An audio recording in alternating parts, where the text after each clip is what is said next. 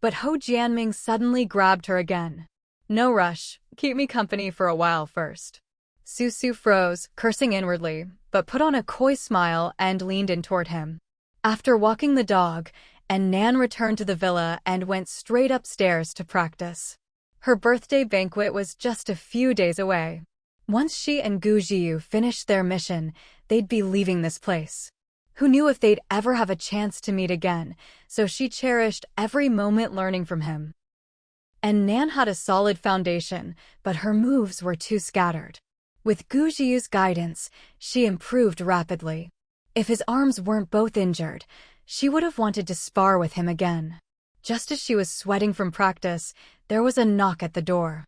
When she opened it, it was Susu again.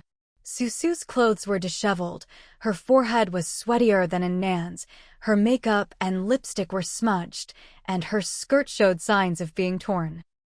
She was about to speak when she noticed Nan was also sweaty and slightly out of breath. Susu gave her a knowing, half-smiling look. "What were you two doing in here?" And Nan was about to reply, but Gu Jiu, frowning, spoke first. "What do you want?" Susu was already intimidated by this cold man. Seeing his displeasure, she quickly got to the point. "The boss wants to see you right now. He has something to say." She delivered the message and left without waiting for Nan's response, heading downstairs to rest. Nan noticed Susu rubbing her waist and walking awkwardly and couldn't help but raise an eyebrow. She might not have eaten pork, but she'd seen pigs run. Back in college, whenever her roommate came back from a date with her boyfriend, she looked just like this, though never as wild as Susu. It was obvious what Susu had just been doing in Ho Jianming's villa. After closing the door, Gu Jiu frowned and said, "Ho Jianming doesn't have good intentions toward you." And Nan replied, "It's fine. He can't beat me." She finally had a chance to get into their villa. She had to take a look. Seeing Gu Jiu still frowning, she added, "Just look at the state Susu is in. I'm sure I'll be perfectly safe right now." With Ho Jianming's scrawny body, he probably didn't have any energy left to try anything with her.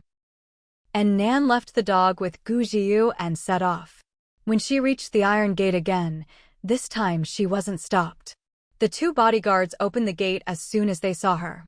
They were even more polite than before. "Missin, please come in." She nodded, pointing to the villa in the center. "It's this one, right?" She'd seen Susu enter this one earlier. The bodyguards nodded, and Nan walked straight over. The villa door wasn't locked, it opened with a pull. The spacious living room was empty, with only luxurious sofas and a crystal chandelier in sight. No wonder this was the main residence of the base leader. It was much more lavish than the small villa she stayed in. It couldn't compare to a mountainside mansion, but it was the best house in this villa area. And Nan looked around and called out, "Boss, Missin, you're here?" Ho Jianming, dressed in a silk robe and holding 2 glasses of red wine, slowly walked down the stairs. He approached Nan and handed her a glass. "Try it." The guys picked up this fine wine from a winery. And Nan had plenty of fine wine in her own space and had no intention of drinking his. Who knew what he might have put in it? She didn't reach for the glass.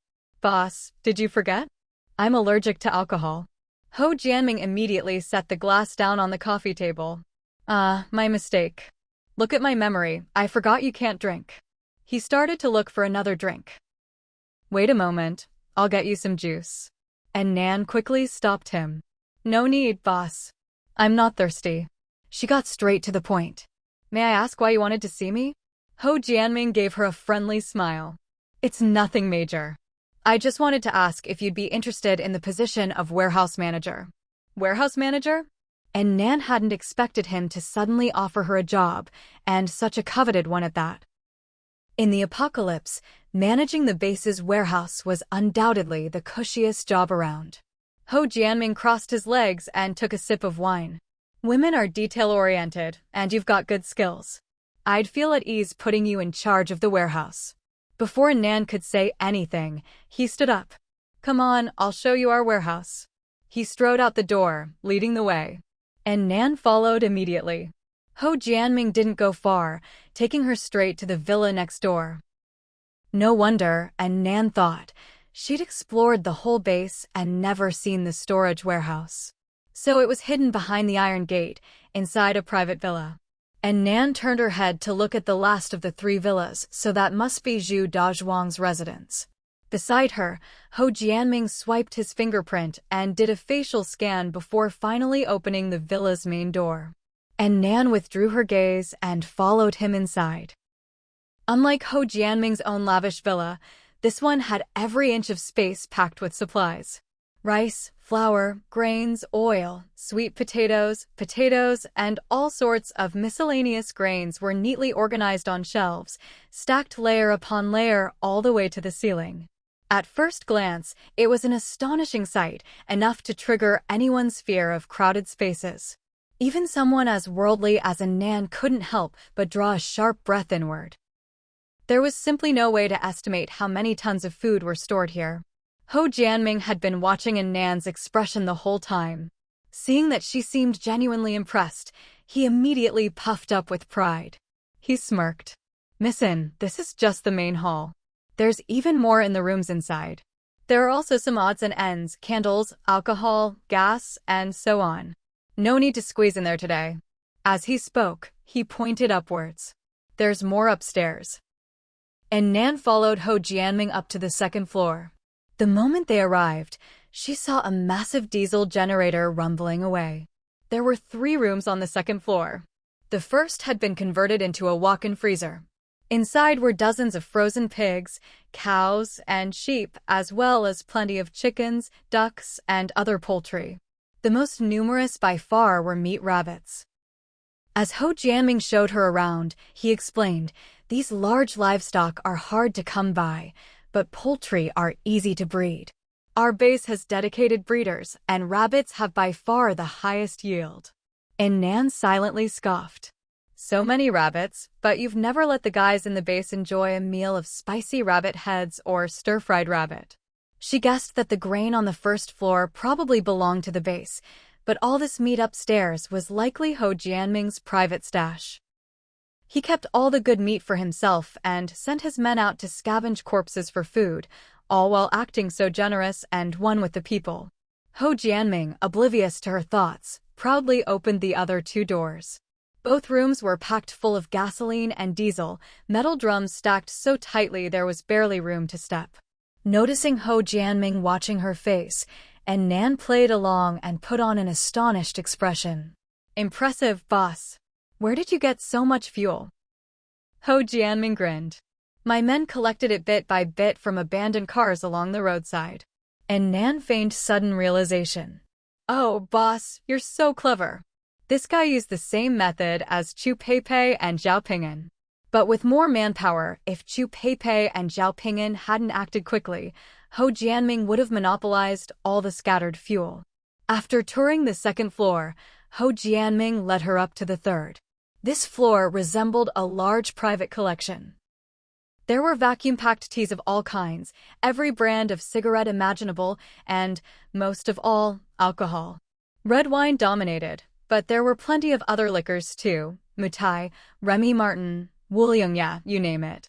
Yet, despite all this alcohol, not a single bottle had appeared at the last celebration banquet, only the base's homemade brew. Besides tobacco, alcohol, and tea, there was even a sizable collection of books: history, science, humanities, economics, education, all neatly categorized. But it was clear the books weren't as cherished as the other items. A thick layer of dust had settled on them. And Nan couldn't help but think of her good-for-nothing father. After rising to power, he loved to fill his study with all sorts of famous books to show off his culture and taste. In reality, those books had sat untouched for over a decade and still looked brand new. Seeing her gaze linger on the books, Ho Jianming cleared his throat and straightened his back. Ahem. Books carry the torch of human civilization. As the leader of this base, the greater my power, the greater my responsibility. It's my duty to preserve human culture. And Nan thought to herself, well, at least he's done a decent job with that. Curious, she asked, when the city was flooded, how did you manage to save these books? Ho Jianming replied, I found them in a collector's vault. The treasure room was specially built and completely sealed, so all the books, paintings, and luxury watches inside were perfectly preserved. And Nan understood at once. He probably moved the books back while hauling out the paintings and watches. Since she hadn't seen any of those, they were likely stored in his personal villa. This villa, used as a warehouse, was already packed to the brim. The grain on the first floor came and went, but the second and third floors couldn't fit a single extra item. Ho Jianming had certainly made the most of his position to amass wealth. The supplies here were nearly on par with Nan's own stockpile. If she hadn't once cleared out an entire shopping mall and 2 office buildings, she might not have been able to keep up with him. But for the warehouse of a major base, wasn't it odd that there was no armory? Did the base really only have the handful of guns she'd seen? Ho Jianming noticed her silence and assumed she was awestruck by his power. He moved a little closer to her. In a low voice, he said, "Missin, how about it? Would you like to be my warehouse manager?" Sensing him edging closer, and Nan subtly stepped back. "Warehouse manager? Not interested. But your warehouse, now that's interesting." She took the opportunity to probe about the guns. "Boss, with so many supplies, if you put me in charge but don't give me a gun, I'm not sure I could keep it all safe." But Ho Jianming replied, "Don't worry. All you need to do is handle inventory, receipts, and checks. Security isn't your concern. There are armed guards stationed here, and all 3 villas have surveillance and traps. Anyone who tries to enter without authorized fingerprints and facial recognition will trigger the defenses." And Nan thought to herself, good thing I didn't try to teleport in and assassinate Zhu Dazhuang earlier. Otherwise, not only would I have been discovered, I might have been injured by the traps. Ho Jianming, seeing her still silent, added, "If you become the warehouse manager, you can move into the innermost villa." He lowered his voice. "I can even set up a room for you in my own villa." And Nan pretended not to catch the innuendo and replied earnestly, "Oh, I couldn't possibly impose on you, boss. I'm fine staying in the second-in-command's villa." Ho Jianming was momentarily stunned, then frowned in displeasure. "Why bring up the second-in-command out of nowhere?" "Because he's my real target in this base." Of course, and Nan didn't say that. She just replied casually, "After the last battle at Longhu Base, I was so impressed by the second-in-command's strength. I really admire him. Who cares if it's true or not? Might as well sow a little discord while I'm at it." As expected, Ho Jianming's brows were so tightly knit that he could probably crush a fly between them. He couldn't be bothered to keep up the pretense anymore and got straight to the point. "Missin, do you really not understand how I feel?" And Nan looked puzzled. "What do you mean, boss?" Ho Jianming put on a look of deep affection. "I'm interested in you, Missin. I want you to be the mistress of this base." And Nan sneered inwardly. Pfft. A man pushing 40, and he's trying to act out a romance drama with her? She feigned shock, taking a few steps back to put some distance between them. "Boss, how could you think that way? Does the second-in-command know about this?" She put on an innocent face, once again trying to sow discord. Ho Jianming's smile faltered. "Missin, I'm talking about us. Why do you keep bringing up the second-in-command?" He'd already dangled the tempting title of base mistress, so why did she keep harping on about Zhu Dazhuang? Ho Jianming was starting to feel a bit resentful toward Zhu Dazhuang. And Nan didn't explain further about the second-in-command. Instead, she asked, "Aren't you and Sister Susu a couple?" Ho Jianming was taken aback, then replied righteously, "She's just a concubine. You would be my official wife." How could she compare to you? Official wife? Given his age, he should have been married already. And Nan shot back, "Boss, haven't you ever been married?" Ho Jianming coughed awkwardly. He was already 37, claiming he'd never been married would be unrealistic. So he told the truth. "I was married, but my wife died in the 2nd month after the disaster hit. She didn't even give me a child." And Nan cursed him inwardly. What a scumbag, so shamelessly so. His wife hadn't been gone long, and he was already living it up with beautiful women every day. Was it really his wife's fault she hadn't given him a child? None of the women he'd forced himself on at the base had gotten pregnant either. Seeing her silent, Ho Jianming continued to make promises. Don't worry, a second marriage is still an official wife. Your status would be completely different from the other women. Look, I'm even planning to entrust all my assets to you. And Nan sneered inwardly. Who's he trying to fool? Being a warehouse manager is basically like being a bank clerk. You get to look, but you don't get to touch. Besides, even if he really gave her all his supplies, and Nan would never agree to be with him.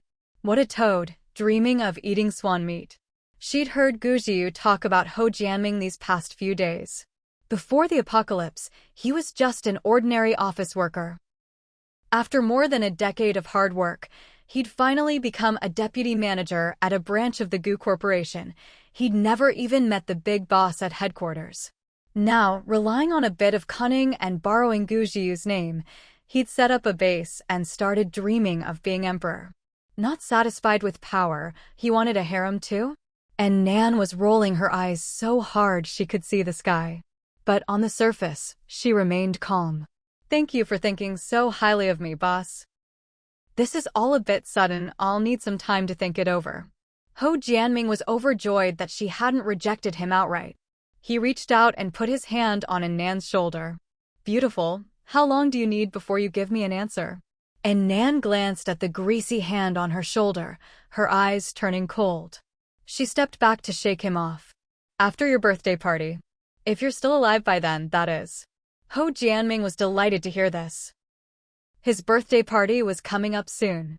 He didn't mind her dodging his touch and laughed heartily. Great.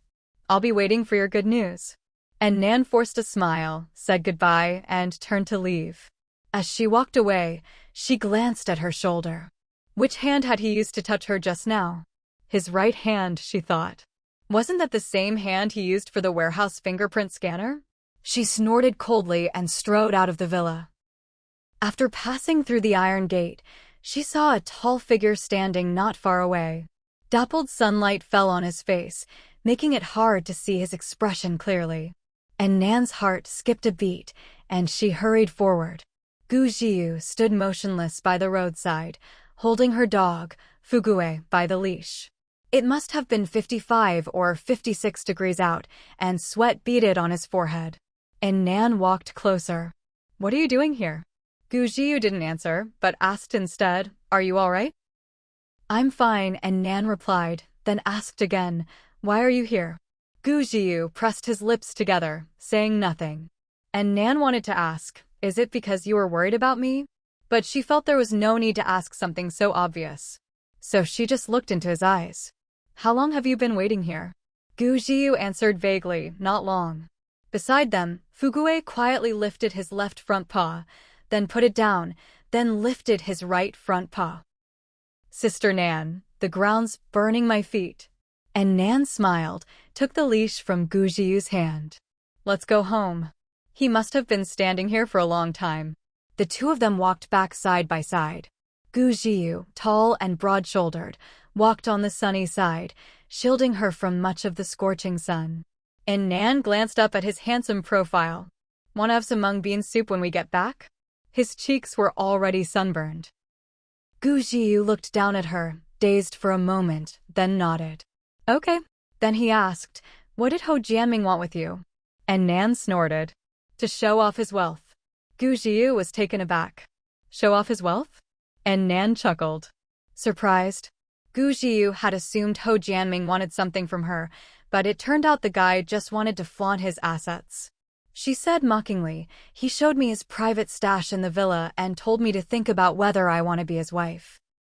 She only mentioned the villa's stash, not the fact that there was an entire warehouse. Gu Jiu narrowed his eyes. Wife. And Nan replied sarcastically, His official wife, mind you. He said he also has concubines. She paused, then added, He really thinks highly of himself, actually thinks he's some kind of emperor. Gu Jiu scoffed, His way of chasing women is to flaunt his wealth? And Nan couldn't help but laugh. Honestly, Ho Jianming was really showing off in front of the wrong people. Between her and Gu Jiu, who didn't have more supplies than him, she teased, If we're talking about wealth, no one can beat you. President Gu, have you ever tried this trick to chase girls? Gu Jiu's lips curled slightly. Being rich isn't much of an advantage. That's not where my strengths lie. Oh. And Nan looked at him with interest. Then what are your strengths, President Gu? Gu Jiu looked down at her. What do you think? And Nan met his gaze, and suddenly the sunlight felt too hot, burning her cheeks. She looked away and quickened her pace. Let's hurry back and have some mung bean soup. Gu Jiu smiled and quickly caught up with her. After seeing Nan off, Ho Jianming returned to his villa with a satisfied look on his face. He lounged on the sofa, rolling walnuts in his hands, lost in pleasant daydreams. Not long after, Zhu Dazhuang walked in. Seeing Ho Jianming's expression, he couldn't help but ask, Big brother, what are you thinking about? You look so happy. Ho Jianming opened his eyes and saw the tall, muscular Zhu Dazhuang walking toward him. He squinted slightly. How had he never noticed before that his little brother actually had quite a bit of masculine charm? He sat up a little. Nothing much. What brings you here? Zhu Dazhuang replied, I just finished patrolling the area with a few of the guys. There's nothing much going on, so I thought I'd come by and chat with you.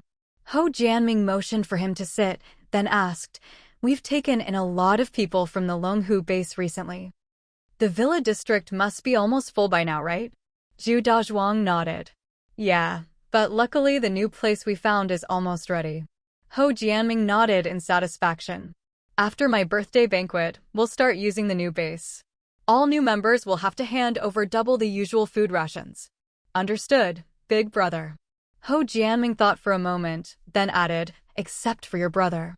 The men he brought with him don't need to pay rations either. A smile spread across Zhu Dazhuang's face. Thank you, boss. Once things settle down, I'll go see Air Kue myself. Ho Jianming rolled the walnuts in his hand and reminded him that kid's stubborn. Talk to him nicely. If he really doesn't want to join us, don't force him. Zhu Dazhuang frowned. That's not up to him. Getting into your base is a blessing. Ho Jianming just smiled and leaned back on the sofa, saying nothing more. Zhu Dazhuang glanced down at the 2 wine glasses on the coffee table. One of them hadn't been touched at all. He looked at Ho Jianming and asked, You seem to be in a good mood, big brother. Did Missin just visit? Ho Jianming's hand paused on the walnuts. Why bring her up all of a sudden? He'd just been chatting with Meili, and she kept bringing up the second in command. Now, talking with Zhu Dazhuang, he suddenly mentioned Meili out of nowhere. Ho Jianming couldn't help but feel a little wary. But Zhu Dazhuang didn't notice the shift in his mood. He answered seriously, I saw Missin when I was coming back just now. Actually, he'd seen not only Meili, but also the handsome and dashing Guyu guy by her side. The two of them were walking a dog together, laughing and chatting. Even though he was too far away to hear what they were saying, he could sense the warm and ambiguous atmosphere between them. And Meili had never shown that kind of relaxed, happy expression around Big Brother. Zhu Dazhuang hesitated, wanting to say something but holding back as he looked at Ho Jianming. In his eyes, Big Brother was smart and charismatic, but he knew women saw men differently. Even he had to admit that Guyu guy was the kind of guy you couldn't help but look at twice. Then he looked back at Big Brother. Ho Jianming noticed his expression and frowned in displeasure. If you have something to say, just say it. Zhu Dazhuang thought for a moment. Given the bond between them, there was nothing he couldn't say. So he said, Big brother, do you really want to marry Meili? To be honest, I just feel like she. Ho Jianming cut him off. She what? Missin is perfectly happy with me. You don't need to worry about this. Nothing will go wrong. Zhu Dazhuang had no idea that his big brother had already been taken in by Nan, eagerly looking forward to winning the beauty after the birthday banquet. Nor could he have guessed that Nan had also planted seeds of suspicion, making Ho Jianming wary of him. From the way Big Brother spoke, it sounded like he and Meili were already an item. But remembering what he'd just seen outside, Zhu Dazhuang couldn't help but advise, Big Brother, I just don't think she's being honest. If her heart belongs to someone else, but she's still cozying up to you, she must have some ulterior motive. Her heart belongs to someone else? Ho Jianming's frown deepened. Meili had kept bringing up the second in command, and now Zhu Dazhuang was saying so confidently that she had feelings for someone else. Had something happened between those two behind his back? His eyes narrowed dangerously. His trusted brother trying to steal his woman? There was no way he'd let that happen. But he didn't want to lose Zhu Dazhuang, his capable right-hand man, either. So he deliberately avoided the topic of her heart belonging to someone else and simply said, "There's no need for you to bring this up again. I have my own plans." But Zhu Dazhuang thought Big Brother was being blinded by beauty and grew even more anxious. But even her name and occupation don't seem real.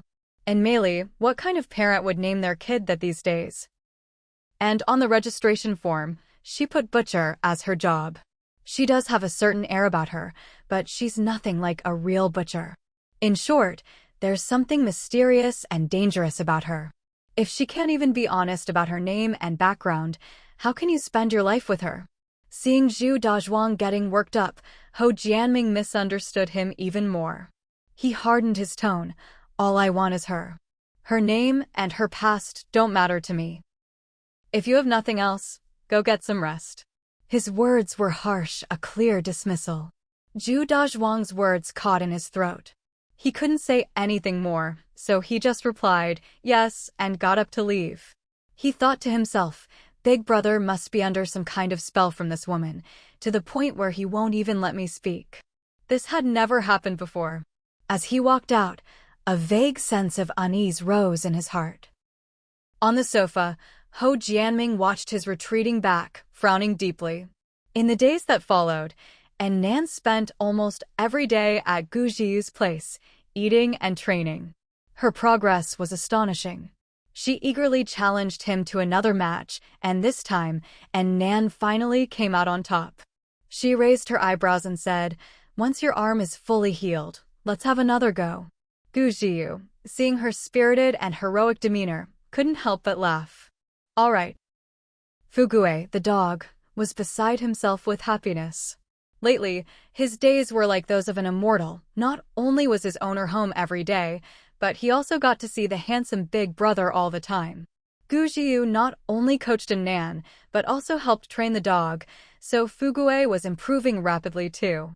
Unlike his owner's hellish training methods, just having the handsome Big Brother around was enough to keep him motivated. The only thing Fugue didn't like was that annoying woman on the first floor, who was always trying to stick close to them. She was just too annoying. After finishing their training, Nan and Gu Zhiyu cooled down and chatted about their next steps. Nan said, "The birthday banquet is the night after tomorrow. Wouldn't it be easier if we just drug the food in the kitchen directly?" Gu Zhiyu shook his head. "The kitchen is heavily guarded. I heard that on the day of the banquet, Zhu Dazhuang will be there in person, overseeing the dishes for the boss. It'll be hard for us to make a move." And Nan raised an eyebrow. "You're pretty well informed. You even know Zhu Dazhuang will be cooking himself." Gu Zhiyu pressed his lips together. The kitchen aunties love to chat. And Nan stifled a laugh. Looks like he gets cornered by the kitchen ladies for gossip every time he picks up food. Gu Zhiyu shot her a sideways glance, and Nan quickly straightened her face, putting on a serious tone. "Looks like we'll have to work with the well then." Gu Zhiyu nodded in agreement. But Nan thought for a moment and frowned. The banquet is at night, but people fetch water in the morning. If someone drinks the water during the day and passes out early, wouldn't the problem be discovered before the banquet even starts? Gu Zhiyu, however, wasn't worried. "I have a drug that's heat-resistant. It only reacts with alcohol. Within 10 minutes of drinking, it'll make people weak all over and lose consciousness." And Nan's eyes lit up. So even if they drink the drugged water ahead of time, it won't take effect until they drink alcohol at night? Gu Zhiyu nodded. Even if they don't drink the water, as long as they eat meat stewed with it, they'll still get hit. And Nan considered it. That could work. "I noticed the other day everyone there drinks. And for the boss's birthday, they'll definitely all raise a glass together." With the plan set, and Nan asked, "Where did you get this miracle drug?" Gu Zhiyu pursed his lips. "A lunatic gave it to me." And Nan was puzzled. "A lunatic?" Gu Zhiyu replied, "Yeah. The young boss from Taiyu Group I mentioned to you before." And Nan said, "The one who likes animal experiments?" Gu Zhiyu nodded. And Nan thought to herself, He really is a lunatic. She asked again, "Are you sure this drug works?" Gu Jiu nodded confidently, and Nan was reassured. Gu Jiu was always reliable. She said, "We'll act tomorrow night." Speaking of action, and Nan thought of Susu, who had been keeping a close eye on her lately. For some reason, Susu had shifted her attention from Gu Jiu and now clung to Nan every day, coming up with all sorts of excuses. If Nan wanted to sneak out tomorrow night to drug the well, she'd have to find a way to shake Susu off. Hearing Nan's concern, Gu Jiu suggested bluntly, "Knock her out." And Nan shook her head. "When she wakes up, she'll run straight to Ho Jianming and report. That'll alert them." Gu Jiu, "Kill her." And Nan shook her head again. "She's the lead dancer for the banquet. If she goes missing, it'll cause chaos and draw unwanted attention." Gu Jiu was about to say something else when suddenly there was a knock at the door. "And May, are you there?" And Nan made a face that said, "See? Here she comes again." She went to open the door. Unexpectedly, this time Susu didn't try to act cute and barge in, but instead asked her to come downstairs. "And May, someone's here to see you downstairs." And Nan was surprised. Who in the base would come looking for her? She went downstairs and saw a familiar face. "Hey, little sister. We meet again." And Nan was surprised. "Brother Ma." It was Ma Qiangzhuang, the enthusiastic guy who had helped her register when she first arrived. Ma Qiangzhuang grinned. "How have you been settling in? Getting used to things?" And Nan replied, "Pretty well, thanks for checking in." Ma Qiangzhuang scratched his head. "Good to hear. Us folks from the outer ring aren't usually allowed in the inner area, but today there was someone from the inner area registering, so I got a chance to come say hi." And Nan was surprised. "You're not an inner area resident?" He'd seemed so at home when helping her register, she'd assumed he was from the inner area too. But now that she thought about it, she hadn't seen him at the mobilization meeting or the celebration banquet. Ma Qiangzhuang shook his head. "I wish I was, but luck's never on my side." He was a small boss in the outer base and doing pretty well for himself, but he still hadn't qualified to move into the inner area. Ma Qiangzhuang asked, "I heard there was a woman with a dog who killed the boss of the Longhu base. That was you, right?" News didn't travel as fast in the outer base, so it had taken a few days to reach him. As soon as he heard, he wanted to find a way to get on Nan's good side. Maybe she could help him get into the inner area. Now that he finally had the chance to come in, he came looking for her right away. Ma Qiangzhuang grinned from ear to ear. "Congratulations in advance, little sister. You're going places. Don't forget to look out for your big brother in the future." And Nan thought for a moment, then had an idea. She pulled him aside and put on a troubled face. "You're right, the boss really does favor me. He even wants me to be his wife." Ma Qiangzhuang was puzzled. "That's great news. Why do you look so worried?" And Nan jerked her thumb behind her. "That's Susu, she's jealous. Every time I'm alone with the boss, she butts in and ruins the mood." Ma Qiangzhuang glanced over and saw Susu peeking out from inside the house. "She really is. She's spying on you right now." And Nan pouted. "See? She's so clingy." Ma Qiangzhuang knew about Susu too. Her parents lived in the outer base and always bragged that their daughter was the boss's woman. At first, he'd tried to cozy up to her, but soon realized Susu was no help at all. The boss didn't care about her, and even her parents hadn't been able to move into the inner area. They weren't doing as well as Ma Qiangzhuang himself. He grinned. "Don't mind her. She's been with the boss for so long, but even her own parents are still stuck outside. Clearly, she doesn't mean much to him." And Nan kept up her troubled act. "Yeah, but the boss invited me to admire the moon with him tomorrow night, and Susu overheard. She'll probably ruin the mood again." Ma Qiangzhuang's eyes lit up. "You go on your date, leave her to me." And Nan's eyes sparkled. "You have a plan?" Ma Qiangzhuang said, "I'll think of something tomorrow. I'll use her family in the outer base to lure her away. I guarantee she won't bother you." He patted his chest. "When it comes to the outer base, I've got some pull." And Nan handed him a few candies and painted him a bright future. "That's great, Brother Ma. Don't worry, when I succeed, I won't forget your help. Ma Qiangzhuang immediately perked up, energized. Back at the villa, and Nan winked at Gu Jiyu. The Susu problem is solved. That night, the 4 tattooed men guarding the well were standing watch as usual, when suddenly they felt a chill behind them. Boss, don't you think this place feels kind of creepy? Yeah, boss, I feel a chill running down my neck too. The tattooed man they called boss snapped, quit talking nonsense. It's boiling hot. What chill are you feeling? But even as he spoke, he couldn't help but crane his neck to look around. Truth was, he also felt something was off tonight, as if someone was watching them from the shadows. The 4 of them stood in pairs, back to back around the well. 2 facing south down the alley, 2 facing north. They stood there, tense and alert for a long while, before suddenly relaxing at the same time. I feel like that creepy feeling just disappeared. Me too. Just now it felt like we were being stalked by some dangerous beast. The tattooed boss wiped the sweat from his brow, still trying to sound tough. Stop it already. You can see the end of this alley at a glance. What could possibly be lurking here? The smallest of the group muttered, Boss, not everything can be seen with your eyes. Another chimed in, Yeah, my grandma used to tell me, when she was little, she'd be cooling off in the yard and suddenly feel like someone was watching her. She'd look around and see nothing, and then He told the story so vividly that the other 3 couldn't help but listen closely. 3 minutes later, all 4 burly men shivered at the end of the tale. All right, enough. Don't tell ghost stories at night, I can picture it too clearly. Actually, ever since the extreme heat started, the nights had been livelier than the days.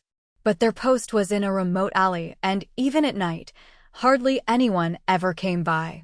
Maybe it was the ghost story, but now, in the sweltering 50-degree heat, they all felt a chill on their backs, as if someone was watching them from nearby. Quick, let's talk about something else. I'm getting goosebumps here. Come on, we're all men here. Can you be a little braver? Less talk, more chatting. Aren't you usually the talkative one? Their usual routine at work was just chatting to kill time, after all. Standing guard didn't mean standing in silence all night. Someone immediately started a new topic. Hey, did you hear? Tomorrow at the boss's birthday banquet, there's not just going to be good meat and wine, but even some rare vegetables. Really? I can't remember the last time I had vegetables. Eating meat every day is making me sick. Count your blessings. You're complaining about meat? Do you know how many people are starving out there? We've got rice and meat, that's a life of luxury. I guess you're right, but I still want vegetables. Forget it, we'll be stuck guarding the well tomorrow night anyway, no banquet for us. At this, their boss said, I've already asked Zhao Si to pack some food for us. But don't count on any vegetables. The others will snatch them all up, nothing left for us. The others brightened up. Hey, as long as we get a packed meal, that's good enough. The menu's bound to be great. Last time at the celebration feast, I didn't get enough to eat. The boss's birthday banquet will definitely be better than the celebration feast. Even if we don't get veggies, at least it's an upgrade. As they talked about food, they practically started drooling, and the mood lightened up considerably. But just as they were starting to relax, the 2 facing south suddenly squinted. What's that? They saw a figure slowly approaching from the distance. Someone's coming. At the same time, the 2 facing north shouted, There's someone on our side too. From both ends of the alley, 2 figures were approaching, closing in on them from both directions. The tattooed boss shouted, Stop. Leave now, or don't blame us for what happens next. The 2 figures ignored the warning and kept moving forward. As they got closer, the guards finally saw their faces clearly. One had a bizarre, blue-green face with fangs. The other's face was bright red with protruding cheekbones. Ghosts. In the dim moonlight, the sudden appearance of these 2 ghastly faces made the tattooed men scream in terror. The boss was the first to recover, his brow furrowing as he barked, There's no such thing as ghosts. Someone's just playing tricks. He swung his club at the red-faced monster on his side. The others, overcoming their fear, joined in the fight. With adrenaline pumping, their courage returned. Looking closer, they realized there were no ghosts, just 2 people wearing masks. Damn it, who's playing dress-up to scare people here? The smaller one in the blue mask shouted in a rough voice, "This is a robbery. Hand over the well." The tattooed men immediately understood, just two water thieves. They'd guarded this well before and had dealt with robbers and beggars, but this was the first time someone tried to scare them with masks. Realizing they'd almost been frightened out of their wits by a couple of petty thieves, their anger flared, and they fought even harder. The six of them tangled together in a chaotic brawl. No one noticed the fine white powder drifting into the well water and dissolving without a trace. Before long, the four guards gained the upper hand and managed to pin down the two masked thieves. Just as they were about to rip off their masks, the two suddenly broke free and bolted in opposite directions. The guards wanted to give chase, but worried it might be a diversion, so they left two to guard the well while the other two each chased after a thief, gradually disappearing into the distance. The two left behind breathed a sigh of relief. At least they knew what was good for them and ran when they saw they couldn't win. Damn, those ghost faces really scared the crap out of me for a second. I nearly pissed myself. What, are you really that chicken? Did Grandma's ghost stories get to you? Please. Like you weren't scared? Your face was white as a sheet. Not long after, the two who had given chase returned. Well? Did you catch them? Both shook their heads, not a single thief caught. One, panting heavily, complained they fought like amateurs, but boy, could they run. I chased one across 3 streets and still lost him. The other agreed, yeah, any further and I'd have gotten heat stroke. The two left behind tried to reassure them. At least they didn't get away with anything. Let's stay sharp for the rest of the night and make sure nothing else happens. Meanwhile, on a deserted path nearby, the two masked figures stood facing each other and took off their masks. It was Nan and Gujiyu. And Nan couldn't help but laugh when she saw the red-faced mask in Gujiyu's hand. You really look scary with that thing on. Did you see how frightened they were? Their voices even cracked from screaming. Gujiyu chuckled as well. Schadenfreude, huh? Wasn't this mask a gift from you? Those tattooed guys were also residents of the inner circle. To avoid exposing their identities, the two of them had to cover their faces. The masks were spooky toy masks and Nan had picked up from the children's section of the supermarket earlier, perfect for disguises. They hadn't expected to scare those tough, tattooed men so badly. And Nan said, "It's definitely because you were staring at them with that icy look of yours." I heard them muttering about chills down their spines and some kind of ghostly aura. Gujiyu ignored her teasing and got down to business. So, did you get it done? And Nan raised her eyebrows. Of course. What about you? Gujiyu smiled. Mission accomplished. They exchanged a knowing grin. Originally, they'd considered simply knocking out the guards at the well and then drugging the water. But after thinking it over, they realized that wouldn't work. If the people fetching water found out the guards had been attacked, disappeared, or even died, no one would dare use the well anymore. So, they agreed to pretend to be robbers. While fighting with the guards, they'd quietly slip the drug into the well, then make a show of retreating in defeat. Just in case, both Nan and Gujiyu carried the drug. That way, even if one of them failed, the other could still get the job done. Luckily, both succeeded in dosing the well. After completing their mission, Nan and Gujiyu walked a couple more blocks and arrived at a Hummer parked by the roadside. The previously still car immediately started rocking. And Nan couldn't help but chuckle. The windows were tinted, so she couldn't see inside, but she knew her dog Fugue must have spotted them and was now beside himself with excitement. Sure enough, as soon as she opened the door, Fugue bounded out, wagging his tail furiously. He pawed at Nan's legs for a bit, then went over to nuzzle Gujiyu. And Nan crouched down and patted his head to calm him. Fugue was too conspicuous. Even with her face covered, anyone would recognize her as the pretty N who kept a dog at the base. So, she'd left him in the car to wait for them. Gujiyu crouched down too, giving the dog a quick pat before saying, "Let's get in." And Nan nodded, herding the dog into the back seat. She was about to get into the passenger side when Gujiyu said, "You drive this time." With that, he slid into the passenger seat himself. "Me? Drive?" And Nan was momentarily stunned, then climbed into the driver's seat, excitement lighting up her face. She buckled up and grumbled, "I told you before, we should just use my wooling van. This Hummer guzzles gas." Despite her words, her hands lovingly caressed the steering wheel. Gu Jiu smiled. "Want to go for a spin?" And Nan replied firmly, "Absolutely." Gu Jiu teased, "Not worried about the gas anymore?" And Nan pursed her lips. "I'll make it up to you." Gu Jiu laughed softly. "No need. I haven't even paid you for being my chauffeur." And Nan grinned and started the car.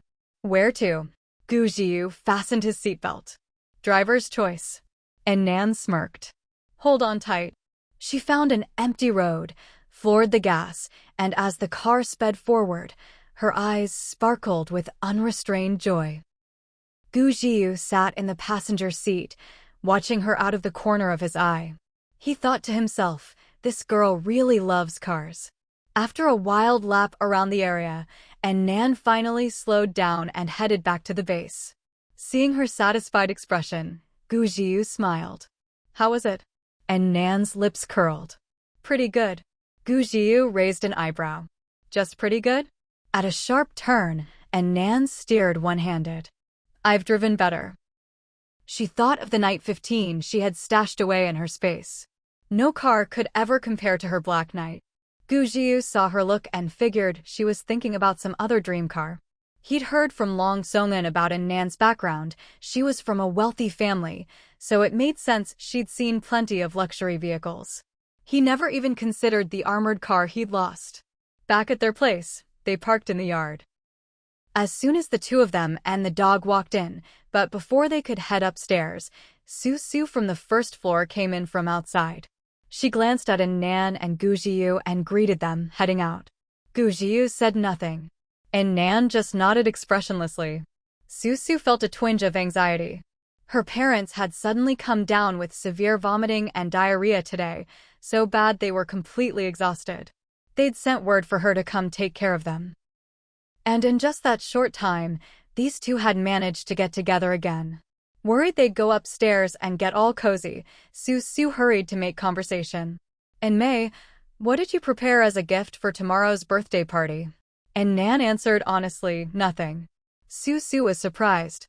"Huh? How come?" And Nan replied, "Didn't feel like it." Su, this in May is a total conversation killer." Seeing the two about to head upstairs, she quickly tried again, pointing at the triangular bayonet behind Nan. "And May, I've noticed you always carry that bayonet with you wherever you go?" And Nan was starting to lose patience. "What, you got a problem with that?" It was the first time Su had seen Nan get angry. She shrank back a little and said quietly, "It's just, I overheard the boss telling the guards yesterday that everyone will be searched at tomorrow's birthday party. No weapons allowed. I just wanted to remind you not to bring it." And Nan exchanged a glance with Gu Jiu. That was actually useful information. If Gu Jiu's pistol got discovered during the search, it could cause a lot of trouble. Her expression softened a bit. "Got it. Thanks for the heads up." Su's mind raced, trying to think of another excuse to stick around. But Nan seemed to see right through her. "Sorry, I need to rest now. Let's talk another time." With that, she turned and went upstairs. Su watched her go, wanting to say more, but then met Gu Jiu's fierce gaze and quickly shut her mouth. The next evening, the entire mountain and base were lit up with bright lights. The banquet was held, as usual, in the boss's courtyard. At the Iron Gate, a long line had formed as 2 bodyguards searched each guest. Anyone carrying weapons had to leave them at a temporary check-in station outside the gate before they could enter. And Nan and Gu Jiu strolled over from the villa, spotting the line for the security check from a distance. And Nan fiddled with the silver ring on her finger. "They're really serious about the no weapons rule." Gu Jiu smiled. "No worries. Our weapons are already sitting on their table." And Nan and Gu Jiu arrived late. By the time they entered, the place was already almost full. The 2 bosses hadn't arrived yet, so everyone was gathered in small groups, chatting quietly. No one had touched their chopsticks. And Nan glanced at the table. Not only was the food of a higher standard than at the last celebration banquet, but each table also had an extra box of cigarettes. That was quite a generous gesture. After the apocalypse, tobacco had become a rare commodity. Even the cheapest brands from before could now drive smokers to ruin just to get their hands on them. There were 10 people at each table, and a box contained 20 cigarettes, so everyone could get 2. Those who liked to smoke treated them like treasure. Even those who didn't smoke could stash them away and use them as currency. Besides the cigarettes, there was also a plate of vegetables on each table. Although the plate was particularly small, the value of vegetables now far surpassed that of king crab or Australian lobster from before. In the past, at banquets, people would eye the big plates of meat and seafood, but now all these brothers had their eyes fixed on that plate of vegetables. This time, Nan and Gujiu didn't sit in a corner, but instead chose the table closest to the bosses. As soon as they sat down, someone came over to distribute the cigarettes. The bosses hadn't arrived yet, so no one dared touch the food or drink, but the cigarettes on the table were already being eagerly divided up. And Nan politely declined, "Thanks, but no. I don't smoke." To lose cigarettes like that, she'd lose them in her storage space. Gujiu also waved them off. The man distributing the cigarettes was delighted. He glanced around to make sure no one was watching, then quietly pocketed the 4 cigarettes meant for them. He secretly laughed at their foolishness. How is this any different from turning down free money? And Nan noticed his expression, but didn't say anything. A 5 yuan pack of Honkik, and he was this happy. She had more Huazi cigarettes in her space than she could count. Was she showing off? She couldn't help but silently mock Ho Jianming's fake generosity again. She'd seen the warehouse when she toured it that day. There were countless good cigarettes inside. Yet he'd gone to all the trouble of picking out these cheap ones, like sifting sand from a mountain of gold. Throwing out what he didn't want to placate his men, and they were all so grateful, as if he'd given them a fortune. Gujiu watched her from the side, lips curving up, and leaned over to whisper, "Who are you cursing in your heart this time?" And Nan jumped, scooted away a little, and shot him a look. "You're not a worm in my stomach. Why do you keep trying to guess what I'm thinking?" As she spoke, she touched her own face. What was going on? She was sure she'd kept a straight face. How did this man always know what she was thinking? Gujiu's eyes sparkled. He was about to say something when a burst of hearty laughter rang out. "Ha ha! Today's a good day, thank you all for coming." Ho Jianming strode out of the villa, beaming, with the burly Zhu Dazhuang following behind. And Nan and Gujiu exchanged a glance. "They're here." As soon as the 2 bosses appeared, everyone stopped chatting and stood up. The room instantly fell silent, with only Ho Jianming's voice ringing out. "No need to be formal, brothers. Please, everyone sit." Only then did everyone take their seats. Second in command Zhu Dazhuang stood beside him, also grinning from ear to ear. "Big brother, everyone's prepared birthday gifts for you in advance. We've all been looking forward to giving them to you today." Ho Jianming's smile deepened, wrinkles crinkling at the corners of his eyes. "Oh? Really? You've all gone to so much trouble." Zhu Dazhuang waved his hand, and people immediately began lining up to present their gifts, one after another. "Happy birthday, boss. May everything go your way. Wishing you good health and a long, long life. May all your wishes come true. May every year be as joyful as today." And Nan looked at the long line of people waiting to give gifts and couldn't help but marvel. What kind of custom was this? Hundreds of people lining up to give gifts one by one.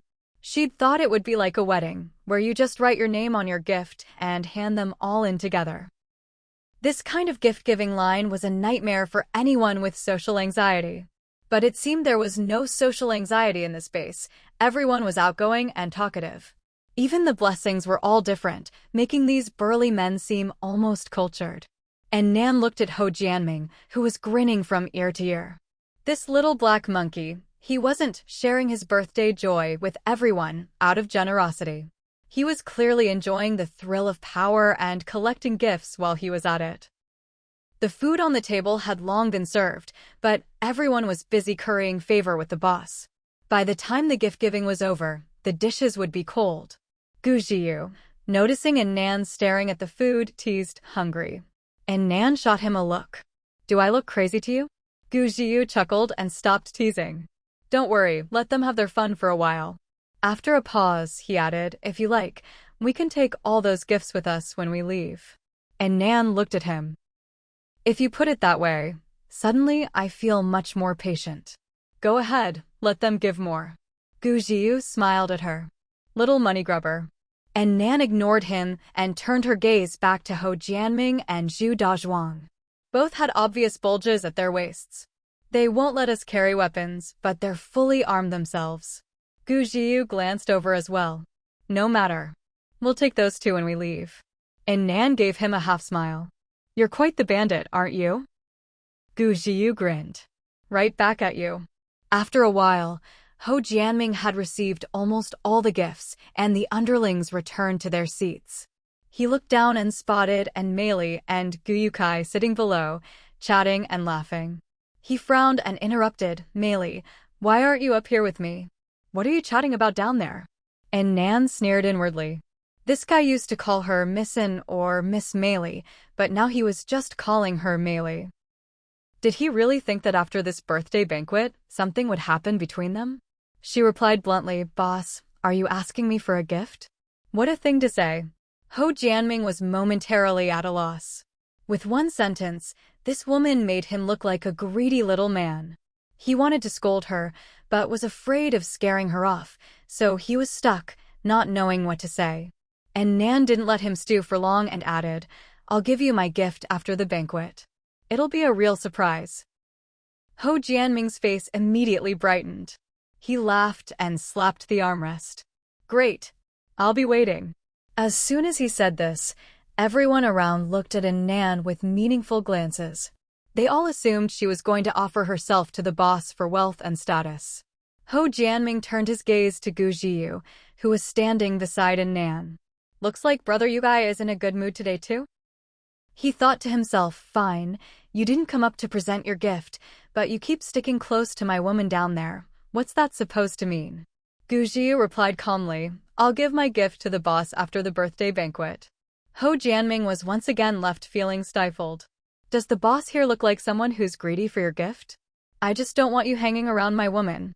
Besides, Miss Mei Li came here to spend the night with me. What are you doing butting in?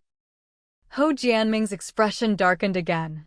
But since today was his birthday banquet, he couldn't make a fuss over something so trivial. It would make him look petty. So he just shot Gu Jiu a glare, then stood up with his wine glass. Thank you, brothers, for coming to celebrate my birthday. I'm truly happy today. He then launched into a 3-minute-long speech, just like a leader. By the time Ho Jianming finally finished, Nan was so bored she was about to fall asleep. Come. Let's toast to the bright future of our base. Ho Jianming called out. Everyone raised their glasses in unison. Happy birthday, boss. Ho Jianming laughed heartily and downed his wine in one gulp. His men followed suit, finishing their drinks. In the crowd, Gu Jiu pretended to raise his glass, but in reality, he poured all the wine under the table. And Nan sat up straight, not touching her glass. She'd always claimed to be allergic to alcohol, so she didn't even have to pretend. Instead, she quietly observed Zhu Dazhuang, the second in command. Seeing him take a big swig of wine, she was secretly delighted. It worked. Now, as long as they eat more of the food. After the toast, everyone, led by Ho Jianming, started eating. Their movements were surprisingly synchronized. Everyone's first chopsticks reached for the plate of greens. Those sitting farther away even stood up to get some. On the other side, music started playing, and a troupe of dancers led by Susu entered, gracefully beginning their performance. The crowd enjoyed the dance while feasting. And Nan didn't pick up her chopsticks. Instead, she took out a plastic bag she'd prepared earlier. With a swift motion, she scooped the last 2 bites of greens into the bag, then grabbed the nearest braised meat dish and dumped half the plate in as well. The others at the table immediately looked at her. Why is she packing up food before we've even started eating? But everyone knew she was the boss's favorite, so no one dared say anything. Someone even tried to flatter her. Sister Mei Li, there's some sweet and sour pork over here, want some? And Nan shook her head. No, thanks. Then, as if no one else was there, she picked up her own and Gu Zhiyu's wine glasses and filled them both. Finally, she grabbed 2 pairs of unused chopsticks and got up to leave. The 2 bodyguards at the door saw her and greeted her immediately, Miss Meili. And Nan nodded at them and handed over the food. Thanks for your hard work. You two should eat something too. The bodyguards were stunned. But we're still on duty. And Nan smiled, her eyes flicking to the guns at their waists. It's fine, go ahead and eat. This isn't just for me, the boss was thinking of you guys. She waved the plastic bag. There are even some greens in here. Hearing that it was from the boss, the two immediately glanced over at Ho Jianming in the distance. At that moment, Ho Jianming was watching them too. He'd been keeping an eye on Meili. The moment she stood up, he noticed. Seeing her bring food to his 2 trusted men, Ho Jianming couldn't hide his smile. Looks like this girl is really ready to be my woman. She even knows how to win over my people. The 2 bodyguards saw the boss smiling at them and relaxed. The chubbier one hurriedly took the wine glass, raised it in Ho Jianming's direction, and downed it in one gulp. The other followed suit. And Nan smiled in satisfaction, handing over the bag and chopsticks. Don't just drink, eat something too. The chubby guard immediately dug in. Once she saw both men eating, and Nan cheerfully returned to her seat. Up at the head table, Ho Jianming was still annoyed at Gu Zhiyu. Noticing he hadn't touched his food, he leaned over and asked, "What's wrong, Brother Yukai? Don't like the food? I haven't seen you eat anything." Gu Zhiyu glanced at him. No appetite. Ho Jianming kept his face neutral, but inside he was fuming. This guy really doesn't give me any face. First, he didn't bring a gift or say any birthday wishes, and now he says he has no appetite at my birthday banquet. Just because he's got resources, he thinks he can look down on me. Determined to put Gu Zhiyu in his place, Ho Jianming said, "Brother Yukai, if there's anything you want to eat, just say the word. I've got everything here. After all, I have the Gu group behind me. Their president, Gu Zhiyu, is my sworn brother. When it comes to supplies, I have an endless supply." The implication: what are you showing off for? I have the top group, Gu group, backing me up. I'm no less wealthy than you. But as soon as he finished, and Nan almost burst out laughing. Gu Zhiyu is your sworn brother? Are you serious? But she knew she couldn't laugh now, so she forced herself to hold it in. In doing so, she accidentally choked on her own saliva and started coughing. Ho Jianming looked at her with concern. "What's wrong, Meili? You didn't even drink. How did you choke?" Gu Zhiyu curled his lips into a smile and glanced at her, amusement in his eyes. Then he said, "The boss knows President Gu? Funny, I know him too, but I've never heard him mention you." At this moment, the dance ended and the dancers exited. With the music gone, Ho Jianming's startled voice rang out clearly. "You know President Gu?" He looked around, then corrected himself. "You know my brother Gu?" Gu Zhiyu replied, "We've had a few meals together." Ho Jianming breathed a sigh of relief. "So you're just casual acquaintances. Why would he mention me to you? The bond between us is special." Gu Zhiyu smiled. "My relationship with President Gu certainly can't compare to yours, boss." And Nan on the side. "Please, I'm begging you, stop talking. I'm about to burst from holding in my laughter." Ho Jianming didn't want to dwell on the topic, so he quickly changed the subject. He pulled Susu, who had just finished dancing, over. "These 2 dishes on my table were made by the second-in-command himself. Let's try them." Zhu Dazhuang immediately chimed in, "It's been a while since I cooked. Hope you don't mind if my skills are a bit rusty, boss." Susu, draped softly in Ho Jianming's arms, tasted both dishes, then picked up his wine glass and took a drink, shooting a provocative look at Nan. Nan. Here we go again with the girl drama. Just then, a young subordinate suddenly rushed in from outside, heading straight for Zhu Dazhuang. Zhu Dazhuang looked up and saw it was the man he'd sent earlier to fetch Air Kuei for the banquet. Zhu Dazhuang saw his underling return alone and guessed that Air Kuei must be throwing another tantrum and refusing to come. His tone was unpleasant as he said, "Wait a minute. Can't you see the boss is enjoying his meal? The underling looked anxious, sweat beading on his forehead. Second in command, Erkue, he. Zhu Dazhuang shot him a fierce glare. Why is this kid so clueless? Erkue had always refused to join the base, which already made the boss unhappy.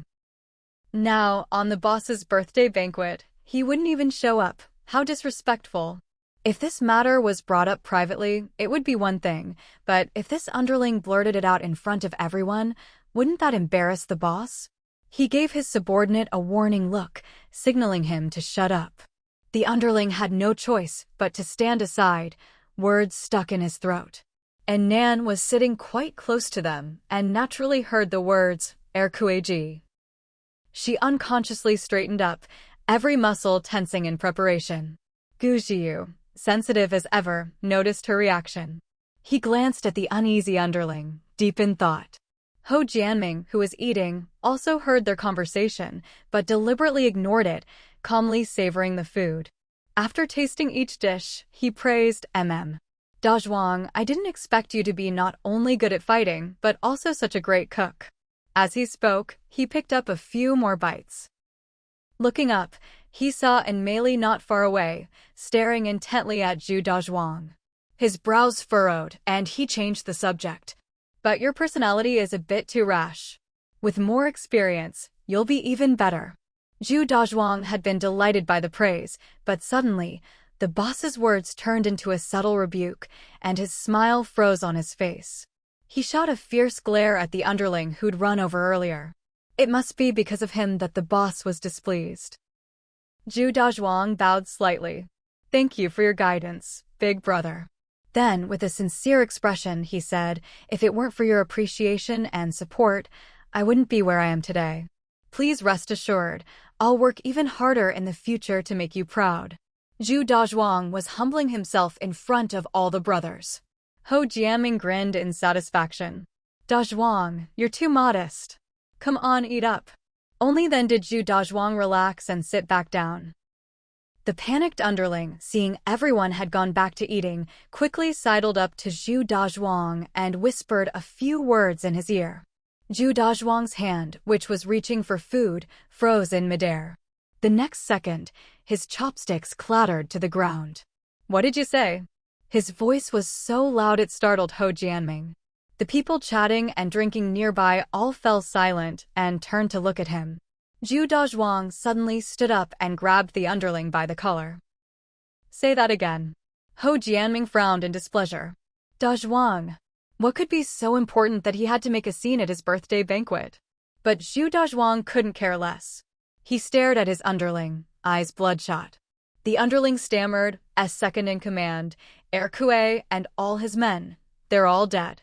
This time, his voice was loud enough for everyone to hear clearly. Ho Jianming also stood up. What did you say? In the crowd, Gu Jiu glanced calmly at Nan beside him.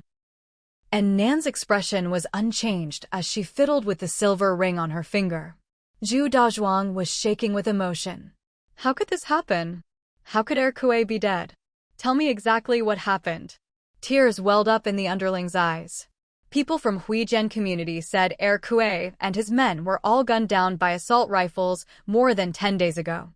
Before Zhu Dazhuang could say anything, Ho Jianming's eyes widened. Assault rifles? Zhu Dazhuang turned to him, face full of disbelief. Big brother.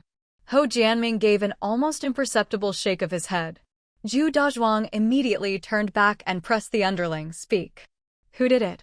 Watching their reactions, and Nan thoughtfully tapped her fingers on the table. Ho Jianming was anxious now too and asked, hurry up, who has the assault rifles? He and Zhu Dazhuang clearly had different priorities. One wanted to know who killed Erkue. The other cared more about who had such a powerful weapon. The underling recalled nervously, they say it was 2 women from Maple Forest Estate. One is called Nan, the other Chu Peipei. Zhu Dazhuang gritted his teeth. Maple Forest Estate. Ho Jianming looked shocked. Women. Gu Jiu, sitting below, glanced at Nan and whispered, you really are calm as a mountain. And Nan curled her lips. What's there to be afraid of? I'm in melee right now. Gu Jiu looked ahead. Which one do you want to deal with later? And Nan, Stick to the plan. The monkey's yours, the pig's mine. Gu Jiyu, can you handle that raging wild boar? And Nan, thanks to Master's guidance, it's no problem. Besides, they've already ingested the knockout drug. Gu Jiyu pursed his lips. Not Master. And Nan, can you focus on the important things? Gu Jiyu, this is important. While the two of them bantered, the atmosphere around them had grown completely restless. Led by Zhu Dazhuang, all the core members of the base put down their chopsticks and wine cups. The whole courtyard echoed with thunderous shouts. Kill a Nan! Kill Chu Peipei! Kill a Nan! Kill Chu Peipei! And Nan, sitting at the head table. Just then, the underling who'd brought the news seemed to remember something else. Oh right. They say a Nan is bald and Chu Peipei has a dog. Both are easy to recognize. And Nan, blending in with the crowd. Bro, you got it backwards. I'm not bald. At the mention of the dog, everyone immediately turned to look at a Nan at the table. Under the scrutiny of hundreds of eyes, and Nan spoke slowly. What are you all looking at me for? Zhu Dazhuang gritted his teeth. You have a dog too. He'd long suspected this in Meili was off. Her name, her background, everything was suspicious. Now his gut told him this woman was definitely connected to his brother's killer. And Nan remained calm. I do have a dog, but my surname isn't Chu, and I'm not Chu Peipei. Zhu Dazhuang, but your surname is In. And Nan shamelessly replied, so what if my surname is In? There are plenty of people with that surname. The people in Nan killed have nothing to do with me and Meili. Zhu Dazhuang, you. Having just heard of his brother's death, Zhu Dazhuang was burning with rage and lunged at her. But Ho Jianming barked, Dazhuang. Don't take it out on others. Zhu Dazhuang's eyes were bloodshot. Big brother, believe me, there's definitely something wrong with her. Ho Jianming had finally managed to win this woman's heart and was just waiting for the birthday banquet to end so he could take the beauty home. Of course, at this moment, he had to speak up for her. Dazhuang, sure, Meili has a dog, but it's not like there's only one dog in the world. And she's not called Chu Peipei either. I know you're upset, I'm upset too, but we have to be rational, we can't just wrongfully accuse someone. Zhu Dazhuang said, Big bro. Names can be faked. I've suspected her motives for joining the base for a while now. She showed up right around the time Heir Kuei was killed. How could there be so many coincidences in this world? Seeing Ho Jianming's hesitant expression, Zhu Dazhuang gritted his teeth. I can hold off on hurting her, but we have to restrain her first. If it turns out she really had nothing to do with this, we can always let her go later. Zhu Dazhuang had already made his point, so Ho Jianming couldn't say much more. He looked at Nan in the distance, his expression complicated. And Nan glanced at the hundreds of people around her. Including the guards at the door and those at the tables, there were 6 armed bodyguards, plus Ho Jianming and Zhu Dazhuang 8 handguns in total, all scattered around her, covering every direction. Even if she pulled out a rifle now, there was no guarantee she'd make it out alive. Her odds of survival were probably less than 1%. Way too risky. Maybe she should just play the innocent and act out a scene from The Injustice to Do-E for a while? She whispered to Gu Jiyu, how much longer for your drug? Gu Jiyu glanced at his watch. Less than a minute. Oh? That made things easier. And Nan immediately put on a pitiful expression, eyes brimming with tears as she looked at Ho Jianming not far away. Boss, I'm really being wronged here. I'm even more innocent than Do-E. Before she could finish, the people around her suddenly started swaying. What's going on? Why am I so dizzy? What's happening? I can't lift my arms. My legs feel like jelly. In no time, people all over the courtyard started collapsing. And Nan tugged at Gu Jiyu. Don't just stand there like a target.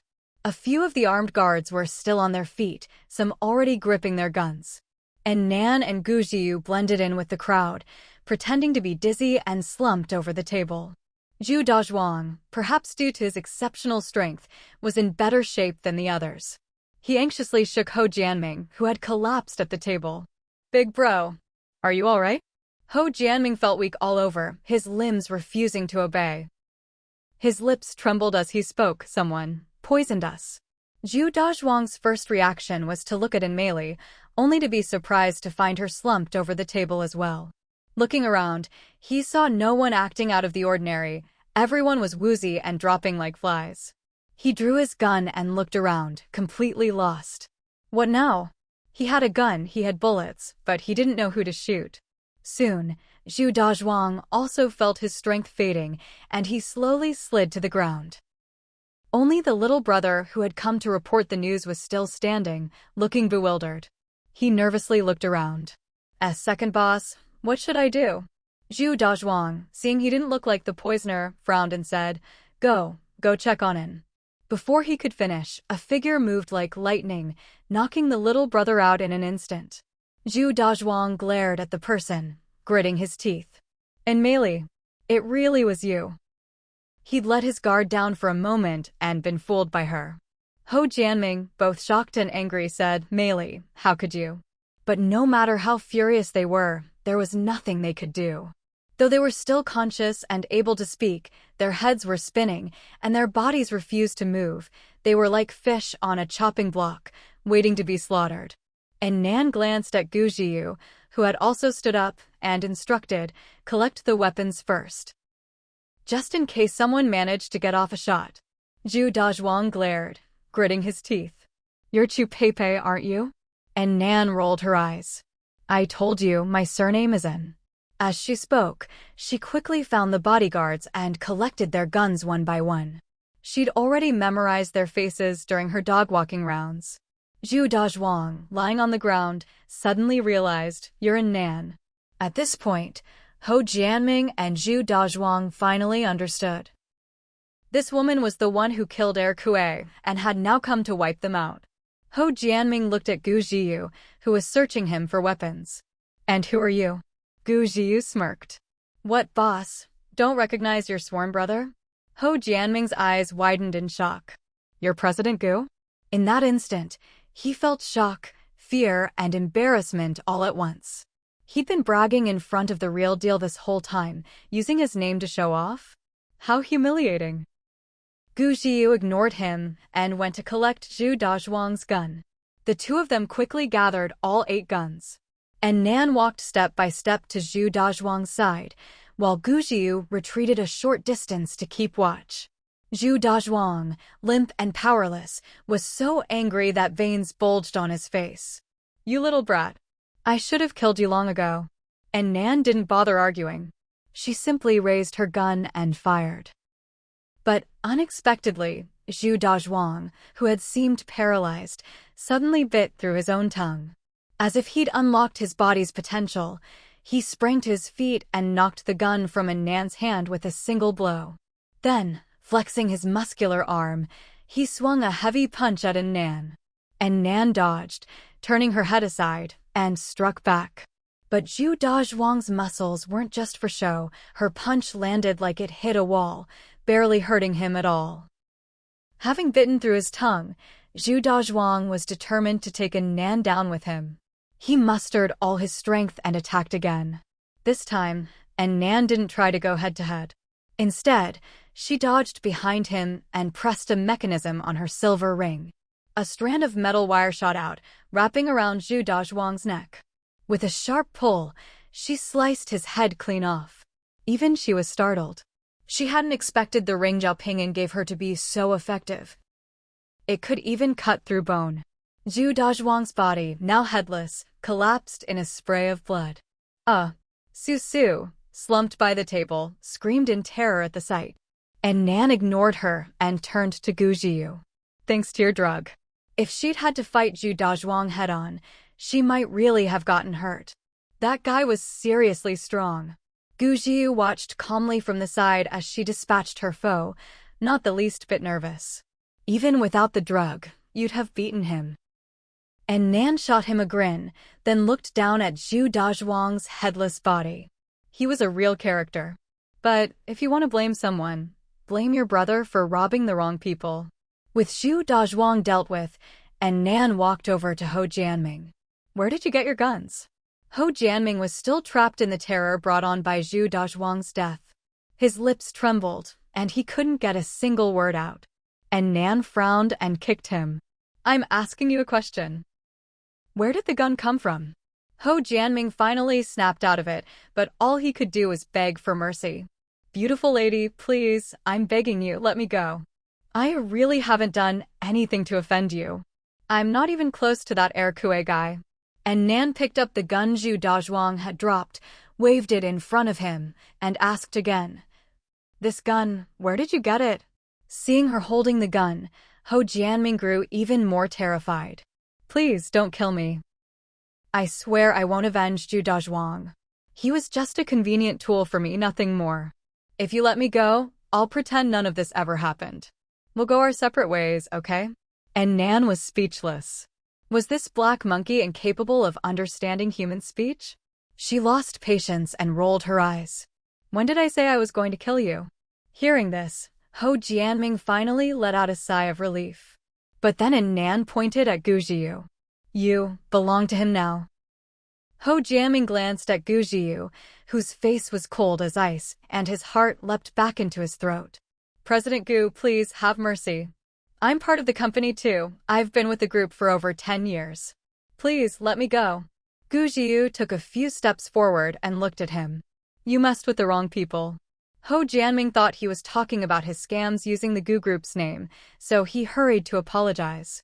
Yes, President Gu, I was wrong. I shouldn't have lied, shouldn't have dragged you and the company into this. Please don't kill me. Gu Jiu glanced at Nan in the distance. That's not what I'm talking about. Ho Jianming seemed scared out of his wits, babbling non-stop about how he was wrong and begging to be spared. Gu Jiu, standing nearby, frowned as he caught a strong stench of urine coming from the ground. He took a step back in disgust. And Nan pinched her nose and pressed on. First, tell us. Where did this gun come from?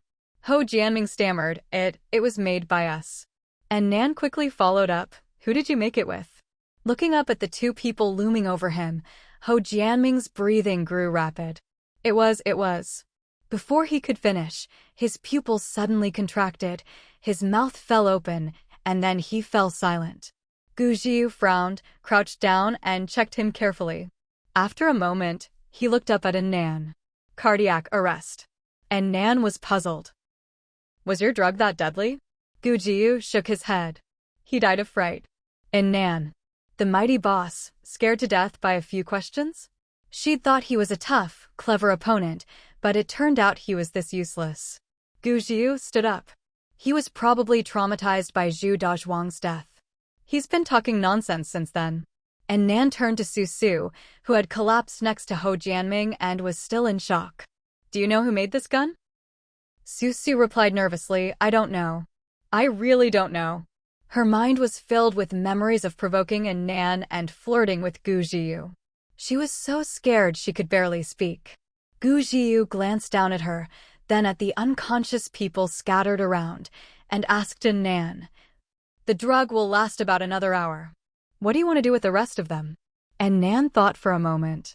Those 6 trusted henchmen had to be dealt with. Otherwise, who knew when they'd come after her for revenge? Besides those 6, there was probably still one more of Ho Jianming's confidants in the crowd, the one she'd suspected all along of being the gunmaker. Ho Jianming's words had just confirmed that such a person existed. But she still had no idea who it was. And Nan looked around, considered for a moment, and said, Let's get rid of them all. Better to kill a few too many than let one slip through. Besides, these people had just been shouting to kill Nan. Even if she hadn't snuck in and drugged them tonight, they would have stormed into Maple Forest residences to kill her. Ever since she'd met Air Kue, it had been a life-or-death struggle with these people. She turned and met Gu Jiu's gaze head-on. What, never seen anyone as ruthless as me? So many people, and she could just decide to kill them all. If this were a novel or a TV show, she'd be the classic vicious female villain. Gu Jiu looked at her. You are ruthless. Then he asked left or right. And Nan stared into his eyes, as if peering into a deep, dark abyss. She didn't quite get it. What do you mean? Gu Jiu pressed his lips together. There are too many. I'll help you. We'll split them a half each. And Nan met his gaze for a moment, then suddenly felt a little hot. She looked away, shook off her messy thoughts, and said, "I'll take the left." She walked outside the iron door, picked out 2 sharp knives, and handed one to Gujiyu. "When you're done, make sure to finish them off with another stab." Then she went to the far left, grabbed one of the men who was glaring at her with wide, furious eyes. For a while, the courtyard was filled with wails and pleas for mercy. Gujiyu watched as her fair skin was splattered with bright red blood and suddenly felt a forbidden sense of beauty. He turned away and muttered to himself, "I must be crazy." 20 minutes later, Gujiyu finished his work and looked over at Nan. He was faster than her. Seeing that she still had a few left to deal with, he walked back to the main table. There, only Susu remained. Paralyzed and unable to move, Susu stared wide-eyed at the man approaching her. For some reason, her fear suddenly vanished, replaced by a surge of bitter resentment. Her face twisted with jealousy. For a woman as venomous as her, you're really willing to get your hands so. Before she could finish, a cold flash swept by. She felt a sharp pain, and warm liquid slowly trickled down her neck. She stared hard at the indifferent man before her. What does she have that I don't? But even as she died, she never got an answer. Gujiyu tossed aside the now blunted knife, took out a wet wipe to clean his hands, then turned to look at Nan. What does she have? She's the little king of hell. She's better in every way. By now, Nan had only 2 people left, one in her grasp, one lying behind her. Gujiyu tossed away the dirty wipe and walked over, pulling out a fresh one as he went. But just as he took a few steps, he saw the emaciated man lying behind Nan slowly raise his arm. The dark barrel of a gun glinted coldly, aimed straight at Nan. Gujiyu's pupils contracted sharply. "Watch out." Nan had just finished dealing with one person when she suddenly heard Gujiyu's urgent shout, sending a chill down her spine. The experience she'd accumulated from countless brushes with death in her previous life left her with no hesitation. She immediately darted into her space. The skinny man who had just raised his gun and pulled the trigger was stunned to find the woman in front of him had vanished into thin air. The bullet hit nothing but air. The man's heart pounded in terror. Gritting his teeth, he sat up and looked around frantically. Where was that woman? How could she just disappear? Suddenly, a cold female voice sounded behind him. "Looking for me?" His pupils shrank. He tried to turn around. Bang! A gunshot rang out, and the man fell straight to the ground. Nan picked up the gun from his hand as well. This pistol was more refined than the ones she'd collected earlier.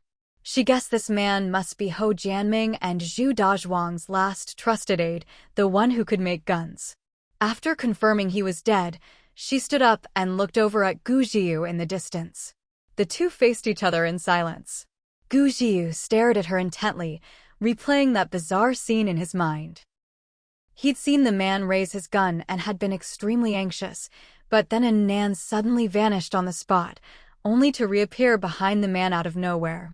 The whole process took less than a second.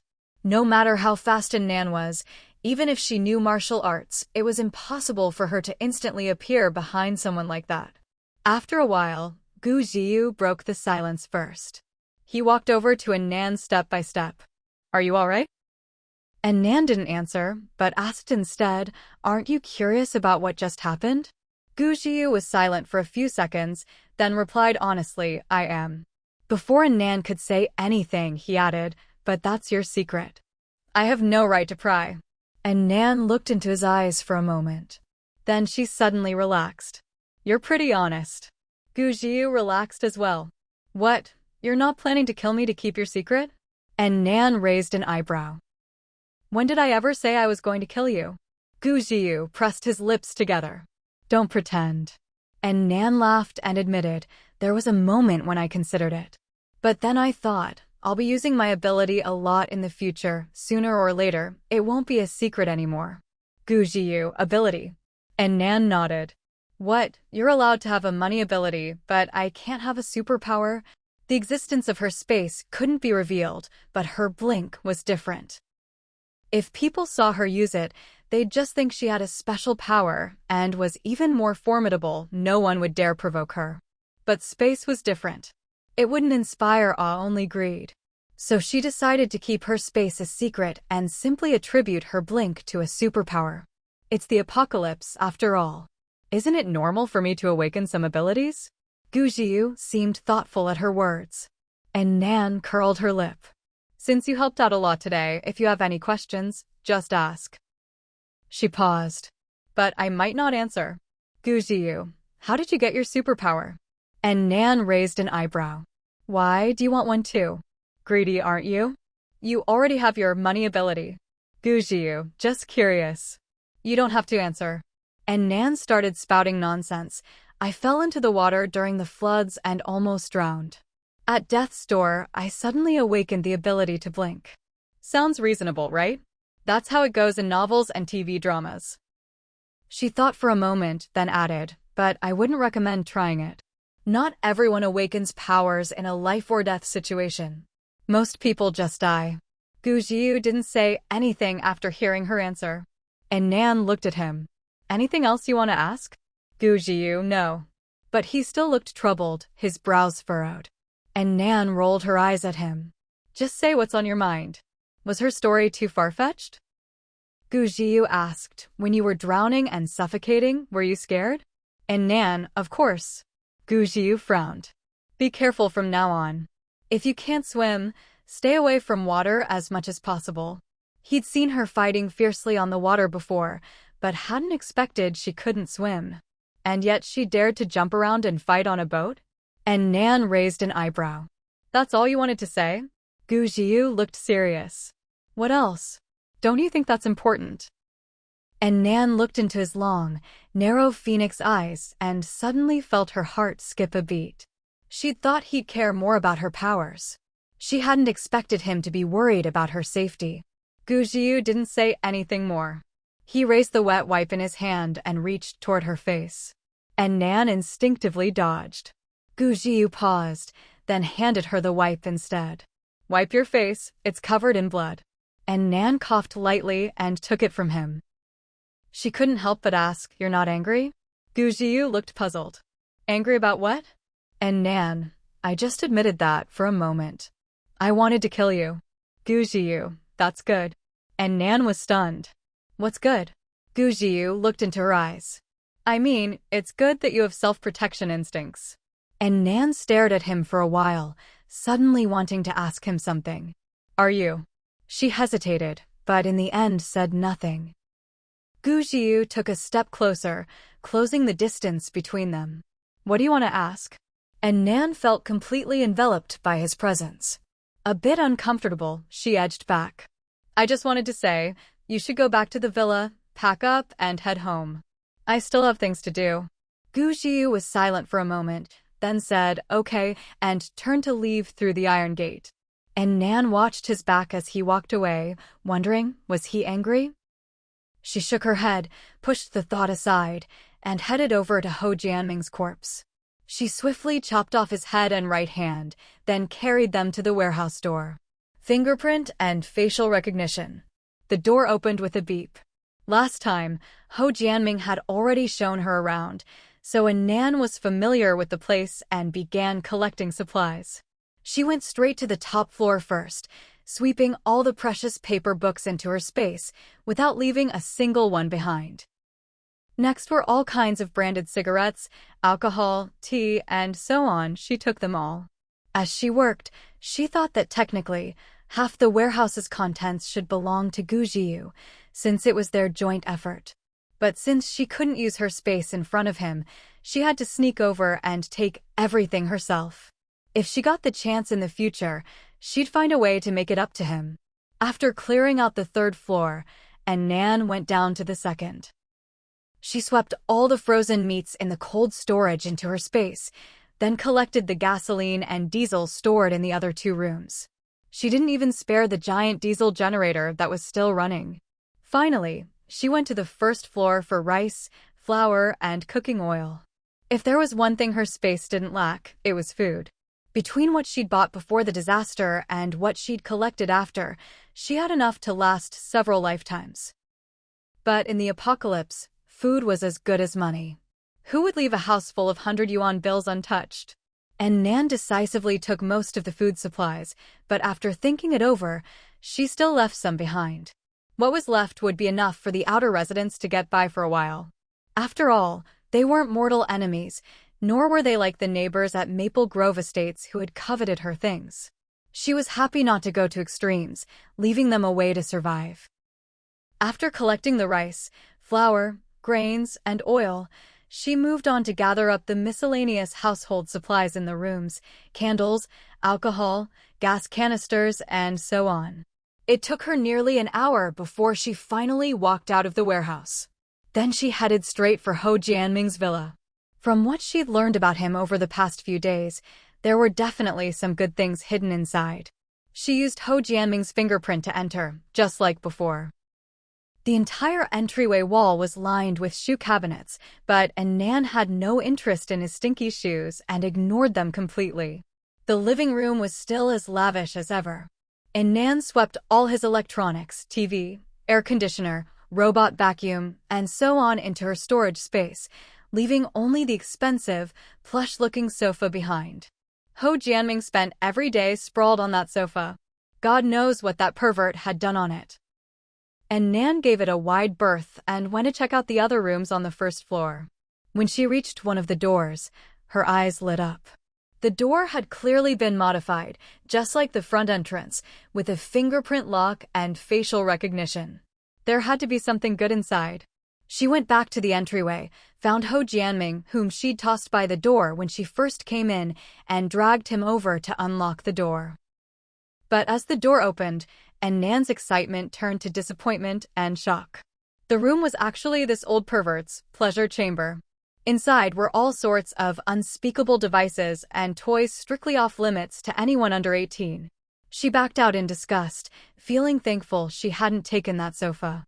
Apparently, this middle-aged creep couldn't even wait to go upstairs to the bedroom. He'd set up his entertainment space and toys right here on the first floor. Thinking about how he'd once said he wanted her to be the lady of the base, Nan felt her stomach churn. She slammed the door shut with a kick. You really needed a fingerprint lock for this stuff? She'd thought there'd be some high-end supplies. What a waste of her time. Nan moved on to another room, which also had a fingerprint lock. Surely there'd be something worthwhile this time? She opened the door. The room's soft pink lights flicked on automatically, revealing a bunch of red fabric hanging from the ceiling. What was this, aerial yoga? All four walls were lined with whips, handcuffs, blindfolds, and things that looked like foxtails in various colors. In the center of the room was a chair covered in all sorts of bizarre handles. Nan, what the heck? What is all this? She was speechless. Fuming, she grabbed Ho Jianming's head and banged it against the wall a couple of times. Old pervert, what the hell is in your head? After cursing him out, she slammed the door shut with another kick. There was one last room on the first floor, also locked. Nan sighed. No need to look, probably more of the same filthy stuff. Clearly, Ho Jianming had dedicated the whole first floor to his entertainment. She headed for the stairs, planning to go straight to the second floor. But just as her foot touched the steps, she hesitated, then turned back to the one room she hadn't opened yet. Since she was already here, she might as well check. Worst case, she'd just have to wash her eyes out later.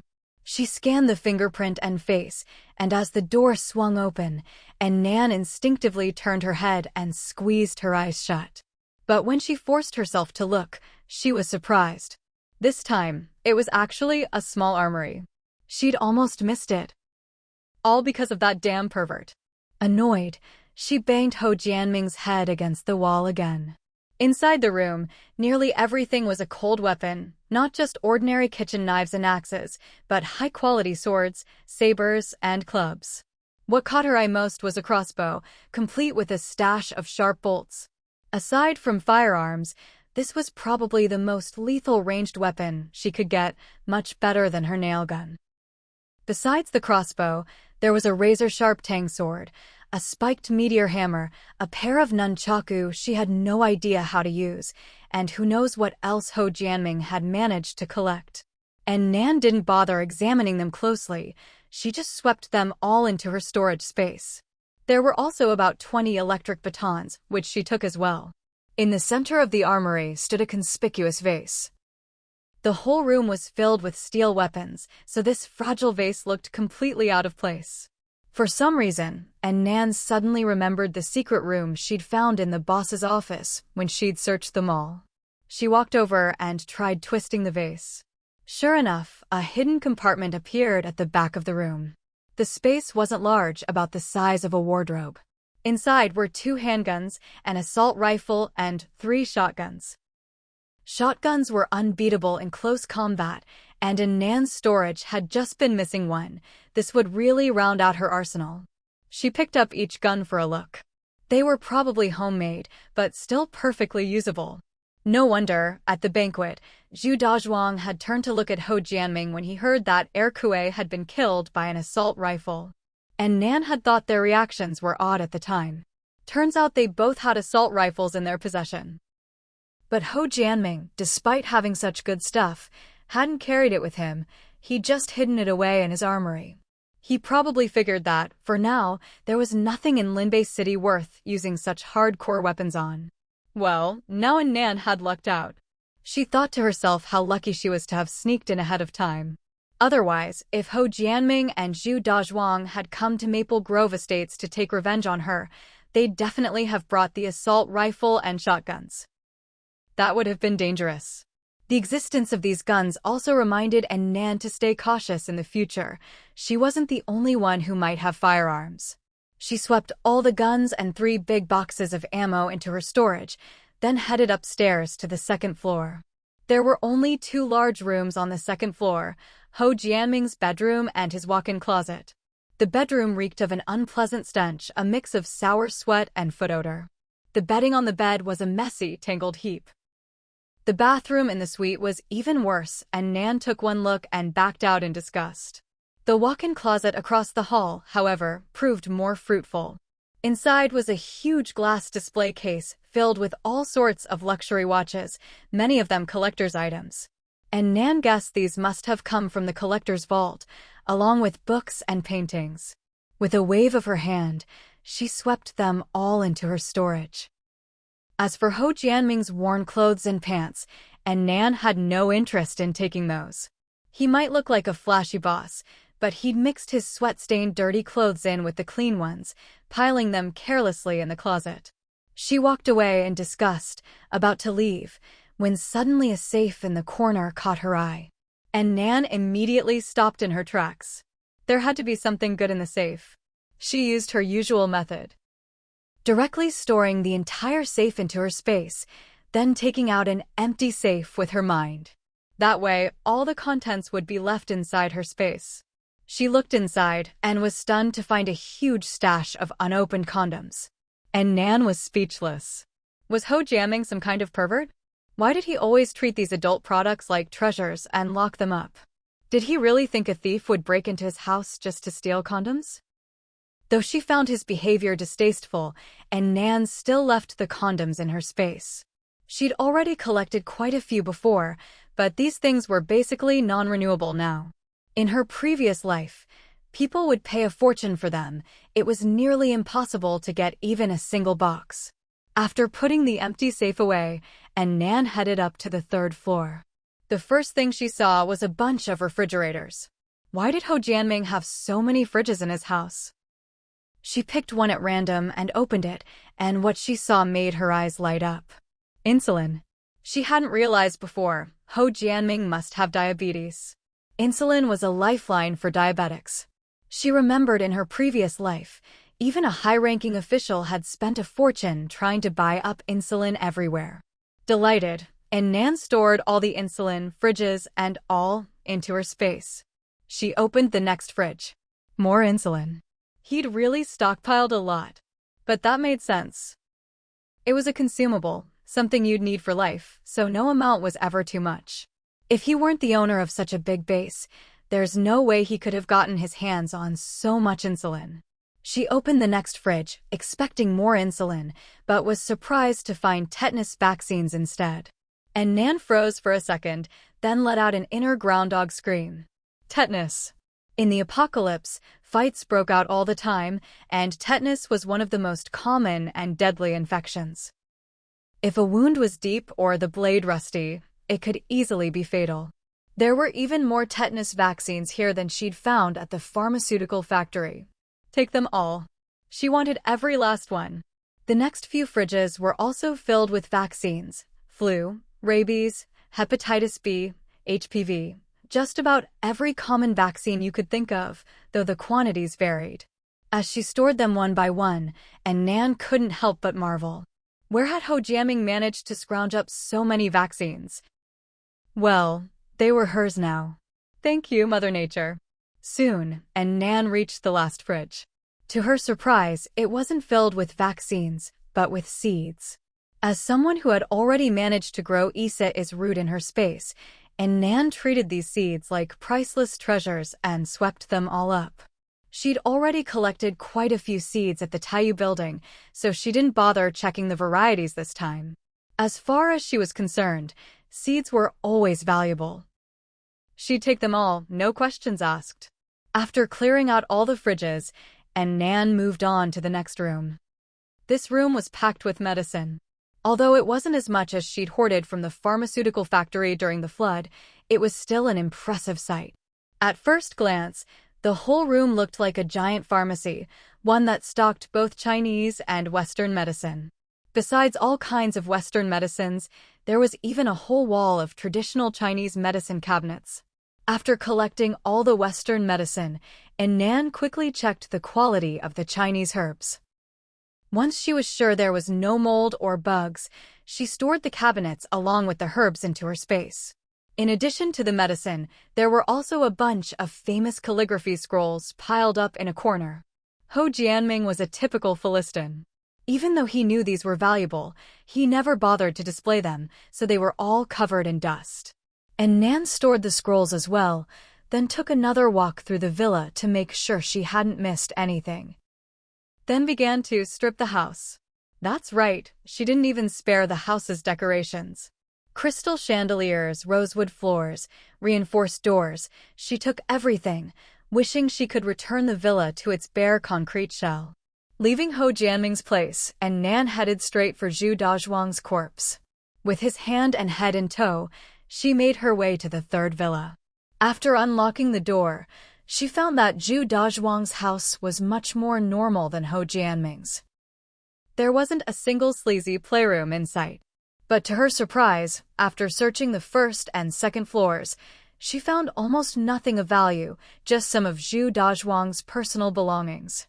This second-in-command really was frugal.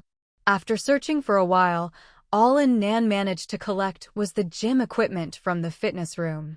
She couldn't help but grumble about Ho Jianming's selfishness. He'd hoarded so many good things for himself, but hadn't shared a bit with his supposed brother. He really did keep all the resources tightly in his own hands.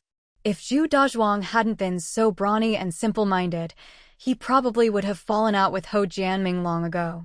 After collecting all the gym equipment, Nan headed up to the third floor. To her surprise, the entire floor had been converted into an interrogation room. All the windows were boarded up, making it pitch black. Nan turned on the light and saw bloodstains everywhere. Besides the dried blood, there were all sorts of torture devices on the walls and shelves, enough to make anyone's skin crawl. There were even tiger benches and dissection tables on the floor. Just looking at them, she could imagine the horrors that had taken place here. She'd thought Zhu Dazhuang was more normal than Ho Jianming, but this interrogation room was even scarier than a sex dungeon. Judging by the various bloodstains, both old and new, plenty of victims had suffered here. Nan hesitated for a moment, but ended up collecting all the torture devices anyway. If she left them here, someone else might use them. Better to keep them in her space. After another sweep, finding nothing else useful, Nan left Zhu Dazhuang's villa. She'd barely walked a few steps when she heard a blood-curdling scream. And Nan looked over and saw a beautiful woman in a dance costume. This dancer had dropped her necklace while performing earlier and had snuck back to look for it. She hadn't expected the banquet hall, which should have been full of laughter and music, to have turned into a blood-soaked slaughterhouse. Already terrified, she then saw a ghostly pale woman walking out of the villa, carrying the second-in-command's head. The sight scared her out of her wits, and she fled in a panic, scrambling away as fast as she could. And Nan was startled by her scream. Watching the woman's retreating figure, and Nan thought for a moment but didn't give chase. These dancers were just ordinary residents, bullied and exploited by Ho Jianming and Zhu Dazhuang. They posed no threat to her. She tossed Zhu Dazhuang's head aside and walked over to the gunsmith, crouching down to search him. Very quickly, he found an ID card on the man. It read, Yang Ruifeng, Building 18. So he lived in Villa 18. But unlike Annan's card, which listed both the building and the floor, this card only had the building number. It seemed this person had an entire villa to himself. Makes sense, gun-making was such a secretive job, there's no way they'd assign him any neighbors. Yang Ruifeng's face was completely unfamiliar. Annan didn't recall ever seeing him at any previous events. He must have kept to himself, only responsible for making guns. Annan decided to check out his villa to see if there were any more guns. Meanwhile, the terrified dancer had barely made it out of the yard before collapsing on the road. She was so scared her legs gave out. She sat by the roadside, trying to catch her breath, when suddenly she heard a sound behind her. She instinctively turned around and saw that terrifying pale-faced woman dragging something, slowly making her way over. She immediately started trembling all over. She watched in horror as the woman got closer and closer, and only then did she notice that what the woman was dragging was actually a corpse. She squeezed her eyes shut and screamed again, her heart pounding wildly in her chest. But then, suddenly, a cool, clear voice sounded in her ear. Keep screaming and I'll eat you. She opened her eyes to find the pale-faced woman bending down, whispering right by her ear. She was so scared she almost screamed again, but this time she forced herself to hold it in, not daring to make another sound. Annan looked down at the pitiful little beauty and, for some reason, found it a bit funny. What's your name? She asked. The dancer replied in a trembling voice, Sushi. How old are you? 17. Why did you come back to the banquet? Sushi shrank back and replied, my mom's necklace. I dropped it. Annan looked at her. Though she was painfully thin, her face still had a bit of baby fat, making her features look very young. Still just a kid. Annan rummaged through Yang Ruifeng's body and pulled out a necklace. Is this it? Earlier, when she'd crouched down to search for the card, she'd found the necklace on the ground nearby and had stuffed it into Yang Ruifeng's pocket. The girl's eyes lit up when she saw the necklace. Yes! She forgot her fear and snatched it up, clutching it to her chest like a treasure. Annan curled her lips. Sushi, do you know who I am? Sushi shook her head, shrinking her neck. No. Annan gave her a strange smile. I'm a psychotic murderer. The girl, already trembling, started shaking even harder. Annan lifted her chin. Now, get up, run back to your place, hide under your covers, and don't make a sound. Otherwise. Yes. Psycho lady, no, killer lady, I'll go right now. She scrambled to her feet and bolted toward the residential area, half running, half crawling. But after just a few steps, she suddenly turned back. Annan raised an eyebrow. You really? Before she could finish, Sushi suddenly dropped to her knees and knocked her head on the ground twice with a loud thud. Thank you, big sister. This necklace is really important to me, thank you. Then she jumped up, rubbed her head, and ran off as fast as she could. Annan watched her fleeing figure for a moment, then couldn't help but laugh out loud. What an interesting girl. Annan bent down, grabbed the corpse again, and headed for Villa 18. From the outside, Villa 18 looked no different from her own. The front door also had an ordinary key lock. Annan found the key on Yang Ruifeng and let herself in. There wasn't much of use inside, except for a room on the second floor with the same kind of fingerprint lock as Ho Jianming's. Anna knew this must be what she was looking for. She dragged Yang Ruifeng upstairs, used his face and fingerprint to unlock the door. All the windows inside were covered with black tape. Anna turned on the light and found that the room was basically a miniature workshop. There were machines and tools she didn't recognize, and piles of metal materials everywhere. This must have been Yang Ruifeng's gun-making workshop. She glanced around. Even though she didn't know how to use the tools, she still put all the materials and machines into her storage space. After making sure there were no more guns, Anna gathered up some loose bullets she found and left. After leaving Villa 18, she used her blink ability to randomly check a few more villas, but didn't find anything useful. Not surprising, these people only worked for the base in exchange for food. What good stuff could they possibly have? After a quick look around, Anna headed back to her own villa. When she got downstairs, she saw the Humvee was still parked in the yard, and the lights were still on upstairs. Gu Jiu hadn't left yet? Anna thought for a moment, then took out 2 shotguns and slung them over her back, grabbed a box of ammo, and went upstairs. The door on the 2nd floor was open. Gu Jiu was sitting on the sofa. When he heard her come in, he looked over. "You're back." Anna wondered, is he not mad anymore? She nodded and glanced into his room. "Did you move all your stuff out?" Gu Jiu, "Yeah. He's pretty quick." Anna, "Then why are you still here?" Gu Jiu stood up and walked toward her. "Nothing to do back there. I thought I'd wait here and help you move your things." Anna, "Honestly, if you just left, I could use my storage space. It'd be even easier." But he meant well. Anna glanced at his arm. "Is your arm okay?" Her stuff was heavy. She didn't want him to dislocate his shoulder again. Gu Jiu looked at her. "Second time now." Anna was confused. "Second time what?" "Gu Jiu, you said I'm not capable." Anna's face flushed. "I was just worried about your injury." Why couldn't he see she was being considerate? Gu Jiu smiled. "Don't worry. I'm very capable." With that, he was about to go upstairs to help her move. "Wait." Anna stopped him and pointed at the guns on her back. "Aren't you going to ask where I got these?" In the whole of Limbei City, he was probably the only one who could act like shotguns were no big deal. This was a shotgun. Shouldn't he at least show some respect? Gu Jiu replied, "Nothing to ask. I can guess you got them from Ho Jianming." When she said she had something to do, he'd guessed she was going to Ho Jianming's room to look for something. Since she came back with guns, it was obvious what she'd found. Anna looked at Gu Jiu in confusion. There wasn't the slightest hint in his eyes that he wanted to split the guns with her. Shouldn't the normal reaction be, "Where'd you get those?" "These are our spoils of war, you should give me one." That would make sense, right? So why did this guy act like he didn't care about anything at all? And Nan took the gun off her back and handed one over. "These were indeed found at Ho Jianming's place. One for each of us. And the handguns we collected before, we'll split those evenly too." Gu Jiu glanced at her. "No need to give me one. You're a girl, you need it more than I do." And Nan was genuinely shocked when she heard that. Someone actually turning down a gun? That's way too noble. She could never do that herself.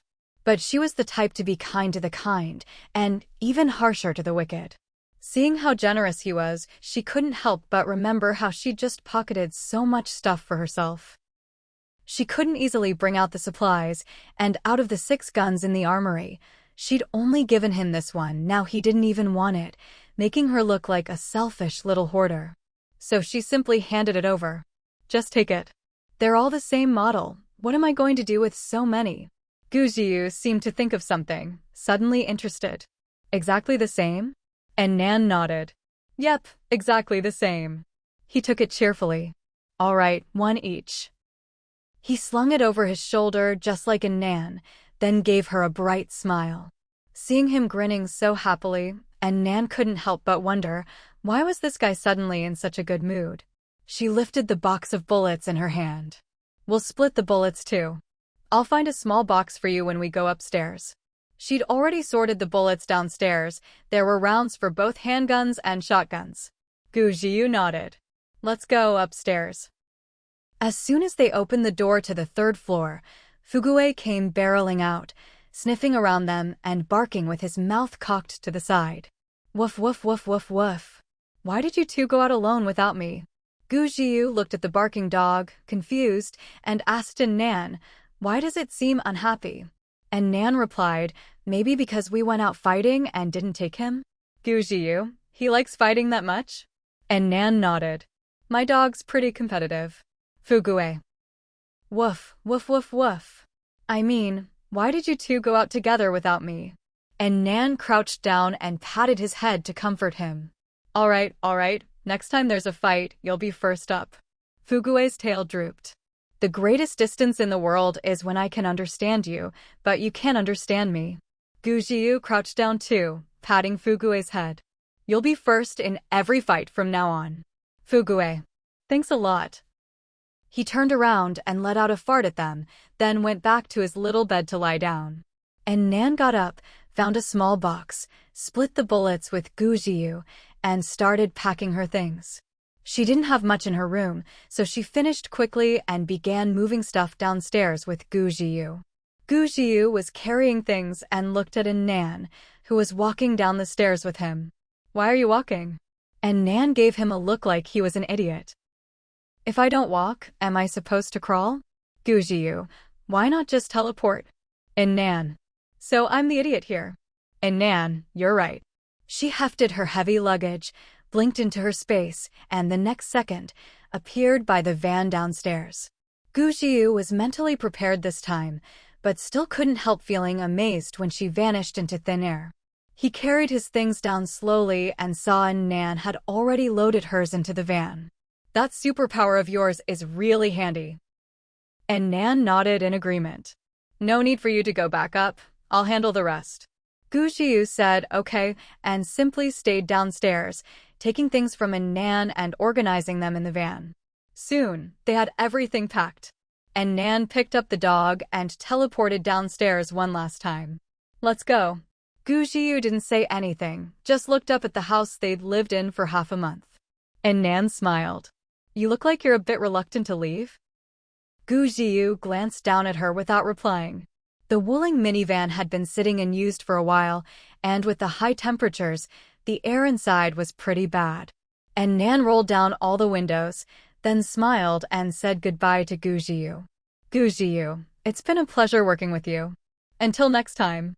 Gu Jiu pressed his lips together, silent for 2 seconds before replying, until next time. And Nan suddenly remembered all the supplies she'd kept for herself and added, let's get together again sometime.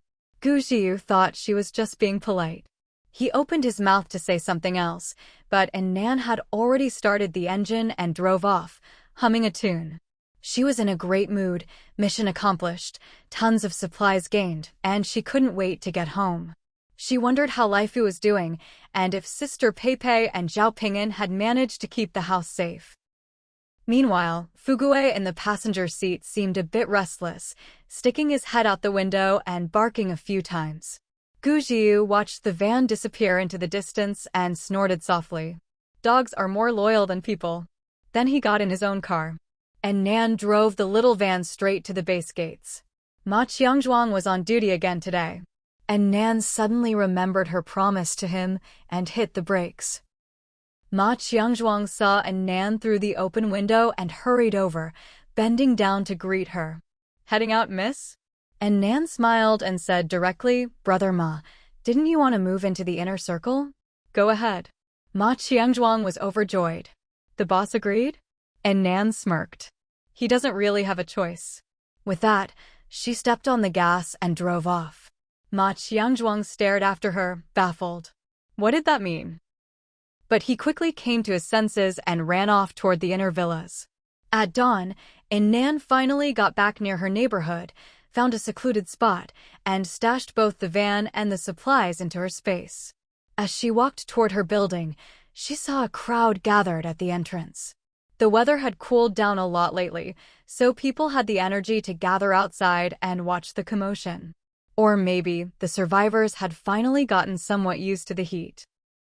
And Nan stood at the back and casually asked someone, "What's going on?" The person didn't even turn around. What else? That woman from the 13th floor is making a scene again. Another chimed in, yeah, if the she-devil were here, would she dare act up like this? He glanced back casually as he spoke, then his eyes widened. She-devil. And Nan frowned. She-devil, watch your mouth. The people nearby heard him, and all turned to look at her. It really is the she-devil. Run. Run. The crowd scattered in an instant, vanishing in a flash. And Nan. Am I really that scary? And Nan walked upstairs, puzzled. What woman from the 13th floor? Wasn't the 13th floor where Sunping, Wang Xiaoyu, and Chu Peipei lived? Sunping and Wang Xiaoyu were already dead, and Chu Peipei had moved next door to her. Who could still be living on the 13th floor? As she was thinking this, a shrill voice suddenly echoed from above. Neighbors, come and judge this for me. This little wretch is out to rob and kill, bullying a poor widow like me. Heavens above, open your eyes. How much more must I suffer? And Nan frowned, the screeching voice drilling into her head. She led her dog up to the 13th floor, only to see a woman in her 50s sitting on the landing between the 13th and 14th floors. The woman was skinny and bony, her face full of deep lines, a pronounced frown etched between her brows, her whole expression mean and harsh. Where did this crazy old woman come from, making such a racket here? As soon as the woman saw Nan with her dog, she abruptly stopped cursing and instead flashed a greedy smile, quickly scrambling to her feet and sidling up to Nan. Little girl, are you planning to make dog meat stew? Could you spare an old woman a bowl? I haven't eaten in ages. Dog meat? And Nan shot her a glare. Get lost. After spending some time in the mountains and at the base, it had been a long while since anyone had eyed her dog like that. Seeing that covetous look again really pissed her off. The woman shrank back, intimidated by Nan's glare, but then stubbornly started pestering again. What are you being so fierce for? City folks have no compassion, always keeping everything to themselves, no respect for their elders. What's the harm in giving me a bite? And Nan was getting a headache from her grating voice. Who gave her the guts to come shout in her face? And Nan was just about to kick her when Fugue, the dog, beat her to it, sinking its teeth into the woman's calf. The woman immediately howled in pain, screaming like a pig being slaughtered. Help! The vicious dog is eating me. At that moment, the door to the 14th floor stairwell suddenly opened. Chu Peipei looked over in surprise and delight. Nan, you're back. And Nan smiled, about to say something, when her dog suddenly let go of the woman's leg and lunged for her throat. Seeing this, Chu Peipei hurriedly shouted, "Don't hurt her." And Nan quickly pulled Fugue back. Fugue looked at his owner in confusion, then obediently backed down. The old woman finally breathed a sigh of relief, collapsing to the floor, clutching her wound and wailing. Outrageous! Outrageous! The vicious dog bit me. And Nan ignored her and turned to Chu Peipei. Do you know her? Chu Peipei nodded with a complicated expression, then walked over to the woman. Mom, are you all right? Mom? And Nan was shocked. This is your mother?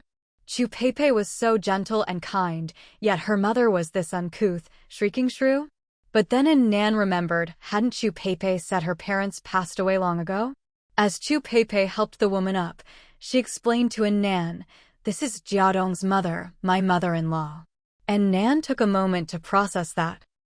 Oh, it was Crewcut's mother. The old woman stood up, still yelling. I, Li Guifin, have lived 50 years and never met such a rude girl. Letting a dog bite people. In our village, animals that bite people are beaten to death with a stick. Chu Peipei frowned. Mom, that's enough. Puh. Who's your mom, you little wretch? You two know each other, you must have put her up to this. Li Guifin kept spewing venom, while Chu Peipei gave Nan an apologetic look.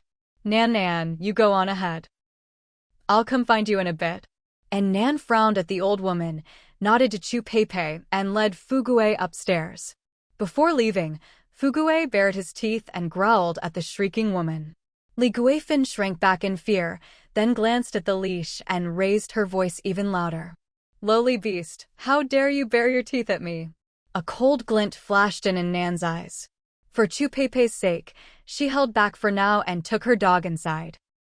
Even inside her apartment, she could still faintly hear the old woman's cursing outside. And Nan ignored her, poured some food for Fugue, and started cleaning the room. No one had lived here for a while, and a thin layer of dust had settled. By the time the dog had finished eating and Nan had finished cleaning, there was a knock at the door. Chu Pei stood there looking exhausted. "Sorry, Nan. My mother-in-law is just unreasonable." And Nan asked, puzzled, "Why did your mother-in-law suddenly show up?" Chu Pei sighed. "It's a long story." The two went to 1401. Chu Pei brought in Nan a bowl of mung bean soup, then started telling her what had happened. It turned out that the day after Nan left, Chu Pei's evil mother-in-law had shown up. Pei's husband, Crewcut, was actually named Zhang Jiadong. He was the eldest son, with a younger brother, Zhang Xiaobao, 7 years his junior. The family lived in a mountain village. Jiadong had always excelled in school, but the family was poor, and the parents doted on the younger son. They kept pressuring Jiadong to quit school and go work to support his brother's education. But he didn't give in. He secretly packed his things, took his college acceptance letter, and went to Linbei University, working part-time to pay his own way through college. After graduating, he found a stable job and managed to settle in Linbei City. Later, he and Chu Pei worked hard together, bought a house and a car, and had a loving, happy life. The only trouble in their marriage was Jiadong's parents. Over the years, Jiadong had sent plenty of money home, but his parents always complained it wasn't enough. They spoiled the younger son rotten, letting him squander money and do nothing. No matter how much money was sent, it was like throwing it into a bottomless pit. Eventually, the parents demanded to move to the city and live with the couple so they could get more money. Li Guifin was domineering and had little affection for her eldest son, often beating and scolding him. Jiadong, afraid that Pei would suffer with him, firmly refused, and this went on for years. Then the disaster struck and the two families lost contact completely. Jiadong died tragically, but his parents and younger brother survived. Their village was high up and escaped the floods. Back then, they kept saying how lucky they were not to have moved to the city, or else they'd have drowned. But they didn't expect that after the floods came a deadly heatwave. In the poor, backward mountain village, there was no air conditioning. They could only tough it out. The crops failed, and all their livestock and poultry died. The village gradually descended into chaos. Neighbors who used to be close started covering their faces with rags and robbing each other with hoes. In the 50 to 60-degree heat, fights broke out constantly. Many people suffered heat stroke, and Jiadong's father died because of it. Left with no way to survive, Li Guifin and Zhang Xiaobao had no choice but to come down the mountain to seek out the eldest son. Li Guifin brought her youngest son and, after much hardship and many close calls, finally made it here, only to receive news of Kunta's death. She immediately flew into a rage and started cursing at Chu Pei.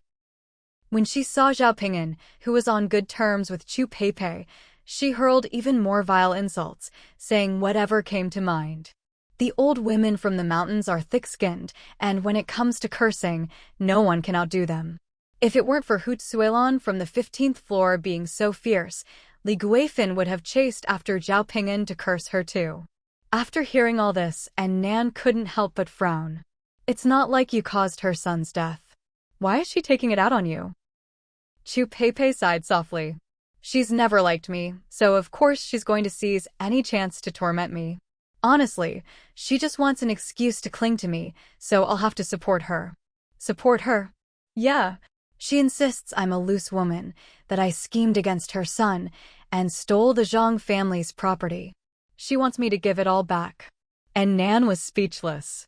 It's the apocalypse. What property is there to fight over? Even if you had 100 million in your bank account, it's just a useless number now. All the supplies in Chu Pei's apartment were painstakingly gathered after the apocalypse. They had nothing to do with the late Kuntu. And Nan asked, "So, what are you planning to do?" She glanced around the room. There were no signs of anyone else living here. Clearly, Chu Pei hadn't let them into the 14th floor. She might be kind, but she had her boundaries.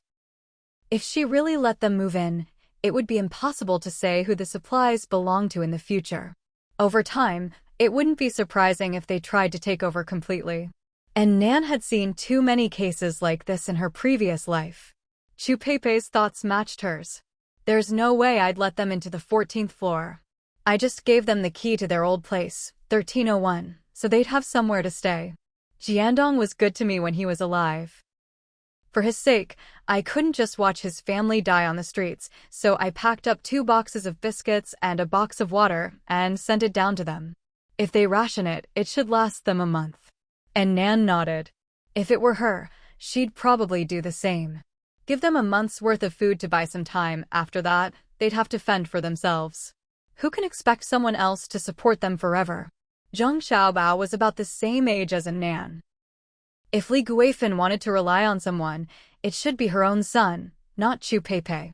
Chupei went on, but I didn't expect them to blow through everything in just 5 days and come back to ask for more. I tried to talk some sense into them and gave them a bit more, but a few days later, she was back again. Chupei had seen through them. They were a bottomless pit of greed. In the apocalypse, every grain of food and every drop of water is precious, but Li Guifan actually used drinking water to soak Zhang Xiaobao's feet. The worst part is, she actually, Chupei trailed off, embarrassed. And Nan looked at her. What happened? Chupei gritted her teeth. She actually told me to have a child with Zhang Xiaobao, so the Zhang family line could continue. And Nan's eyes widened. What? Now she was truly shocked. Never mind that it's the apocalypse. With little medicine and high risks, pregnancy could be deadly. Even if it weren't the apocalypse, how could Chupei have a child with her brother-in-law? That's just inhuman. And Nan asked, so, what are you going to do? Chupei seemed to have made up her mind. I already told her I won't give them anything else. That's why she's been cursing me every day in the building and hallways lately. And Nan nodded. Chupei looked at her. Sorry, Nan. I dragged you and Fugue into this today. If she says anything nasty to you again, don't worry about me. Teach her a lesson if you have to.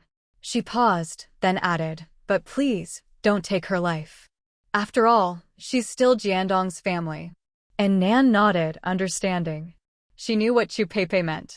In the apocalypse, there are 1,000 ways to die, but Chupei's mother-in-law absolutely couldn't die by her daughter-in-law's hand.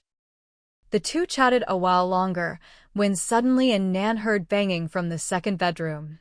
And Nan asked, what's that noise? Chupei said, oh. I got so caught up talking to you, I almost forgot about Laifu. She quickly went to open the door. And Nan remembered too, right? Laifu hadn't come home yet. Was all that banging from Laifu? As soon as Chupei opened the door, a burst of dazzling color shot out and ran straight to Nan.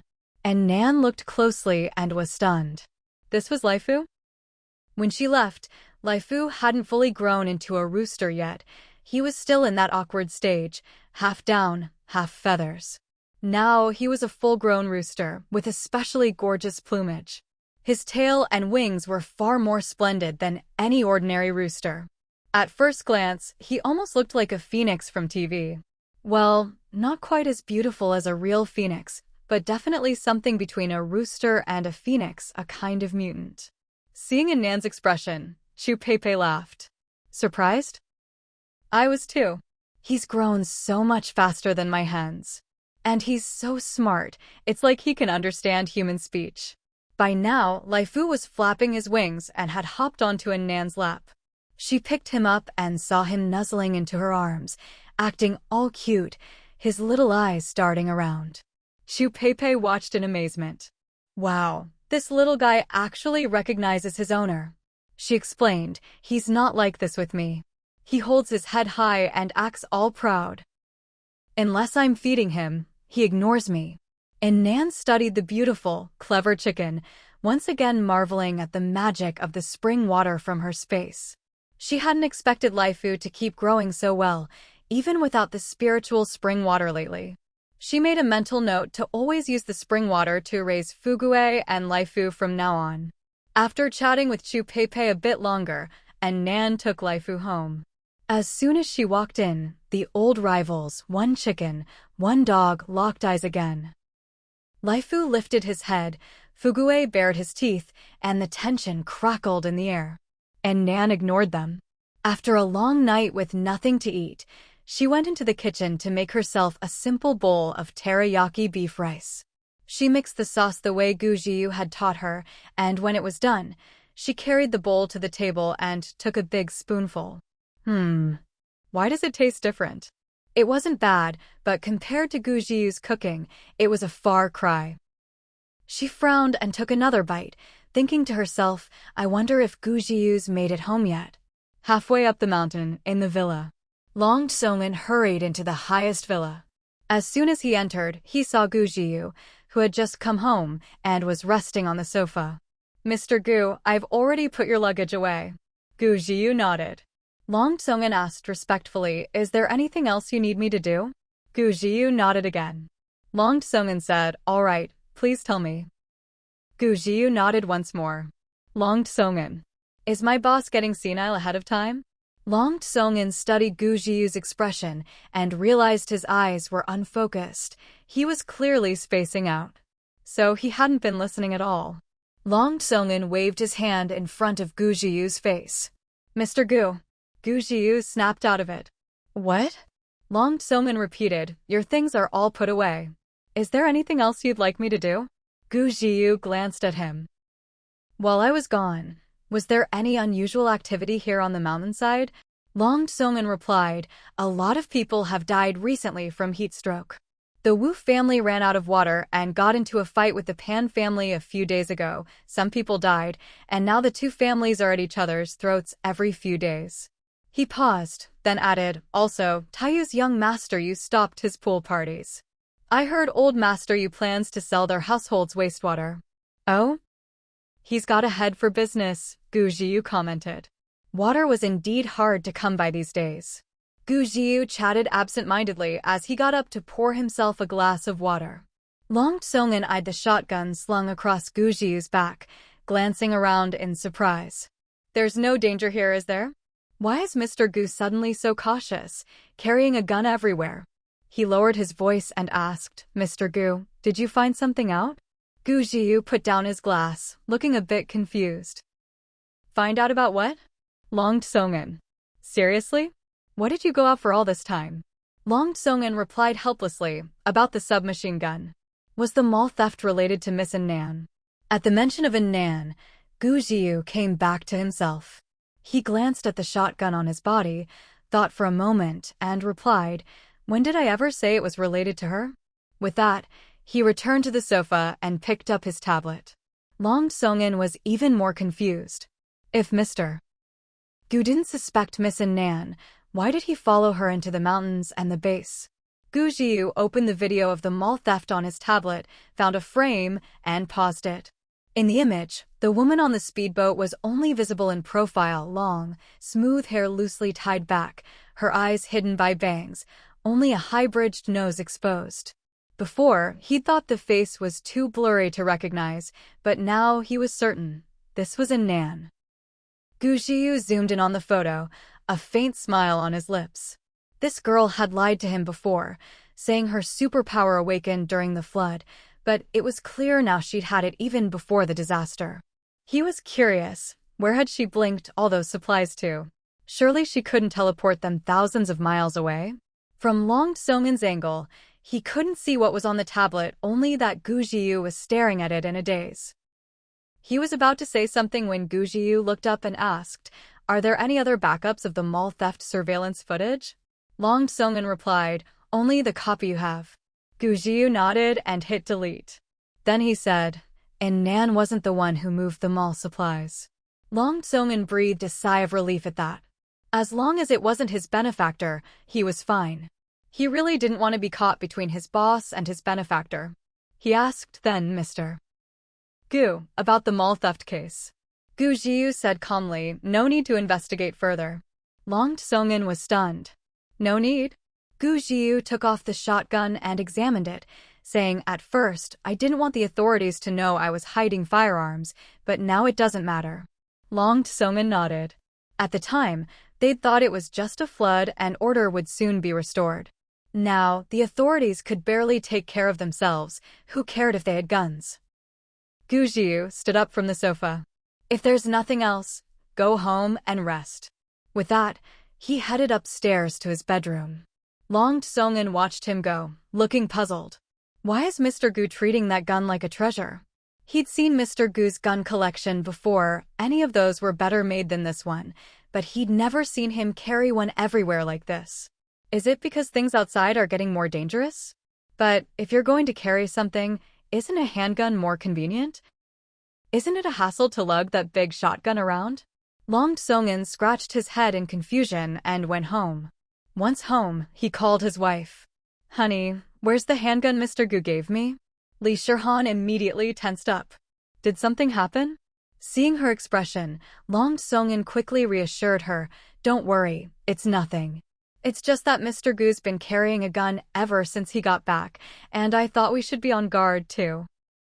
There were more and more disputes on the mountainside lately. Who knew when things here might get as chaotic as outside? Better to keep the handgun close, just in case. Li Shirhan took the gun out of a drawer and handed it to him. Just be careful. Don't let the kids touch it. Long Tsongan nodded, feeling much more secure with the gun in hand. If Mr. Gu's carrying a gun, I'll carry one too. Can't go wrong following his lead. Maple Forest Residence. After eating and drinking her fill, Nan finally had the energy to deal with the ongoing battle between her chicken and dog. Fugue Laifu. At ease. Attention. The chicken and the dog immediately stopped, standing obediently in front of her. She took out 2 bowls of spiritual spring water from her space and waved them in front of their eyes. The 2 little guys perked up instantly. I know you both understand me. Listen up. From today on, as long as you don't fight, you'll get to drink this water. The chicken and the dog exchanged a look, one wagged its tail, the other flapped its wings. And Nan paused, then added, but if you fight, you won't get any for a whole week. With that, she set the bowls on the floor. The 2 little ones immediately behaved, each picking a bowl and drinking quietly. And Nan watched their harmony with satisfaction. Just then, someone knocked at the door. She went to check. It was Chu Peipei. Nan, I forgot to give this back to you earlier. With that, she handed over the assault rifle and ammunition. And Nan was a little surprised. Why are you giving it back? Chu Peipei said, you weren't home before, so I used it to guard the house. Now that you're back, what do I need it for? And Nan, but... Chu Peipei winked at her. I know you trust me, but you should really keep this kind of weapon yourself. If there's real danger, you can give it to me then. It won't be too late. With that, she shoved the gun back into Nan's hands and turned to head home. And Nan watched her retreating figure, feeling a warmth in her heart. She knew that Chu Peipei was trying to give her a sense of security. She couldn't help but think of Gu Jiu. He'd done the same before, refusing to take the gun. They completely overturned her previous life's belief that people's hearts are always sinister. She pressed her lips together. How wonderful. After being reborn, everything and everyone around her was so much better. She was just lost in thought when suddenly, wailing erupted outside the door. There's no justice. You let your dog bite me and won't even pay for medicine. Pity a widow and her orphan being bullied like this. And Nan's face darkened. She took back what she'd just thought. There were still plenty of annoying people and things. She ignored Li Guifan outside and went straight back to 1402.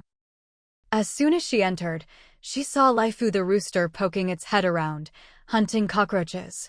And Nan was surprised. She hadn't been home for a while and there were big cockroaches again? If not for Laifu, she wouldn't have noticed at all. So she praised the rooster. Laifu immediately perked up, running around and catching cockroaches everywhere. In no time, it had eaten 3 more. And Nan waited a while.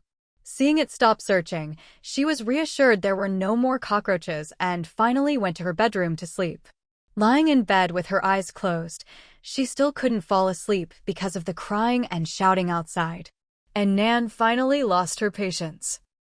She stormed to the entryway, unlocked the door layer by layer, and then gave Li Guifeng a hard kick, sending her flying out. The old woman immediately fell silent, her small body tumbling down the stairs with a clatter. At last, Nan's ears were quiet. She let out a satisfied sigh and slowly walked down the steps. She pressed her finger to Li Guifeng's nose, still breathing, not dead. Relieved, she grabbed the dazed old woman by the collar, hauled her up, and slapped her hard across the face several times, left and right, until her face swelled up like a pig's head. Only then did she stop. "This isn't your village, and I'm not Chu Peipei. If you dare disturb my sleep again." And Nan leaned in closer. "Believe it or not, I'll kill you." Li Guifeng shrank back, terrified by her cold expression. She'd often fought and pulled hair with villagers before, but she'd never seen eyes like these.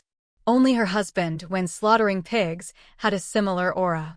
Seeing her quiet down, and Nan snorted, tossed her to the ground, and went back inside.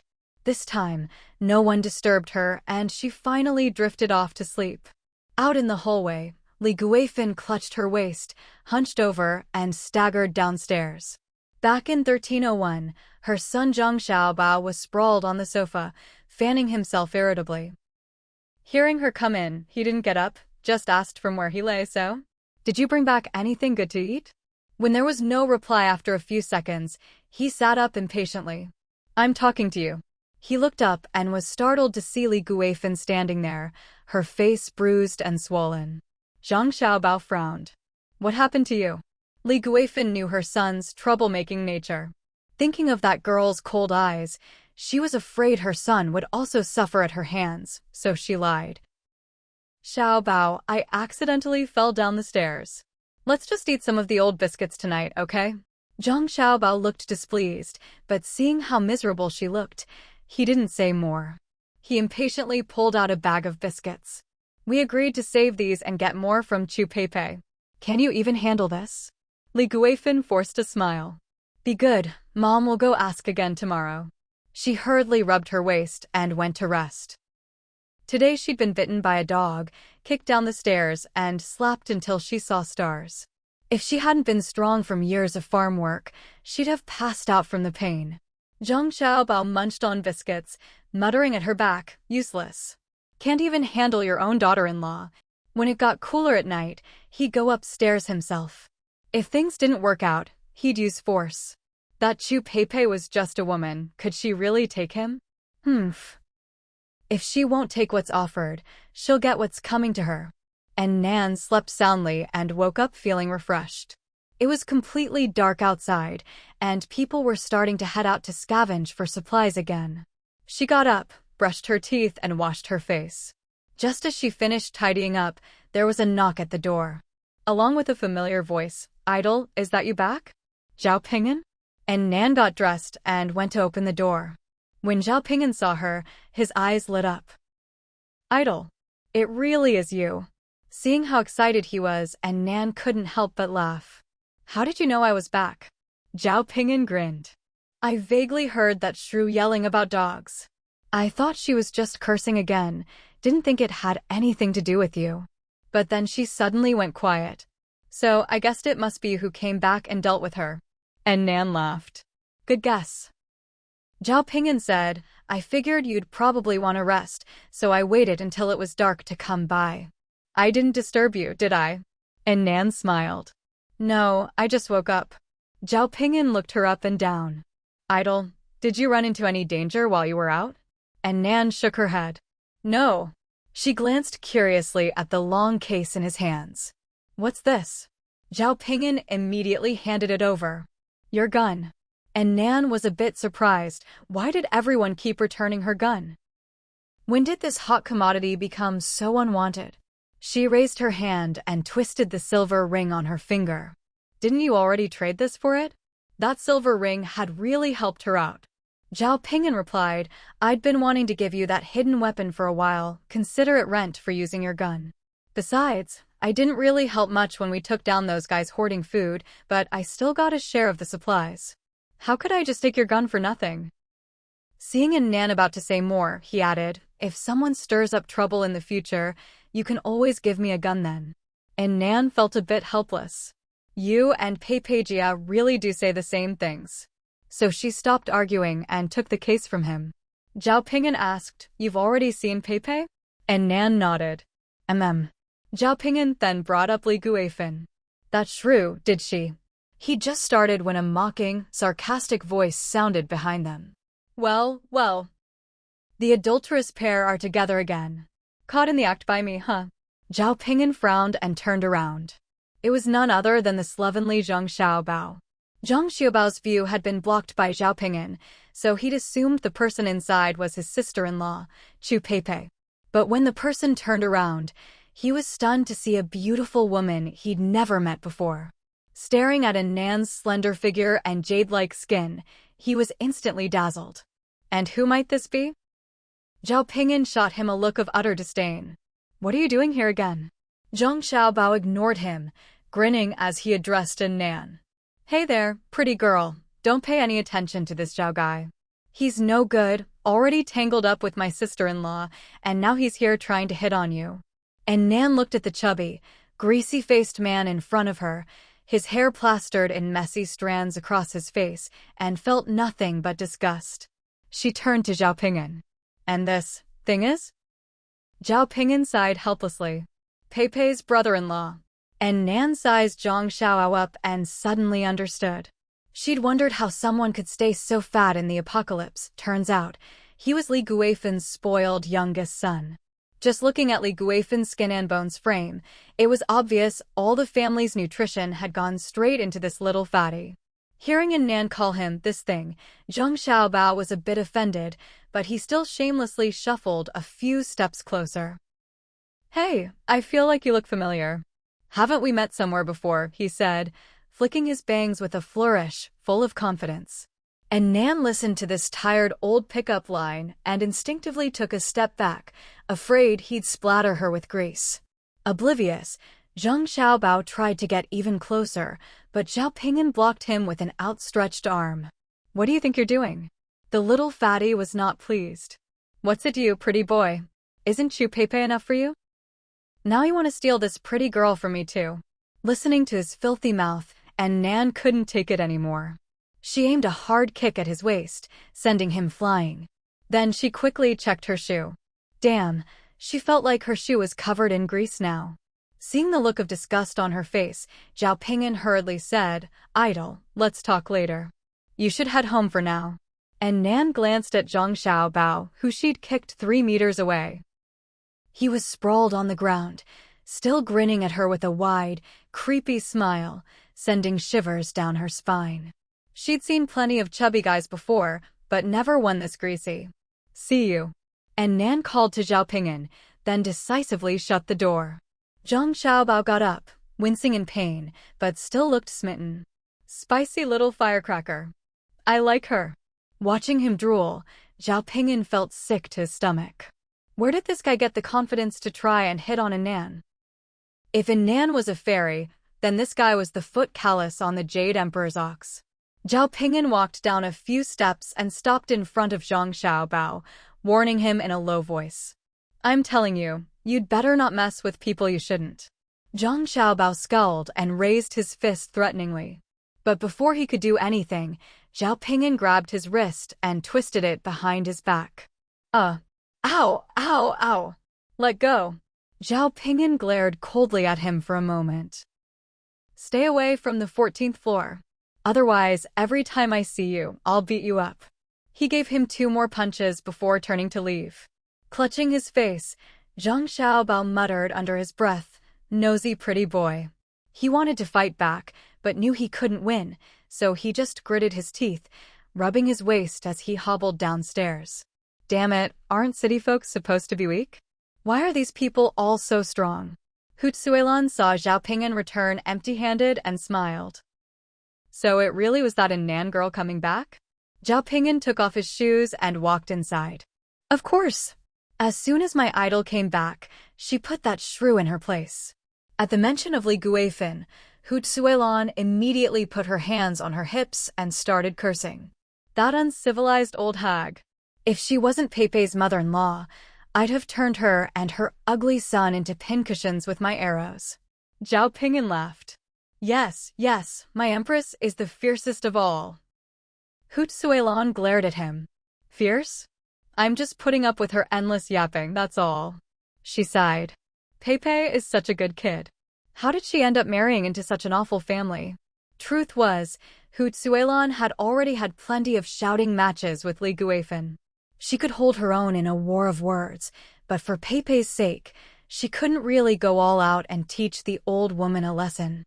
She was just like a Nan. Even if she was tough, it wasn't her place to meddle in Chu Pepe's family affairs. Zhao Pingyan walked over and started massaging her shoulders.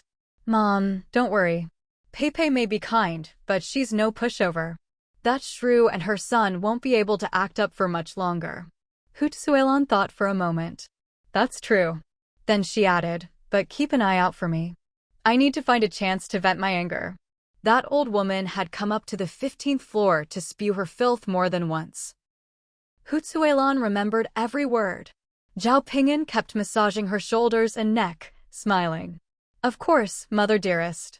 Zhang Xiaobao, face swollen and rubbing his waist, walked in just as Li Guifan woke up from her nap and hobbled out of the bedroom. Their eyes met and Li Guifan immediately limped over as fast as she could. Xiaobao, let Mom see. What happened? Did that little tramp upstairs hit you? Zhang Xiaobao flopped onto the sofa, completely unconcerned. What are you yelling for? He flicked his greasy bangs. Who's a tramp? She's a real knockout, that's what she is. He'd never seen anyone so beautiful in his life. 10 times prettier than the prettiest girl in their village, little Ollie. Oh my. Li Guifan sat down next to him, heart aching. No matter how pretty she is, she can't just go around hitting people. She reached out to pull up his shirt. Let Mom see, did she hurt you? Zhang Xiaobao impatiently pushed her away. Quit nagging. I've got something serious to tell you. Li Guifan looked puzzled. What is it? Zhang Xiaobao pouted. I don't want Chu Pepe anymore. She's not good enough for me. I want that beauty who lives across from her. Pick a good day and go propose for me. Li Guifan was stunned. What did you say? Zhang Xiaobao frowned. What's the problem? Li Guifan's voice shot up in alarm. Absolutely not. That girl's a little shrew. Look what she did to my face. Zhang Xiaobao rolled his eyes. What do you know? That's called personality. What city girl doesn't have a bit of a temper? Li Guifan tried to talk him out of it. Xiaobao, be good and listen to Mom. Let's not mess with that woman. Your sister-in-law is perfectly fine. She's already our daughter-in-law, and she's a doctor too. Zhang Xiaobao shoved her away. Be good? I'm not a kid anymore. Just do as I say. Don't you want to carry on the Zhang family line? Li Guifan looked troubled. Let's not even talk about that girl's temper right now. We don't have a thing to our name. What are we supposed to bring for a marriage proposal? I heard girls in the city all ask for the moon. She paused, then added, You think everyone's like your sister-in-law, marrying without even a penny of bride price? That's only because your brother is educated and capable. Zhang Xiaobao interrupted her angrily. Are you saying I'm not as good as my brother? Li Guifan hurried to placate him. That's not what I meant. I'm just saying, your sister-in-law is already part of our family. Why don't you just settle for her? Why insist on finding someone else? Zhang Xiaobao said, I don't care, I've set my sights on that girl. If you don't help me, I'll just go die. With that, he started rolling on the floor, throwing a tantrum. Li Guifan looked at her son, a man in his 20s acting like a child on the ground, and felt a headache coming on. But she didn't think there was anything strange about his behavior. She just felt sorry for him and coaxed gently. All right, I promise I'll help you. Stop making a scene. Be careful you don't get heat stroke. Zhang Xiaobao got up from the floor, satisfied. Mom, don't sell yourself short. We own a place in the city now. As for the bride price, that's easy. Look at my sister-in-law. She's holed up upstairs all day, never goes out. She must have stockpiled a ton of supplies. He lifted his chin proudly. She's a Zhang family daughter-in-law. Everything in the Zhang family is mine. Just take her stuff and we'll have the bride price. Li Guifan still looked troubled. Supplies aren't something you can just take if you want to. If it were that easy, would she have to throw tantrums in the hallway every day? When Zhang Xiaobao heard this, he made as if to throw himself on the ground again. Li Guifeng quickly said, all right. I'll figure something out for you. Whatever you want, I'll find a way. Only then did Zhang Xiaobao smile contentedly. Okay, go make me something to eat. I'm hungry. Li Guifeng pointed at a box on the coffee table. There are some biscuits over there. Zhang Xiaobao immediately frowned. Biscuits. It's always biscuits. There's no nutrition in that stuff. I want something else. Li Guifeng glanced at his chubby frame and frowned. My son really does seem to have lost weight lately.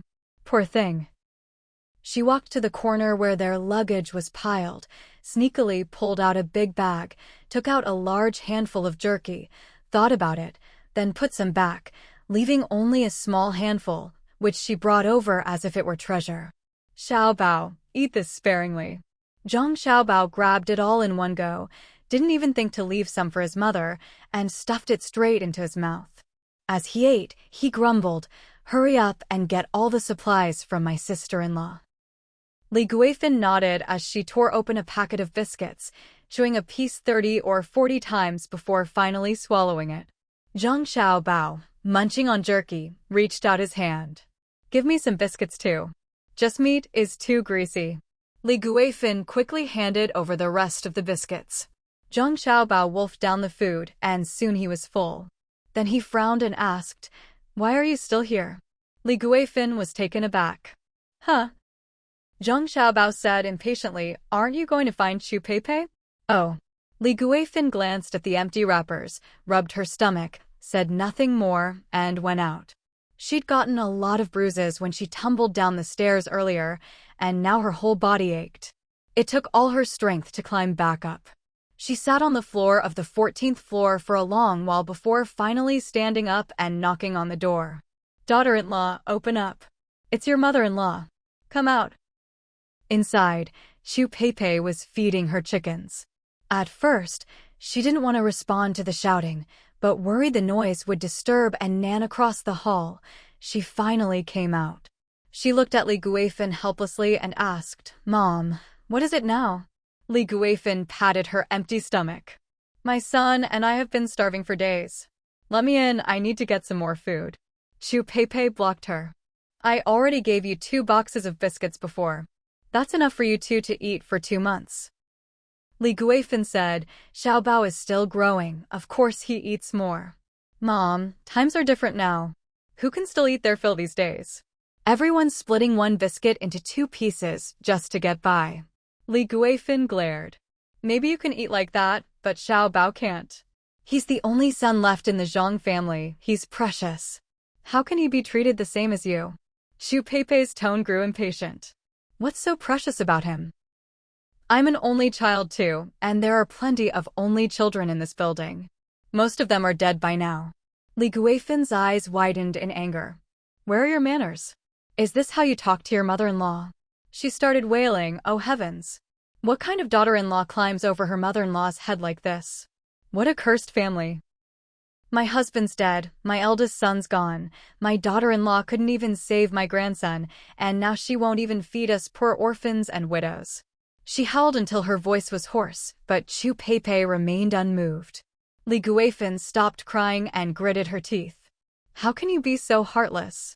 If Jiadong knew, he'd never forgive you. Chu Peipei was unmoved. Don't worry, Mom. Jiadong won't blame me. Li Guifeng's eyes widened. What did you say? Chu Peipei said, I've already given you the house, food, and water. If you need anything else, let Zhang Xiaobao find it himself. All these years you never treated me well. Even by law, I have no obligation to support you and your son, especially now, when there's no law at all. I've already done more than enough. If you keep disturbing people and someone kills you, don't say I didn't warn you. With that, she turned to go back inside. Li Guifeng hurried to grab her, and in her agitation, pulled at her own injuries, making them ache even more. You can ignore me, but you have to help with Xiaobao's marriage. He's taken a liking to your neighbor across the hall, you have to help us propose. What did you say? Chu Peipei's voice rose sharply. She turned, her expression colder than ever. Who gave you the nerve to even think about Nanan? Li Guifeng stared blankly at Chu Peipei's suddenly icy expression, still unaware she had touched the other woman's deepest nerve. She stiffened her neck, wanting to say more, but Chu Peipei ruthlessly shook off her hand. Li Guifeng, I only call you Mom, out of respect for Jiadong. Don't push your luck with me. Li Guifeng looked utterly incredulous. You dare call me by my full name? She immediately took the moral high ground. I knew it. All that respect and filial piety you showed me in front of Jiadong was just an act. He's barely gone, and now you. Before she could finish, Chu Peipei grabbed her collar and slammed her against the wall. She spoke, word by word. Li Guifeng, I'm warning you. If you or your useless son dare lay a finger on Nanan, I won't let you off. Li Guifeng felt as if her body was about to be pressed into the wall. She gasped for breath, almost unable to breathe. Her vision blurred inexplicably. She couldn't help but wonder if this fierce, murderous woman in front of her was really the daughter-in-law she knew. Chu Peipei had always been a gentle, considerate daughter-in-law, never raising her voice even when Li Guifeng made things difficult for her. But now, for the first time, she was showing such a ruthless expression, even resorting to violence. And all this for a neighbor who wasn't even family? While Li Guifeng was still in shock, Chu Peipei had already slammed the door and gone back inside. She stared at the door that had just been slammed in her face, unable to recover for a long time. It was a while before she wandered home in a daze. Suddenly, it hit her.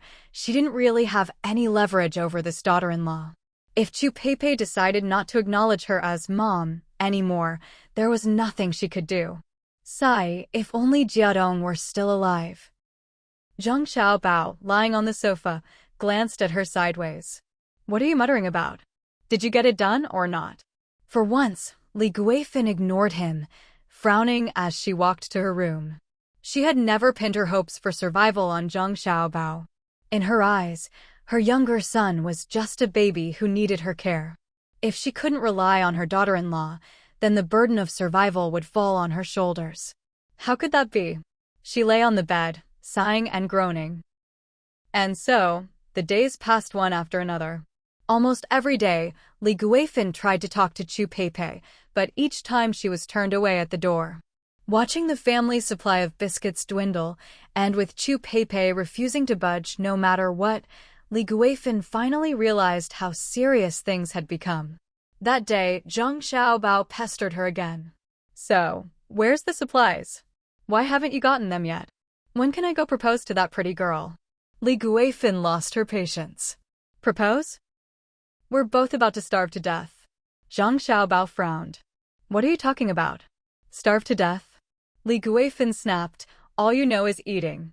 Don't you see the biscuits are almost gone? Zhang Xiaobao shouted, if we're out of biscuits, just go ask Chu Peipei for more. Why are you yelling at me? I'm not a woman. I can't be expected to watch over the pantry every day. Li Guifeng, feeling wronged and helpless, said, You think I haven't tried? She won't even open the door for me.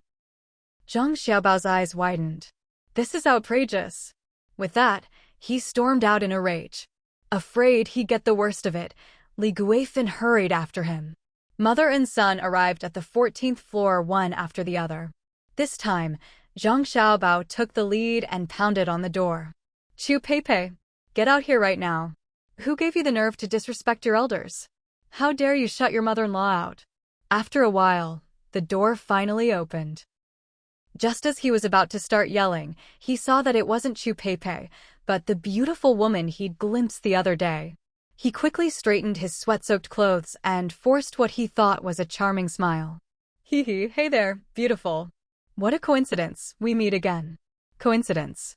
And Nan raised an eyebrow. You're pounding on my door and you call that a coincidence? Zhang Xiaobao waved his hands frantically. No, you've got it wrong. I'm not here to bother you.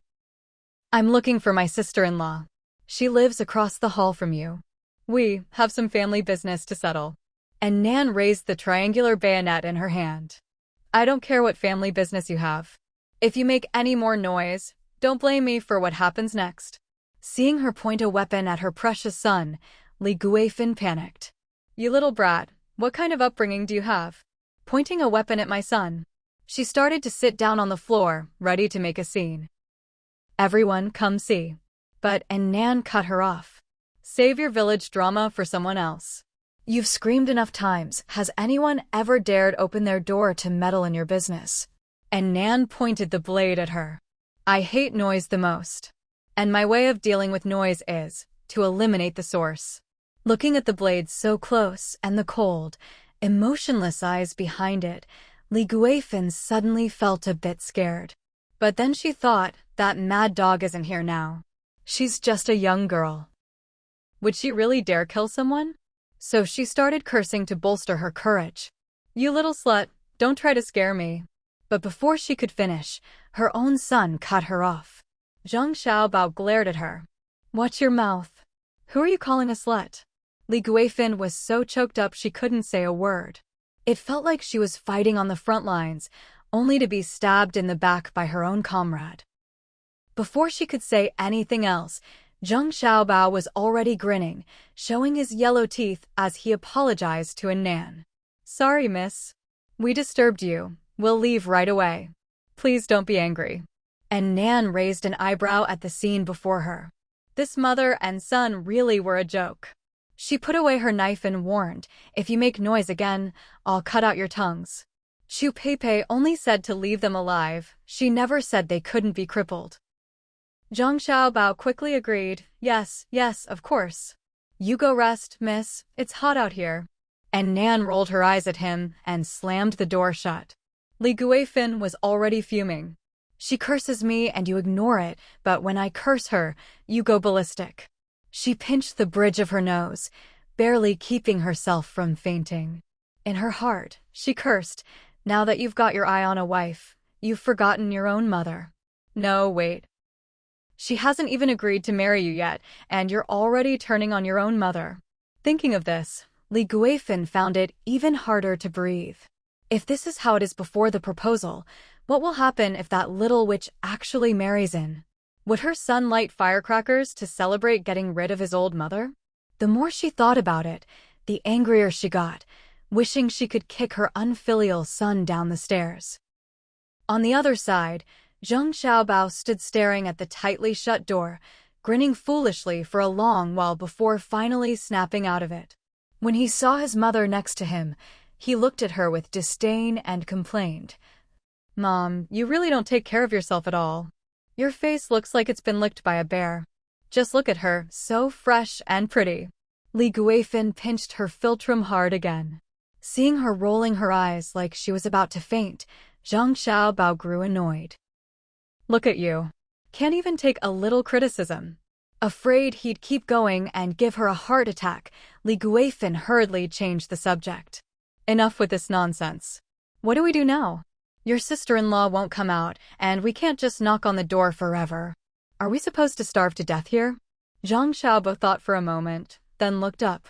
Let's go upstairs and find her lover. She'll have to come out then. Li Guifin hesitated. Will that even work? She knew perfectly well that her daughter-in-law wasn't actually involved with that guy upstairs. She'd just made it up to put her down.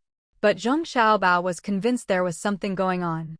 Before Li Guifin could say anything else, he was already striding upstairs, and she had no choice but to hurry after him. When they reached the 15th floor, they found their way blocked by another door in the hallway. Zhang Xiaobao snorted. These people are so weird. Isn't a security door for your own apartment enough? They have to put another one in the hallway? So much trouble. Li Guifin replied, city folks are cautious.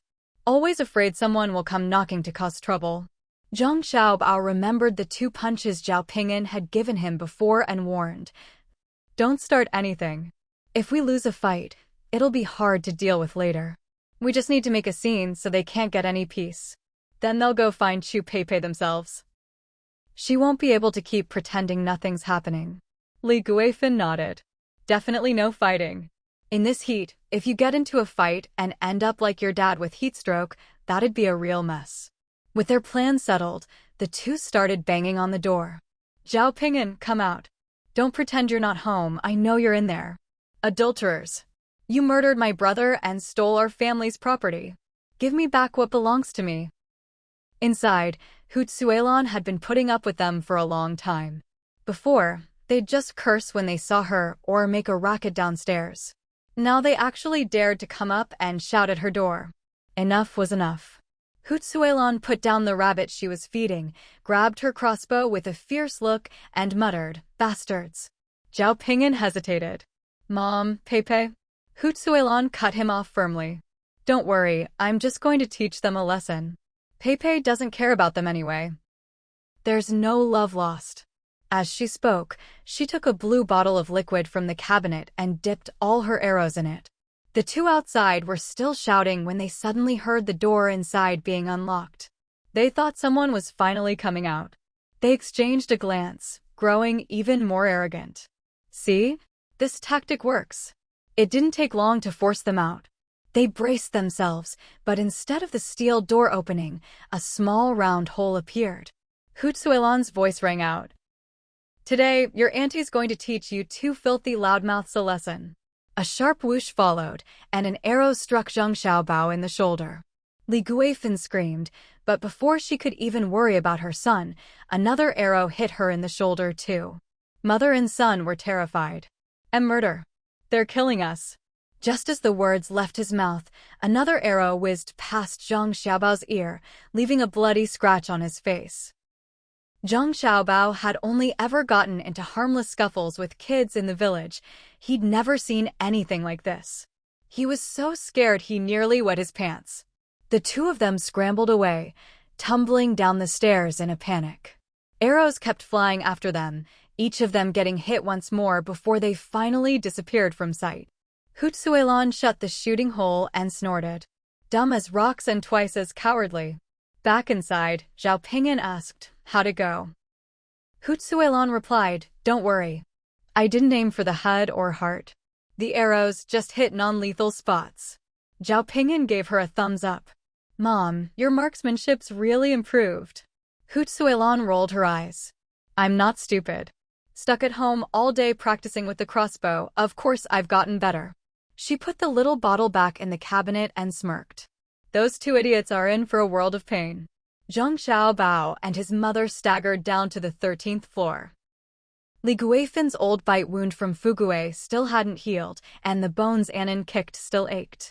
Now she had fresh injuries and could barely run, falling far behind her son. Zhang Xiaobao, young and scared out of his wits, ran like the wind and soon reached apartment 1301. He slammed the door shut behind him, panting heavily. By the time Li Guifan, limping and exhausted, made it back, all she saw was a cold, closed door. "Son, open up. I'm not inside yet." But Zhang Xiaobao was too terrified to care about her. He even locked the door again. Outside, Li Guifan could only bang on the door anxiously. "Xiaobao, let Mom in. What if those bad people come after me?"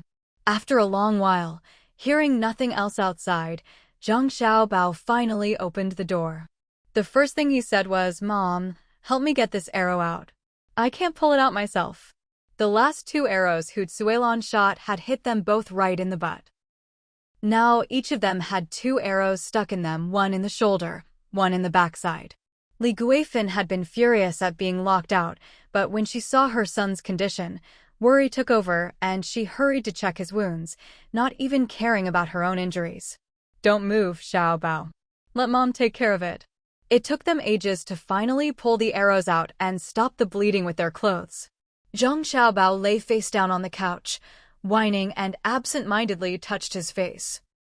Only then did he realize he'd been scratched. He immediately panicked. "It's over. My face is ruined.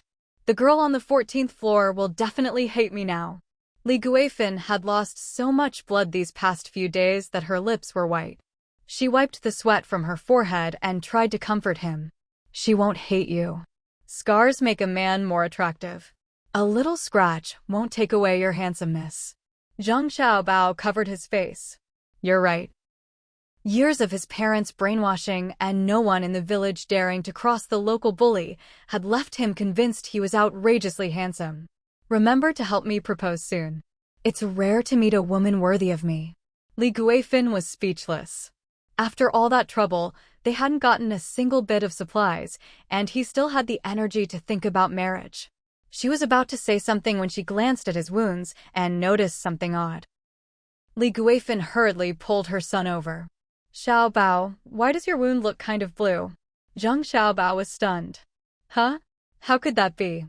He turned his head and saw that the arrow wound on his shoulder really was tinged blue beneath the red. He opened his mouth and shouted, "Why is my blood blue?" He glanced over and saw that his mother's shoulder wound looked the same. Before he could say anything, Li Guifin was already anxiously pulling down his pants. Let Mom see how the wound on your butt is doing. One look, and Li Guifin grew even more nervous. The wound on your butt is blue too. She asked anxiously, Son, do you feel unwell anywhere? Why is your blood coming out blue? Zhang Xiaobao looked at her shoulder, then at her calf, and finally understood. He gritted his teeth and said, Mom, the arrows were poisoned. Li Guifin's eyes widened. What? She turned her head to look at the wound on her own shoulder, then lifted her leg to check. Sure enough, the arrow wound was blue, but the spot where the dog bit her was still normal red. Li Guifin was so angry her neck thickened. That's true. She actually smeared poison on her arrows. She really wants us dead. Then came a wave of fear. What do we do? Son, what are we going to do? In her mind, being poisoned meant you didn't have long to live. Zhang Xiaobao was even more anxious than she was. What else can we do? We have to go upstairs and ask them for the antidote. Li Guifin hurriedly stopped him. Son, don't go. If you go, you'll die even faster. Hearing this, Zhang Xiaobao's feet were glued to the spot. That's right. Just now, they'd been lucky the old lady's archery skills were mediocre, so she hadn't hit any vital spots. If they went to her now, wouldn't they just be giving her another chance to hurt them? He paced around anxiously. What are we going to do? I haven't even gotten married yet, I can't die now. Li Guifin started to cry. There's not a single normal person in this building.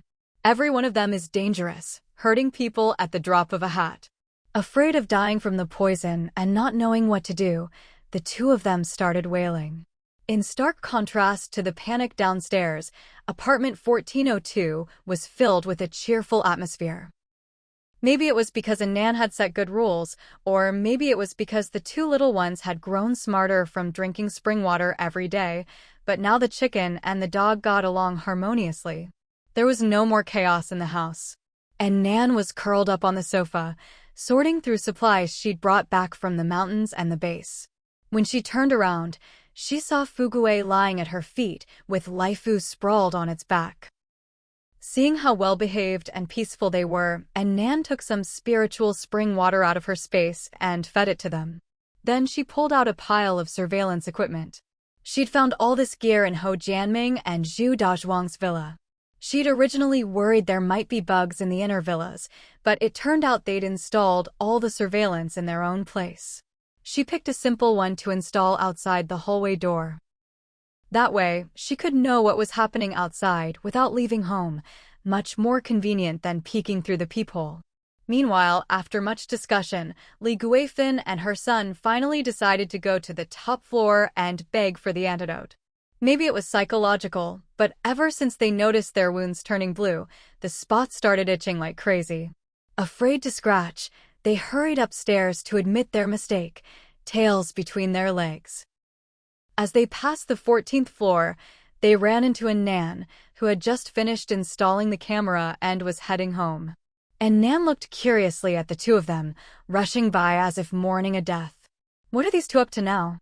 This time, Zhang Xiaobao didn't even have the energy to flirt with Nan. He forced a smile uglier than crying and hurried upstairs. And Nan glanced at the blue-tinged wounds on his face, closed the door thoughtfully. Those two idiots must have been dealt with by Zhao Ping'an and Aunt Hu. Serves them right. 15th floor. This time, Zhang Xiaobao and Li Guifin didn't dare say anything nasty and even knocked on the door much more gently. Li Guifin hunched over. Big sister, please open the door. We're here to admit our fault. Zhang Xiaobao shrank behind her, terrified another arrow would come flying out.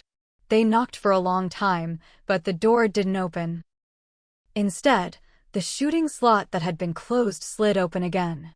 As soon as Zhang Xiaobao saw it, he turned and ran downstairs, only stopping at the corner where he was out of the line of fire. Li Guifin dropped to her knees with a thud. "Please, don't shoot us. We're not here to cause trouble this time. We're here to apologize. Please, big sister, have mercy and give us the antidote." She pressed her palms together and bowed deeply toward the door. A voice came from inside. It was Hu Tsuelon.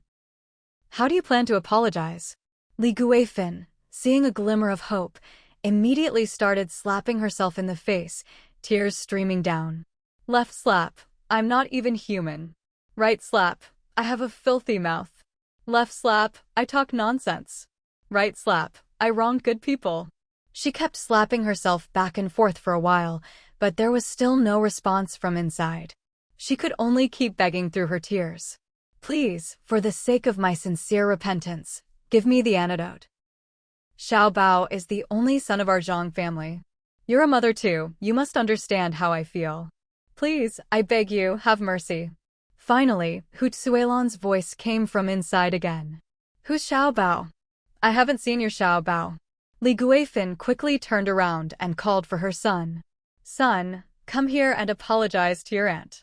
Zhang Xiaobao poked his head out. "I'm scared. What if she tricks me into coming out and shoots me again?" Li Guifin was frantic. "What are you saying?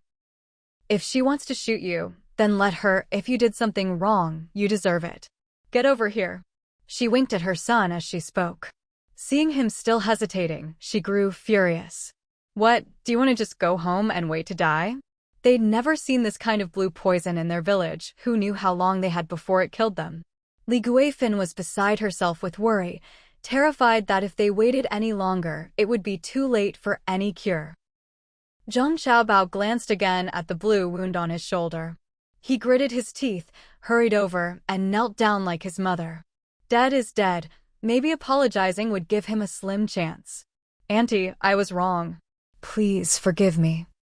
I'll never talk nonsense again." Hearing no response from inside, Li Guifin grew anxious. Had they taken too long and made the people inside angry again? She grabbed her son's head and forced him to kowtow. "Hurry up and kowtow to your aunt and apologize." Bang, bang, bang, they knocked their heads on the floor several times before a voice finally came from inside. "You can go back now. There's no antidote." Li Guifin, her face covered in tears, pleaded, "Big sister, please don't do this. We really know we were wrong. We don't deserve to die for it." Hu Tsuelon explained, "Don't worry, this poison isn't fatal. It's just an itching agent. Once it's digested and absorbed, it'll wear off on its own." Li Guifin breathed a huge sigh of relief when she heard this.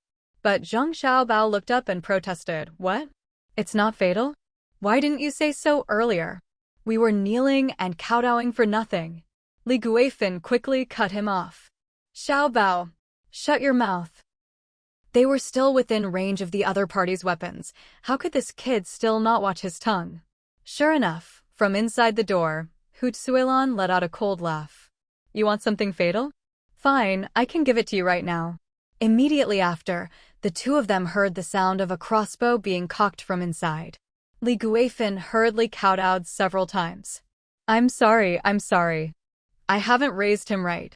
Zhang Xiaobao realized his mistake and quickly apologized as well. "Auntie, I'm sorry. Please spare me." Hu Tsuelon snorted. "We've got plenty of weapons and poison at home. If you dare act up again, I'll let you try them all, one by one." Li Guifin pleaded, "Don't worry, elder sister. We'll never come bother you again." Zhang Xiaobao nodded like a pecking chicken. "From now on, if I see you or Brother Zhao, I'll go the other way." Hu Tsuelon, get lost. Mother and son felt as if they'd been granted amnesty. They scrambled to their feet and hurried away. Apartment 1402. And Nan sat at her computer desk with a cup of coffee, watching the surveillance footage of the mother and son fleeing downstairs. She couldn't help but curl her lips in amusement. The surveillance system had audio, and since she was home with nothing to do, she listened to the entire conversation in the hallway and now knew exactly what had happened. She took a sip of coffee and chuckled softly. Aunt Who really was something. She'd tamed those two in no time. That mother and son thought they'd survived a brush with death, but little did they know, itching is even harder to endure than pain. Just as Nan expected, the following days were utter torment for Li Guifeng and Zhang Xiaobao. Day and night, their bodies itched unbearably, and the more they scratched, the worse it got. They scratched themselves bloody, but it didn't relieve the itch at all. It was so bad they couldn't sleep. The wounds were even worse. Painful and itchy at the same time, forcing them to scratch unconsciously, which kept the sores from healing. One of the wounds was on their buttocks, so they couldn't sit or lie down, only stand or lie face down. Within a few days, both of them had dark circles under their eyes. Li Guifeng, who was already skin and bones, looked like she'd fall over in a breeze, and even the chubby Zhang Xiaobao had lost a lot of weight. They suffered like this for a whole week before the itching finally began to subside. But their troubles weren't over. While they were tormented by the itching, they hadn't cared about eating, but now that they finally felt a little better and had their appetite back, they discovered their food stores were nearly gone. Li Guifeng counted on her fingers and realized they only had enough biscuits left for another 3 to 5 days. Desperate, she had no choice but to go to the 14th floor to look for Chu Peipei. But this time, she was truly afraid of these living devils in the building. She didn't dare make a scene, she only dared to knock softly and politely. As she knocked, she begged and cried for Chu Peipei not to let them starve. But her once docile daughter-in-law seemed to have made up her mind this time. No matter what, she refused to help and didn't even show her face. Li Guifeng knocked on the door for days, but got nothing.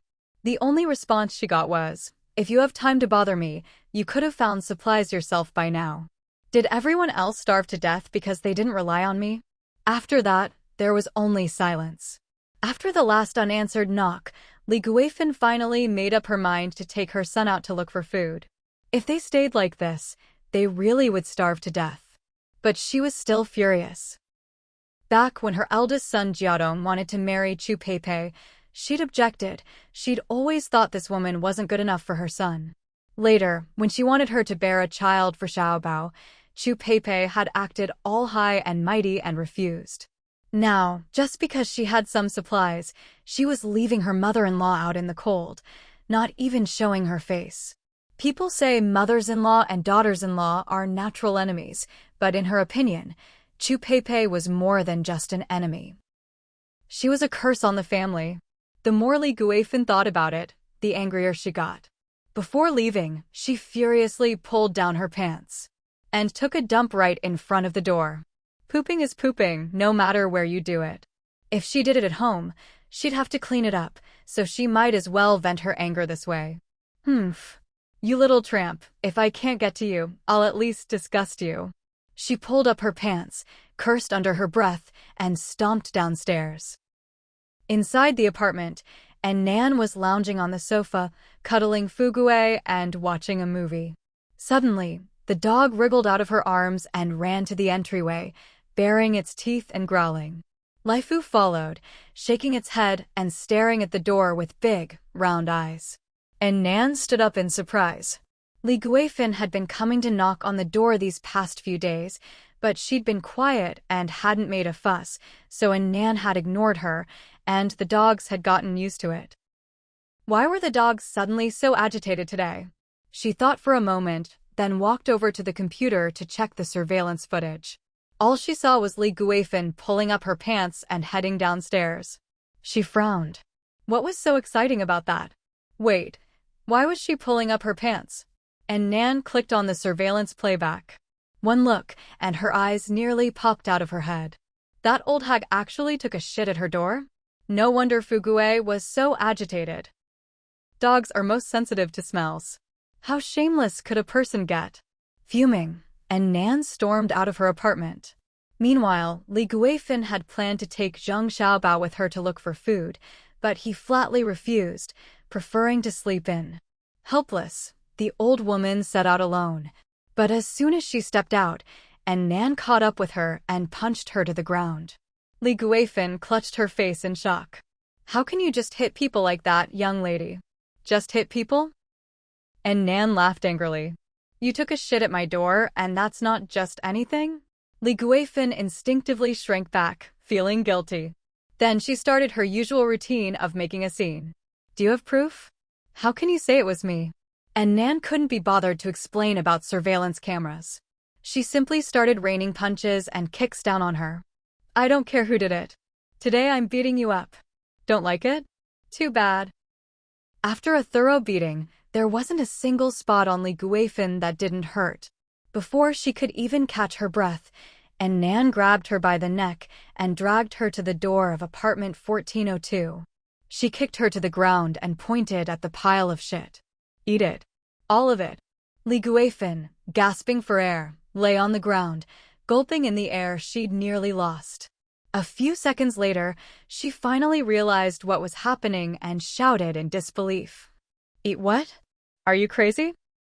And Nan stretched out her foot and stomped hard on Li Guifeng's hand, grinding it mercilessly. Li Guifeng howled in pain, but she still stubbornly kept her head up, refusing to eat. And Nan yanked her hair, lifting her head up and whispered in her ear, Old hag, can you guess why there are so few residents in this building? Li Guifeng's scalp tightened from the pain. They were all killed by the disasters. And Nan chuckled softly. Nope. She pulled out a triangular bayonet from behind her and stabbed it viciously into Li Guifeng's shoulder. I killed them all. The wound on Li Guifeng's shoulder had only just healed, but with this brutal stab, it was instantly torn open again, blood and flesh mangled, making her break out in a cold sweat from the pain. And the knife in this young girl's hand bled her even faster than the pig-slaughtering knives back in her village. In just a few seconds, a good amount of blood was already flowing out. Only now did Li Guifeng finally realize that this pretty young girl was the real ruthless one. She thought back to the handful of residents in this building, then looked at the smile on Nan's lips and felt a chill run down her spine. This girl wasn't lying, she really could kill. Li Guifeng quickly recognized the situation. Don't kill me. I'll eat. Only then did Nan pull out the bayonet and give her a shove forward. Li Guifeng clutched her wound and crawled on the ground, inching toward the pile of feces she herself had made. At that moment, she was filled with regret. Why did she have to go out of her way to pull down her pants and take a shit? Now she had to reap what she sowed. The stench hit her in the face. She opened her mouth, but hesitated, not knowing how to start. Seeing her dithering, and Nan snorted coldly, grabbed her head, and shoved her face directly into the pile. Li Guifeng's face was smeared with excrement, and Nan's icy voice sounded in her ear. Grab it tight. If you don't finish eating in 1 minute, I'll go kill your precious son. Hearing this, Li Guifeng seemed to be pressed with a fast-forward button and immediately started gobbling it down, stuffing it into her mouth while gagging, forcing herself to swallow. And Nan felt disgusted watching and quickly stepped back. Soon, the ground was licked clean by Li Guifeng. And Nan glanced at her mean and filthy face, still feeling unsatisfied. She lowered her head in thought for a moment, then as if she'd thought of something, said, You, go home now, clean yourself up, and then come back. Li Guifeng eyed her warily. I already did what you asked. I ate it all. What more do you want? And Nan curled her lips. I want to give you food. What, you don't want it? Li Guifeng immediately crawled forward a few steps. I do.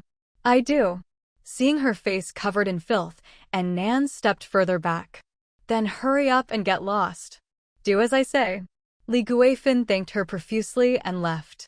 She didn't understand why Nan wanted to give her food, or why she had to clean herself up first, but she obediently did as told.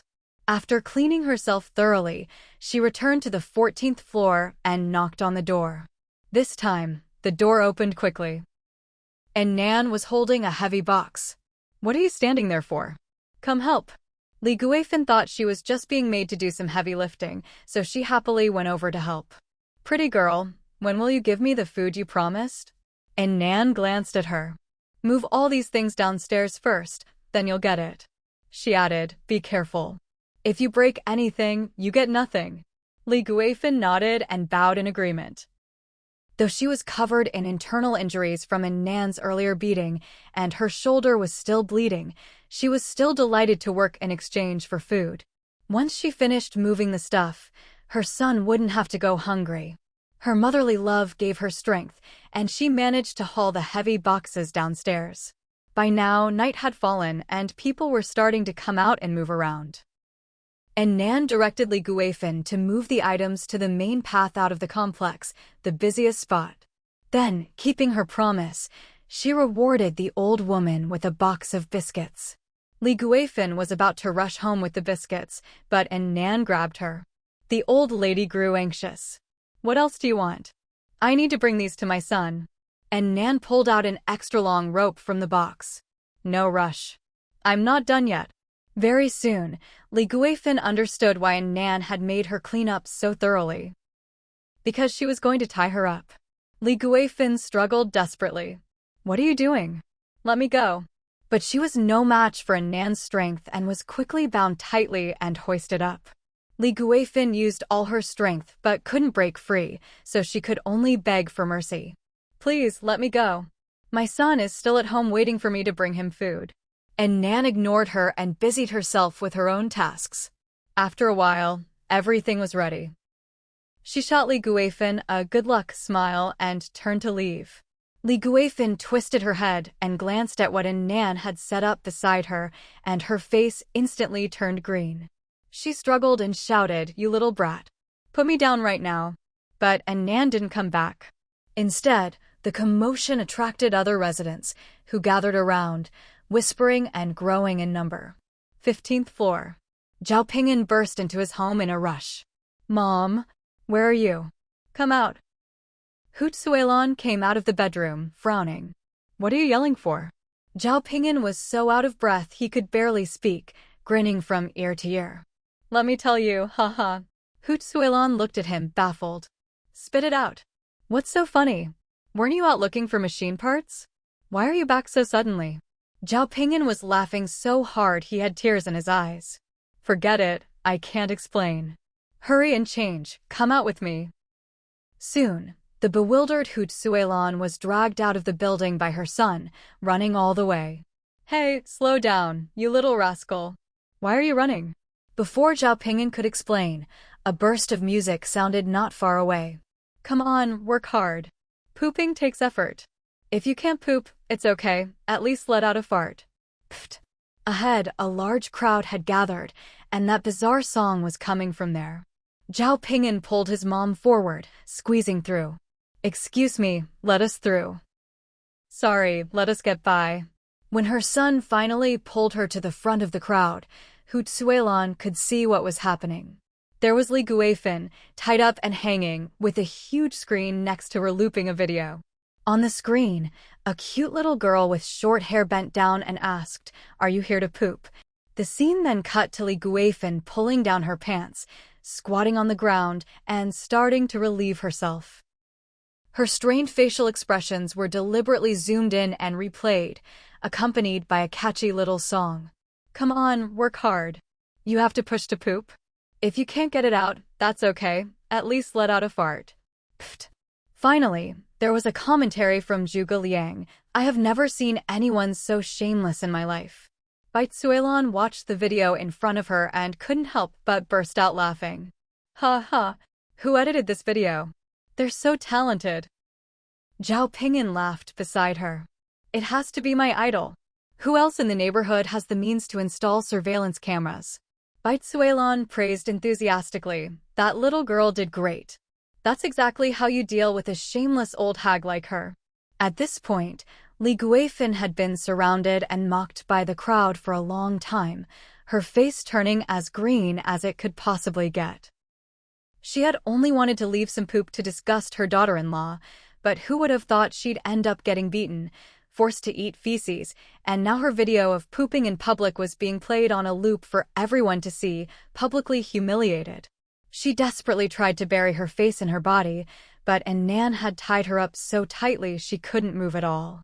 All she could do was tilt her head back and endure everyone's ridicule and laughter.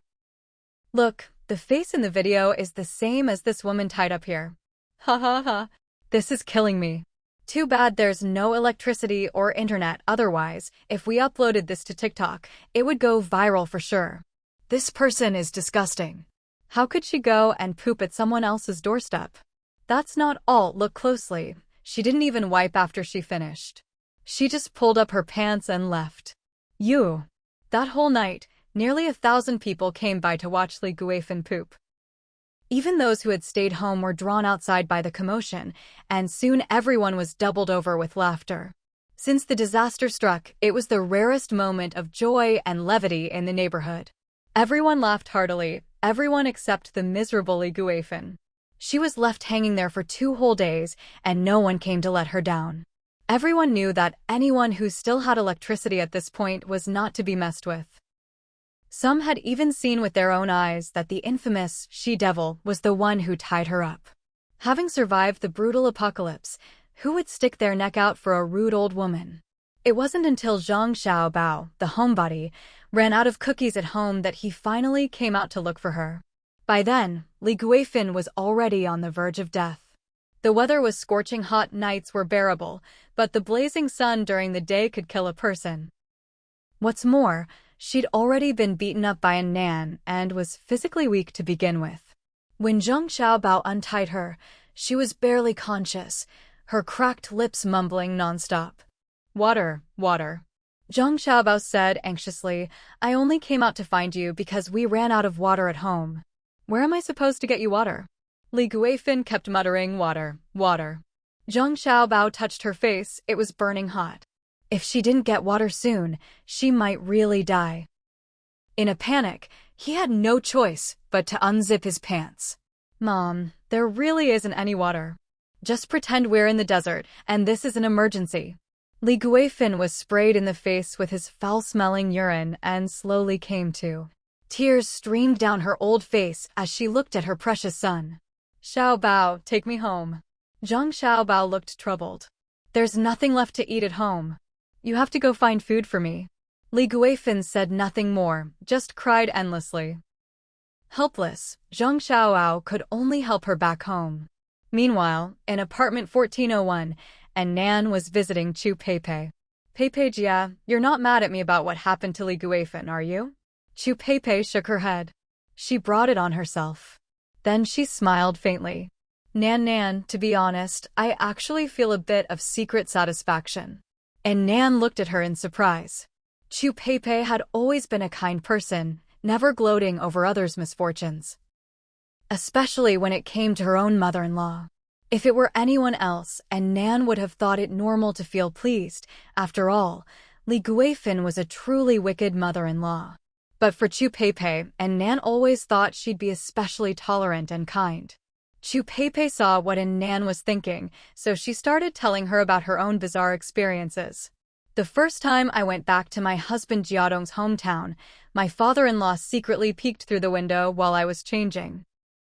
When I caught him, my mother-in-law didn't blame him at all. Instead, she scolded me for being a vixen and even beat Jiadong half to death for standing up for me. After that, the two of us never went back to their village. Later, my mother-in-law would always find excuses to bring my brother-in-law to stay with us in the city. One time, she even came to my workplace. Chu Peipei recounted many stories, leaving Nan dumbfounded. Peipei Jia, you're really kind, you even gave them water and cookies. If it were me, the first thing I'd do after my husband died would be to kill that whole family. Chu Peipei gave a bitter smile. Jiadong was a filial son. No matter how much I disliked her, I still had to call her Mom. And Nan said nothing more, but secretly thought. Looks like I accidentally helped Peipei vent her anger. Li Guifan had been tormented by the people on the 15th floor and by her, and probably didn't have long to live. Just as Nan expected, Li Guifan only lasted 2 days before she was done for. On her deathbed, she told Zhang Xiaobao's son, "You can't count on your sister-in-law anymore. From now on, you have to fend for yourself. Never mess with the people in this building again." Zhang Xiaobao lay beside her, sobbing. "Mom, if you go too, what am I going to do? You still haven't brought me any food." That's right, he wasn't crying for his mother, but for himself, now left with no one to rely on. Looking at her son, Li Guifin was filled with regret. Only now did she understand the saying, spoiling a child is as bad as killing them. Her son was already 23, yet still couldn't live independently. But there was no way to turn back time now. All she could do was give him some final advice. Don't stay in the sun, watch out for heat stroke, don't mess with the neighbors, don't go proposing marriage, find food for yourself. Before she could finish, she breathed her last. With Li Guifin's passing, Building 6 returned to its former peace. Zheng Xiaobao also disappeared from everyone's sight. Not long after, the temperature shot up from 50 degrees to 60. The whole neighborhood was like a steamer, no one dared go out, not even at night. One day, Nan was at home watching a movie when she suddenly heard Zhao Ping'an knocking outside. Idle. Pei. The two of them came out at his call, only to see him grinning. My mother and I sincerely invite you both to our house for dinner tomorrow. And Nan and Chu Pei exchanged glances. They'd never actually been to Zhao Ping'an's home before. What made you suddenly decide to invite us over? Zhao Ping'an scratched his head a little awkwardly. Tomorrow's my birthday, and it just so happens that we're having a bumper harvest of vegetables at home. My mom's planning to cook a few extra dishes and wants to invite you both over to celebrate. Chu Pei's eyes lit up. Really? Happy birthday. I'll definitely be there tomorrow. She'd been exhausted lately from being pestered by Li Guifin and her son, so the chance to have dinner with friends made her happier than anyone. And Nan also accepted the invitation with a smile. What time tomorrow? Zhao Ping'an thought for a moment. How about 7 p.m.? It'll be a bit cooler by then, and it won't mess with your rest. The three quickly settled the plan. The next day, both girls showed up with gifts. Chu Pei brought snacks she'd been saving for herself, reluctant to eat them. And Nan brought some chemical reagents she'd found at the Taiyu building. These reagents might not mean much to others, but for Zhao Ping'an, they were a real treasure. After all, he often did research, and many chemical materials were now impossible to find. Zhao Ping'an accepted the gifts a little embarrassed. You really shouldn't have. I'm already happy just having you here. As he spoke, he hurried to usher them inside.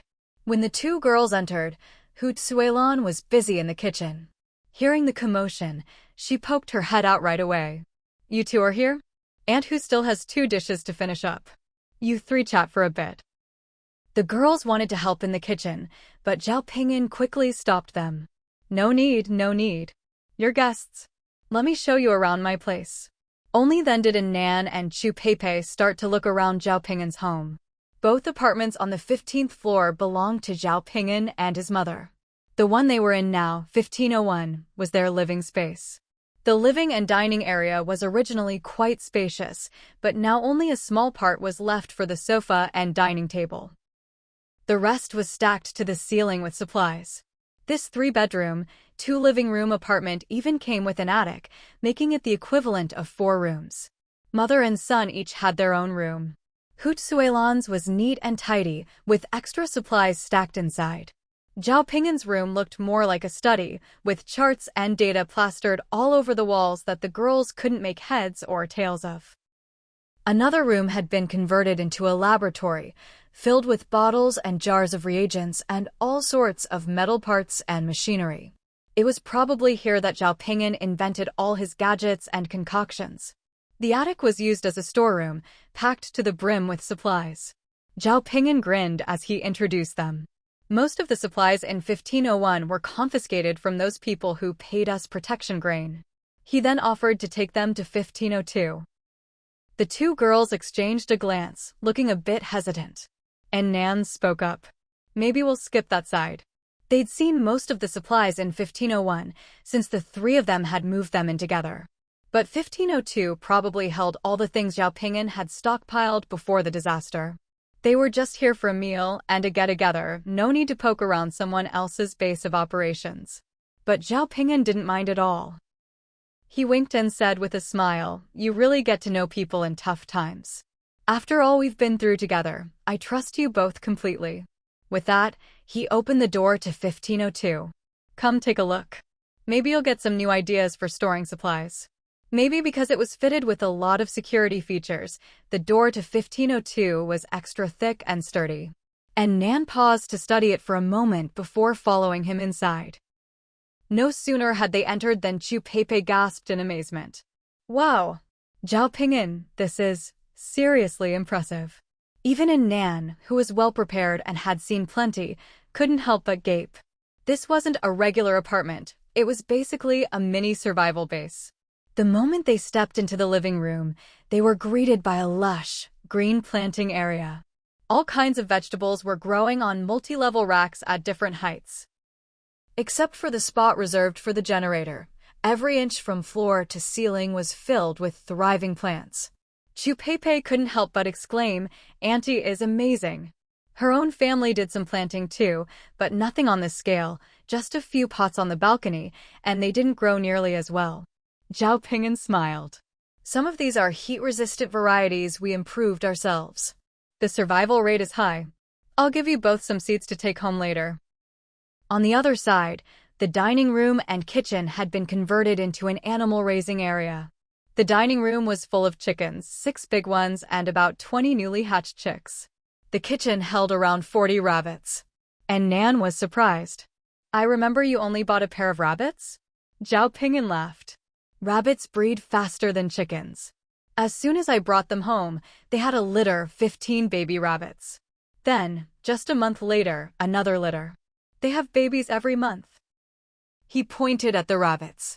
"Give it a little while and even the young ones will be old enough to breed. You know about exponential explosions, right?" Chu Peipei nodded. "One rabbit has 10 babies, those 10 have 100, 100 have." "Oh my god," Zhao Ping'an said, "and the new rabbits start breeding while the old ones are still going." Chu Peipei laughed. "In another year, you could open a rabbit farm." Zhao Ping'an shook his head. "Where would I get enough feed for all of them?" "I'll keep 2 pairs for breeding, and the rest will have to be eaten." And Nan grinned. "What did the person who sold you the rabbits say again?" The 3 of them looked at each other and burst out laughing. "You'll never finish eating them, never." Zhao Ping'an grinned. "When you go home later, take a pair each. You'll never have to worry about running out of meat again." And Nan thought of her own combative pets, Fugue and Lai Fu, and wondered. If the rabbits drank spiritual spring water, what would happen? She readily agreed. Chu Peipei didn't refuse either. Back at the water market, she hadn't had as many supplies and was worried she couldn't handle raising livestock, so she hadn't bought any rabbits. But now her chicken, Xiaobai, was thriving and even laying fresh eggs for her, so she wasn't afraid to take on 2 more rabbits. Chatting, the 3 of them moved on to the other rooms. 1502 was also a 3-bedroom, 2-living-room apartment with an attic. All 4 rooms were used as storerooms. The first room was filled with gasoline and diesel. Some of it was neatly packaged, probably what Zhao Ping'an had stockpiled before the apocalypse. The rest was in all sorts of random containers, clearly the loose fuel they'd scavenged from the streets with Chu Peipei not long ago. Since the room faced away from the sun, Zhao Ping'an had sealed the windows and added fireproofing. The other 3 rooms were packed with daily necessities. Most of it was food and water, with a smaller portion for various household items and some materials Zhao Ping'an needed for his inventions. Every room was packed to the brim, stacked tightly from floor to ceiling. Zhao Ping'an reminded them, when you're storing supplies, it's best to sort and organize them like I do. That way, it's not only easier to find things, but it also helps avoid a lot of safety hazards. Chu Peipei nodded. Your space planning is really smart. You've made use of every corner. I'll reorganize my supplies like this when I get back, so it won't be such a mess that I can't even find a place to stand. And Nan also silently resolved to tidy up her own storage space. She had so much stuff, it stretched as far as the eye could see, only roughly divided into zones, with everything piled together haphazardly. When she needed something in a hurry, she often couldn't remember which area she'd stashed it in. Zhao Ping'an looked at them seriously. Actually, I've run a lot of simulations during this time, and the results aren't great. The disaster is likely to last a very long time, and it probably won't just be floods and extreme heat. And Nan glanced at him but said nothing. In the past, Xiu Pei would have scoffed, "Don't jinx it." But this time, she simply nodded. "It's not just you. Even I'm not blindly optimistic anymore." And Nan patted her on the shoulder, comforting her. "No need to be too pessimistic either. We'll just deal with whatever comes our way." Zhao Ping'an said, "Exactly. I brought you here to remind you to think about sustainability. Supplies will run out eventually. Farming and raising livestock are the only long-term solutions." Xiu Pei nodded thoughtfully. Just then, Hu Tsuelan's voice called from across the hall. "Kids, time to eat." The group hurried back to apartment 1501. Hu Tsuelan had already set the table with practiced efficiency. There was lettuce with oyster sauce, stir-fried gluten with chili, garlic baby bok choy, stir-fried greens, tomato and egg, spicy rabbit heads, braised rabbit and chicken stew in an iron pot, a total of 8 dishes, mostly vegetarian. Before the apocalypse, if you served mostly vegetables at a dinner party, people would have laughed at you. But now, this was a feast of the highest order. If those outside, surviving on dried snake meat and giant cockroaches, saw this table, they'd go crazy fighting for these vegetables. After all, with so much protein and so little fiber, the body craves vegetables. Hu Tsuelan greeted them warmly. "Come on, sit down. I didn't know what you all like to drink, so I just brought out whatever we had." As she spoke, she set out 2 bottles of Coke, 2 bottles of Sprite, and 4 cans of beer. And Nan was a bit surprised. Even in Zhao Ping'an's well-stocked home, drinks like these were rare. She'd given him some Coke before, and he'd treated it like treasure. When she'd looked over his supplies earlier, she'd barely seen any drinks at all. It was clear that this meal, offered by mother and son, was far more sincere than Ho Jianming's showy banquets. And Nan grabbed a drink, Xiu Pei opened a can of beer, and together they raised their glasses to wish Zhao Ping'an a happy birthday. Hu Tsuelan beamed with joy. "Seeing you young people getting along so well makes me so happy. In times like these, just being alive is a blessing, and for us to be able to sit around a table like this is a real miracle. I hope you'll always support and help each other. Let's all keep going and live long lives." Zhao Ping'an grinned and raised his glass. "To friendship." And Nan and Xiu Pei exchanged smiles. "To friendship." They toasted each other back and forth, laughing and chatting for a good while before finally starting to eat. There were 2 staple foods on the table, rice and steamed buns. And Nan picked up a bun and happily added some baby bok choy to her plate. She took a bite and said, "Auntie Hu, your cooking is delicious." To be honest, in terms of taste, it couldn't compare to Gu Zhiyu's cooking, but for some reason, this food tasted especially sweet and comforting to Nan.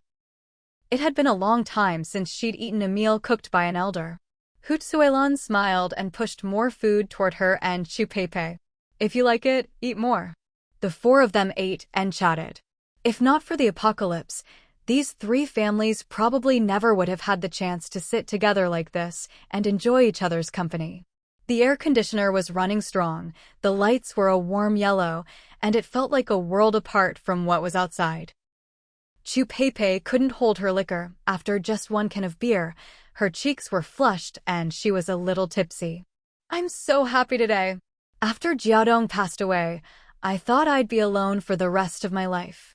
Actually, who even dared to think about living to old age? Back then, I didn't even know where my next breakfast would come from." Hu Tsuelan, who'd been drinking with her, was also feeling sentimental. "That's right. I thought it'd just be me and Ping'an, relying on each other in this little apartment.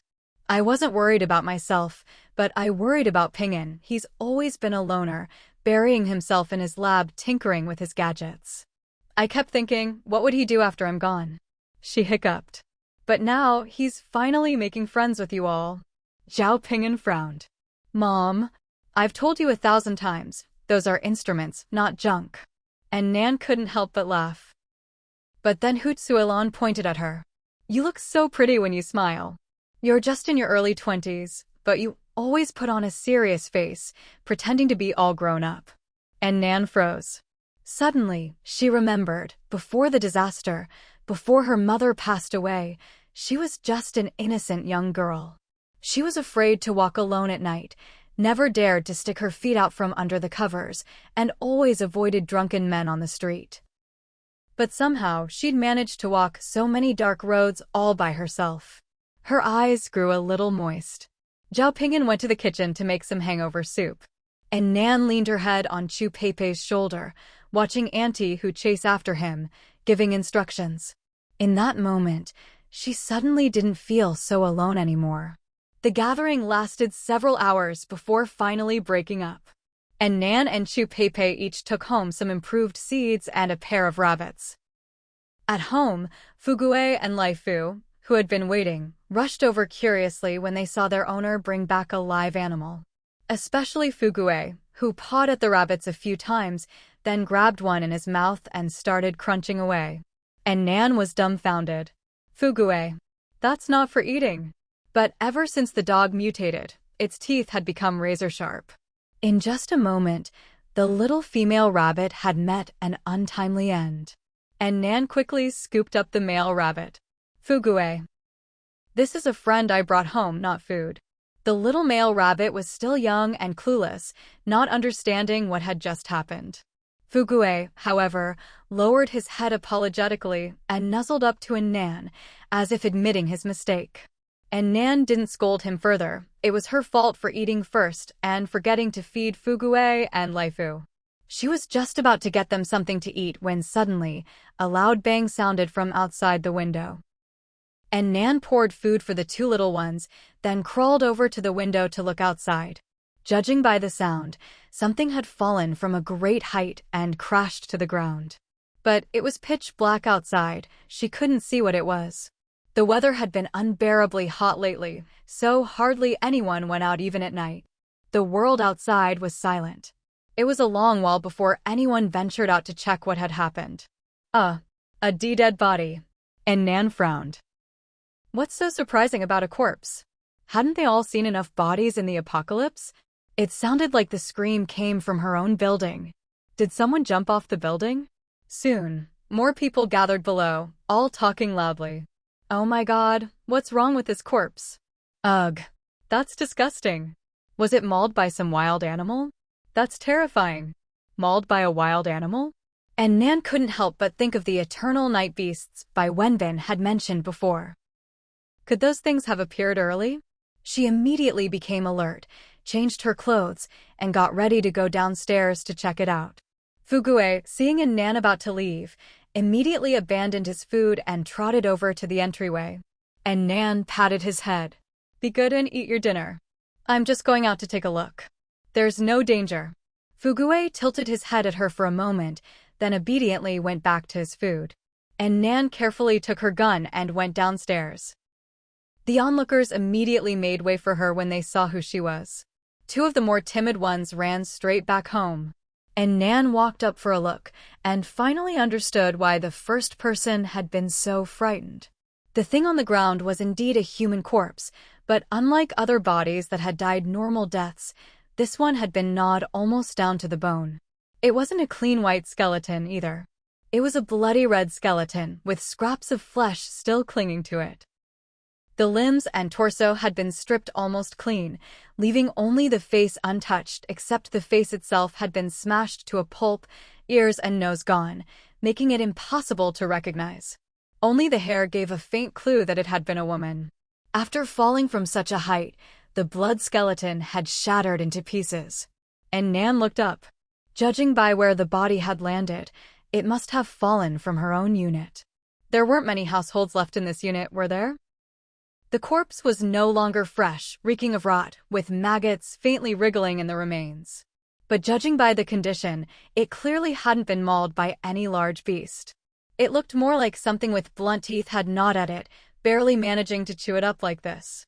After a moment's inspection, and Nan was sure it wasn't the work of a wild animal, so she relaxed and turned to go home. She had just reached the 14th floor when she saw a humanoid figure crouched at her apartment door.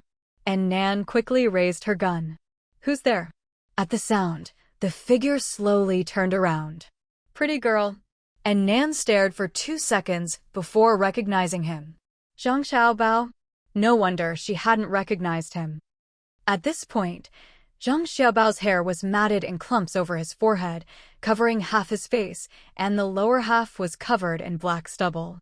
"Pretty girl, why are you carrying a toy gun?" Zhang Xiaobao grinned, revealing a mouthful of bloody froth. And Nan frowned. "What are you doing here?" Zhang Xiaobao laughed, blood bubbling at his lips. "I've finished all my food. Came upstairs to borrow some from you." And Nan tightened her grip on the gun, staring at his blood-smeared mouth. "That body downstairs, is that Li Guifan?" Zhang Xiaobao nodded. "That's my mom." Then, as if remembering something, he shook his head. "Didn't taste good." And Nan felt a wave of nausea. You ate your own mother raw?" Zhang Xiaobao nodded as if it was the most natural thing in the world. "I finished my dad's jerky and my mom, no one could cook her for me, so I had to eat her raw." Looking at the filthy, disheveled Zhang Xiaobao, and Nan felt bile rising in her throat. She'd survived 5 years of the apocalypse in both her past and present lives. She'd seen cannibalism, even parents eating their children and vice versa, but she'd never seen someone eat their own mother raw.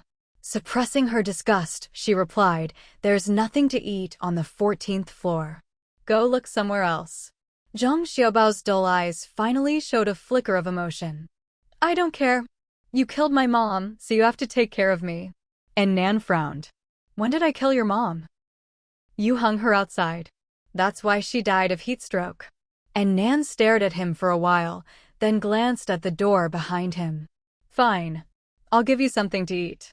Come downstairs with me to get it." Zhang Xiaobao looked puzzled. "Why downstairs? Shouldn't we go inside? I have a storage room outside. All my stuff is there," and Nan replied. Zhang Xiaobao immediately grinned. "Okay, thank you, pretty girl." And Nan eyed him up and down, thinking, is this guy brain damaged? She kept her gun trained on him. "You go first." No way was she turning her back on him. Zhang Xiaobao obediently headed downstairs, with Nan following behind. As they walked, she asked, "Why did you throw your mom off the building?" Zhang Xiaobao smacked his lips. "No more meat left.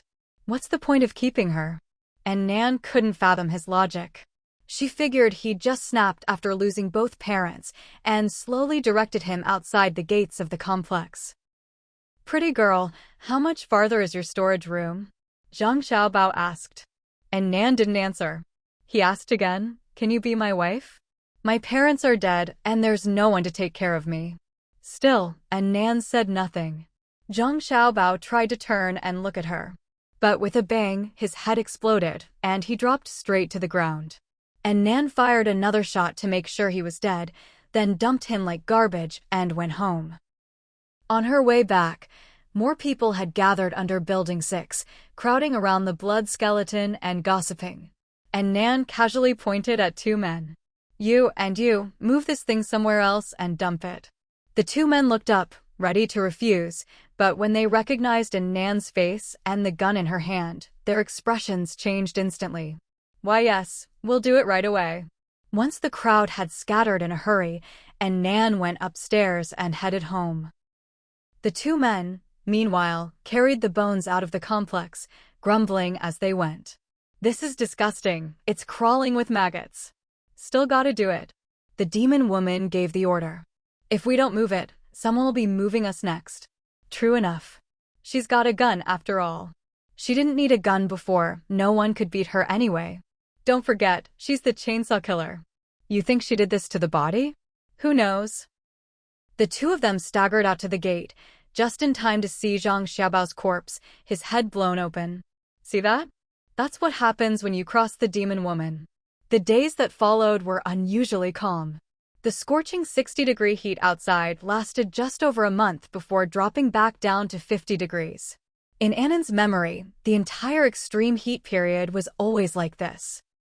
Temperatures would soar from 40 or 50 degrees up to over 60, then fall back down again, repeating in cycles. It seemed to give humanity a chance to catch its breath, but in reality, every spike in temperature brought even more deaths. But no matter how hot it got, it didn't affect Annan, who was holed up in her air-conditioned room. Inside her home, the temperature was still over 30 degrees, but compared to the outside, it was already quite comfortable.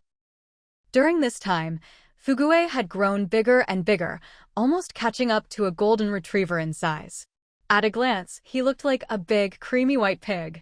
Whether it was the effect of the spring water or Annen's intentional training, even Fugue, who had always been most afraid of the heat, had started to tolerate high temperatures. Even without wearing a temperature-regulating suit, he could train in over 30 degrees without getting heat stroke. Not only that, his tiny, rice grain-sized teeth had grown sharper and longer. Both his size and his bite were developing in a much more powerful direction. Annen felt that Fugue's weaknesses as a French bulldog were gradually disappearing. It was as if he was transforming from a show pet into a true fighting dog. He wasn't as cute as before, but he was much better suited to surviving in the apocalypse. Of course, his rough habits, chewing things, farting, snoring, hadn't changed at all. Except during training, he was as lazy as ever. If he could lie down, he'd never sit. If he could sit, he'd never stand. Aside from the dog, the rooster, Lai Fu, had changed a lot too. The most obvious change was his growing size and increasingly colorful feathers. At a glance, he really looked like a miniature phoenix. His wings had evolved to become even stronger. Although he was much bigger than an average rooster, he could still fly higher than any other chicken. As for the newcomer, the little white rabbit, it was now a big, fat rabbit. Maybe it was because it started drinking spring water early, but its growth was like a runaway horse, fast, big, and strong. As Annen munched on beef jerky and watched a movie, she nudged the rabbit with her foot, a bit exasperated. Go on, Shoo. Stop eyeing my snacks. What kind of rabbit eats only meat and never touches veggies? The fat rabbit kept inching closer, so Annen called the dog, Fugue, take care of Lord Rabbit. Fugue immediately trotted over and swatted the greedy rabbit, sending it tumbling. That's right, the fat rabbit's name was Lord Rabbit. She'd originally named it Lucky, but this guy was so feisty that Annen ended up calling it Lord Rabbit all the time. Eventually, the name just stuck. Lord Rabbit wasn't afraid of Annen or Lai Fu, he only listened to Fugue. Now he'd become Fugue's loyal little sidekick. Whenever Fugue and Lai Fu had a spat, Lord Rabbit would always rush in to defend the boss. If Lai Fu didn't have wings, he would have been bitten more than once. Who says rabbits don't bite? Her Lord Rabbit was a muscle-bound, sharp-toothed bruiser. Watching him fawn over her dog, Annen couldn't help but smirk. If your wife knew you were working for her killer, she'd be so mad she'd come back to life. Ever since Lord Rabbit arrived, apartment 1402 had become even livelier. Besides passing the time with movies, Annen could now play with her 3 high IQ pets. Sometimes she'd visit Chu Peipei and Zhao Ping'an, making her days full and fun. Until one day, 2 green-headed flies followed her into the house. Lai Fu was the first to react, flapping his wings and resuming his role as the great bug catcher. But Annen frowned. There had been flies at the start of the extreme heat, but as the high temperatures continued, they'd all but disappeared. In Annen's memory, these things only came back in droves during the plague period. Could the plague be coming? Annen thought about it and realized the timing was about right. She quickly slipped into her space to check on the second batch of Isa is root, Banlangen. This time, she hadn't used fertilizer, but the medicinal herbs had grown exceptionally well and were already mature. After inspecting them and finding their quality just as good as the first batch, she happily began harvesting. With the harvester she'd found at the machinery factory, the job was much easier than doing it by hand. Even though she'd planted more than last time, it didn't take long to finish. With medicine in hand, she felt at ease. Isatis root might not be a precious herb or cure any rare diseases, but for the plague during the extreme heat, it was remarkably effective. After harvesting, Annen went back to relaxing. Over the next few days, more and more green-headed flies appeared. Sometimes, she could see huge swarms flying past her window. Who knew where they got the strength to fly so high?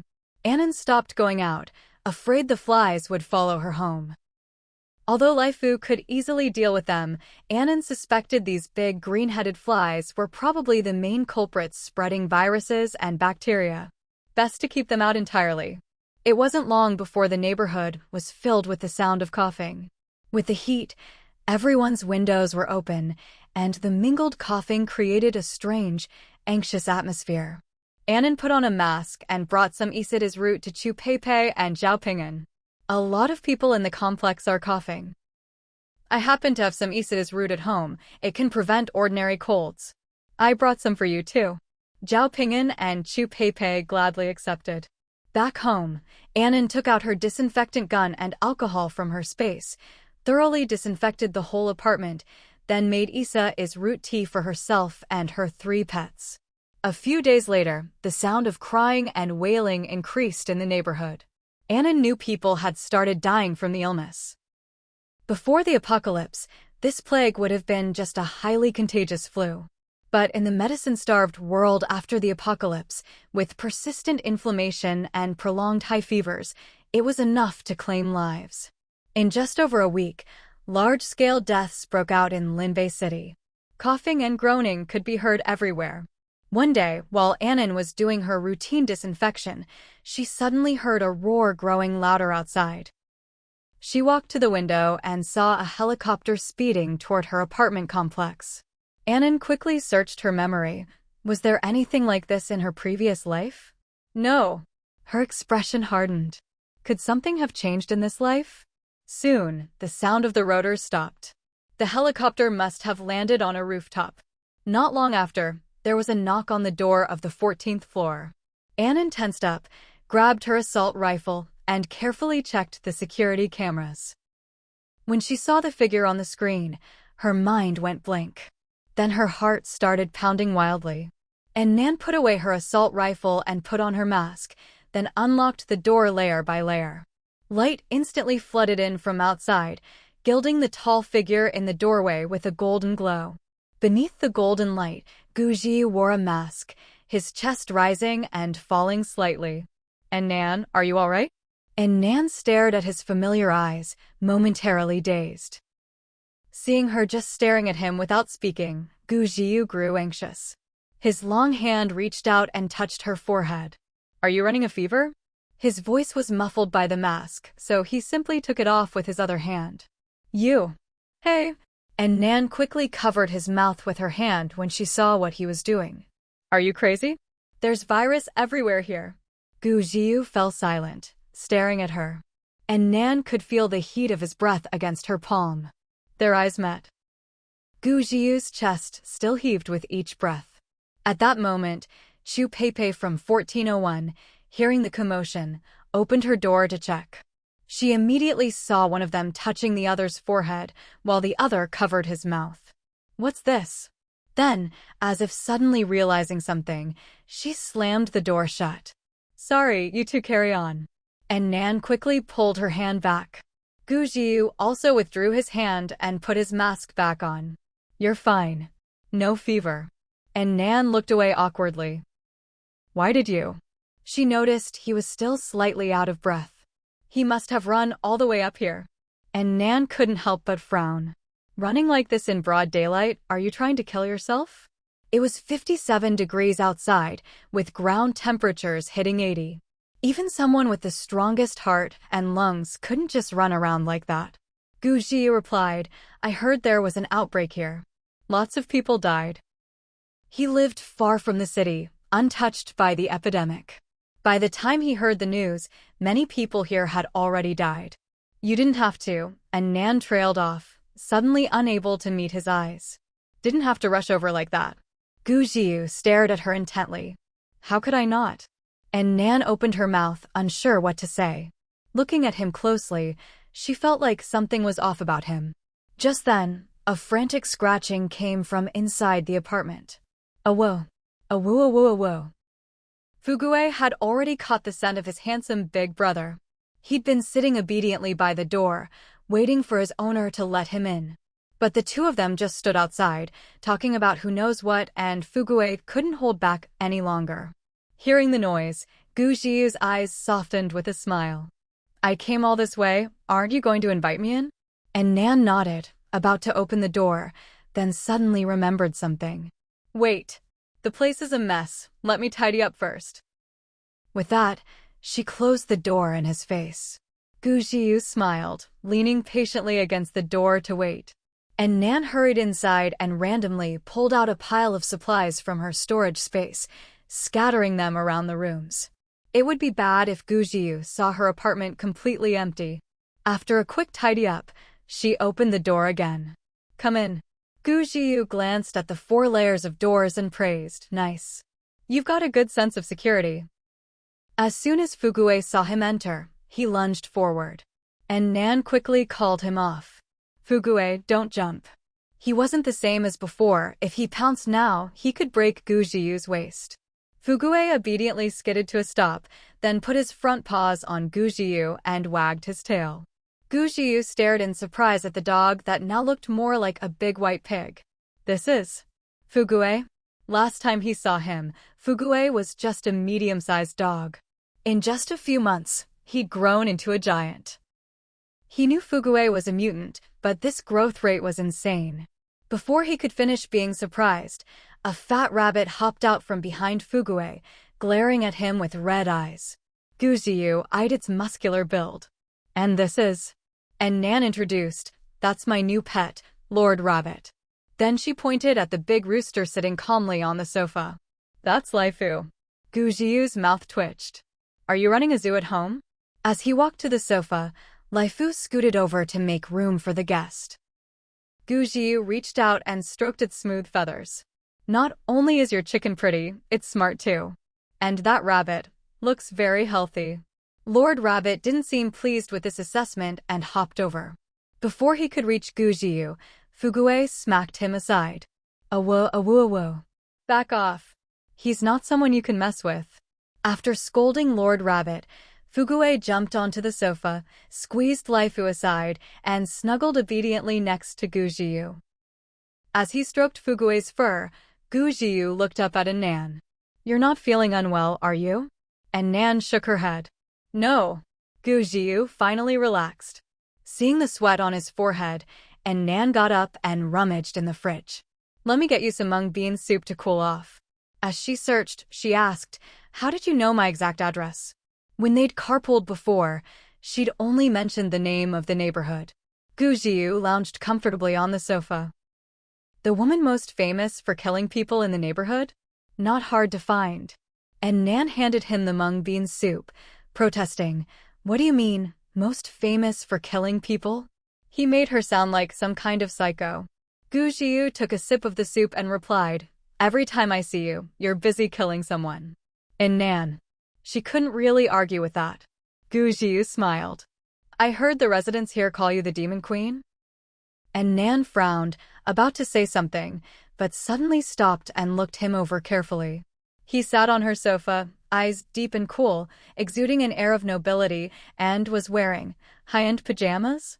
She finally realized what was strange about him. What kind of CEO goes out in pajamas? And Nan stared at the ridiculous sight, about to tease him for being sloppy, when it suddenly hit her. Gu Jiu. He'd flown a plane, wearing pajamas, and rushed down from the mountain to the epidemic zone just to see her. And Nan suddenly felt her nose sting. Noticing her staring, Gu Jiu asked, "What are you looking at?" And Nan lowered her gaze. "Checking if you lost a shoe on the way." Gu Jiu immediately sat up straighter, a little self-conscious. He knew Nan was tough and armed. No ordinary thug or bandit could hurt her. But this was the plague. Long Song-in had told him many people had died. He'd been at home watching TV when he heard the news. He didn't even bother to change clothes, just jumped in his helicopter and came. For the first time, he thought a helicopter was too slow. And Nan lifted her eyes to look at Gu Jiu. She suddenly remembered the question she hadn't managed to ask him at the last banquet. Gu Jiu. Do you like me?"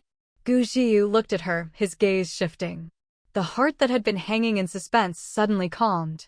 "Yes." He thought for a moment, feeling that wasn't enough, and repeated it seriously. "And Nan, I really like you." He didn't just like her a little. He had to add a really in front. He liked the way she stood at the bow of the boat with a chainsaw, bold and valiant. He liked the ruthless, decisive side of her. He liked the way she could lie with her eyes wide open. In short, there were all sorts of strange reasons why he liked her. This answer was within Nan's expectations. After all, he'd made it pretty obvious.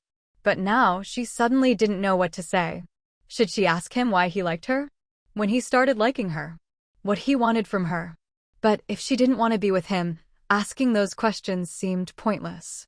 Gu Jiu was an exceptionally good man. Capable, charming, smart, and he treated her well. If she'd met such a perfect man before the apocalypse, she definitely would have gone after him and had a proper romance. But things weren't like before. She was carrying too many secrets, and it really wasn't wise to form a close relationship with anyone. Lovers are different from friends. There are many things you simply can't avoid. Like her knowledge of future disasters, the supplies that appeared out of nowhere, the fresh fruits and vegetables. How was she supposed to explain all that? She couldn't hide it forever. She'd have to tell the truth. But people's hearts are unpredictable. She couldn't afford to gamble on that. Or rather, she didn't want to. She was truly satisfied with her current life. Given a second chance, all she wanted was to survive well in the apocalypse, without taking on any unnecessary risks. We're diving deep today, and remember, on this channel, we never leave a story halfway, we always finish the novel. If you appreciate the full journey, please like the video, subscribe for the complete series, and share it with your fellow book lovers. Also, if you want to support the channel even further, we now have YouTube memberships available.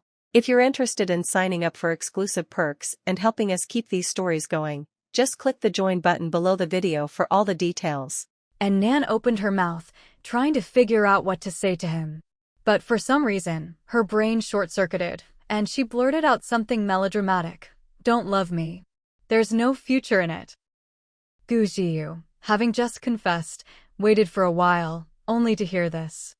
He couldn't help but feel a bit helpless. "You asked me just to reject me?" And Nan felt a little awkward. Not exactly. It was just the atmosphere earlier that made her blurt out the question. "Anyway, I'm not planning to date anyone. You should give up on that idea." Before she could finish, Gu Jiu suddenly leaned in closer. Their noses were almost touching, and Nan could even feel the warmth of his breath, and her face instantly turned red.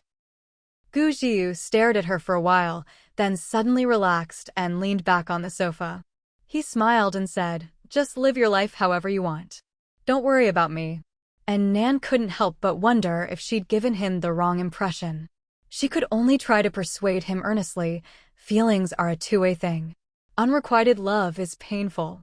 If only you like me and I don't like you back. Afraid she was being too harsh, she quickly added, "Of course, it's not that there's anything wrong with you, it's just me." And Nan thought about it. She didn't really have any flaws, so she started making things up. "It's just, I'm not interested in sex." Gu Jiu couldn't help but laugh. Come again. This girl was really coming up with the most ridiculous excuses to reject him. And Nan looked away guiltily. "Anyway, it's just not possible between us." Gu Jiu was about to say something when he suddenly noticed something odd among the supplies piled in the corner of the living room. He stood up, walked over, and picked up a pink box. Ultra thin, 40 distance love.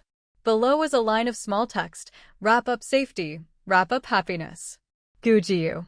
When Nan saw what he was holding, she panicked and rushed over to snatch it away. There were so many supplies, she'd just grabbed things at random. She hadn't even noticed she'd pulled out a box of condoms. And looking closer, there was a whole box of them right next to it. Damn, this was way too embarrassing. Gu Jiu looked at her with a half-smile. This doesn't look very not interested in sex to me." And Nan bristled. "Don't call me an. Watch your mouth." She quickly threw the little box back and kicked the whole box further away. Afraid he'd get the wrong idea, she blurted out, "Those were left by my ex-boyfriend." As soon as she said it, both of them froze. And Nan saw Gu Jiu's expression darken. She cursed herself inwardly. Damn it. What am I saying? What ex-boyfriend? But then she thought, maybe this was a good way to get him to give up, so she added, "After I broke up with my ex, I just lost interest in men. You should give up." Gu Jiu's face turned black. "Stop talking nonsense." And Nan stuck out her chin. "I'm not making it up. Gu Jiu was silent for a while, then gritted his teeth. Fine. Very well. With that, he got up and walked toward the door. At the entryway, he paused, took 2 things from his pocket, and put them on the shoe cabinet. He snapped, "Take care of yourself." Then he left. Listening to his footsteps fade away, and Nan finally went over to see what he'd left. It was antibiotics and fever medicine. Not long after, the roar of engines sounded outside the window. She walked over and watched as the helicopter flew off into the distance. Suddenly, she felt a little lost. Would she not see him again? She still owed him half the supplies from the mountain and the base. Fugue wagged its tail and came over to her feet, looking up at her in confusion. And Nan patted its head, composed herself, and smiled. "What, are you sad that the handsome guy left?" Fugue rubbed against her leg. Just then, there was a knock at the door, and Chu Pei's voice came from outside. "Nan?" And Nan went over and opened the door. Chu Pei looked excited. "I just heard the helicopter leave. That was President Gu, right?" She was all smiles, about to ask something, but then noticed and Nan didn't look too happy. She asked, puzzled, "What's wrong? Did you two have a fight? Weren't they just being all lovey-dovey, touching each other's faces?"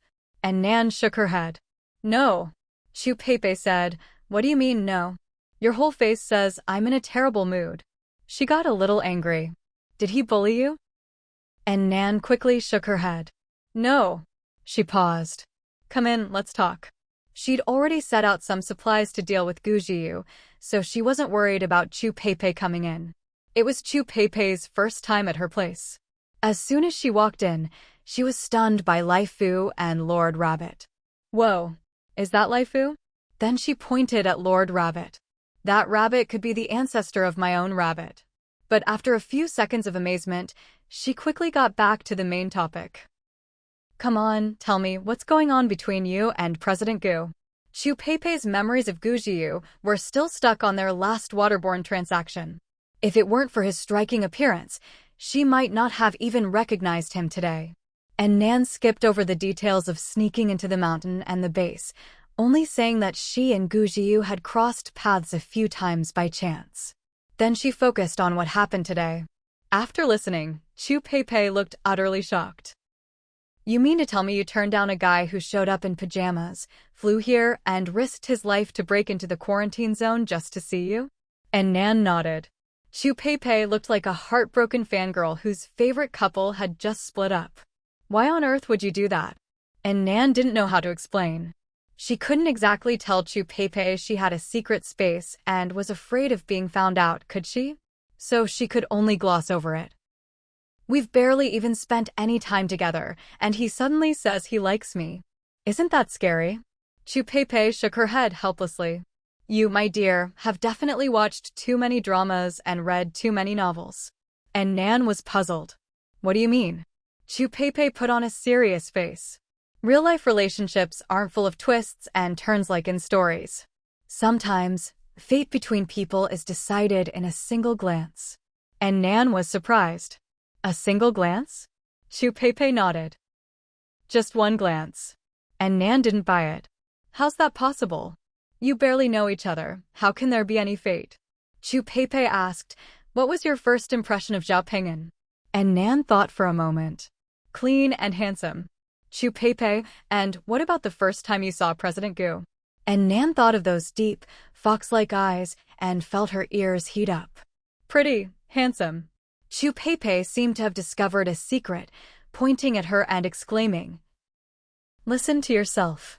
The way you said handsome is totally different for those two." And Nan froze. After a while, she said, "It's the apocalypse now. Who has the energy for romance? Surviving is what matters." Chu Pei didn't get it. "So, what if it's the apocalypse? Who says you have to live miserably just because the world's ended? Why can't you have someone who understands and loves you? If you ask me, you should enjoy life even more in the apocalypse. With a guy like President Gu, what's there to hesitate about? Just sleep with him. You won't lose out." And Nan was dumbfounded. Sleep with him? The dog, Fugue, who'd been lying on in Nan's lap, also looked up in shock. "Woof woof woof." Chu Pei was startled too. This dog can understand human speech. Then she pushed its head back down. Adults are talking, kids shouldn't listen. And Nan didn't have time to worry about the dog. She just felt her worldview had taken a serious hit. Should she really be discussing this kind of thing with a married woman? She was still an innocent girl. Chu Pei saw her expression and said earnestly, "This is the apocalypse. You never know when your time's up. In your final moments, what would you regret? That there was an amazing man right in front of you and you never slept with him." And Nan was still stunned, but then she started to think. Seeing her expression, Chu Pei quickly added, "Of course, you can't just sleep with anyone. You have to actually like him." Then she got to the key point. "Nan, do you like him?" And Nan was silent for a long while before she finally said, "I." Chu Pei immediately understood and declared, "You do." And Nan was quiet for a few more seconds, then frowned. "It's not like I'll ever see him again anyway. Why bother thinking about it?" Chu Pei was surprised. "Who says you won't see him again?" And Nan, "Didn't you see his face just now? He looked like he wanted to kill someone." Chu Pei blinked. "He'll definitely come looking for you again. Trust me, I've been there." Meanwhile, at the mountainside villa, Long Tsongan was watering the plants in the house when he suddenly heard the sound of a helicopter returning. "Back so soon?" He put down the watering can and ran out to greet them. Since the boss had left in such a hurry, Long Tsongan didn't dare leave on his own, so he'd just been waiting in the villa. As soon as he saw Gu Jiyu, he hurried over. "President Gu, you're back?" Gu Jiyu's face was cold. "Why are you still here?" Long Tsongan was taken aback. "What happened out there? Did he eat gunpowder or something?" "I was afraid you'd have more instructions, so I waited here and watered the plants in the meantime." The boss had left in such a rush. Who knew if he'd come back with a new mission? He was a very responsible assistant, after all, and had to stay put and wait. But Gu Jiyu clearly didn't notice his assistant's thoughtfulness. He strode into the house with a dark face and plopped down on the sofa. On the sofa was the shotgun he'd been carrying around lately. He tossed the gun aside, then said, "That's all. You can go."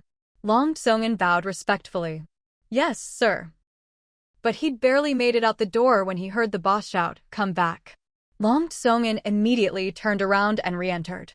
He happened to see Gu Jiyu picking up the shotgun he'd just thrown away, treating it like a treasure. Long Tsongan, "What on earth is wrong with President Gu today?" Gu Jiyu frowned and asked, "Does your wife have any ex-boyfriends?" Long Tsongan, "Why is he asking me this out of the blue?" But he answered honestly, "Yes." After thinking about it, he added, "We're all adults, who doesn't have a few exes?" Gu Jiyu's frown deepened. "Did she ever reject you because of her ex?" Long Tsongan was baffled. "Of course not." Seeing Gu Jiyu staring at him, he continued, "It's not like her ex was unforgettable. Why would she reject me because of him?" Gu Jiyu muttered, "Unforgettable." Then he suddenly gritted his teeth. "Fine. Great." And he tossed the shotgun aside again. Long Tsongan looked at the poor gun, completely unable to understand why his boss kept taking it out on the shotgun. Gu Jiyu sat there frowning and spacing out, then suddenly looked up at him. "Why are you still here?" Long Tsongan, "I'm speechless. Didn't you just tell me to stay?" But he still replied respectfully, "If you don't have any other instructions, I'll head out now." Gu Jiyu absent-mindedly waved him away. As Long Tsongan walked out, he grumbled inwardly, "I knew it. There's no such thing as easy money for a working man."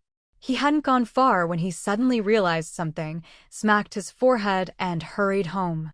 As soon as he got home, he excitedly called out to his wife, "Honey, I have some explosive gossip."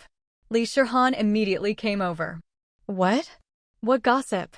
Ever since the disaster struck, her days had been filled with nothing but gardening and childcare.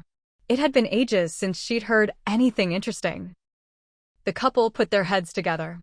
Long Tsongan whispered mysteriously, "Let me tell you, Boss Gu is in love." Li Shirhan's eyes widened. "What?" She covered her mouth. "The iron tree has finally blossomed." Long Tsongan said, "Remember how I told you before? Boss Gu has been carrying around that old, beat-up shotgun like it's some kind of treasure." He paused, then lowered his voice, Now I suspect that gun was a gift from a woman. Li Shihan nodded. That theory did make sense. Long Song-in told her what had happened today, then added, I've worked for Bosku for years, and I've never seen him so out of sorts. He ran out in his pajamas. When he came back, he started taking his anger out on that gun. Li Shihan laughed. He's definitely got a girl he likes. Long Song-in nodded in agreement. But I think it's just one-sided. Li Shihan was shocked. What? How's that possible? Gu Jiu was practically the perfect man. Countless women threw themselves at him. How could someone like him not get the girl? Long Song-in scooted closer to his wife, gossiping, that woman can't get over her ex, so she turned Bosku down. Li Shihan pulled out a bag of sunflower seeds, cracking them as she asked, Who's this ex? Must be something special. Long Song-in shook his head. No idea. All I know is Bosku was furious. I bet he's eaten up with jealousy. Li Shihan pressed on, curious. So who is this woman? Long Song-in shook his head again. Don't know. I've been by his side all this time and never noticed anything. Wait. Long Song-in suddenly had a flash of insight and shot to his feet. I know who it is. Earlier, he'd just mentioned, a lot of people have died in the city from the plague, and Bosku had rushed out right away. That meant the woman must live in Limbe City. And Bosku only started carrying that shotgun after coming back from the mountain base. Bosku went to the mountain base with Miss and Nan. Long Song-in recalled the time they went to Kangwon community to pick up luggage. Bosku kept hurrying him along, then said there was no rush, then told him to stop the car and pick up Miss and Nan on the way home. Long Song-in's face lit up with excitement. I figured it out. Li Shihan urged, Come on, tell me. Who is it? Long Song-in turned to her. Miss and Nan. And Nan?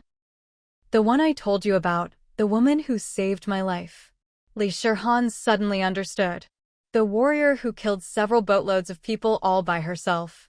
She nodded. No wonder she could turn Bosku down. Exactly. Long Song-in was a little excited. Turns out it's my savior. He'd been worried his boss and his savior would end up enemies, and he'd be stuck in the middle.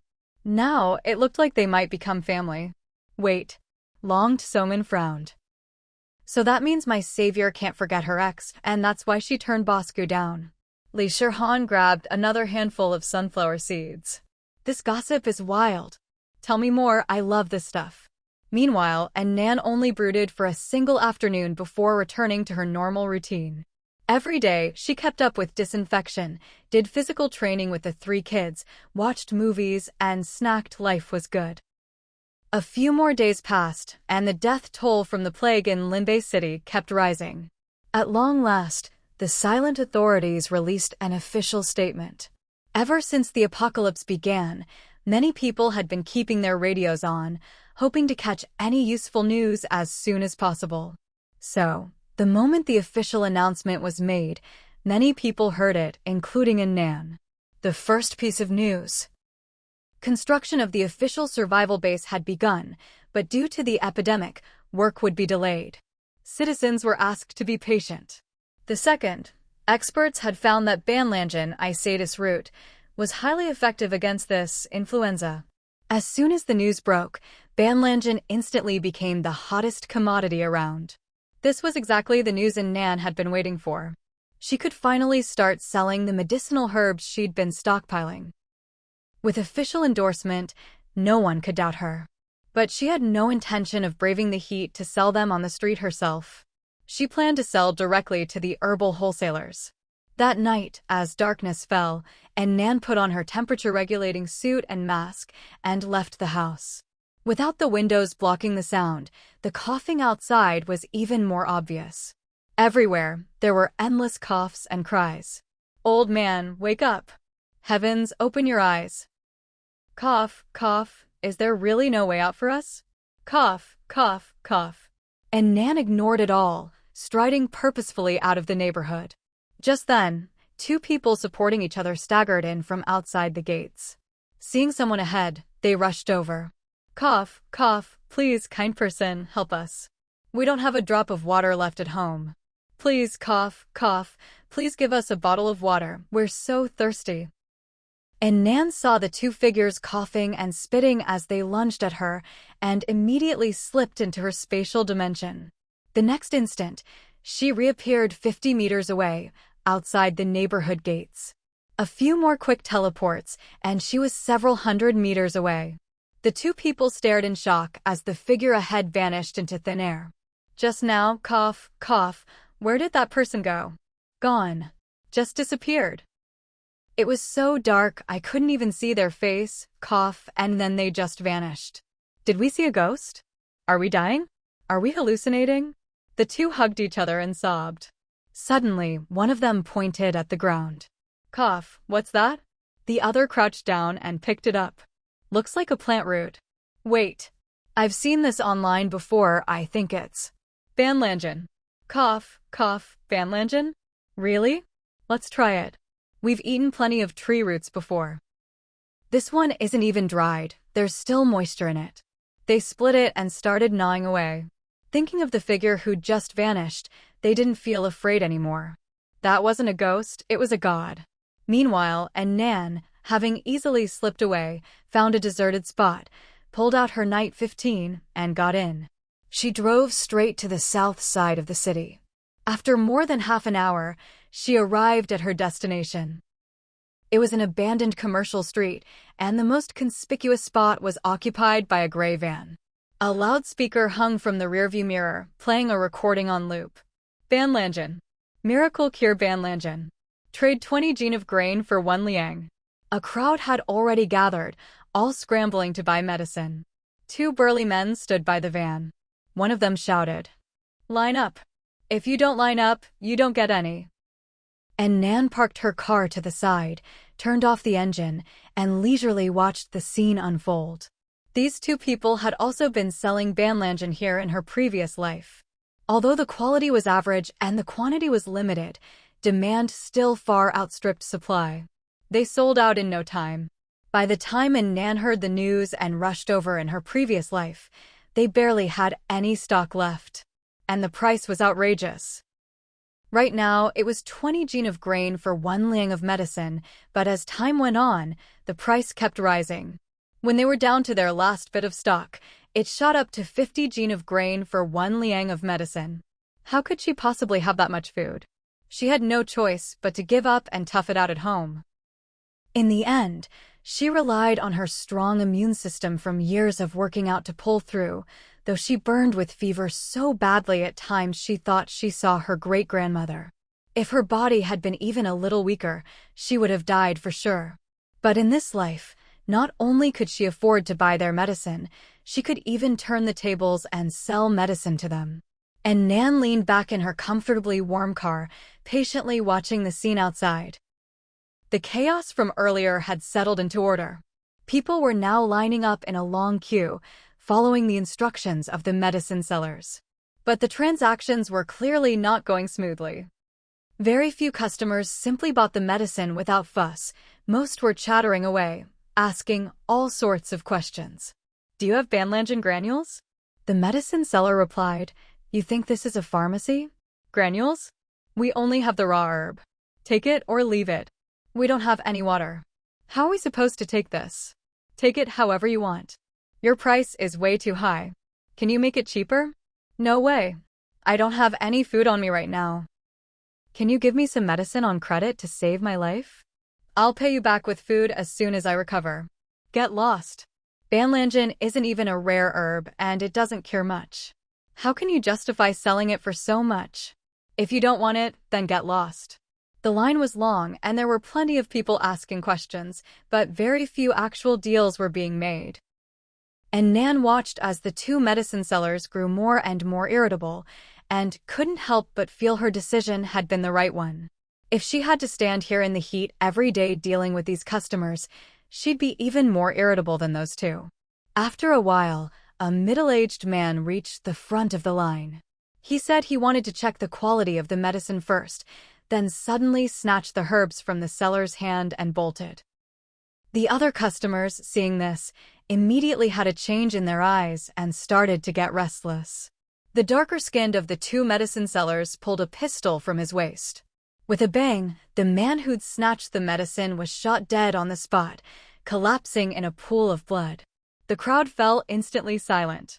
The dark-skinned man raised his gun and shouted, "Anyone else who tries anything funny will end up just like him." Those in the line who'd been hoping to take advantage of the chaos quietly slipped away, leaving only the honest ones with food to trade, waiting in line. And Nan wasn't surprised by the scene. If they dared to sell medicine out here, they must have something to rely on. Otherwise, if people rushed them and stole all their medicine, they'd be left with nothing. She glanced at the pistol, then took an assault rifle out of her storage space and slung it over her shoulder. Then she continued waiting in her car. A few hours later, and Nan was sitting in her car watching a movie when suddenly someone knocked on the driver's side window.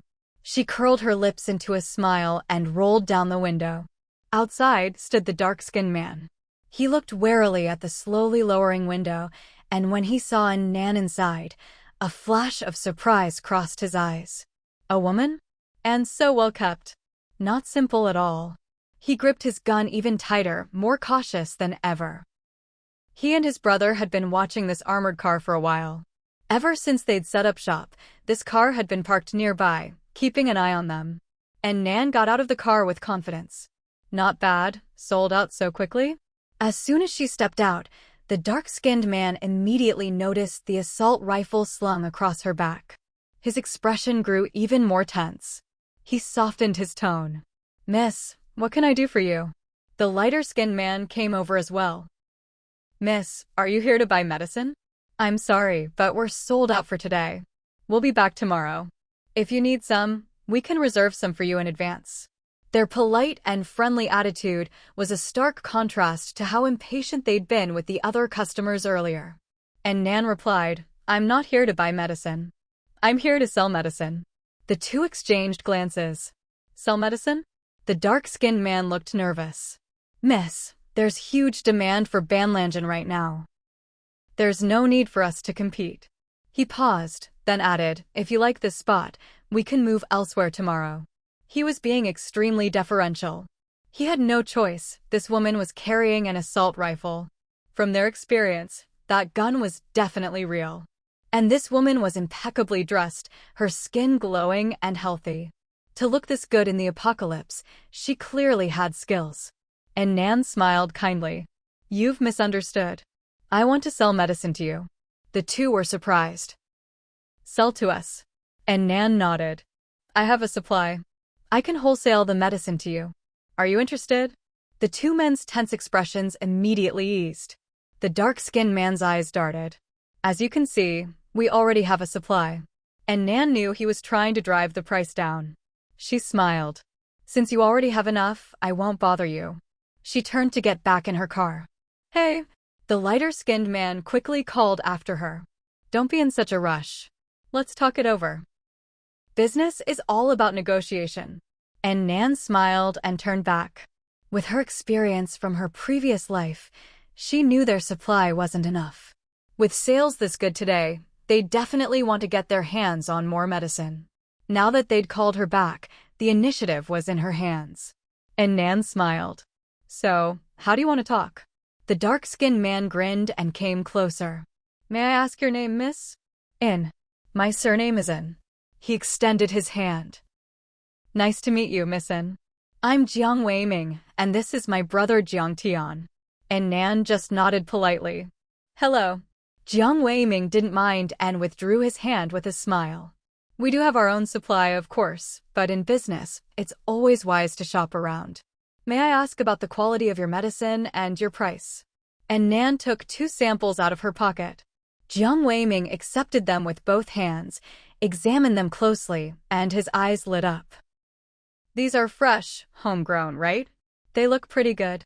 I can't believe there are still places where medicinal herbs can be cultivated these days."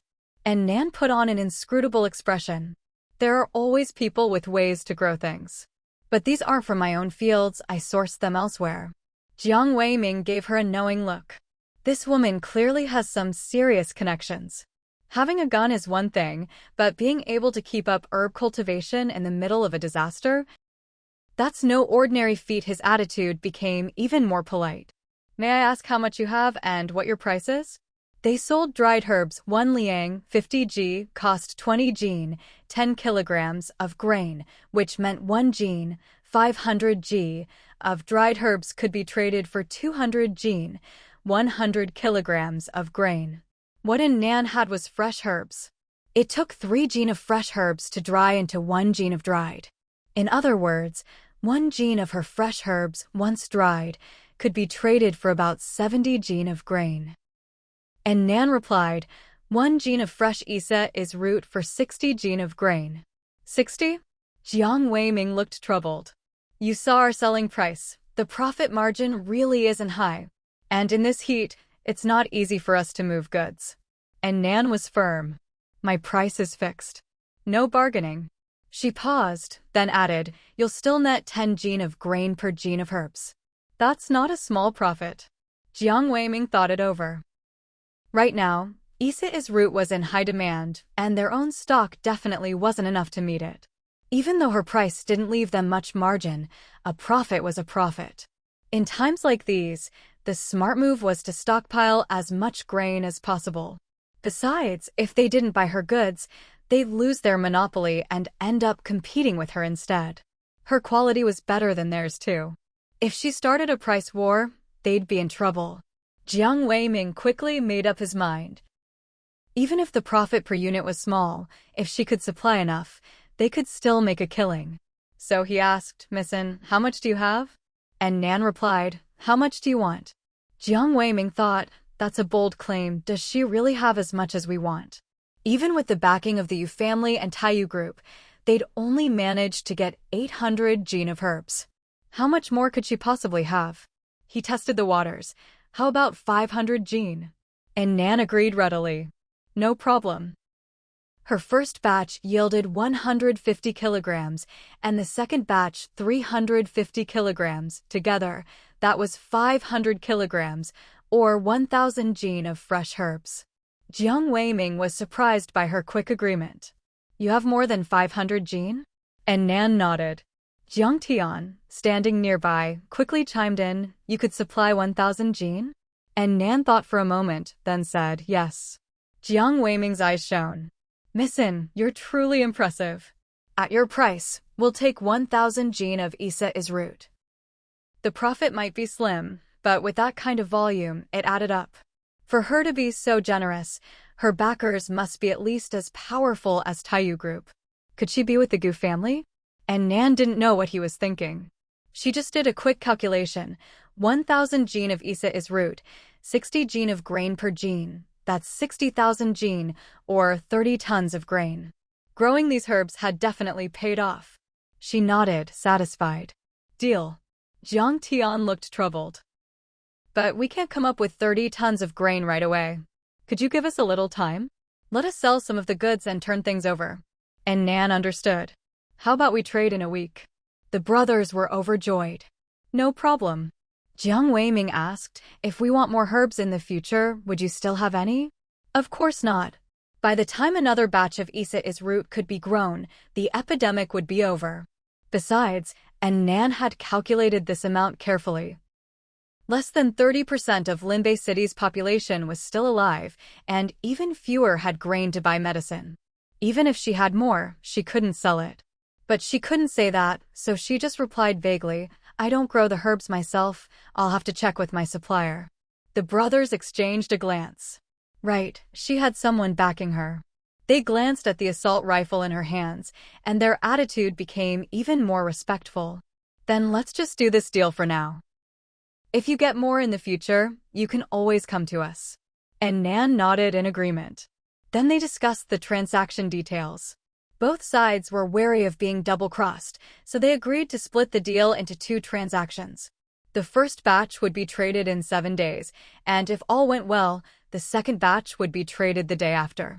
Each time, 500 jin of Isa's root for 15 tons of grain. They set the specific times and locations, then parted ways. Jiang Tian watched the armored vehicle speed off and sighed, that car looks awesome, just like a tank. Jiang Weiming walked toward their van and said, of course it's awesome. That thing costs as much as 10 Maybach S480s. Jiang Tian's jaw dropped. What? 10 Maybachs. His family had worked for 3 generations and never even sat in a Maybach. Who is this woman, really? Jiang Tian, a car enthusiast, said, Bro, do you think she's even richer than Boss Yu? Jiang Weiming replied, Boss Yu? Maybe not. But definitely richer than young Master Yu. Jiang Tian curled his lip. Pfft, young Master Yu always gets his cards frozen by Boss Yu when he messes up. He never had much money anyway. Jiang Weiming shot him a look. You dare gossip about Boss Yu's family? Hurry up and pack up, let's go home.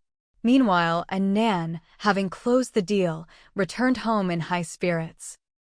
She'd just changed clothes and grabbed a bite to eat when she suddenly heard a familiar roar. She rushed to the window. Sure enough, in the pitch-black night, a helicopter with its lights on was flying toward her apartment complex. And Nan squinted, trying to make out the details. Was that Gu Zhiyu's helicopter? She started to feel nervous. What should she say if she saw him? Thinking back to their last encounter, it was still pretty awkward. But before she could sort out her thoughts, the helicopter circled overhead for a while, then turned and flew away. And Nan. What was that supposed to mean? Not long after, Chu Peipei came knocking.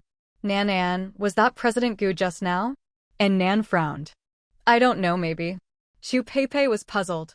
Why did he leave before landing? And Nan frowned deeper. No idea. Suddenly, Chu Peipei's eyes lit up. Could this be that legendary playing hard to get move? Playing hard to get? And Nan's face darkened, and she suddenly felt annoyed. He can do whatever he wants. I'm not going to worry about him. After a pause, she added, maybe it wasn't even him. The world's a big place. It's not like Gu Zhiyu is the only one with a helicopter. Chu Peipei could tell Nan was in a bad mood and thought to herself, if President Gu really is playing hard to get, he's picked the wrong tactic. And Nan was clearly not someone who liked mind games. In the days that followed, Nan went about her life as usual. The helicopter never came back. A week later, she arrived at the location she'd agreed upon with the Jiang brothers. The deal was scheduled for daytime on purpose. Although the temperature was high, there weren't many people around, and the visibility was good. The meeting spot was an abandoned factory on the outskirts of the city. Both parties would unload their goods inside the warehouse, then each would take away what they'd traded for. And Nan had chosen this factory herself. It was remote, with a wide, open view, and there weren't any places nearby where people could hide. If the brothers tried to bring anyone else along, she'd spot them easily. She first drove around the area within a 3-kilometer radius, making sure there were no suspicious people about before heading to the warehouse. By the time she arrived, the brothers were already there. They'd brought a big dump truck, loaded to the brim with grain.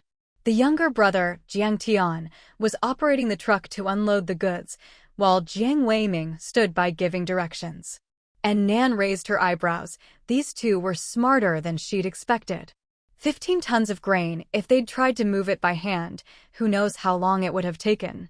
Using a dump truck saved a lot of effort. She just wondered where they'd managed to get a dump truck from. In just a week, they'd managed to gather so much grain and even trade for precious medicinal herbs. Clearly, the power behind them was anything but ordinary. But none of that concerned Nan. She was just here to earn her grain. Her Wuling minivan, loaded with medicinal herbs, slowly drove over to the Jiang brothers. Jiang Weiming greeted her warmly. Missin, we meet again. Then, looking at her minivan in surprise, he asked, Missin, you came in this? And Nan turned off the engine. Don't worry, there are 500 gene of Isa is root in here, not a single gene less. Jiang Weiming quickly laughed and explained, Oh, that's not what I meant, Missin. Your integrity is beyond doubt. I'm just curious, how are you going to move 15 tons of grain? Surely she wasn't planning to haul it all with a minivan? That'd take forever. And Nan smiled. I'm just here for the exchange. I've got workers coming to handle the loading and transport. Jiang Weiming nodded in sudden understanding. Of course. She clearly had people backing her. No way a young woman like her would be moving 15 tons of goods by herself. By now, Jiang Tian had finished unloading. Both sides checked the goods the other had brought and confirmed everything was in order. There was no question about the quality of Nan's medicinal herbs. The brothers' grain was a mixed batch, but the quality was acceptable. And Nan had stockpiled enough grain before the disaster to last her a long time. The grain she traded for now was basically just money, not something she'd eat herself. As long as it was edible and the quantity was right, it was fine. The Jiang brothers quickly loaded the 500 jin of Isa is root onto their truck, then cheerfully said their goodbyes. "Missin, it's been a pleasure doing business. See you tomorrow." And Nan nodded. Goodbye. After the brothers left, and Nan drove a little way behind them to make sure they were really gone, then returned to the factory. She easily stowed all the grain into her space, then hummed a tune as she headed home. Just as she reached the 14th floor, she ran into Chu Peipei knocking on her door. Seeing Nan returning from outside, Chu Peipei was a little surprised. Nan, you went out?" And Nan nodded. "Yeah, just went for a walk." Then she stepped back a bit. "I haven't disinfected yet and you're not wearing a mask. Go home first, I'll come find you in a bit." But Chu Peipei was relaxed. "It's fine, I drink Isa is root tea every day. Besides..." And Nan interrupted, disapproving, "That's no reason to let your guard down. Even if there's medicine, it's not worth suffering through illness." Chu Peipei knew she meant well, so she agreed, "All right, I'll go back first. Come over when you're done." And Nan nodded, watched her go inside, then closed the hallway door and thoroughly disinfected herself in the elevator. When she opened her own door, Fugui and Lai Fu rushed over, scrambling to be the first to greet her. A beat behind, Lord Rabbit also hopped over after Fugui. And Nan gave each of them some attention, then changed her clothes and got ready to go to 1401 to see Chu Peipei. When Fugui saw she was about to leave again, he anxiously followed at her heels, whining. Seeing how pitiful he looked, and Nan thought, Peipei likes dogs anyway, she won't mind if I bring Fugui along. So she decided to take him with her. "I'm taking you to Peipei's place, but you have to behave, no mischief, no destroying things, got it?" Fugui immediately wagged his tail excitedly, circling her in delight. Lai Fu, however, was not pleased. Why should only the big dumb dog get to go and not him? With a flap of his wings, he jumped right onto Fugui's back. "If we're going together." Fugui was annoyed and spun in circles, trying to shake Lai Fu off. Lord Rabbit, seeing his boss being trampled by a chicken, hurried over to help. Lai Fu flapped his wings and dodged nimbly. For a moment, it was chickens flying, dogs spinning, and rabbits hopping, a total mess. And Nan called out helplessly, "Stop, stop. You can all come." Only then did the three little ones settle down. When Chu Peipei opened the door at the sound of knocking, she saw a Nan with a dog on a leash, a chicken, and a big rabbit in tow. She was stunned for a moment. Wow, what a lively bunch. And Nan felt a little embarrassed. "I brought them along, hope we're not bothering you?" Chu Peipei quickly shook her head. "Not at all, come in, come in." One person, one chicken, one dog, and one rabbit all filed into the apartment. Chu Peipei followed behind, marveling at the harmonious scene. "Nan, why do all the animals at your place look so healthy?" They were all fat and strong and looked like they could really hold their own. And Nan laughed. "Maybe 1402 just has good feng shui?" Just then, Chu Peipei's own hen, Xiaobai, and her two rabbits came out. Xiaobai and Lai Fu were old acquaintances. As soon as she saw Lai Fu, she circled him once, then headed back to the bedroom. At first, Lai Fu held his head high, eyes darting around, but before long, he casually followed Xiaobai into the bedroom. The two rabbits made a beeline for Lord Rabbit. Even though all three rabbits were siblings rescued from Zhao Pingan's house, there was now a huge size difference between them. The two little rabbits clearly hadn't gained intelligence, they just acted on animal instinct. Lord Rabbit, thoroughly unimpressed, turned his back on them and loyally stuck by his boss, Fugui. Sitting on the sofa, and Nan noticed that the little female rabbit's belly was noticeably round. She asked, "Pepe, are your rabbits pregnant?" Pepe nodded. "Yeah, soon I'll have all the rabbit meat I want." Then she asked, "Your rabbit must be pregnant too, right?" "Pregnant?" "Yeah, right." And Nan's mouth twitched. Her female rabbit had long since ended up in Fugue's stomach. It was only now that Pepe realized something. "Huh? Why haven't I seen your other rabbit around?" And Nan answered honestly, "The little female rabbit was eaten by the dog the very first day I brought her home." Pepe stared in shock. No wonder this old rabbit is so fat. Sacrificed his wife to the heavens and gained boundless power. And Nan burst out laughing at her words.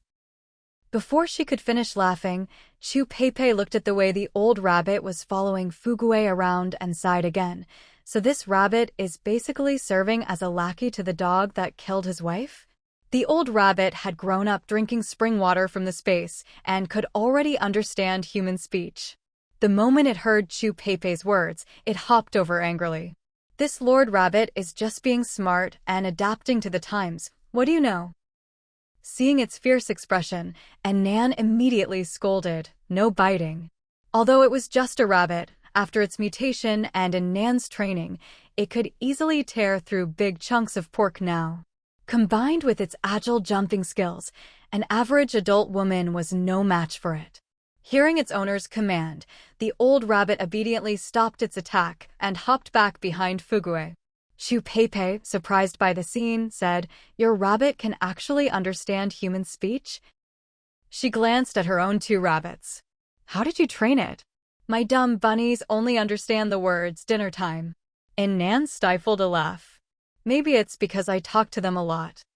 Pepe mused, "I should try communicating with mine more often." With 1401 packed full of supplies, there was barely any room to move. Now, with Fugue leading 3 rabbits around to play, the house felt even more chaotic. Leaning against the sofa, and Nan asked, "Pepe, yeah, you were looking for me earlier. Was there something you needed?" Pepe finally remembered her main purpose. "Yeah, I've developed a set of acupuncture techniques that can treat this epidemic." And Nan was amazed. "Your medical skills just keep getting better. You can even treat this illness with acupuncture." Pepe was entirely self-taught in acupuncture, and in just over a year, she could treat all sorts of illnesses. Clearly, she had a real talent for medicine. Pepe nodded. "That's right. I've already cured a lot of patients this week. I do it on myself every day too, and it's really effective for prevention. I'm around patients all the time and haven't caught it." And Nan was even more surprised. "You've already cured a lot of people? How come I haven't seen anyone coming to your place?" Pepe smiled. "I don't treat people at home. I drive that old van and set up a stall in Zhongguan district." "A stall?" "Yep. I've earned quite a bit of supplies and water, too." If she treated people at home, she'd have people at her door all the time, which would disrupt both her life and in Nan's. By setting up a stall somewhere no one knew her, she could come and go as she pleased. And Nan praised her, "A person with real skills will never go hungry." Pepe looked a little embarrassed. "If you hadn't saved my life, I wouldn't even have had the chance to talk about skills." Then she got to the point. "The main reason I came was to ask if you want to get a few acupuncture treatments too. I guarantee you won't catch the epidemic." Pepe really did think of her whenever there was something good. And Nan agreed readily. "Dr. Chu, you didn't use me as your test subject. You only came to me after you'd perfected it. How could I refuse?" Pepe teased her with a laugh. "Next time, I'll make sure you're my guinea pig." And Nan quickly waved her hands. "No, no, no, I'm not being your lab rat." The two of them joked and chatted for a while, then Nan grew serious again. "You're a woman going out to treat people alone. It's still dangerous. I'll go get you a gun for self-defense." Pepe thought of that powerful assault rifle from before and shook her head. "It's not convenient to carry a rifle while doing acupuncture. If I leave it in the car and someone steals it, that's even more dangerous." And Nan understood her concern. "Don't worry, I've got a handgun that's easy to carry." Pepe thought for a moment, then nodded. "All right." She received supplies every day from treating patients, and with the world in chaos, it really was dangerous to be without a gun. Even though she'd shaved her head, some desperate wolves wouldn't care about a woman's looks. Carrying a handgun was definitely safer. Chu Pei looked around. I can't just take your gun for nothing. All my supplies are here, take whatever you need. And Nan glanced around and shook her head. There's nothing I really want, except your medical skills. The two shared a smile, understanding each other without words. Before leaving, and Nan asked, Pei Jia, while you're doing the acupuncture for the epidemic, can you also help with other health issues? Chu Pei immediately grew concerned. Is something wrong with your health? She grabbed Nan's wrist to check her pulse. And Nan said, it's nothing serious, just feel a bit overheated lately. Chu Pei nodded as she checked her pulse. You're right, your liver qi is a bit stagnant and there's some internal heat. That's easy to fix, we can do it at the same time. And Nan was relieved. She really did care about her health. But Chu Pei gave her a meaningful look. Nan, is this because of President Gu? And Nan bristled. Don't talk nonsense. I'm just overheated because the weather's too hot and my body can't take it. She quickly took the three little ones and headed home. Watching her leave, Chu Pei shook her head with a smile. This girl looked tough, but she was really just a young woman experiencing love for the first time. Luckily, with Nan's personality, even if she fell in love, she wouldn't let herself get hurt. Chu Pei was confident about that. And Nan went home to fetch a handgun and bullets for Chu Pei, arranged a daily acupuncture schedule, and then rested. The next day, she went as agreed to the factory on the outskirts to trade the second batch of banlangen. The transaction went smoothly again. The Jiang brothers looked radiant, walking with a spring in their step. It was clear they'd made a lot of money lately. After loading all the banlangen into the truck, Jiang Weiming smiled and said goodbye. It's been a pleasure working with you, Missin.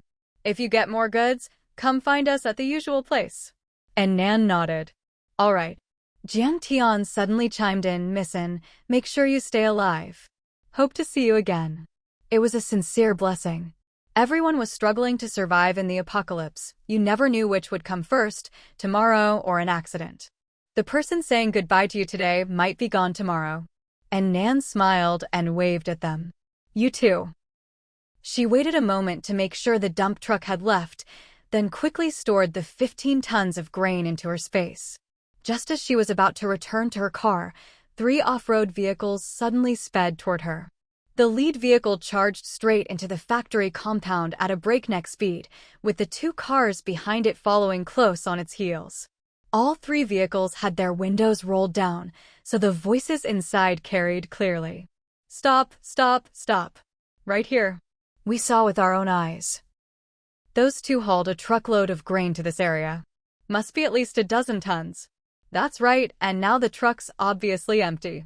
The grain must have been unloaded here. Hearing their words, and Nan instantly understood. These people were here for her 15 tons of grain. It must have been when the Jiang brothers came by that they were spotted.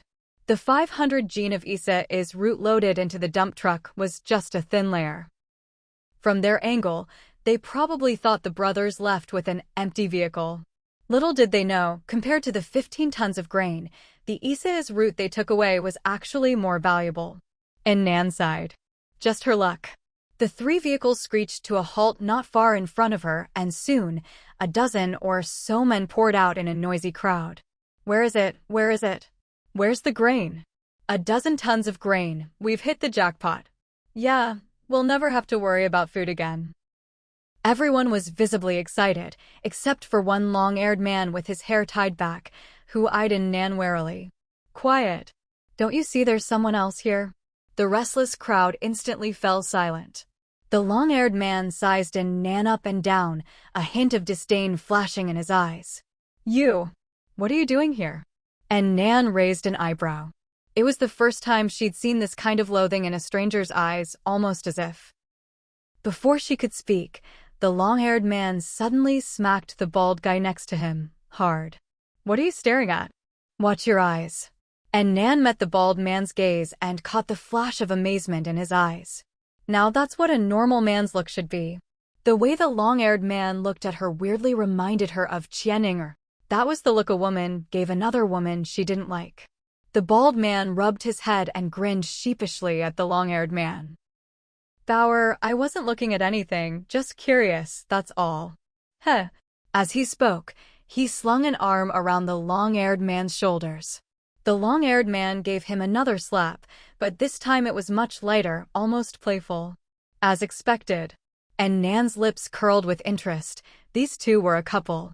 Noticing her watching them, the long-haired man quickly moved to block the bald guy and snapped. "What are you looking at? I asked you, what are you doing here?" And Nan put on an innocent face. "Me? Just taking a stroll." The long-haired man frowned. "What's there to stroll around here for? With gasoline so precious these days, who would just drive around for fun?" This woman was clearly suspicious. He opened his mouth to say more, but the others behind him grew impatient. "What are you wasting time with this chick for? Let's find the grain already, I don't see it anywhere." "Yeah, let's get down to business." With that, the group rushed into the factory, searching everywhere. Seeing them all head inside, and Nan decided to get in her car and leave. But the long-haired man called out, "Hey, you can't leave yet." And Nan raised an eyebrow. "And why not?" "Long-haired man, we haven't found our stuff yet. Who knows if you hid it? You can go after we find it." And Nan looked exasperated. "I heard you guys talking, you're looking for grain. Do I look like someone who's hiding grain on me?" The long-haired man looked her up and down. The beauty in front of him was dressed in clean, neat shorts and a t-shirt. She clearly had nowhere to hide anything. But he just didn't like the look of her. Plus, he had a gut feeling that her showing up here at this exact time was no coincidence. Soon, the men searching inside came running back out. "What the hell? There's nothing in there." "Yeah, I even checked the next building, nothing there either." "Me too, found nothing." Suddenly, the bald man kicked a short guy nearby. "You little shit, are you messing with us?" The short guy looked miserable. "No, I really saw those two haul a full truck of grain here. Ask Lao-Si and Asher if you don't believe me." Lao-Si nodded. "Yeah, we definitely saw them bring the grain in here. We want to get you guys right away." Asher nodded too.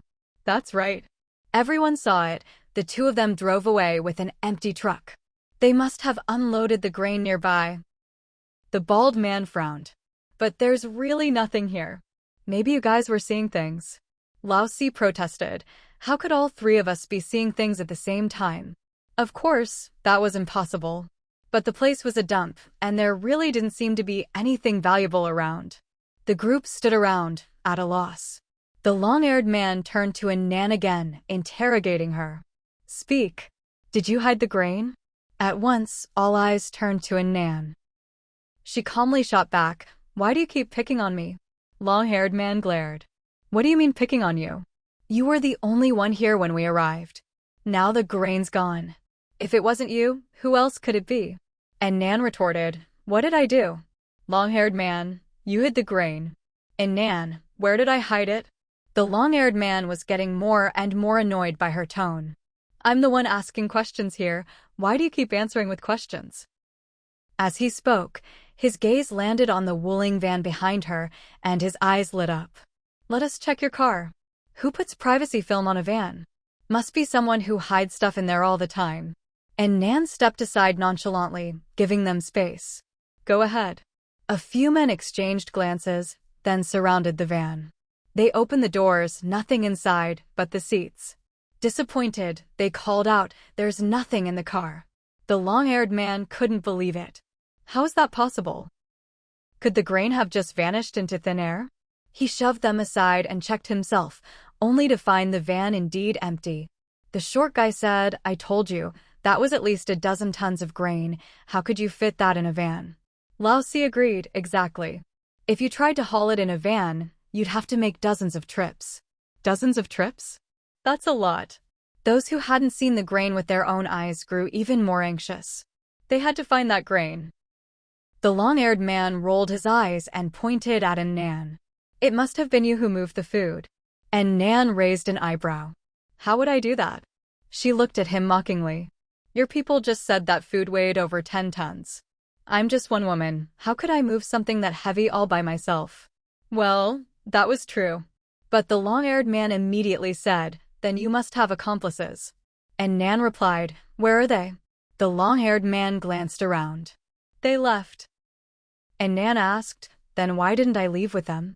Why would I stay here alone? The long-haired man stammered, because you. He was so choked up he couldn't get the words out. Finally, he snapped, if it wasn't you, then why are you here? And Nan gave him a look like he was an idiot. Didn't I already say? I was just wandering around. The long-haired man didn't believe her. Who would waste gas coming out to a godforsaken place like this just to wander around? And Nan shrugged. Me? The long-haired man. He insisted anyway, you're definitely involved in this. And Nan shrugged nonchalantly. If you want to think that, there's nothing I can do about it. You. The long-haired man was about to explode with frustration. At this point, the others couldn't stand it anymore. The bald man was the first to step forward. Bauer, stop making a fuss. The others chimed in, yeah, let's not waste time here. We should hurry up and look for the food. The long-haired man gritted his teeth. I'll keep an eye on her. You guys go search. There was no way this woman wasn't involved in the missing food. It was his woman's, no man's, sixth sense. The others gave him a helpless look, then started searching the area thoroughly. And Nan looked thoughtfully at the long-haired man blocking her way, considering whether to just send him straight to the afterlife. But she'd heard before that gay men were a high-risk group for AIDS. Was this guy's blood clean? What if it splattered her with some virus? It'd be bad enough if it got on her, but what if it got in her eyes? Just as Nan was about to go back to the car to get some sunglasses for protection, the others returned one after another. Their search had come up empty. While they were caught up in a heated discussion, and Nan quietly slipped back to her car, ready to leave. The long-haired man tried to stop her again. The bald man tried to talk him down. Forget it, just leave her alone.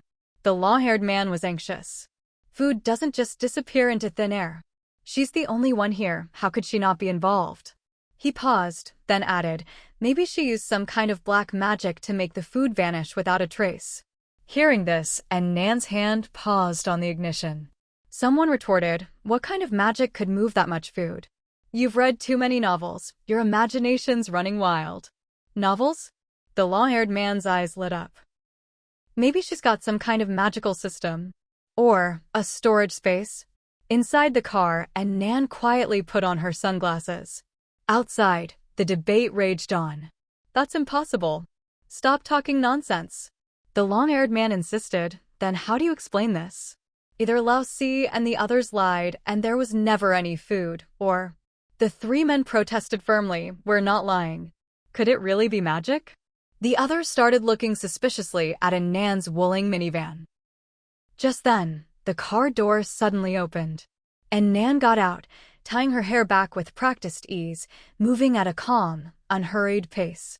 She'd planned to just bluff her way out and leave. Who would have thought these people would insist on courting death, forcing her to waste bullets? And Nan looked at the group, who were all staring at her suspiciously, and curled her lips into a smile. Since you're all so good at guessing, let me show you.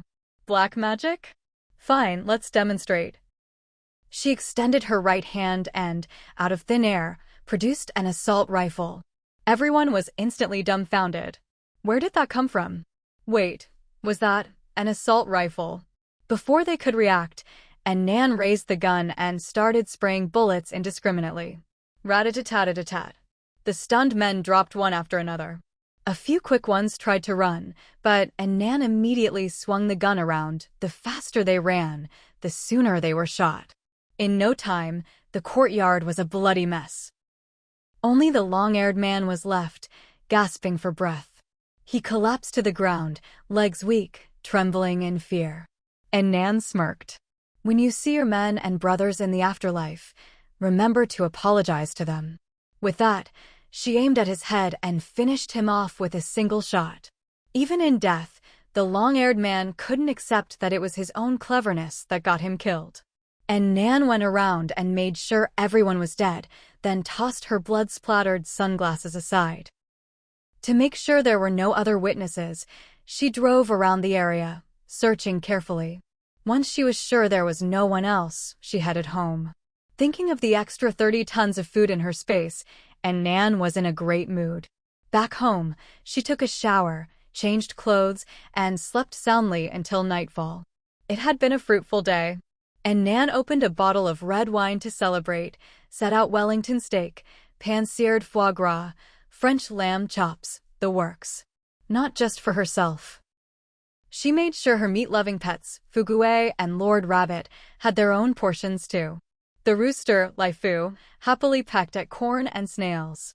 Just as they were all enjoying their feast, the sound of helicopter blades suddenly echoed outside the window.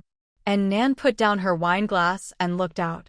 Just like last time, the helicopter circled overhead for a while before flying away.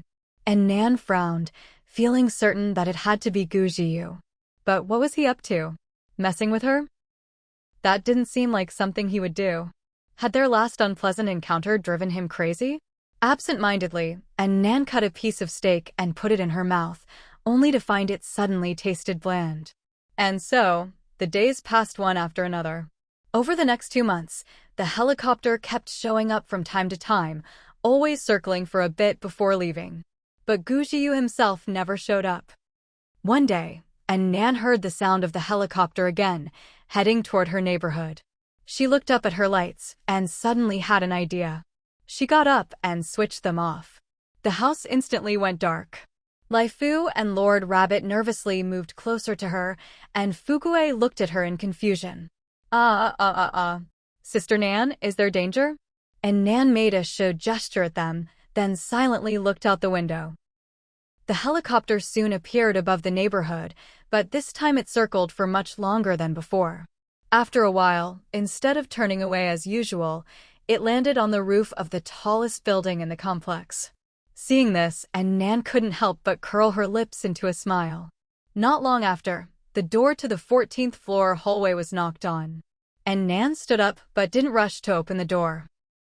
Chu Pei had already gone out for her house calls, so Nan was the only one on the 14th floor. Even if the person outside knocked for a while longer, it wouldn't bother the neighbors. She pulled up the security camera feed and, seeing the familiar figure outside her door, the smile on her lips deepened. Sure enough, it was Gu Jiyu. The knocking outside started off gentle, but after a while, it grew more urgent, as if he was about to break the door down. And Nan opened the door to 1402 and walked to the elevator lobby. She teased him through the corridor door. Who is it? She'd just finished over 2 hours of physical training, so her voice was a little weak. The voice outside sounded anxious. And Nan, it's me. Are you all right? And Nan pretended not to recognize him. And you are. There was a pause outside. After 3 seconds of silence, he said, Gu Jiyu. Open the door. And Nan finally opened the door, a hint of laughter in her eyes. She asked, what brings you up here today? Gu Jiyu, looking serious, reached out to touch her forehead. Only then did his tense expression relax. You're okay? His face was as exquisitely handsome as ever, but now there was sweat on his brow and his chest was rising and falling clearly. He'd run up in a hurry. And Nan suddenly felt a little soft-hearted. Come in, let's talk. Gu Jiyu stared at her for a moment before following her inside. The apartment was pitch black. Gu Jiyu asked, why didn't you turn on the lights? And Nan curled her lips. Fishing. Gu Jiyu fell silent. And Nan felt for the switch by the entryway and turned on the lights. The room instantly brightened. She turned around, just about to say something. Gu Jiyu reached out and turned the lights off again. And Nan was startled. Looking up, she could only make out his shining eyes in the darkness. Did you catch anything? He asked. And Nan was confused. What? Gu Jiyu's voice was low. Your fish. They were so close that Nan could clearly smell the fresh scent of his body wash. She sniffed and replied softly, I caught it. Gu Jiyu smiled and leaned in closer. In the darkness, Nan couldn't see his expression, only his eyes, burning like a fire, fixed on her. And my mood today has been like riding a roller coaster. He called her in and again. And Nan's breath grew unsteady. Why? Gu Jiyu leaned in even closer. Because of you. Just as Nan felt their noses were about to touch, she suddenly sensed something odd beside her. She turned her head and saw 6 big, shiny eyes staring at them, 2 of them even red. Startled, Nan instinctively reached out and turned on the lights. There was the dog, standing curiously nearby, with the red-eyed rabbit behind it, and a rooster with spinning eyes perched on its back. All 3 pets were staring at them, unblinking. And Nan's breath caught. She quickly pushed Gujiyu away. "You're too close, Gujiyu," he sighed, giving Nan a somewhat regretful look. Then he walked into the living room, sat down on the sofa like he owned the place, and scooped up the dog, his long fingers slowly stroking its head. And Nan poured him a cup of tea and asked, "Why do you keep flying your helicopter to our neighborhood?" Gujiyu looked up. "Don't you already know?" And Nan just looked at him, saying nothing. Gujiyu had to explain, "The outbreak in the city is so serious. I have to come check on you." And Nan pouted. "You can check on me, but do you have to make such a big scene?" And every time, he never showed his face. At first, she'd found it annoying. He'd make such a grand entrance, then leave without a word, leaving her completely baffled. But as it happened more often, and Nan noticed a pattern, he always came at night. For over 2 months, he'd come more than a dozen times, never once during the day. Just now, when she looked up and saw her own lights, a thought struck her. Was he watching for her lights? Maybe if the lights were on, it meant she was home and safe. If not, something was wrong. So she turned off all the lights in her apartment, just to see how he'd react. Sure enough, the helicopter landed and Gujiyu rushed upstairs. Her suspicion was confirmed. Still, she was curious. "Can you really see my lights from outside?" Her windows were covered with privacy film, and the curtains were drawn. Gujiyu nodded. And Nan was speechless. So all that privacy film and curtains were for nothing. Gujiyu glanced at the window and praised, "You did a good job. Very security conscious." Then he reassured her, "Don't worry, most people wouldn't notice." And Nan looked at him skeptically. "Really?" Gujiyu said, and then, "I have to look very carefully from the air to see a faint, blurry glow." It didn't look like electric light, more like candlelight. And Nan relaxed. Then she asked, "Since you're already here, why don't you ever come upstairs?" This time, Gujiyu didn't answer. He just stared straight into her eyes. And Nan felt awkward and looked away, muttering, "Say something, will you?" Gujiyu's expression was hard to read. "Do you want me to come up?" And Nan didn't know how to answer, but her mouth was faster than her brain. "No, I don't." Then there was silence. She suddenly realized she might have said the wrong thing. Just as she was about to say something else, she saw Gujiyu lower his eyes, looking a little dejected. "I know.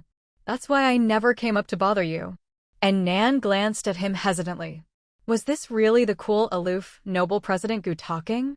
He actually looked a little hurt. Her tone softened. "That's not what I meant." Gujiyu still kept his eyes down, saying nothing. And Nan tried to make up for it. "Actually, having someone care about me this much makes me really happy." Gujiyu's phoenix eyes lifted. "Then I'll come up to see you more often from now on." And Nan was caught off guard. "Huh?" Gujiyu's eyes glinted with amusement. "I said, since it makes you happy, I'll come see you often." And Nan. Was this guy a master of changing faces? Where did that pitiful look from just now go? Seeing Gujiyu smiling slyly like a fox, and Nan felt completely tricked. "That's not what I meant either." But Gujiyu didn't respond. He just leaned back comfortably against the sofa, lowering his head to look at the dog sprawled across his lap. Fugue was happily enjoying his grooming, occasionally glancing up at the handsome guy's face. And Nan was speechless. This silly dog went all starry-eyed the moment it saw Gujiyu, totally forgetting who its real owner was. Following Fugue's gaze, and Nan couldn't help but study Gujiyu's sharply defined features. Those long, narrow phoenix eyes, high nose bridge, and thin, lightly pressed lips, even slouched lazily, he still looked upright and elegant. Suddenly, a phrase popped into Nan's mind, as graceful as a jade tree. Gujiyu, who was crouched down petting the dog, seemed to sense something and suddenly looked up.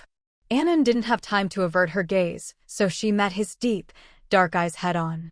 For some reason, Chu Peipei's words suddenly popped into her mind. If you sleep with him, you won't regret it. She froze for a moment, then quickly shook her head, trying to shake off that terrifying thought. Gu Jiu looked at her and curled his lips into a smile. How many times is this now? Anan was caught off guard. How many times for what? Gu Jiu, you've been sneaking glances at me.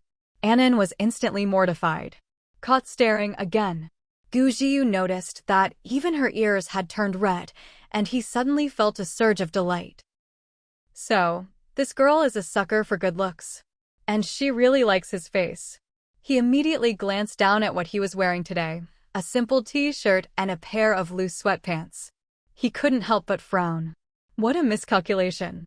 He hadn't expected to come upstairs today and had dressed way too casually. Thinking back to last time, hadn't he shown up in front of her in a rumpled set of pajamas? Gu Jiu's frown deepened. He got up awkwardly. I'll get going now. Anan was a bit dazed. What did that mean? Did she just scare him off by staring? Was her gaze really that frightening? Anan glanced over at the dog, who was currently gazing at Gu Jiu with a lovesick expression, drooling and staring intently. Okay, maybe it was a bit much. Gu Jiu walked to the door and said goodbye. I'll come see you again in a couple of days. He said it so naturally. Anan couldn't help but mutter, I already told you, I'm not looking for a relationship. Gu Jiu didn't care at all. That's your business. I am. Anan. Before leaving, Gu Jiu looked at her seriously and said, You can't live in the past forever. You have to learn to look forward. He paused, then added, especially when what's ahead is much better than what's behind. With that, he closed the door and left, leaving Anan standing there, completely bewildered. What's all this about looking forward and backward? Gu Jiu walked downstairs in a great mood. That so-called ex-boyfriend? If he was really so great, would he be an ex? Judging by the way Anan looked at him just now, Gu Jiu was confident that, in her heart, her ex definitely didn't measure up to him in the looks department. His steps grew lighter and lighter. When he reached the 3rd floor, someone came up the stairs toward him. He moved aside to let them pass. But the other person stopped and greeted him with a smile. President Gu? Gu Jiu looked more closely. It was the bald woman who lived across the hall from Anan. He nodded politely. Then he noticed that her smile was like that of a loving mother. Gu Jiu was a bit puzzled. Her expression was just like a mother-in-law seeing her ideal son-in-law. Seeing his confusion, Chu Peipei thought he didn't remember her, so she said, President Gu, you probably don't remember me. I'm Chu Peipei, a friend of Nanan's. We met during the flood when we were trading for fertilizer. Gu Jiu suddenly understood. So this was the friend who'd fought side by side with Anan. Back then, Chu Peipei had long hair, but now she was bald. She looked like a completely different person, which was why he hadn't recognized her either time. Now that he knew she was Anan's friend, Gu Jiu's manner became even more courteous. Hello. Chu Peipei beamed. You came to see Nanan, right? Gu Jiu nodded. Yes. Chu Peipei's smile stretched from ear to ear. Come by often. Gu Jiu didn't quite get what she was so happy about, but he returned her polite smile. I will. Chu Peipei's smile grew even more motherly. After more than a year of living together, Anan had become more than just a friend to her. Over the years, Chu Peipei had lost her parents, her lover, and her child, and was now all alone. Emotionally, Anan was her only source of comfort. To her, Anan was more like family. So when she saw Gu Jiu, she couldn't help but slip into the role of a family elder. After a few words of small talk, Chu Peipei waved goodbye. I'll head back now. See you. Gu Jiu also said goodbye and continued downstairs. But after a few steps, as if something occurred to him, he suddenly turned back. Wait a second. Chu Peipei looked puzzled. What is it? Gu Jiu walked back up a few steps. I have a question for you. Chu Peipei, go ahead. Gu Jiu. Do you know what Anan likes? What is she like? Chu Peipei's eyes lit up. Was he planning to give her a gift? She immediately thought hard about it. Then she suddenly remembered how Annan had once braved the heat to scavenge a whole backpack full of jewelry. She answered firmly, "Nan and likes jewelry." After thinking for a moment, she added, "Especially jade." Back at the water market, Annan had browsed for ages without finding anything she liked, and in the end only traded for a jade bangle and Long Tsongin's jade thumb ring. Gu Jiyu nodded thoughtfully, recalling Long Tsongin's jade ring. He smiled gratefully at Chu Peipei. "Thank you." Chu Peipei waved it off. "No problem."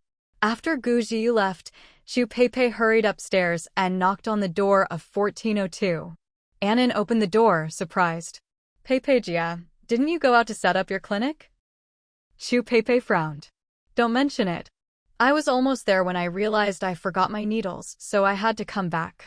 Before Annan could say anything, Chu Peipei broke into a gossipy grin. "I just saw President Gu downstairs. Did you two have a nice chat?" Annan thought for a moment. "It was okay, I guess." Chu Peipei looked pleased. "Get along well." "I think he's a good guy." Annan was surprised. "You've only met him a couple of times. How can you tell he's good?" Chu Peipei replied honestly, "If you were even a little bit lacking, you wouldn't be interested. Since you like him, he must be a good one." Annan protested, "When did I ever say I liked him?" Chu Peipei gave her a look that said, "I'm not going to argue with you," and said, "Anyway, don't overthink it. If you don't like him, that's fine. But if you do, don't let him get away." Then she hurried off. "I'll stop here, my patient's waiting for me." Annan closed the door, deep in thought. In the days that followed, the heat remained oppressive, but the pandemic situation improved a lot. The sound of coughing in the neighborhood grew less and less frequent. Gradually, people started going out again to look for and trade supplies. Gu Jiyu's helicopter came by several more times. But instead of just circling overhead and leaving like before, he would land the helicopter and find all sorts of excuses to go up to the 14th floor for a visit. And so, a new rumor spread through the neighborhood. The chainsaw-wielding she-devil from Building 6 had bewitched a rich guy. He was so crazy about her, he flew in by helicopter every few days just to see her. After the pandemic situation improved, people in the neighborhood started bringing out their leftover banlangen granules to trade for food. 10 jean of grain could get you a bag of granules, which attracted quite a few people. As more and more people gathered, they started bartering other goods as well. Gradually, a small market formed outside the neighborhood gates. It wasn't just residents from this neighborhood trading here, people from nearby neighborhoods also came to swap things. At the little market, a few familiar neighbors finished their trades and gathered to chat. "Hey, what do you guys think that nouveau riche guy sees in the Demon Queen? I just don't get it." "Me neither. Every time I see her, my legs go weak. And this guy actually has the guts to fall for her. What else could it be? She's pretty, that's for sure." "Pretty? Who cares if the Grim Reaper looks good or not? Rich people have seen all kinds of beauties. Would he really risk his life just for a pretty face?" At this point, the woman selling medicine nearby chimed in. "She's not just pretty, she's stunning. I think even most actresses can't compare to her." No one disagreed with that. If we're talking looks, the Demon Queen really is flawless. But no matter how pretty she is, you've got to live to enjoy it. Why wouldn't he live? From what I've seen, Chainsaw Lady treats that rich guy differently. As soon as he said this, everyone's attention was instantly piqued. He lowered his voice and pointed at the sky. Anyone else who dared knock on her door before is long gone. But that rich guy's come by so many times, and he's still perfectly fine. The group's gossiping spirits burned even brighter. No one noticed the slender figure standing at a nearby stall, wearing a mask. "Wait, now that you mention it, that's actually true. I'm heartbroken. Turns out even the Grim Reaper has a soft spot for rich guys. If you ask me, maybe it's not about the money. The Demon Queen's got plenty of supplies herself. She's only in her early 20s, right? Maybe it's actually love." Love. For a moment, no one could connect the chainsaw killer with such a sweet word. After a while, someone asked, "Do you think if the Demon Queen fell in love, she'd become a little gentler?" The group looked at each other. "Don't even think about it. Anyone who likes her can't be a good person. For all we know, the two of them will team up to torment us." The scene immediately went quiet. Before they could say anything else, the stall owner next to them spoke up. "Miss, you've been standing here for a while. Is there anything you want to trade with me?" The group's attention was drawn by his voice, and they instinctively looked over. They saw a woman with long, silky hair and a curvy figure. It was obvious she was a woman, but with a mask on, her face was hidden. Wait a minute, Silky? Who these days still has the luxury to keep their hair that soft and smooth? Could it be? It's the Demon Queen. Just as he'd said, someone went weak in the knees at the sight of Anon. Realizing he'd just been gossiping about her right in front of her, he was so scared he could barely stand. Luckily, the others were loyal enough to grab him by the arms and run off together. Only the medicine-selling lady was left, clutching her medicine box and trembling. "Miss, I didn't say anything bad about you. If you heard me, all I said was you're prettier than any actress." Anon helplessly touched her mask. Was her reputation in the neighborhood really this big now? It was one thing for everyone to gossip about her, but even with her face covered and not saying a word, she could still be recognized. She glanced at the medicine lady, but said nothing. The stall owner, who was from a neighboring community and didn't know Anon, persisted. "Miss, do you want to buy something or not?" Anon waved him off and left. She'd only come out because Chu Pepe mentioned the area outside the neighborhood had turned into a little market. She wanted to see if she could find any jade or other useful things. She hadn't expected the market to be so tiny and empty, and even less that it would be filled with rumors and gossip about her and Gu Jiu. Anon went home speechless. The next night, a helicopter once again landed at Maple Forest Estates. This time, Gu Jiu knocked for a long time before Anon finally came out. As soon as she saw him, she frowned and scolded. "The epidemic is basically over. What are you doing here again?" This guy had been coming up with all sorts of excuses to visit lately, and the helicopter's constant noise in the neighborhood was exactly what had sparked all those rumors. This time, Anon was determined to kick him out. Gu Jiu noticed she was in a bad mood and raised his eyebrows. "What's wrong?" Anon pouted. "You've ruined my image in the neighborhood." Gu Jiu was baffled. "What image?" Anon said, "Now everyone's saying there's some rich guy who's crazy about me, flying in on a helicopter every day just to see me." Gu Jiu couldn't help but laugh. "I don't see anything wrong with that." He paused, then added, "Oh wait, I'm not some country bumpkin." Anon snapped, "That's not the point." She was supposed to be the cold-blooded, ruthless demon queen, not some delicate little flower by a domineering CEO's side. The twisted image she'd built up in the neighborhood was about to turn into a romance drama heroine, all thanks to him. Gu Jiu grinned and stepped closer, his tall figure completely enveloping her. "Anon, don't be mad. They're not wrong, you know." He slowly lowered his head, his eyes swirling with emotions she couldn't quite read. "I really am a little crazy right now." He said those last words so softly that Anon could feel his breath brush lightly across her lips. She stared at Gu Jiu's face so close to hers, her eyelashes trembling. Then she couldn't help but ask, "Crazy how?" Gu Jiu gazed straight at her. "Crazy in every way." Their eyes met, and it felt like the air around them grew warmer. After a few seconds, Anon blinked and, as if waking from a dream, took a sharp breath. Then she quickly stepped back. "Anyway, you should go home. Don't come again." Gu Jiu noticed her cheeks were a little red and, unable to help himself, stepped forward again, backing her into a corner. Anon's sense of security vanished, and she immediately tried to push him away. But Gu Jiu suddenly felt as solid as a mountain. No matter how hard she pushed, he didn't budge. They stared each other down for a moment before Gu Jiu chuckled and coaxed. "Anon, I'm thirsty. Can I come in for a cup of tea?" And Nan deliberately teased him. "Tea leaves are worth a fortune these days. You think you can just drink as you please." Gu Jiu curled his lips. "I won't drink for free. I'll pay for it." And Nan scoffed, "Your money is nothing but waste paper in the apocalypse. My tea is worth more than gold." Gu Jiu replied, "I'll trade you something else for it." And Nan remained unmoved. Nothing you offer will work. Gu Jiyu lowered his head, pulled out a delicate jewelry box from his pocket, and handed it to Nan. Take a look at this. Do you like it? And Nan stared at the small, square box in his hand and was startled. This looks like a ring box? What does he mean by this? She immediately tried to back away. Is this guy crazy? Is he actually trying to propose to her now? Gu Jiyu saw her reaction and couldn't help but laugh, half exasperated. Aren't you going to open it and see? And Nan quickly waved her hands. No need. I don't want to look. Seeing her insist on backing away, Gu Jiyu had no choice but to open the box himself.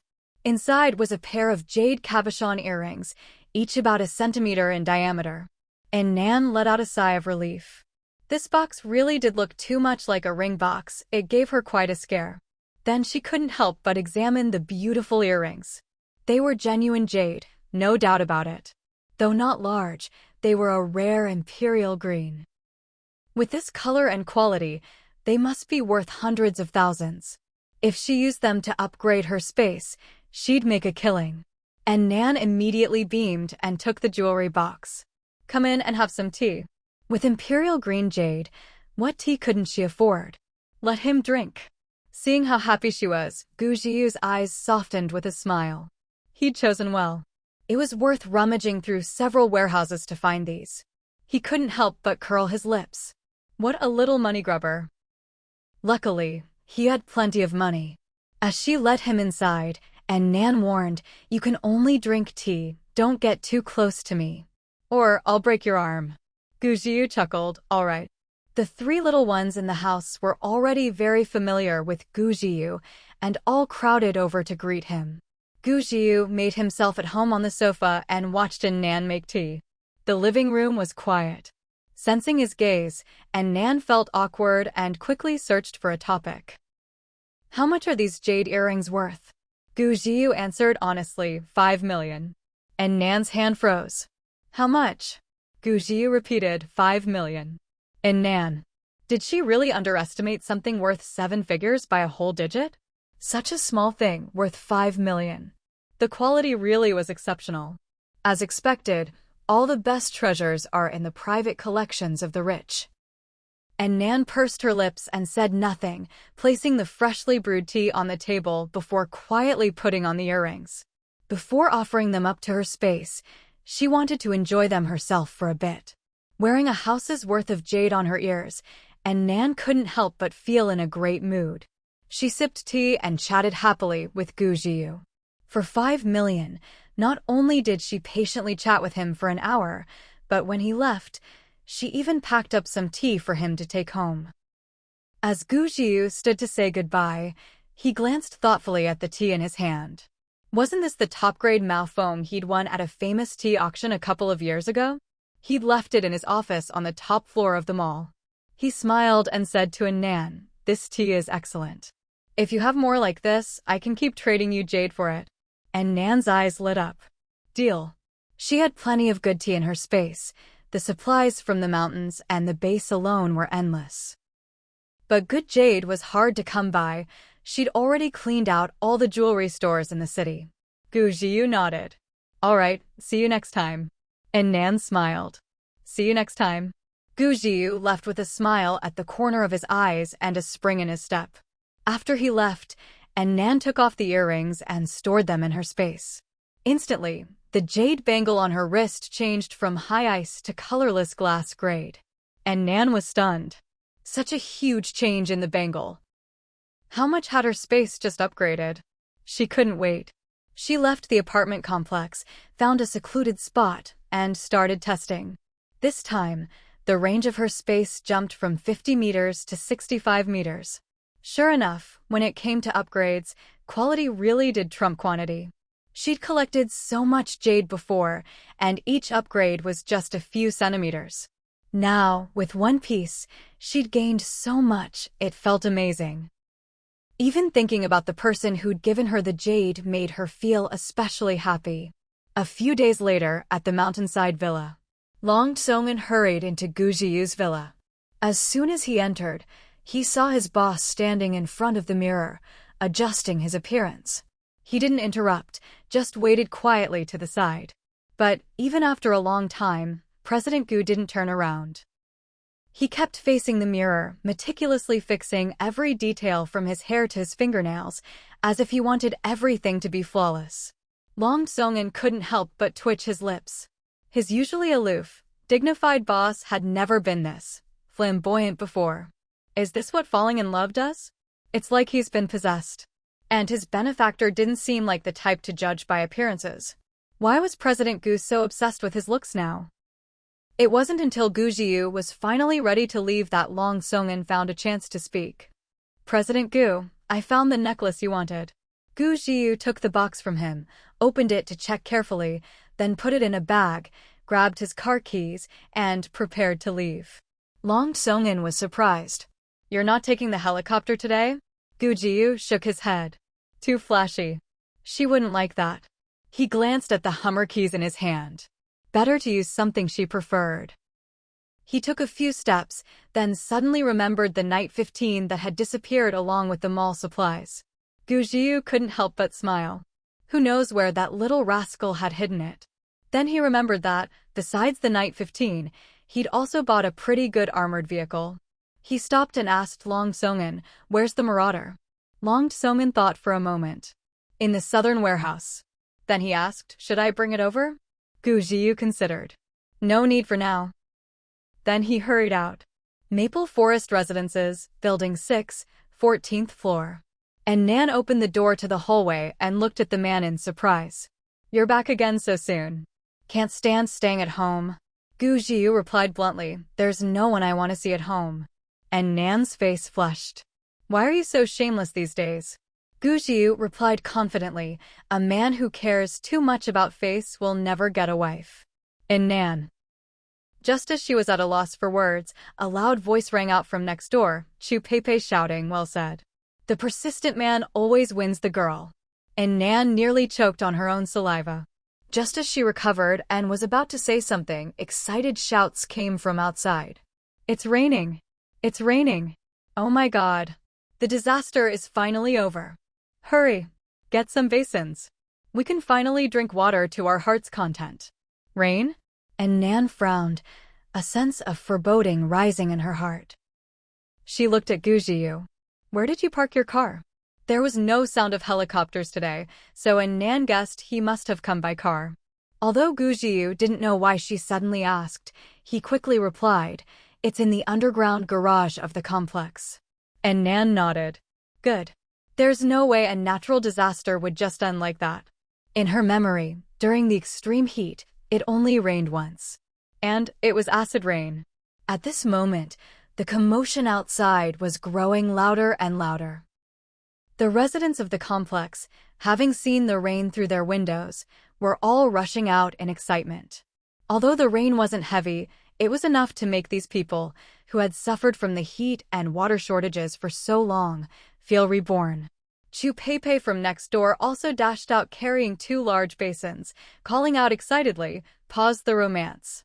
Come downstairs with me to collect water. And Nan grabbed her. Wait. Chu Pepe looked puzzled. What's wrong? Then, a bit anxiously, she added, the rain isn't heavy. It might stop soon, so we need to hurry. Even though they had some water stored at home, living off reserves wasn't a long-term solution. Water is essential for human survival, no amount is ever enough. And Nan understood Chu Pepe's urgency, but she couldn't just come out and say, this rain will soon turn into acid rain. And it wasn't just ordinary acid rain, it was practically sulfuric acid. In her previous life, if she hadn't just recovered from a serious illness and moved a bit slower, she might not have survived to see the extreme cold. Like many neighbors, she would have died from the burning and corrosion of the acid rain. But she couldn't tell Chu Pepe that she could foresee the future. So she clutched her chest and said, Pepe Jia, I feel anxious. Hearing this, Chu Pepe immediately forgot about collecting water and grabbed Nan's hand, checking her pulse. What's wrong? Gu Jiu also came over, looking worried. And Nan shook her head, signaling them to relax. I'm fine. I just feel uneasy. Chu Pepe nodded after checking her pulse. There's nothing wrong with your body. Gu Jiu breathed a sigh of relief and then asked Chu Peipei, "Are you a Chinese medicine doctor?" Chu Peipei shook her head. "I'm a surgeon, but I taught myself some Chinese medicine." Gu Jiu nodded. Seeing that Nan was physically fine, Chu Peipei remembered the water collection again. But Nan held onto her hand. "Peipei Jia, let's wait a bit before going out. I just have a bad feeling." "Do you remember when the extreme heat first started?" Chu Peipei nodded. "I remember. Back then, everyone thought the disaster was over, but then the extreme heat hit suddenly, and a lot of people died outside." At that, she understood what Nan meant and stopped being anxious. Nan, you're right. Let's wait and see." After all, the weather had been unpredictable these past 2 years. Who knew when the heavens would suddenly turn cruel again and claim more lives? Standing to the side, Gu Jiu couldn't help but smile slightly when they mentioned the day the extreme heat arrived. That was the second time he'd met Nan. She'd been killing people while making up stories that he was a 58-year-old man. Before leaving, she'd even teased his car like a female hooligan. And Nan noticed Gu Jiu's smirk and immediately remembered that day, glaring at him. This guy was definitely laughing at her in his head. She was about to say something when Zhao Ping'an came rushing down the stairs. He was startled to see Gu Jiu, then greeted him. "You must be President Gu, right?" Gu Jiu shook his hand. "Hello, Gu Jiu. We've met before." Zhao Ping'an nodded, about to say more, but then he noticed the big basins in Chu Peipei's hands. He immediately said, "Peipei, idle, don't go downstairs yet."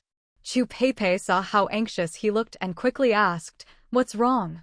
Zhao Ping'an said, "I just collected a few drops of rain outside and did a quick test. The acidity level is off the charts." He had rushed up to the 14th floor to warn them. Luckily, he made it in time. Chu Peipei was shocked. "Is this acid rain?" She ran to the window in the hallway and looked down. The other 3 joined her. By now, a crowd had already gathered below. Countless basins, big buckets, and other containers were scattered on the ground. People were placing containers at their feet to collect water, while stretching out their arms to embrace the rain with joy. Rain after a long drought. Rain after a long drought. We made it. We survived. Ha ha ha ha ha. It's raining, cooler weather can't be far behind. The disaster is finally over. Ha ha ha. So refreshing. How long has it been since I had a shower? This feels amazing. Hurry. Bring the kids out too. Everyone was overjoyed, tears of happiness mixing with the rain on their faces, crying and opening their mouths wide to drink the rainwater. Zhao Ping'an opened the window a crack and shouted, "Hey! Something's wrong with this rain. Get back inside." Someone below glanced up at him, but no one responded. They kept celebrating in the rain. Chu Peipei joined in, shouting with Zhao Ping'an, "It's acid rain. Don't drink it." And Nan stayed silent. Warnings were useless, no one would listen. It had been the same in her previous life. Zhao Ping'an had shouted from upstairs, but not only did no one appreciate it, they even cursed him out. Everyone had been hot and thirsty for too long. To them, this rainwater was more precious than gold. How could they possibly listen and go back inside? The outcome, of course, was tragic. Not long after, Zhao Ping'an moved out of the complex. No one knew where he went. Zhao Ping'an and Chu Peipei shouted a few more times. This time, someone finally responded. "Go back home? Easy for you to say. You people eat and drink well every day in your apartments. How could you understand our suffering?" "Yeah. So what if it's acid rain? Haven't we all been breathing PM 2.5 these years? Still alive, aren't we?" "Exactly. Even if this was vinegar, I could drink a whole tub right now." Those demon women live in luxury. They don't even want free water. If you don't want us to drink rainwater, are you going to support us? Maybe the sudden rain had made everyone overly excited.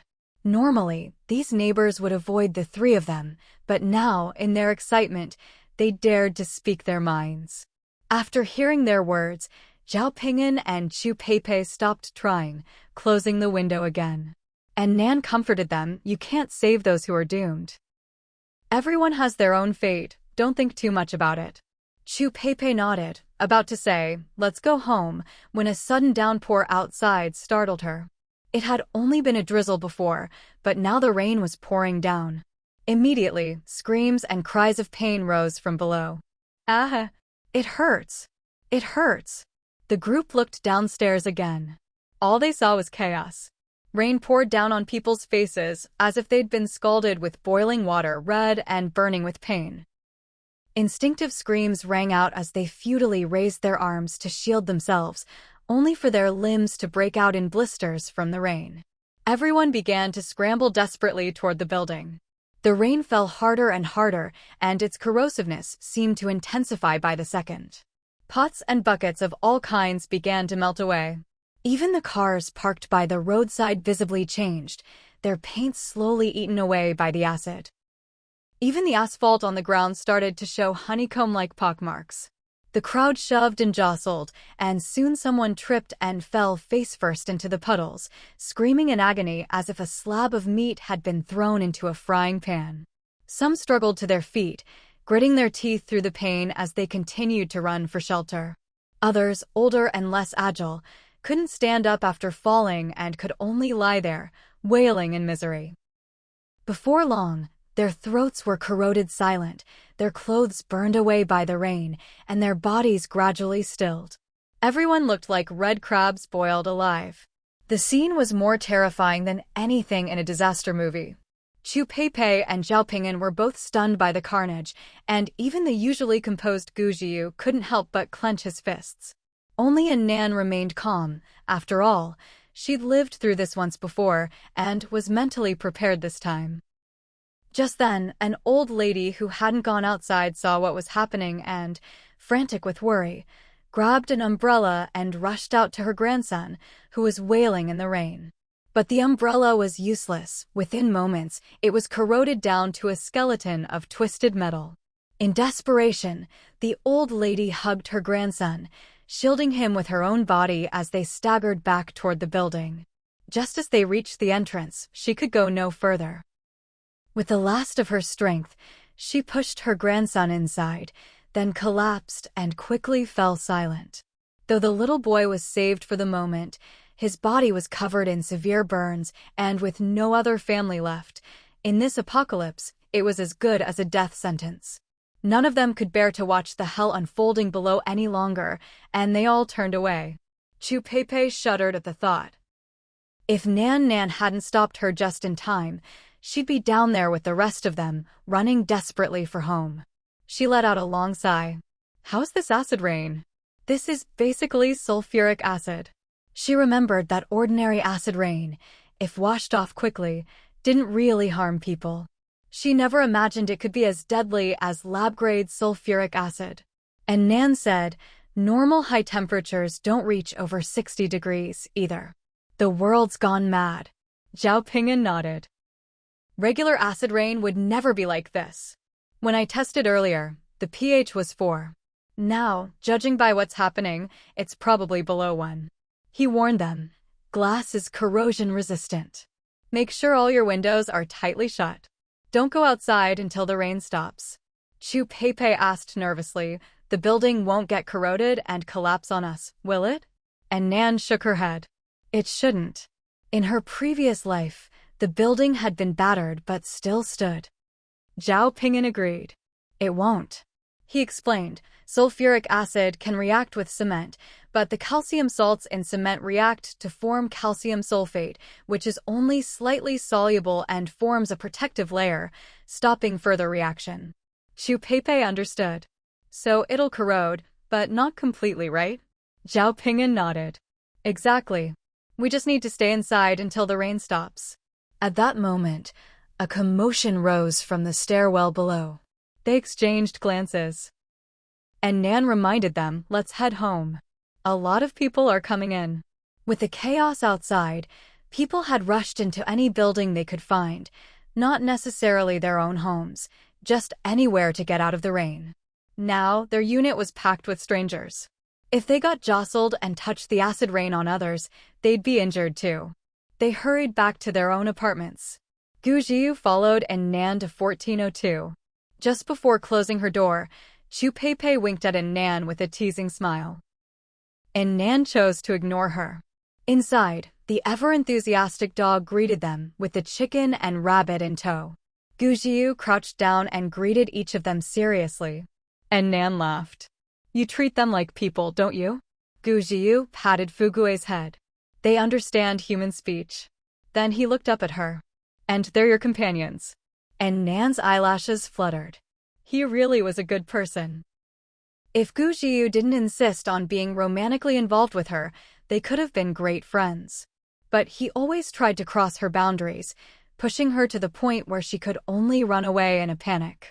Gujiu saw her spacing out and waved a hand in front of her eyes. What are you thinking about? And Nan snapped back. Nothing. I was just wondering, what will you do if the rain keeps falling? Gujiu raised an eyebrow. Obviously, I'll stay here. And Nan's voice shot up. Are you crazy? This acid rain was going to last on and off for over a month. How could he live with her that whole time? A single man and a single woman living together, what would people think? Back at the mountain and the base, they hadn't crossed any lines, and living upstairs and downstairs was no big deal. But now Gujiu was coming on strong. Seeing her bristle, Gujiu quickly reassured her, I won't stay long. I'll leave as soon as the rain stops.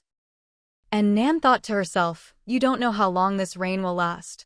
Gujiu, seeing her silence, added, What, are you going to kick me out into the acid rain? He looked so pitiful that Nan didn't know what to say. Then inspiration struck. You could stay in 1301 downstairs. But then she remembered, wait, that won't work. Zhang Xiaobao had been holed up there, eating, defecating, and even gnawing on people. That place was probably uninhabitable now. Maybe 1302, Sun Ping's place? No, that wouldn't do either. Sun Ping's apartment was the scene of a murder and later turned into a brothel with a constant stream of clients. She didn't want Gujiu to catch some unspeakable disease. What about the 12th floor? No, both brothers on that floor had been injured by her and died at home after fleeing. Their bones were probably still there. And Nan frowned. Thinking it over, she realized nearly every apartment in the building was haunted by some tragedy. There really wasn't anywhere decent for President Gu to stay. The more she thought about it, the more annoyed she became. Why did you have to show up today of all days? Gujiu smiled, his tone playful. Yeah, what a coincidence. He watched her expression, ready to make his move. Gujiu sat down on the sofa as if it were the most natural thing in the world. Anan, you saw what it's like outside. If the rain doesn't stop, I'll have no choice but to crash on your sofa. As he spoke, he pulled a pistol from the back of his waist. This is the only weapon I have on me. I'll leave it with you. If I do anything that threatens you, you can shoot me at any time. His words were sincere, reasonable, and impossible to argue with. But Nan was still reluctant. Letting someone stay at her place was just too inconvenient. 1 or 2 nights would be fine, but this could last over a month. Just as she was racking her brain for a solution, the usually well-behaved Fugue suddenly got anxious. He stood up, tilted his head, and barked at her. Woof woof woof, woof woof woof woof woof. And Nan couldn't understand what he was saying, but judging by his expression, he was clearly questioning her and showing his displeasure. And Nan was speechless. This dog is useless. Always siding with outsiders. She immediately scolded him. What are you barking for? Go sit over there. The dog's imposing manner vanished instantly. He stuck out his tongue, sat down awkwardly, then lay his head on Gujiu's leg and whimpered pitifully. Handsome big brother, I can't help you anymore. At that moment, Lai Fu, who had been watching the drama unfold from the coffee table, flapped his wings and hopped onto Nan's shoulder, gently nuzzling her cheek with his head. Then, while stroking her neck with his beautiful feathers, he stared at her with his big, round eyes. Trying to win her over with cuteness now? And Nan remained unmoved. Save it. That doesn't work on me. She waved her hand and shooed him away. Lai Fu's first attempt at using his looks to get his way ended in failure, and he slunk back to the coffee table in defeat. Seeing the other two had failed, Lord Rabbit immediately straightened up. Time for this bunny to step in. But just as he hopped once, before he could even reach his owner, and Nan snapped at him. Scram. The rabbit immediately made a sharp turn and hopped back to where he started. And Nan was fuming. The three little creatures she'd raised and fed, and they were all siding with Gu Jiu? What kind of spell had he cast on them? Gu Jiu watched her get angry, clearly amused. He stood up and tried to coax her. In. Before he could finish, and Nan cut him off. No way. Absolutely not. Gu Jiu stared at her for a while, then stepped a little closer. Anan, are you afraid of me moving in? Before Anan could answer, he said, enunciating each word. You're not afraid of me, and you know I'd never hurt you. So, what are you really afraid of? Given the circumstances, if it were Chu Peipei asking to stay, would you turn her away? And Nan was taken aback. Now that she thought about it, probably not. Even if the acid rain lasted a month, she could manage not to use her space or get discovered for that long. Gu Jiu saw her expression and understood. You wouldn't. Then he said firmly, you're only afraid of me moving in. Or rather, it's not me you're afraid of. Gu Jiu stepped closer and closer. And Nan, you're afraid you can't control your own heart. And Nan heard this and felt her mind go blank, instinctively wanting to argue. But he was standing so close she could barely breathe. 1,000 retorts flashed through her mind, but in the end, all she managed was, Gu Jiu, why are you so talkative today? Gu Jiu chuckled, clearly in a great mood. If you insist on kicking me out, it means you have feelings for me. If you don't, then let me stay. And Nan was speechless. So, if she kicked him out now, it would be like admitting she liked him? What kind of twisted logic was this? Gu Jiu just smiled and sat back down on the sofa, waiting for her to make a choice. No matter what she chose, he'd be happy. And Nan hesitated for a long time, unable to say a word. Gu Jiu couldn't bear to see her struggle, so he thickened his skin and pleaded pitifully. Please, beautiful landlord, take in this poor, homeless soul. After a pause, he added, all the supplies I use while I'm here, I'll pay you back double. Plus, I'll pay you extra for the accommodation. And Nan couldn't help but laugh at his pitiful act. Wouldn't you be losing out? Gu Jiu saw her smile and smiled too. Not at all. Then he took out a bag he'd brought from the villa halfway up the mountain and pulled out a large, flat box. To show my sincerity, here's the accommodation fee up front. And Nan curiously took it and opened it. Inside was a necklace made of jade beads. Every bead was a top-grade imperial green jadeite. She was stunned. You're using this as the accommodation fee? Gu Jiu nodded. I was going to use it to trade for tea, but now it can be your payment. And Nan carefully stroked the high-quality jade in her hand and asked, how much did you pay for this? Gu Jiu thought for a moment. Picked it up a few years ago when I was buying antiques. I think it was around 80 million. And Nan nodded expressionlessly. Nice. But inside, she was screaming, 80 million. 80 million. And it's an antique. I've struck gold. Gu Jiu saw her blank expression and tentatively asked, you don't like it? Like it? She loved it. What woman wouldn't love an 80 million yuan necklace? And Nan kept a straight face and replied, it's all right, I guess. I'll accept it reluctantly. Gu Jiu smiled. So, can I stay now? And Nan carefully put the jewelry box away. You can. Stay? For 80 million, what hotel couldn't you stay at? Not only could he stay, she'd make sure Mr. Gu stayed in style. But Nan still took the pistol he handed over. I'll give it back to you when you leave. Better safe than sorry. Gu Jiu wasn't the least bit offended by her lack of trust. Instead, he smiled and asked, aren't you going to check if I have any other weapons on me? And Nan hesitated. No need. Gu Jiu teased, you trust me that much? Then he put on a look that said, I knew you felt differently about me. And Nan, annoyed, said, come here. I'll search you. Gu Jiu chuckled and obediently walked over.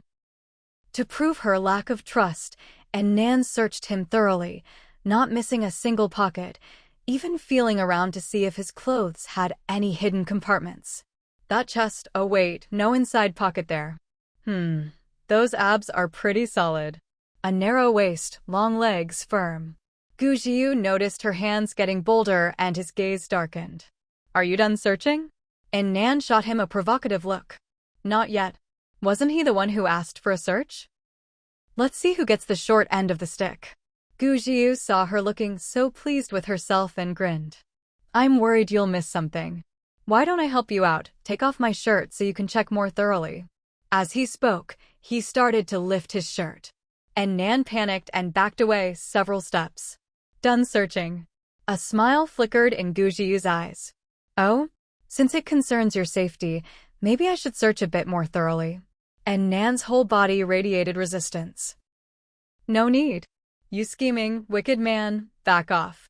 Back off. Back off. Gu Jiu laughed out loud. All right then, I'll listen to you. And Nan let out a sigh of relief. Why is it that every time she faces him, she can never get the upper hand? If she can't fight him, she can at least avoid him. She turned on the TV. You watch a movie for a while. I'll go get a room ready for you. Gu Jiu said, no need to trouble yourself. I can just sleep on the sofa. And Nan replied, how can someone who paid 80 million sleep on the sofa? That would make her a real scammer. Gu Jiu chuckled. You're the most practical woman I've ever met. And Nan shot him a look. If you know that, why aren't you giving up already? Gu Jiu replied, on the contrary, it just makes me more motivated. And Nan frowned. What's that supposed to mean? Gu Jiu smiled. It's not like I'm short on money. If you love money, isn't that the same as loving me? And Nan. How can this guy be so shameless? Suddenly, she felt the neighbor's nickname for him, the nouveau riche, was actually spot on. She reminded him, money's basically just waste paper now. Gu Jiu replied, I'm not short on supplies either. And Nan was speechless. Who flaunts their wealth like this? Aren't you afraid of being kidnapped and ransomed? Gu Jiu said, kidnap me? You? Be my guest. And Nan. She realized her first impression of him had been way off. He looked cold and aloof, like he kept everyone at arm's length, but in reality, he was just a fake gentleman. Too lazy to argue with him anymore, and Nan headed straight for the guest bedroom. Gu Jiu stood up to follow. I'll help you. And Nan stopped him. No need, I can handle it myself. If he followed her in, how was she supposed to use her space ability? Gu Jiu assumed she had some private things to put away, so he didn't insist. All right, go ahead. Leave the heavy lifting to me. And Nan nodded and went into the guest room, locking the door behind her. There was already a bed in the room. And Nan found a new set of bedding and put a few changes of clothes for him in the wardrobe. To avoid exposing her space ability, she deliberately piled supplies in every corner of the room. Then she went to another room and took out all the supplies they might need for the next month, arranging them neatly. She tried to make sure everything looked like it had a reasonable source. By the time she finished, it was already late. When Nan came out, she saw Gu Jiu busy in the kitchen. She raised her eyebrows. Didn't she tell him to watch TV? Why was he in the kitchen cooking? This tenant was truly one of a kind. He paid 80 million in rent, and now he was cooking for the landlord.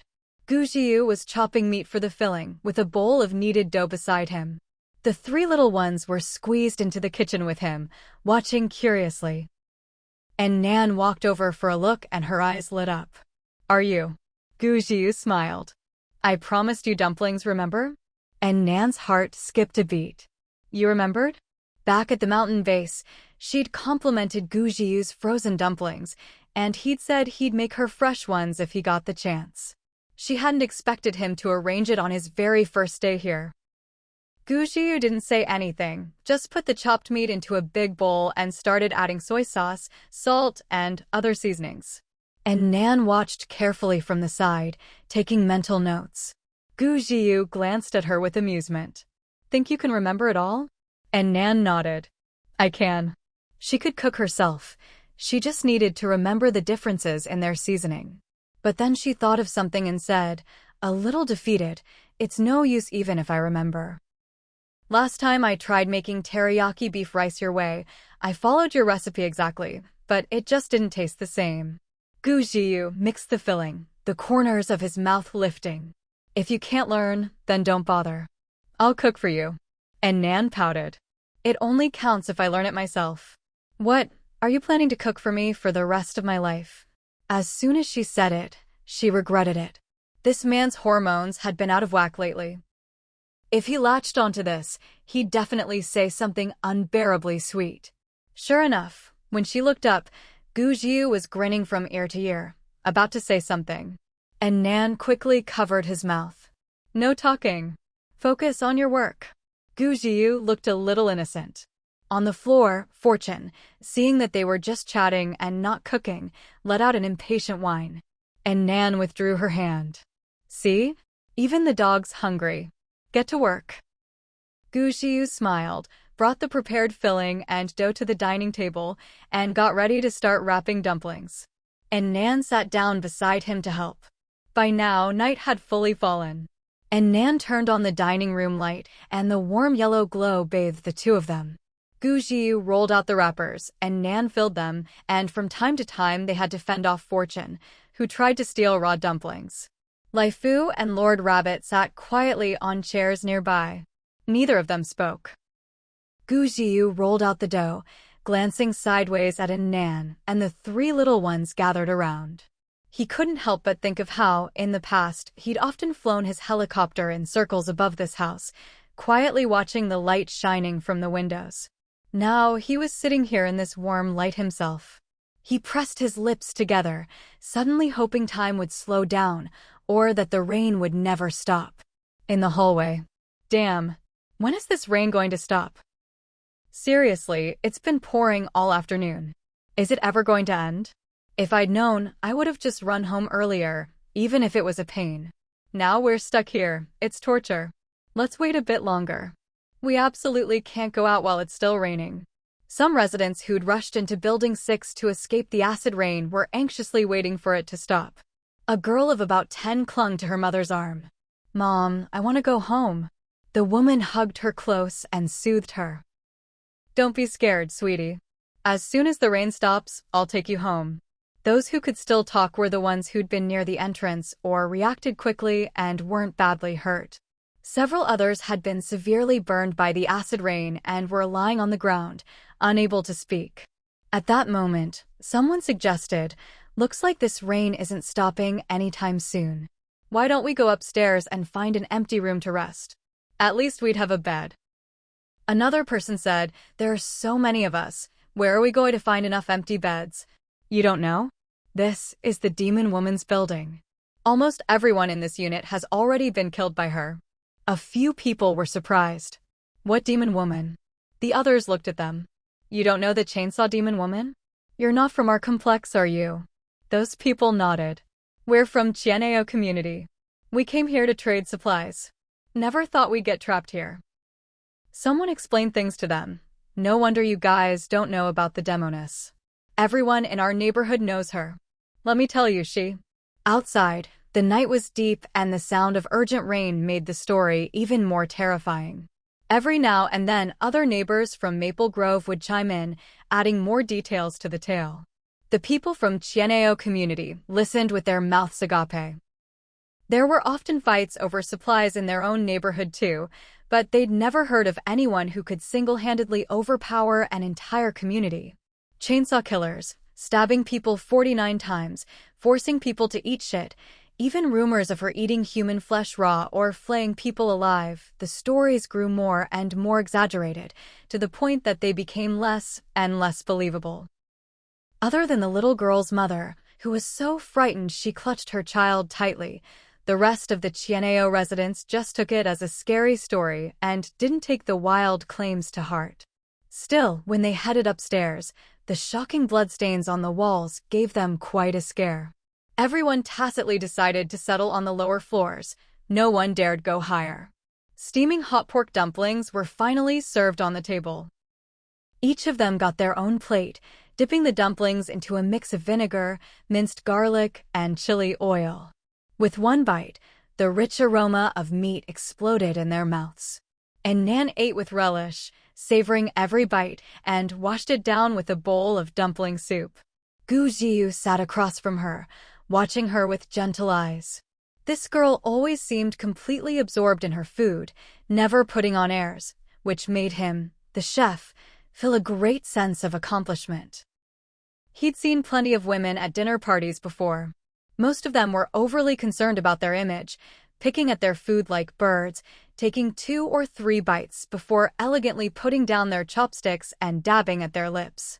Beautiful, yes, but it always killed his appetite. Rarely had he met someone like Nan, composed and dignified, yet making the food look irresistibly delicious. Nan polished off 2 dumplings in a row and was about to praise the chef, only to find that he hadn't eaten yet. He was just holding a dumpling, staring at her. Nan frowned. "Why are you looking at me? Dumplings are best when they're hot." She had a natural reverence for food. "Focus on eating." Gu Jiu chuckled and finally put the dumpling in his mouth. After a few bites, he suddenly felt something was off. Looking down, he saw a dog and a rabbit staring intently at him. The dog was already drooling. Gu Jiu couldn't help but laugh and gently reminded Nan, "Fugue looks absolutely famished. Should we let them eat with us?" And Nan swallowed her dumpling and said, "No way. They eat too fast. The food has to cool down first or it'll burn their throats."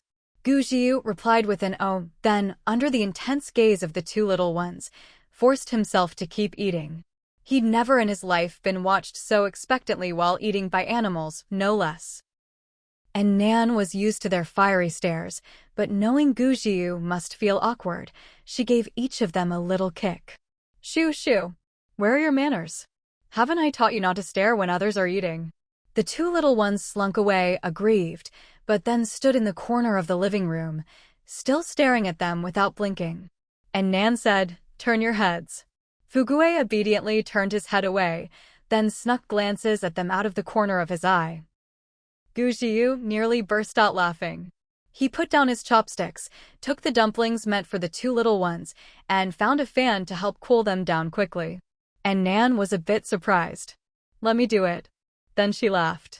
"You look just like a kindly old mother right now." Gu Jiu smiled. "You keep eating.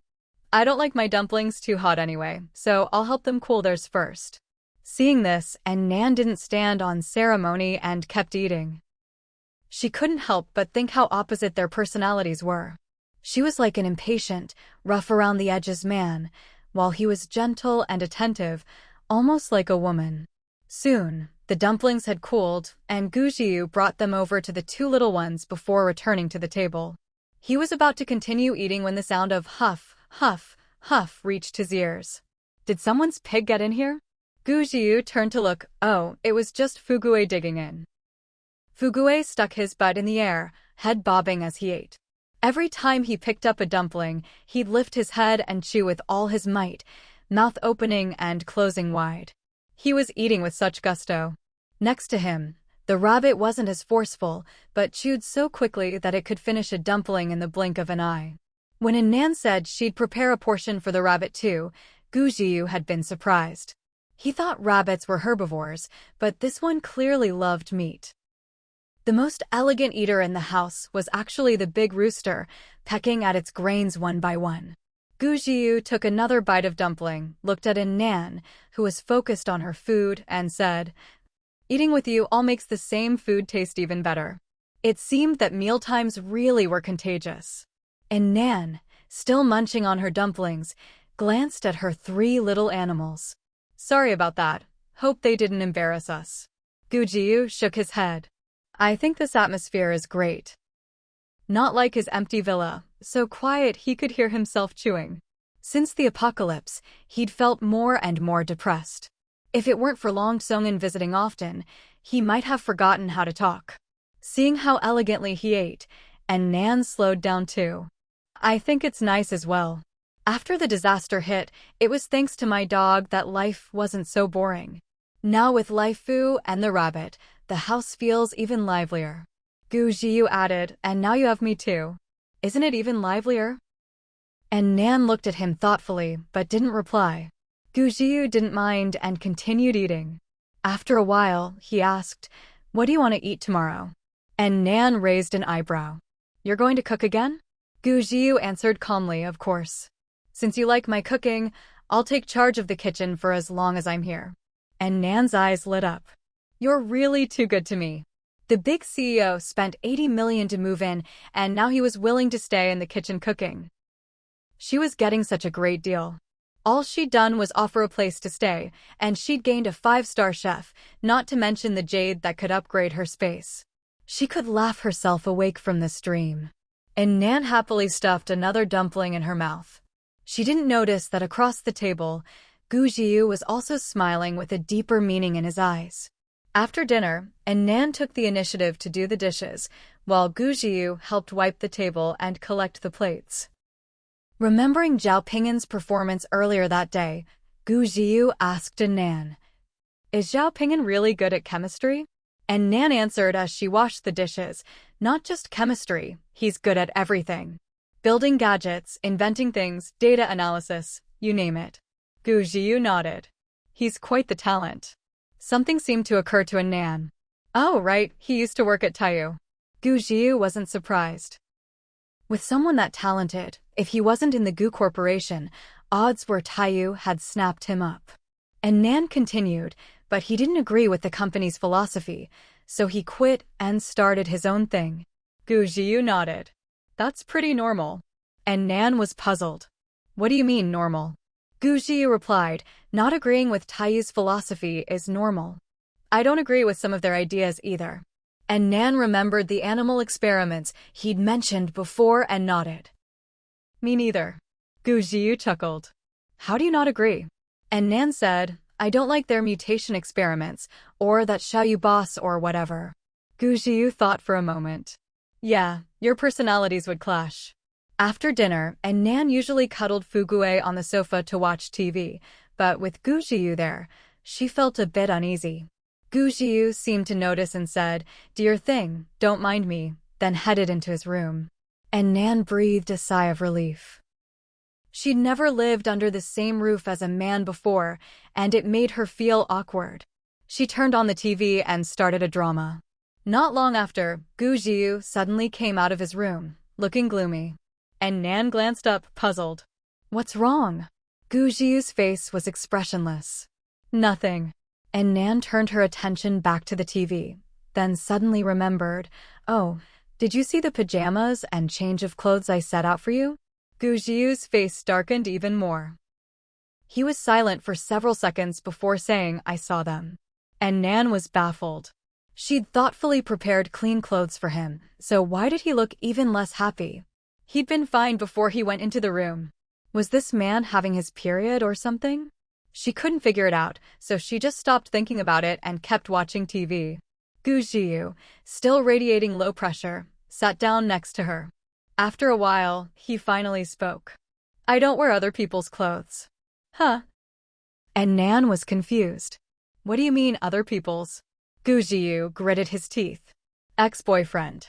And Nan was even more confused. "What ex-boyfriend? Whose ex-boyfriend?" It took her a moment to realize what he meant. He thought she'd given him her ex-boyfriend's old clothes. He actually remembered the ex-boyfriend she'd made up last time. And Nan turned to him, half smiling. "If you don't wear the clothes I prepared, what will you do when the ones you're wearing get dirty?" Gu Jiu pressed his lips together. "Go shirtless." And Nan. She rolled her eyes at him. "Those are all new clothes for you. The tags are still on." Gu Jiu was stunned. He cleared his throat, got up, and went back to the room to check the closet again. Sure enough, all the clothes still had their tags. His mood immediately improved. When he'd first gone into the room, he hadn't expected Nan to have prepared clothes for him. When he opened the closet and saw all those brightly colored, flashy t-shirts, he just assumed they were left behind by some tasteless guy, like her supposedly unforgettable ex. A while later, Nan saw Gu Jiu come out of the room with a spring in his step, now wearing the green pajamas she'd put in the closet. She smirked. "Now that you know they're new, you're willing to wear them?" Gu Jiu's eyes glinted with amusement, but he kept a straight face. "Your taste could use some work." He usually wore black, white, or gray. Opening that closet and seeing all those bright colors and bold patterns, anyone would think he was about to go on a tropical vacation. And Nan pouted. "I just grabbed whatever I could when I was out scavenging. Having clothes to wear is good enough. Who has time to pick styles?" Gu Jiu shot her a look, but didn't say anything. This woman was lying again. She'd cleared out his entire mall. What style couldn't she have picked? She hadn't even spared the potted money trees inside. But Gu Jiu didn't call her out. Instead, he glanced down at his clothes. Did Nan actually like this style? After hesitating a moment, he asked, "Does it look good?" And Nan thought he was talking about the TV show. The beginning was good, but the ending was ridiculous. After all that drama, it turned out to be a dream. Gu Jiu, I meant me. And Nan didn't get it at first. Huh. Then she turned to look at him. He was wearing loose green pajamas. On anyone else, it would have looked sloppy and effeminate, but on him, his skin looked even fairer, and there was a relaxed, effortless charm. It looks good. And Nan had deliberately chosen the ugliest men's clothes she could find, just to stop him from using his looks to distract her. Who would have thought he could make even ugly clothes look good? To keep herself from staring, and Nan quickly turned away and kept watching TV. The previous show had ended, so she randomly started a new one. Just then, Gu Jiu sat down on the sofa too. And Nan jumped. What are you doing? Gu Jiu, watching TV. He sat so close that if either of them moved, their legs would touch. And Nan quietly scooted away. This is an 88-episode melodrama, The Devil's Stepmother. You won't like it. Gu Jiu, I like it. And Nan. The two of them sat side by side. The TV drama was full of twists and melodrama, but Nan stared at the screen without taking in a thing. All she could hear was Gu Jiu's breathing beside her, and she couldn't focus on the show at all. And Nan was annoyed with herself. Was she getting neurotic? How could she hear his breathing so clearly? Sure enough, being too close to this devilish man made her feel out of control. Irritated, she turned up the TV volume. Now, the only thing filling the room was the actors shouting from the TV. Gu Jiu glanced at her with a half-smile. In the hallway, a little girl, about 10 years old, crept up quietly. After hesitating for a moment, she knocked on the door of the 14th floor. The TV in Nan's apartment was so loud that neither of them heard. Soon, Chu Pei came out to check. She called through the door, "Who is it?" The little girl tilted her head and asked, "Are you my mom?" Chu Pei peered outside through the peephole and saw a frail little girl. Her tone softened a bit. "I'm not your mom. Do you need something?" The little girl pouted. "Mommy, I'm hungry." Chu Pei frowned. This child seemed a little slow, not understanding what she was saying. She repeated, "I'm not your mom. You've got the wrong person." With that, she turned to go back to her room. The little girl's lips trembled, and she started to cry. "Mommy, don't you want Xiaoguai anymore?" Chu Pei froze in her tracks, her hand instinctively going to her stomach. Her unborn child had been called Xiaoguai. She'd been only a few months pregnant, not far enough along to pick a name, but her husband had always liked to rest his head on her belly, calling Xiaoguai, Xiaoguai. Over time, she'd started calling the baby that too. Outside, the little girl was still crying. "Mommy, Xiaoguai hurts." Hurts? She remembered her own child, the one that had been kicked out of her body. He must have been in so much pain too. If her Xiaoguai hadn't died back then, he'd be just old enough to call her Mommy now. The little girl's cries outside the door, calling Mommy again and again, tugged at Chu Pei's heart. She pressed her face to the peephole, checked that no one else was around, and slowly opened the door. The little girl's eyes lit up. She took a few steps forward and threw herself into Chu Pei's arms. "Mommy." Chu Pei looked around warily once more, then crouched down. "Let Auntie see, where does it hurt?" The little girl lifted her baggy pants. "Here." Chu Pei looked down. The girl's right calf had been badly burned by acid rain. She said quickly, "Wait here and be good, okay? I'll go inside and get you some medicine." The little girl clung to her sleeve. "Mommy, don't leave me." Chu Pei patiently explained, "Xiaoguai, just wait here for a moment. I'll get you medicine. Once we put it on, your wound will heal and it won't hurt anymore." Reluctantly, the little girl let go. "Mommy, hurry back." "I will." Chu Pei went back to apartment 1401. As she opened the door, the little girl caught a glimpse of the supplies stacked inside, but only for a second before the door shut tight. The little girl lowered her eyes and stood obediently in place.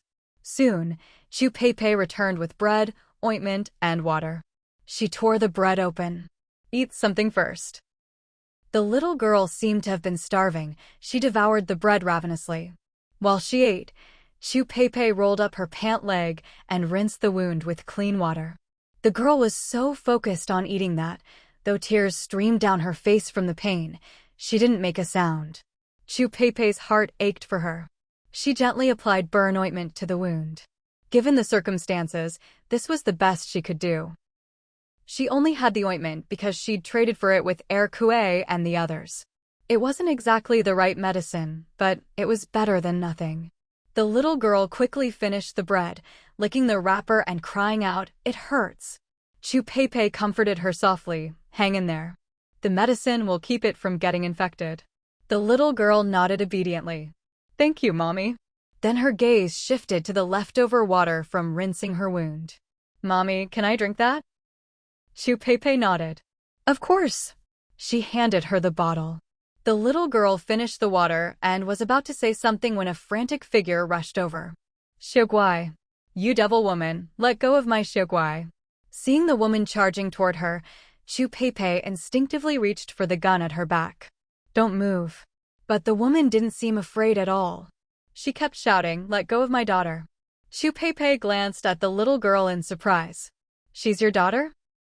Then she thought, since the woman knew the child's name, she must be telling the truth. Her tone softened. "Your daughter's burn was pretty bad. I just put some medicine on it for her." The woman saw the ointment in Chu Pei's hand and finally relaxed a little. She whispered, "Thank you." She pulled the girl into her arms, her voice full of concern. "Xiaoguai, are you okay?" The little girl shook her head. Seeing that the child's mother had come, Chu Pei turned and went back inside, closing the door. The little girl looked longingly at the closed door. As the woman carried her downstairs, she scolded, "Didn't you hear what the uncle said? That devil woman is dangerous. How could you go up there?" The little girl shook her head. "Mommy, that devil auntie isn't scary at all." The woman frowned. "You can't judge a book by its cover. You still have to be careful." She paused, then asked, "Weren't you sleeping in my arms? When did you sneak out?" "I woke up and you were gone. I was scared to death." The little girl didn't answer. Instead, she asked, "Mommy, what will you do if the rain never stops?" The woman looked at her, surprised by how grown-up she sounded, and said gently, "Xiaoguai, don't worry about that. Mommy will take you home." The little girl didn't reply. She turned her head to look up at the 14th floor, now far behind. She muttered, "But there's no food at home either." The rain outside was so loud that the woman didn't hear her. "What did you say?" The little girl lowered her eyes. "Nothing." 2 more days passed, and the rain still didn't stop. Those who'd been badly injured at the start had already died. The rest of the people waiting in the building grew more and more anxious. The rain outside couldn't be drunk, and they had no food. There was nothing edible in these empty apartments. If this went on, they would either die of thirst or starve. The woman and her child huddled together in a bedroom on the 8th floor for 3 days. The little girl lay in her mother's arms inside. "Mommy, I'm hungry." The woman began to cry. "I'm sorry, Xiaoguai. Just hold on a little longer. Maybe the rain will stop tomorrow." The little girl stared at the ceiling. "But what if it doesn't?" The woman choked up and didn't answer. The little girl sighed again. 2 more days passed. The door on the 14th floor was knocked on once more. Chu Pei quickly came out. It was the little girl again. Chu Pei asked, "Where's your mom?" The little girl looked innocent. "You're my mommy." Chu Pei said, "I mean your real mom." The little girl tilted her head, puzzled. "What's a real mom?" Chu Pei was a little exasperated. "The woman who came to get you a couple of days ago." The little girl seemed to understand. "She went out to get food. She hasn't come back." Chu Pei was shocked. "She went out? But it's acid rain out there." The little girl nodded. "There's no food or water here. She said she had to go home to get some." Chu Pei asked, "How long has she been gone?" The little girl thought for a moment. Several days. Chu Peipei frowned. Judging by how much that woman doted on her child, there was no way she would have left her alone here for so many days. With the acid rain pouring down so heavily, that woman had most likely died on the road. She looked at the little girl with a hint of pity. Do you have any other family? The little girl pointed at Chu Peipei.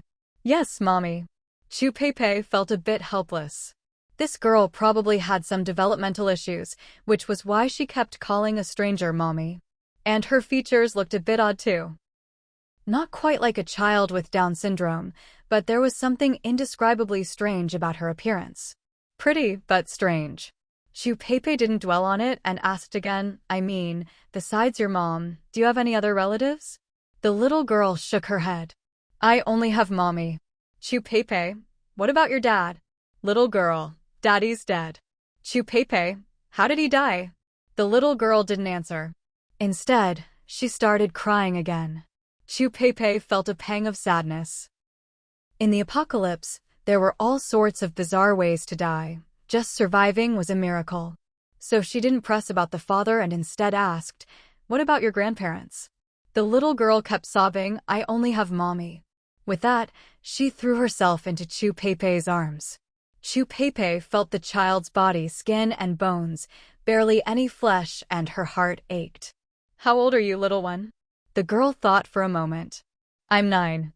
Chu Peipei sighed. When disaster struck, this child must have just started elementary school. Now, forget about getting an education, she couldn't even get a full meal.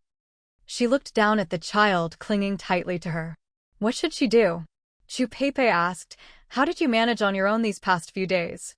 The little girl's face was still streaked with tears, her voice pitiful.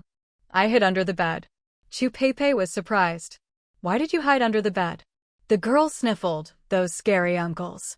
I was scared. Chu Peipei understood. The scary uncles must have been the people taking shelter from the rain in the building. She gently patted the girl's back to comfort her. Such a young child, and a girl at that, all alone out here, it was just too dangerous. It wasn't just about the lack of food and water. There were too many twisted people in the world. Even in peaceful times, girls with parents to protect them could still fall victim to the wrong kind of men, let alone now. The little girl, exhausted from crying, tugged at Chu Peipei's sleeve. Mommy, I feel so bad. I want to go home. Hearing her call her Mommy over and over, Chu Peipei's heart softened. After a moment's hesitation, she decided to take the child home. After all, a kid didn't eat much. One more mouth to feed wouldn't make a difference. She had no family left in this world. This little girl was like a miniature version of herself. And she kept calling her Mommy. It made her think of her own poor, unborn child. Chu Peipei carried the little girl into the house. The girl obediently rested her head on Chu Peipei's shoulder, a faint smile curling on her lips. Room 1402. And Nan was sparring fiercely with Gu Jiu. Over the past few days, she'd gradually gotten used to having another man in the house and wasn't so resistant to him anymore. Of course, the main reason was that not only was Gu Jiu a great cook, but he was also quite skilled. He'd brought her plenty of delicious new dishes, and now she had a rare sparring partner for training. Before, she could only practice with Guzzy the dog. But a dog wasn't a person, there were many moves she couldn't use on it. With Gu Jiu as her opponent, her practice became much more dynamic and effective. In just a few days, she'd made remarkable progress. After a few more rounds, and Nan stopped. That's enough. I'm tired. This man really was way better than her. They'd been at it for almost 3 hours, and she was exhausted, while he still looked as energetic as ever. Gu Jiu also stopped and smiled at her. How do you feel today? And Nan thought for a moment. Not as much progress as yesterday. Then she asked, do you usually do a lot of physical training? Gu Jiu, yeah. Every day. And Nan nodded. No wonder. She'd only started working out regularly after being reborn. Back in college, she'd just learned a few basic moves. She'd never really trained her body. So, even though their skills were now about equal, her stamina was nowhere near Gu Jiu's. Looking at his calm and relaxed demeanor, and Nan couldn't help but complain, "Don't you ever get tired?" Gu Jiu smirked. A man can't admit defeat. In Nan, this petty guy still remembered that time in Kangwang community when she'd said he wasn't up to the task. He never missed a chance to tease her about it. And Nan scowled. Friends should have boundaries. No inappropriate jokes. Gu Jiu chuckled. "Yes, ma'am, dear friend." And Nan pursed her lips. Why did everything sound so ambiguous when he said it? Ever since he'd moved in, he'd completely dropped his aloof, noble demeanor and turned into a peacock fanning his feathers, constantly using his good looks to seduce her, a pure and innocent girl. Trying to take advantage of being so close, hoping to win her over. After countless rounds of back and forth, and Nan had finally sat him down for a serious talk. She made it clear she would never date him, at most, they could be friends. Gu Jiu readily agreed. And so, the most boundaryless friendship in history was born. Not only did he not keep his distance, he used the friend label as an excuse to boldly invade every corner of her life. Seeing his beaming face again, and Nan immediately took a step back. "I've had enough practice. I'm going to bed. If you watch TV, keep the volume down." Then she fled to her bedroom. Gu Jiu looked at the door she'd slammed in his face, smiled, and went back to his own room to rest. And Nan returned to her room, carefully locked the door, and slipped into her space. She went to the villa's first-floor bathroom, tossed a rose-scented bath bomb into the tub, and sank into the water. The fatigue from training melted away instantly. She soaked comfortably for over half an hour, until she was drowsy, then dried off, changed into her nightgown, and left her space. Half asleep, she crawled into bed, closed her eyes, and prepared to sleep. Why did her bed feel harder than usual? And Nan opened her eyes in confusion, only to find herself face to face with a sleeping man. Gu Jiu. She was instantly wide awake and looked around. What the hell? This wasn't her room at all. And Nan was jolted awake in fright, all traces of sleep gone. She'd been so tired just now that she'd lost control of her spatial movement and accidentally teleported straight into the next room.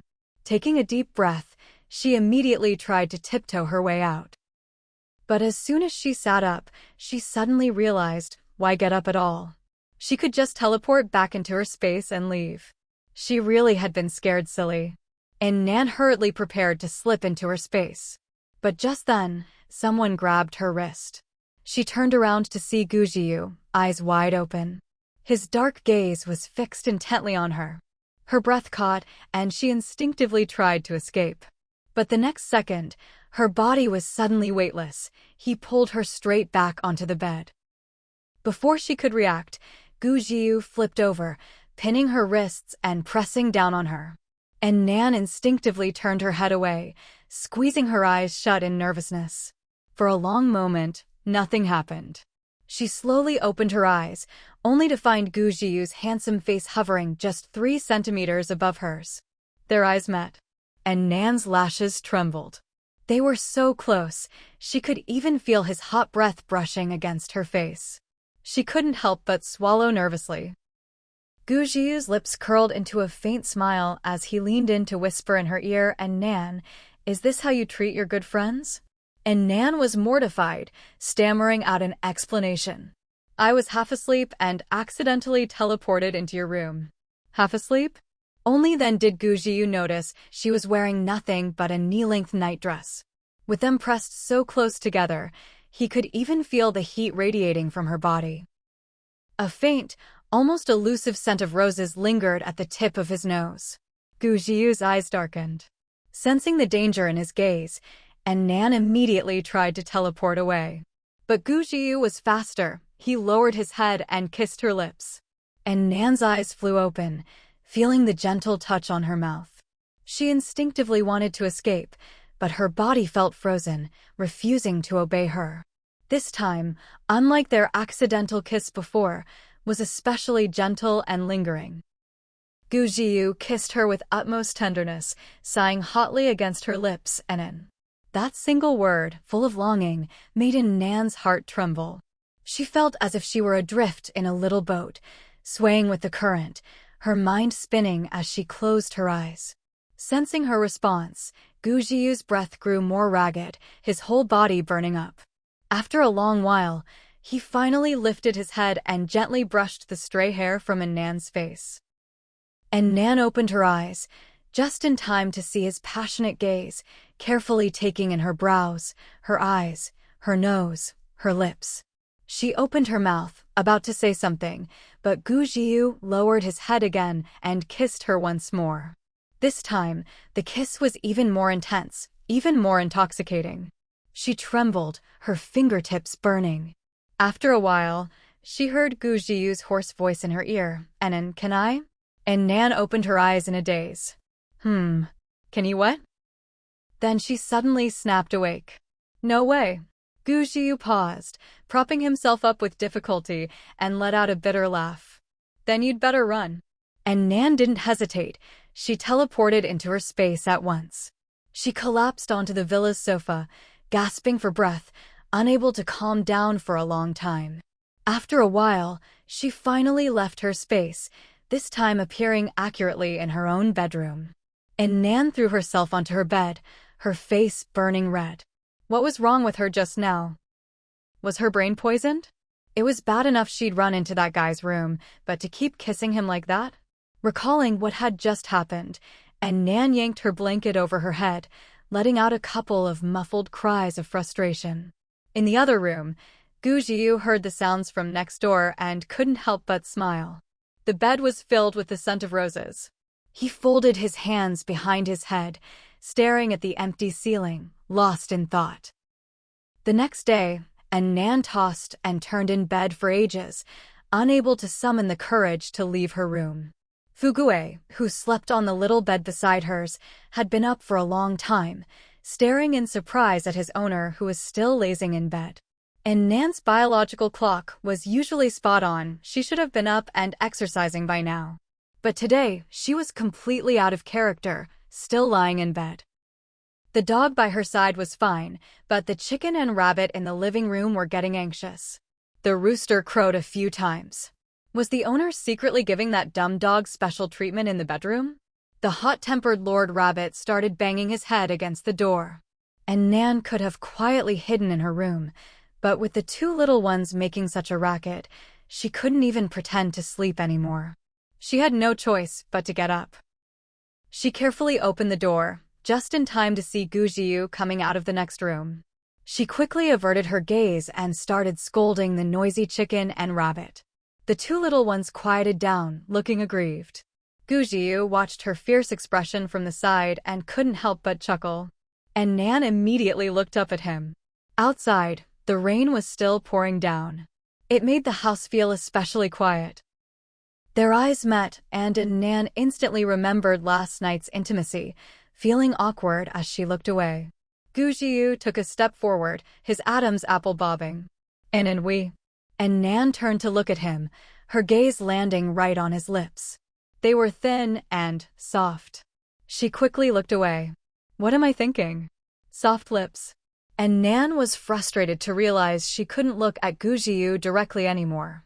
Every time she saw him, her mind was filled with all sorts of inappropriate thoughts. Seeing her shifty gaze, Gu Zhiyu smiled and finished his sentence. "So, what's our relationship now?" Annan bristled. "What do you mean, what relationship?" "I told you, we're friends." Gu Zhiyu pressed his lips together. "Player." Annan's eyes widened. "I'm the player?" "You're the one who kissed me." Gu Zhiyu replied, "You're the one who snuck into my room while I was asleep." Annan retorted, "That's still no excuse for you to kiss me." Gu Zhiyu laughed in exasperation. "I'm a perfectly healthy man. What normal man could stay unmoved when the woman he likes suddenly appears in his bed in the middle of the night, wearing nothing but a thin nightdress? Unless the man's not a man at all." He thought for a moment, then added, "I'm very much a man." Annan. There was no way to explain this. She glared at Gu Zhiyu. "Anyway, I'm not as bad as you."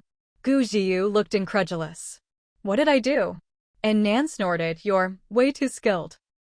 Didn't he say it was his first time last time? Whose first time is that? Overwhelming? No one with less than 3 years' experience could have kissed her so senseless. Gu Jiu looked at her, half amused, half exasperated. That was what you call being unable to help myself, natural talent, overwhelming passion. And Nan was unmoved. Keep all those 4-character idioms to yourself. The room fell silent, the only sound the patter of rain outside the window. The 3 little ones sat in a row against the wall, staring at the two of them without blinking. And Nan felt creeped out by their gazes and couldn't help but snap at them. What are you looking at? Turn around. Gu Jiu, calm as ever, said, don't take it out on the kids. And Nan.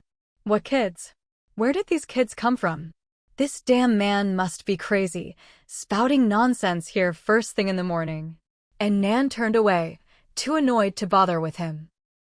Seeing that she was genuinely upset, Gu Jiu shut his mouth and quietly turned to head into the kitchen. I'll go make breakfast. And Nan watched his retreating back and slumped into a chair, feeling frustrated. Lust clouds the mind. The ancestors never lied. Last night, she'd been dazzled by Gu Jiu's good looks, lost her head in a moment of impulse, and instead of teleporting away immediately, she made a huge mistake. And now it was clear this man wasn't about to let things go. Her mind was a mess. Irritated, she turned her head and happened to catch a glimpse of the surveillance feed on the nearby computer. Several figures were lurking suspiciously outside the door on the 14th floor. And Nan frowned. What's going on? She took out the pistol Gu Jiu had handed over to her, opened the door, and stepped out. The group was whispering at the door when the hallway door suddenly swung open. A black gun barrel was pointed straight at them. The man in front immediately threw up his hands. Wait. We mean no harm.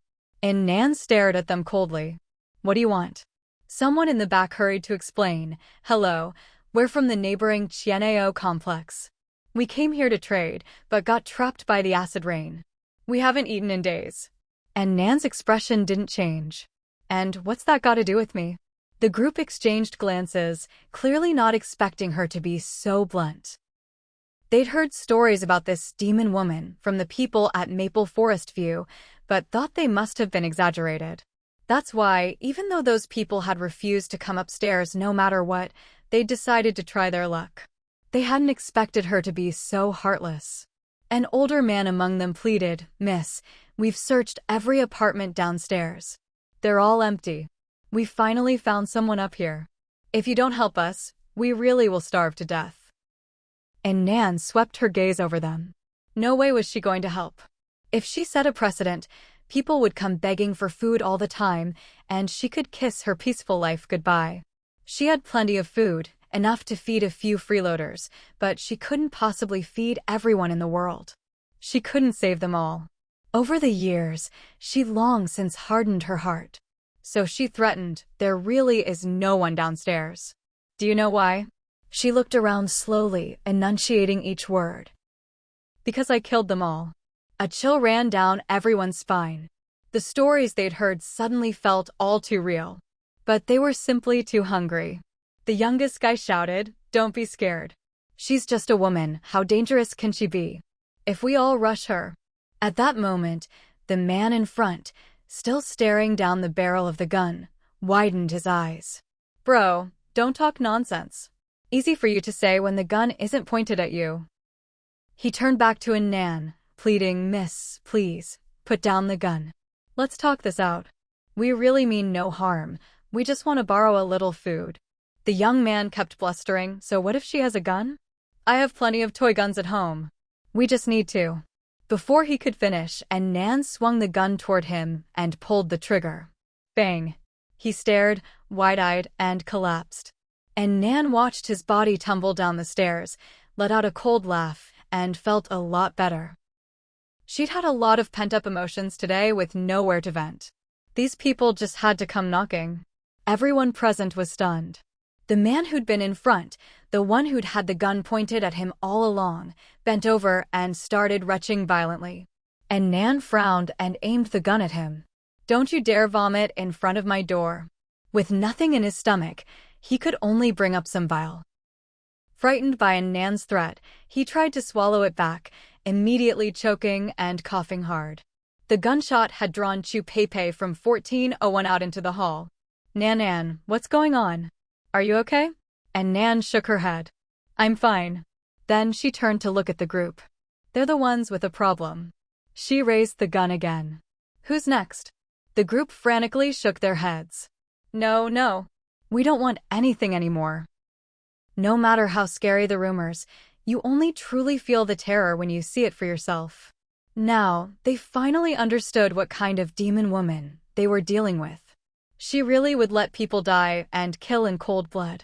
They begged for mercy as they scrambled to flee down the stairs. They knew there was a big difference between possibly starving to death and dying right now.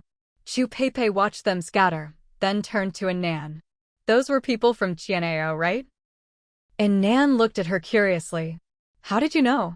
Chu Peipei started, because yesterday She suddenly noticed something and gasped, Nan. Why are your lips swollen?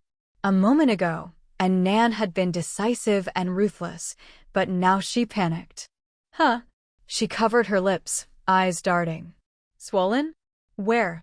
Chu Peipei pried her hand away, eyes shining. Don't try to hide it from me. She stared at Nan's lips, clicking her tongue. TSK, just how long were you two at it? Nan's face turned bright red. Don't talk nonsense. I just ate too much spicy duck head. Chu Peipei grinned, full of gossip. Come on, that excuse might fool an 18-year-old girl. Spill it. How far did you two go?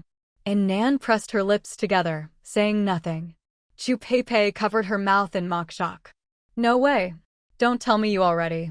Nan's voice shot up several octaves. Of course not. Then she bolted for home. I'm not talking to you. I've got food on the stove. Chu Peipei watched her fleeing back and couldn't help but smile knowingly.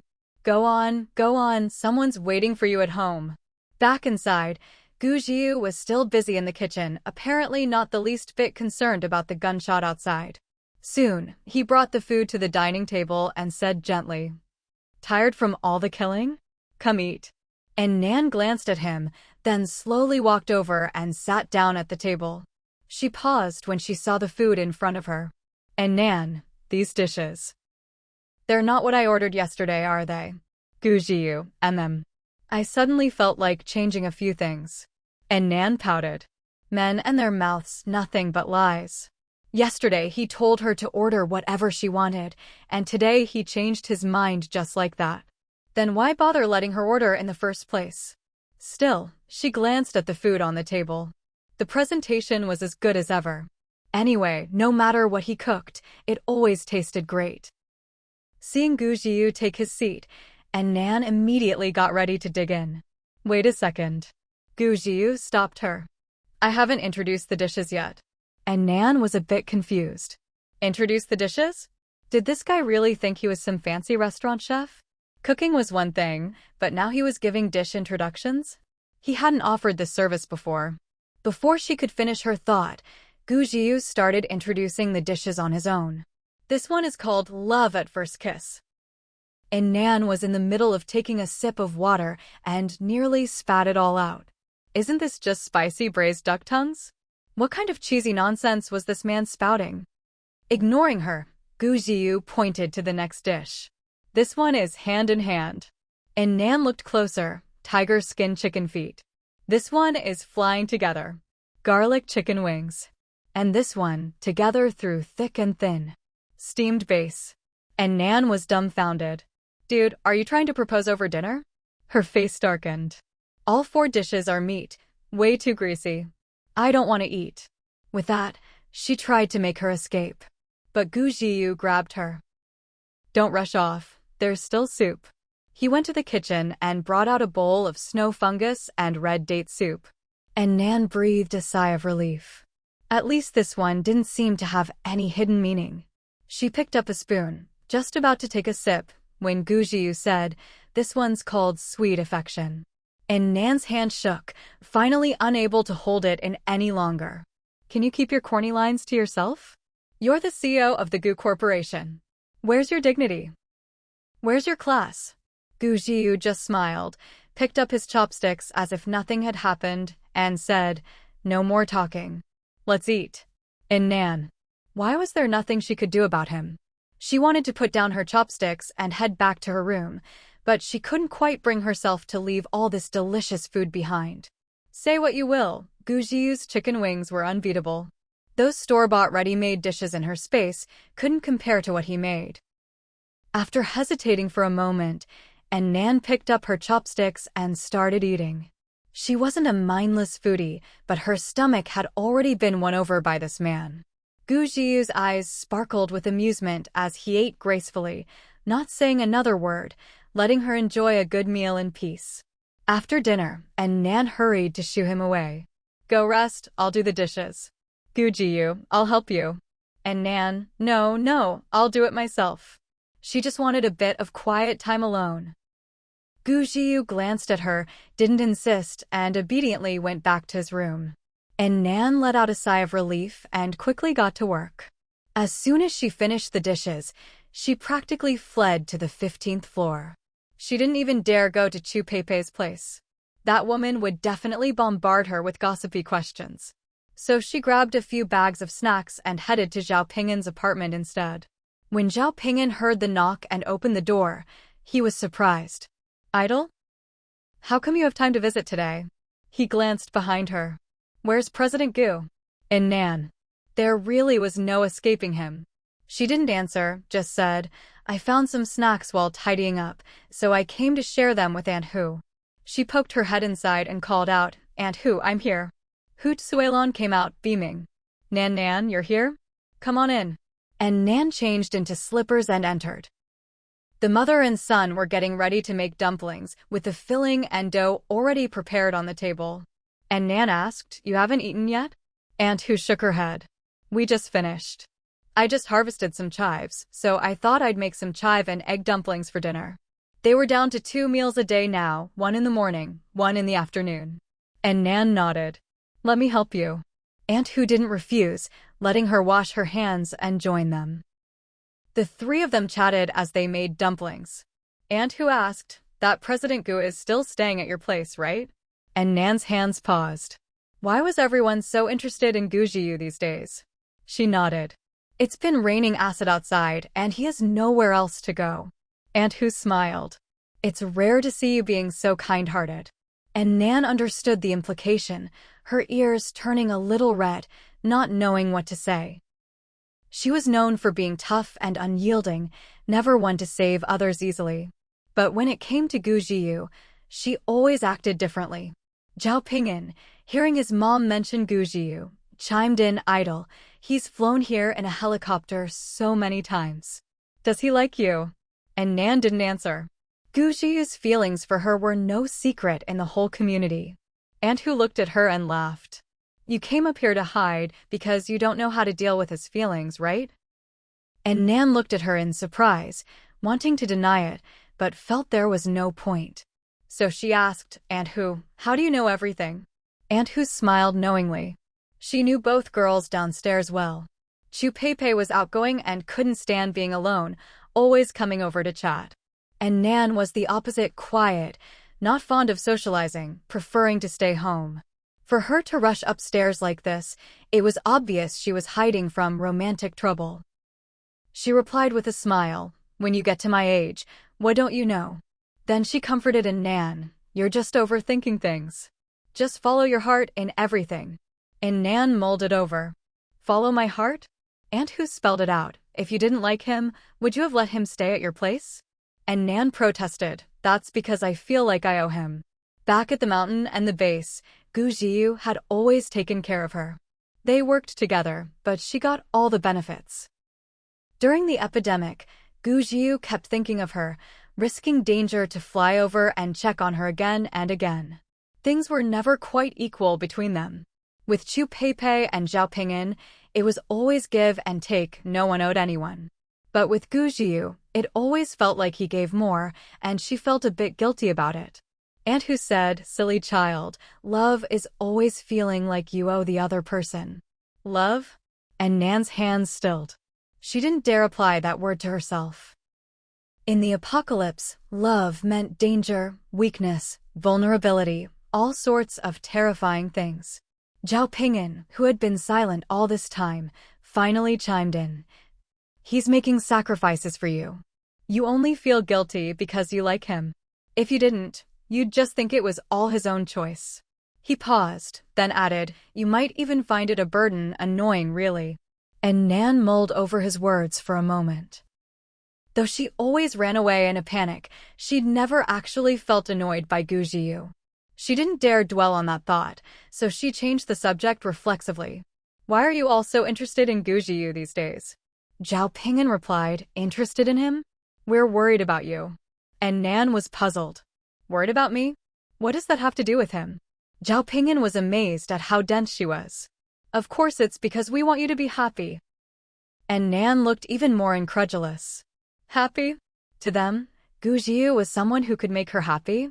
Hoot Suelon, folding dumplings at the table, laughed.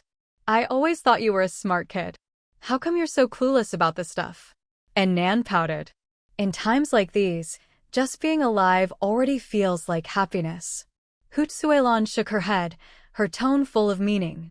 We don't come into this world just to breathe a few more years and call it happiness. Sometimes, a single beautiful minute is worth more than a whole year of dullness. She gave Nan a meaningful look. This life, it's all about those few moments. Hearing this, and Nan's mind suddenly replayed the scene from last night. That moment when her heart pounded like crazy. She'd never felt anything like it before. The three of them dropped the topic and went back to making dumplings, chatting about the acid rain outside. Zhao Ping'an said, looks like this rain isn't stopping anytime soon. And Nan nodded. Yeah. Someone even came to my door today asking for food. I scared them off. Hoot Suelon frowned. Scare them off once, they'll just come back. There's no food left in the building. When people get desperate, they'll set their sights on us. And Nan thought for a moment. Actually, there might still be something to eat. Mother and son exchanged a glance, knowing what she meant. Hoot Suelon sighed. Good thing these are veggie dumplings. Otherwise, I'd lose my appetite. Zhao Ping'an, pinching a dumpling, said, first the floods, then the heat, now acid rain. Who knows what's next? And Nan knew, but couldn't say. Hoot Suelon put some dumplings aside to freeze, then said, let's hope nothing else happens. By the time they finished making dumplings, it was almost dusk. And Nan was about to head home, but Hoot Suelon stopped her. You're not just working, you're eating with us, too. Stay and eat before you go. And Nan waved her off. No need, Auntie Hu. Hoot Suelon smiled at her. What, someone waiting for you at home? And Nan blushed. Auntie Hu, don't tease me. She sat back down. Fine, I'll stay and eat with you. Hoot Suelon just smiled and said nothing more. When the dumplings were ready, Zhao Ping'an handed her a thermal lunchbox. And Nan was surprised. What's this? Hoot Suelon grinned. We're out of bowls.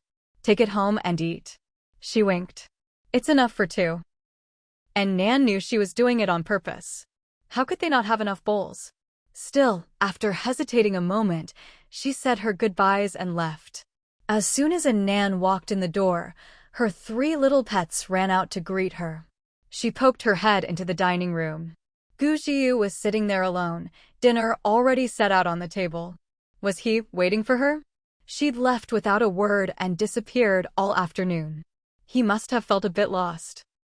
Watching Gu Jiyu sitting there by himself, looking so lonely and quiet, and Nan suddenly felt a pang of sympathy. She was about to bring the dumplings over when Hu Auntie's words echoed in her mind. Love is always feeling you owe the other person. So, did she really like him? Gu Jiyu saw Nan change her shoes and linger by the door, not coming over. He spoke first. You're back. And Nan nodded. Gu Jiyu didn't ask where she'd been. He just glanced at the lunchbox in her hand. What's that? And Nan walked over and opened the lid. Dumplings Auntie Hu made. Gu Jiyu raised an eyebrow. Did you already eat? And Nan shook her head. Not yet. Gu Jiyu immediately looked pleased. So you brought them back to eat with me? And Nan glared at him. Go get some plates. Gu Jiyu chuckled softly. Okay. They ate quietly together, then moved to the couch to watch TV. And Nan didn't pay any attention to the show. All she could think about was how present the man beside her felt. The nth time she snuck a glance at him, Gu Jiu suddenly leaned in. He braced his hand on the back of the sofa, caging her in his arms.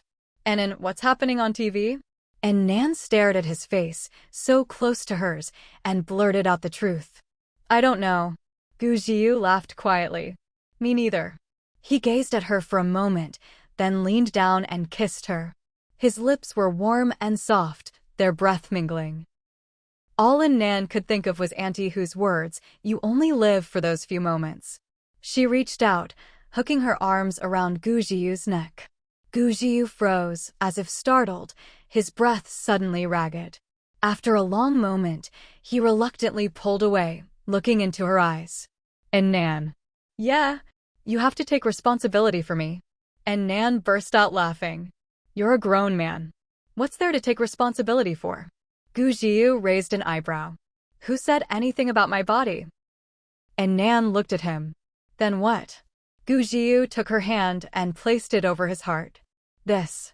She could feel his heart pounding under her palm. And Nan couldn't help but give his chest a squeeze. Wow, those muscles were solid. Gu Jiu twitched his lips. This woman wasn't moved by him at all.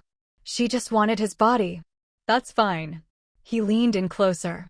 "And Nan, you have two choices right now. 1, give me a title.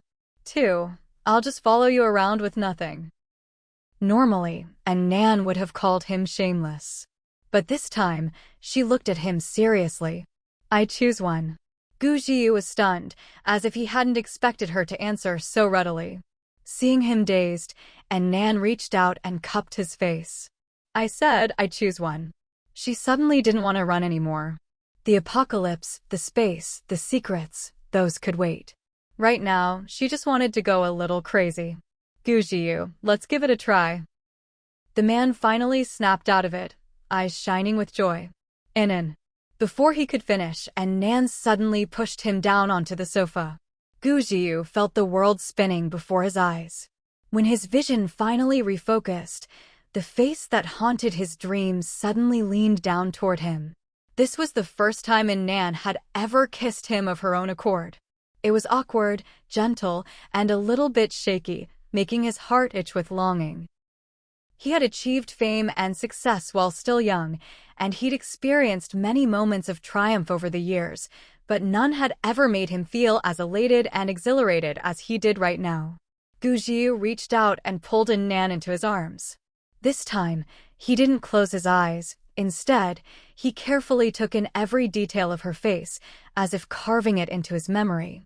The sun was setting, and the noisy rain outside the window sounded like it was beating right on his heart. After a long moment, Nan lifted her head, a faint blush blooming on her fair skin. Gu Jiu reached out and gently brushed her lips. He was just about to say something when he suddenly felt that something was off. And Nan felt it too. They both turned their heads and saw the 3 little ones sitting in a neat row not far away, staring at them in shock. Fugue had its head tilted, T was staring straight at them, and Laifu was being dramatic, covering half its eyes with a wing but peeking through the feathers as hard as it could. Only then did Nan realize what was happening. Flustered, she tried to get up from Gu Jiu. Oh no!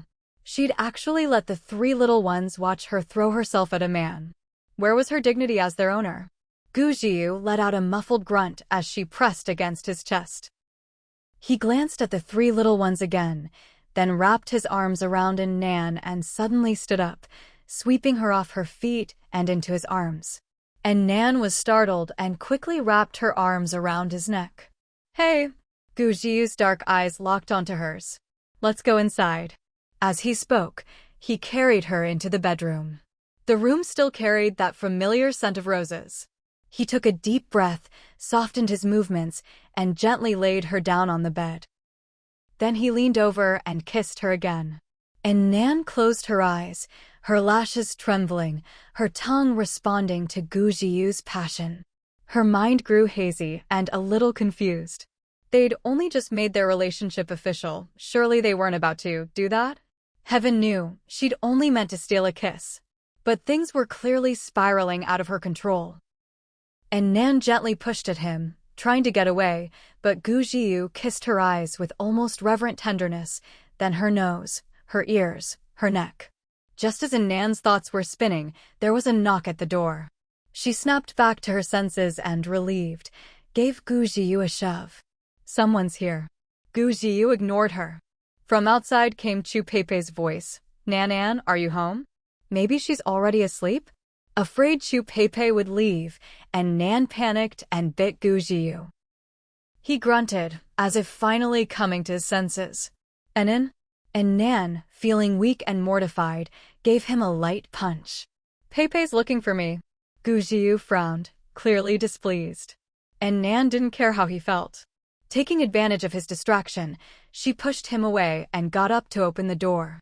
Chu Pei had just knocked twice more and was about to head home when the door to 1402 suddenly swung open. And Nan looked like she'd just seen her savior. Pei, yeah, you're here. Chu Pei turned back at the sound, smiling. Nan, She froze mid-sentence. Staring at Nan's disheveled hair and flushed cheeks, her eyes went wide.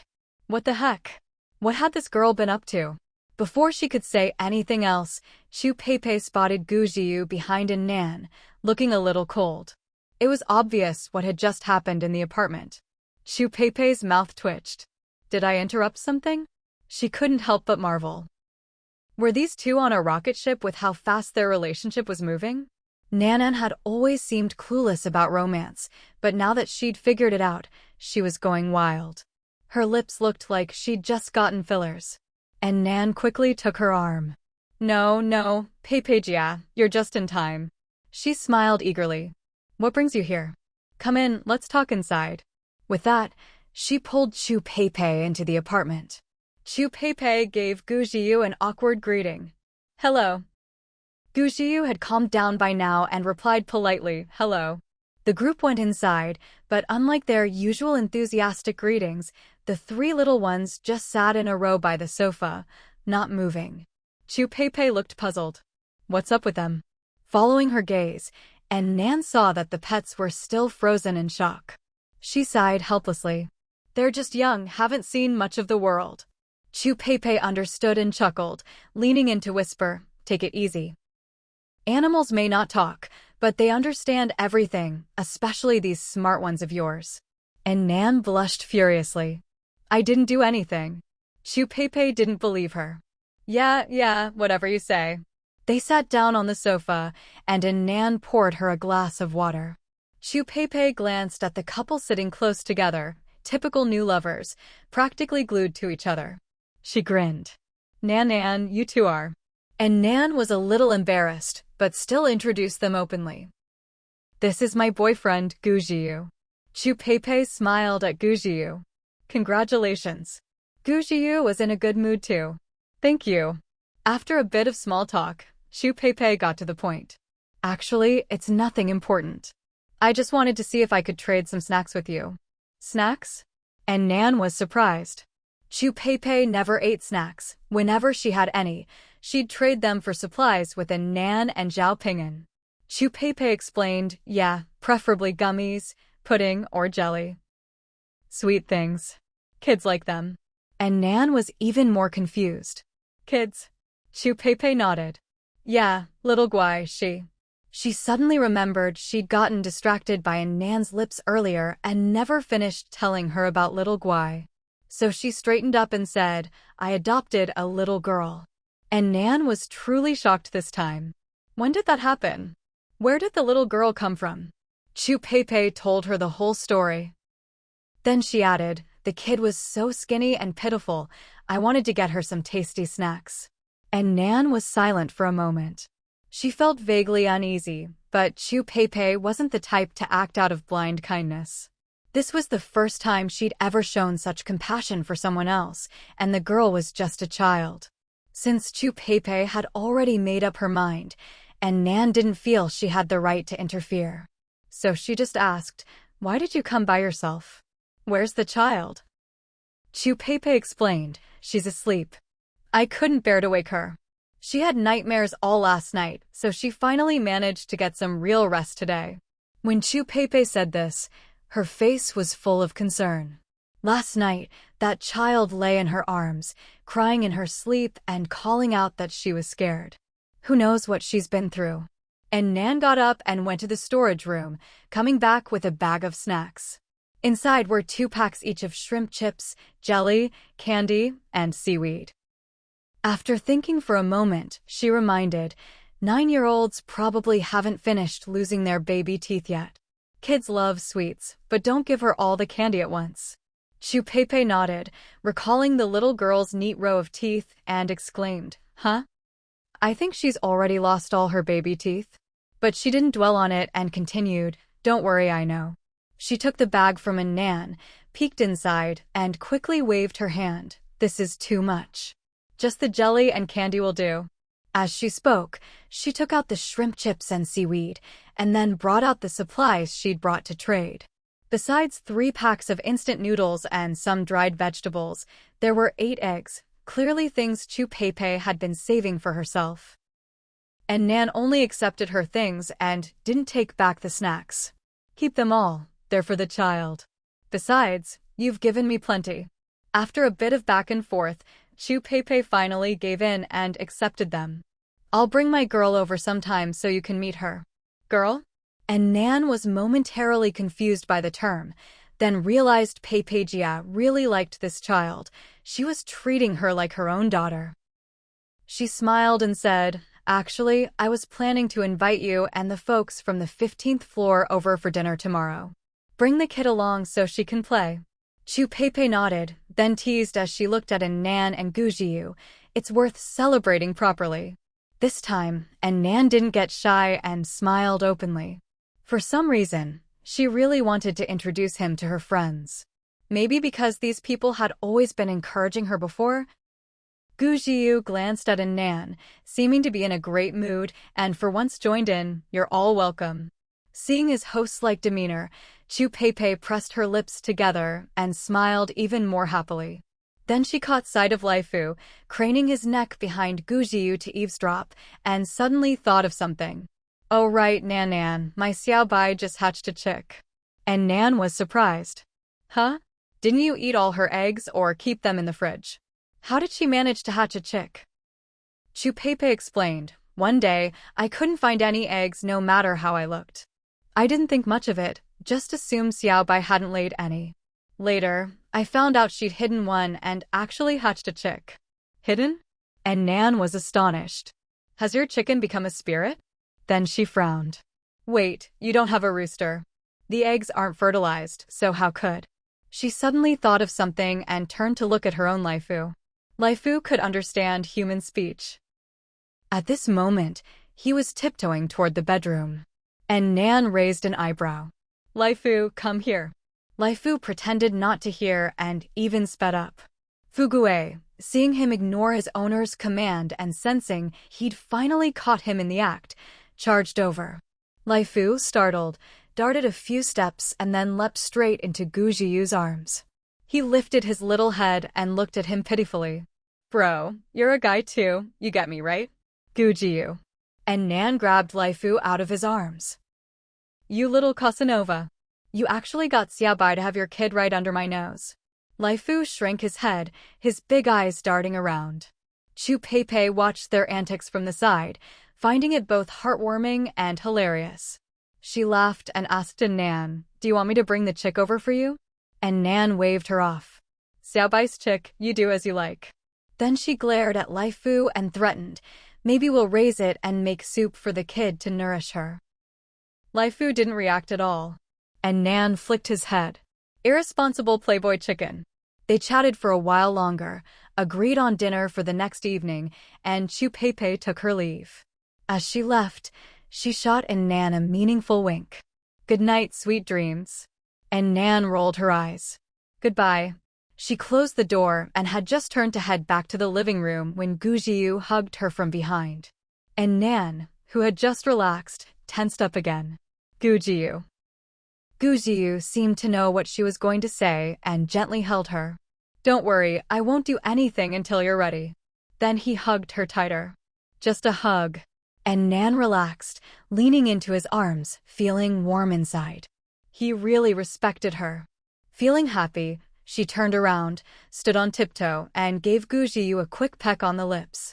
Gu Jiyu hadn't expected her to be so bold. He froze for a moment, just about to respond, when Nan quickly pulled away.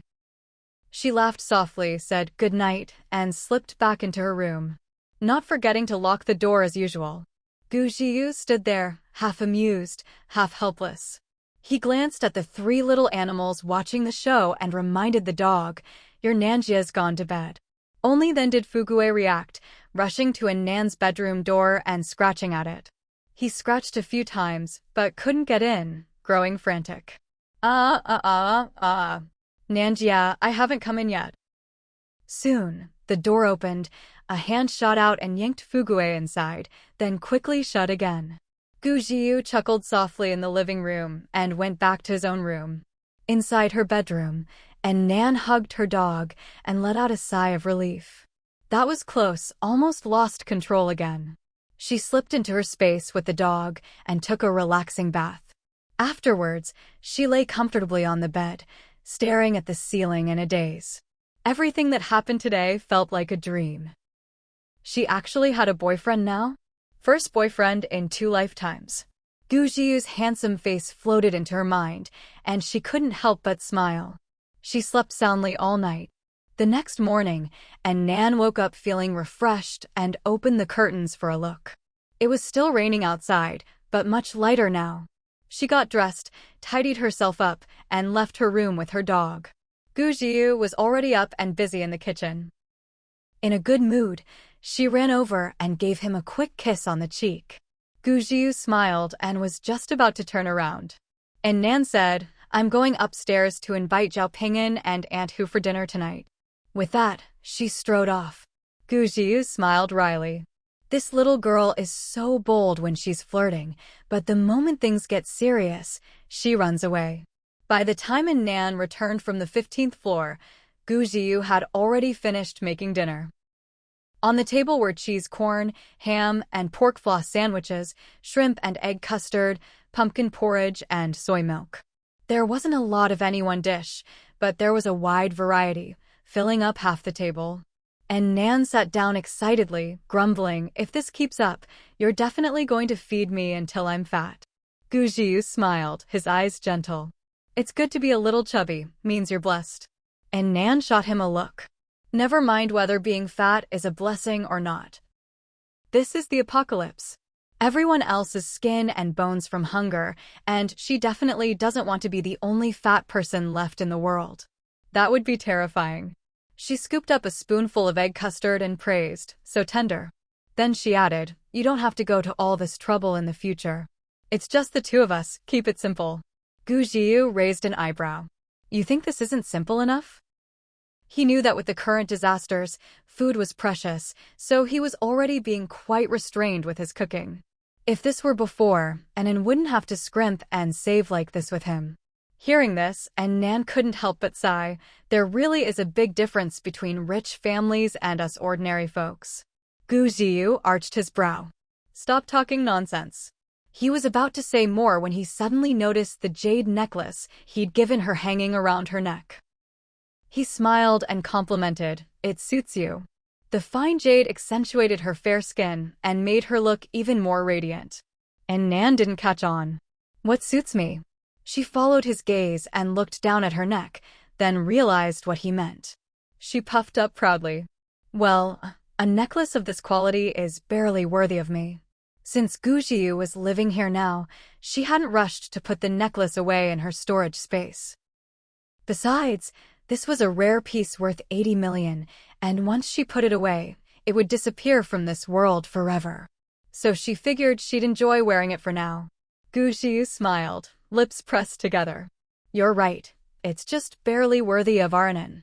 And Nan was usually thick-skinned, but the way he was doting on her like a child made her feel a bit embarrassed. Besides, he only ever called her Anon when he was feeling particularly affectionate, so hearing it out of the blue now made her skin crawl a little. She lowered her head and took a sip of soy milk. "Don't keep calling me Anon, it's too mushy." Gu Jiyu looked at her. "Then what should I call you?" "And Nan, whatever you want." "Gu Jiyu, Little Hell King?" And Nan. Gujiu, baby? And Nan. She rolled her eyes. Just call me Nan like everyone else. Gujiu raised an eyebrow. If everyone calls you that, I won't. And Nan twitched her lips. Fine, call me whatever you want. Gujiu, alright, and Nan.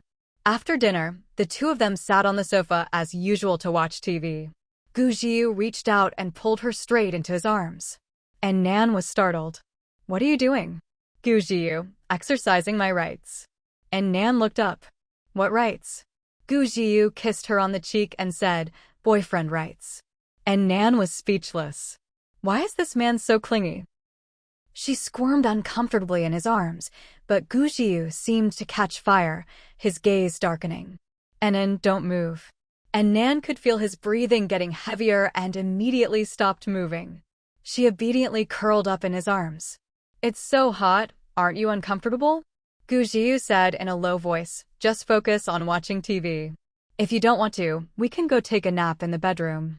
He paused, then added, together. And Nan pinched him. Can you be normal for once? Gujiu chuckled softly and ruffled her hair. The two of them snuggled together on the sofa and watched 3 movies in a row. Fugue didn't mind at all that Gujiu had taken his spot on the sofa. Instead, he obediently cuddled up on Nan's other side. Outside, the rain was falling harder, but inside, everything felt warm and cozy. As evening fell, the two of them started preparing ingredients for dinner. And Nan had deliberately installed 2 large fridges at home, both packed full of meat. Tonight was perfect for a barbecue. And it would give Gujiu a break, so he wouldn't have to cook up a bunch of dishes every meal. For barbecue, all you need to do is marinate the meat and prepare the dipping sauces. And Nan knew that Zhaopingin and Chu Peipei's only sources of meat these days were chicken and rabbit, so she took out beef, lamb, and pork from the fridge. Cumin beef, honey-glazed pork, black pepper beef strips, spicy squid, she marinated a plate of each. There were also thick-cut pork belly, marbled beef, and leg of lamb, all unseasoned and plated up. Plus sweet potato slices, and other veggies perfect for grilling. The two of them were busy when the doorbell rang. And Nan hurried over to open the door. It was Zhaopingin and Aunt Hu, both carrying a big bag of lettuce and perilla leaves. And Nan smiled as she took them. These are the perfect barbecue companions. Hutsuelon laughed heartily. Aren't they? As soon as Pingin heard we were having barbecue, he rushed out to pick lettuce. Zhaopingin scratched his head. It tastes better wrapped up. And Nan found 2 pairs of slippers and invited them in. It was the mother and son's first time visiting in Nan's home, and before they could look around, they were stunned by the 3 little animals that came to greet them. Zhaopingin's mouth twitched. Fugue's grown fast, he's even bigger than a Labrador now. Then he pointed at Laifu. This one, isn't that the rooster I gave you? Aunt Hu stared in disbelief. That's a chicken? She thought it was some peacock hybrid or something. And Nan nodded. That's him. Zhaopingin marveled. I've raised so many of his siblings, but none of them look this good. Then he turned to Aunt Hu. Mom, is there something wrong with your animal husbandry skills? Hutsuelon gave him a punch. Nonsense. I raised you just fine, didn't I? You think I can't handle a few chickens? And Nan laughed and chimed in exactly. It's just that mine mutated. Laifu seemed to understand, strutting around them proudly. This chicken is smart and noble. How could it be compared to those ordinary chickens in your yard? And Nan was used to its show-off personality, but Zhaopingin and his mother stared wide-eyed. This chicken seems to understand human speech? Before they could say more, Aunt Hu pointed ahead, dumbfounded. What's that thing? Zhaopingin followed her gaze, lips trembling. Our rabbit? After he said it, as if he couldn't believe it, he turned to look at Nan. And Nan nodded at him, confirming he wasn't seeing things. Aunt Hu stared at the rabbit, which was much bigger than an orange tabby cat. I've lived so many years, but today I've really seen it all. If it weren't for those long ears, who would believe that's a rabbit? And Nan couldn't help but chuckle to herself. Looking at it this way, it really had to be the big CEO who could keep his emotions so well hidden. Of all the people who had come to her house and met the three little ones, only Gu Jiu had managed to stay calm and composed. Mother and son sighed as they walked inside, soon spotting Gu Jiu, tall and upright, busy in the kitchen with an apron on. Zhao Pingyan immediately abandoned his fantastic beasts and rushed over to help. The two men quickly struck up a conversation. Hu Tsuilan, meanwhile, sat down on the sofa with Nan, smiling. "You're a lucky girl." And Nan glanced at Gu Jiu bustling in the kitchen. "It's all thanks to Aunt Hu's advice." Normally, young and handsome CEOs like Gu Jiu were hopeless at daily life. Take away their maids and housekeepers, and they'd have a hard time surviving the apocalypse. Who would have thought he could handle both the living room and the kitchen? He was the perfect boyfriend. Hu Tsuilan shook her head. "What's it got to do with anyone else? You deserve someone this good. If it's meant to be, you can't run from it. If it's not, no amount of persuasion will help." And Nan smiled, lips pressed together. After chatting for a while, the doorbell rang again. "That should be Peipei. I'll get it." Chu Peipei burst in energetically. "I'm here." Spotting Hu Tsuilan and Zhao Pingyan's shoes by the door, she quickly asked, "Am I late?" And Nan laughed. "Not at all, you're right on time." Chu Peipei handed Nan the things she was carrying. "A little gift for you lovebirds." And Nan saw it was the latest couple's gaming console from before the disaster. "You're too kind, bringing something just for a meal." Chu Peipei explained, "I saw you two glued together yesterday and thought of this. It's no use to me, so you two can use it to bond and kill time." And Nan didn't stand on ceremony and took it, but protested, "We're not glued together." Chu Peipei just laughed and pulled out the child hiding behind her. "Shaguai, this is Auntie Nan. Say hello." Only then did Nan notice the little girl who had been hiding behind Chu Peipei. Chu Peipei had styled her hair into two neat braids, and her face was scrubbed clean. Though her cheeks were thin and she was a bit underweight, her features were still quite pretty. And Nan looked her over, something about her felt a little odd. Before she could think more, the little girl shyly greeted her. "Hello, Auntie Nan." And Nan smiled down at her. "Hello, Shaguai." A 9-year-old girl should be about 1.3 meters tall, right? But maybe due to malnutrition or poor development, this child looked only about 1.2 meters. She ruffled the girl's hair. "Come on in." The little girl instinctively flinched, as if she was a bit afraid of Nan. Chu Peipei led her inside and explained, "She's heard all sorts of scary stories about you from the people downstairs. That's why she's so nervous." And Nan smiled. "It's fine. Let her play with Fugue and the others for a bit. She'll relax soon enough." After coming in, Chu Peipei greeted everyone. The little girl followed her, looking around curiously. Then, as if something caught her attention, she kept glancing toward the kitchen.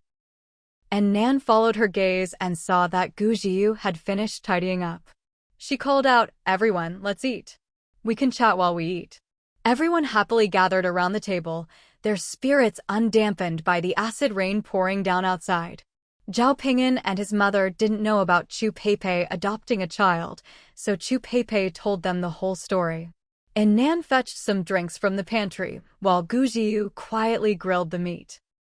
By the time Chu Peipei finished her story, the first batch of meat was ready. Gu Jiu picked up a lettuce leaf in his left hand, grabbed a slice of pork belly with his right, dipped it in seasoning, added some chili and garlic, wrapped it up, and handed it to Nan. And Nan took a bite. Delicious! But her eyes couldn't help drifting to the black pepper beef on the grill. Gu Jiu noticed and naturally picked up a piece, placing it in her bowl. Seeing this, Chu Peipei immediately teased, "Oh, look at you two." Zhao Pingyan, serving his mom some meat, chimed in, "My idol isn't someone just anyone can match, only Brother Gu is good enough for her." And Nan raised an eyebrow. "You're calling him Brother Gu now?" He used to call him President Gu so formally. Gu Jiu just smiled at the side. Zhao Pingyan scratched his head. "That's how it is with men, just a few words and you know you click. We barely talked, but I could tell we're on the same wavelength." Then he added regretfully, "Too bad I never joined Gu Corp before, or I wouldn't have taken so many detours." and Nan knew he was referring to his previous company's philosophy not matching his own. She joked, "Doesn't matter where you worked, now that the apocalypse is here, you're all joining me as the unemployed." Aunt Who laughed heartily. She's right. No point dwelling on the past. As long as everyone at this table stays healthy and safe, that's the greatest happiness.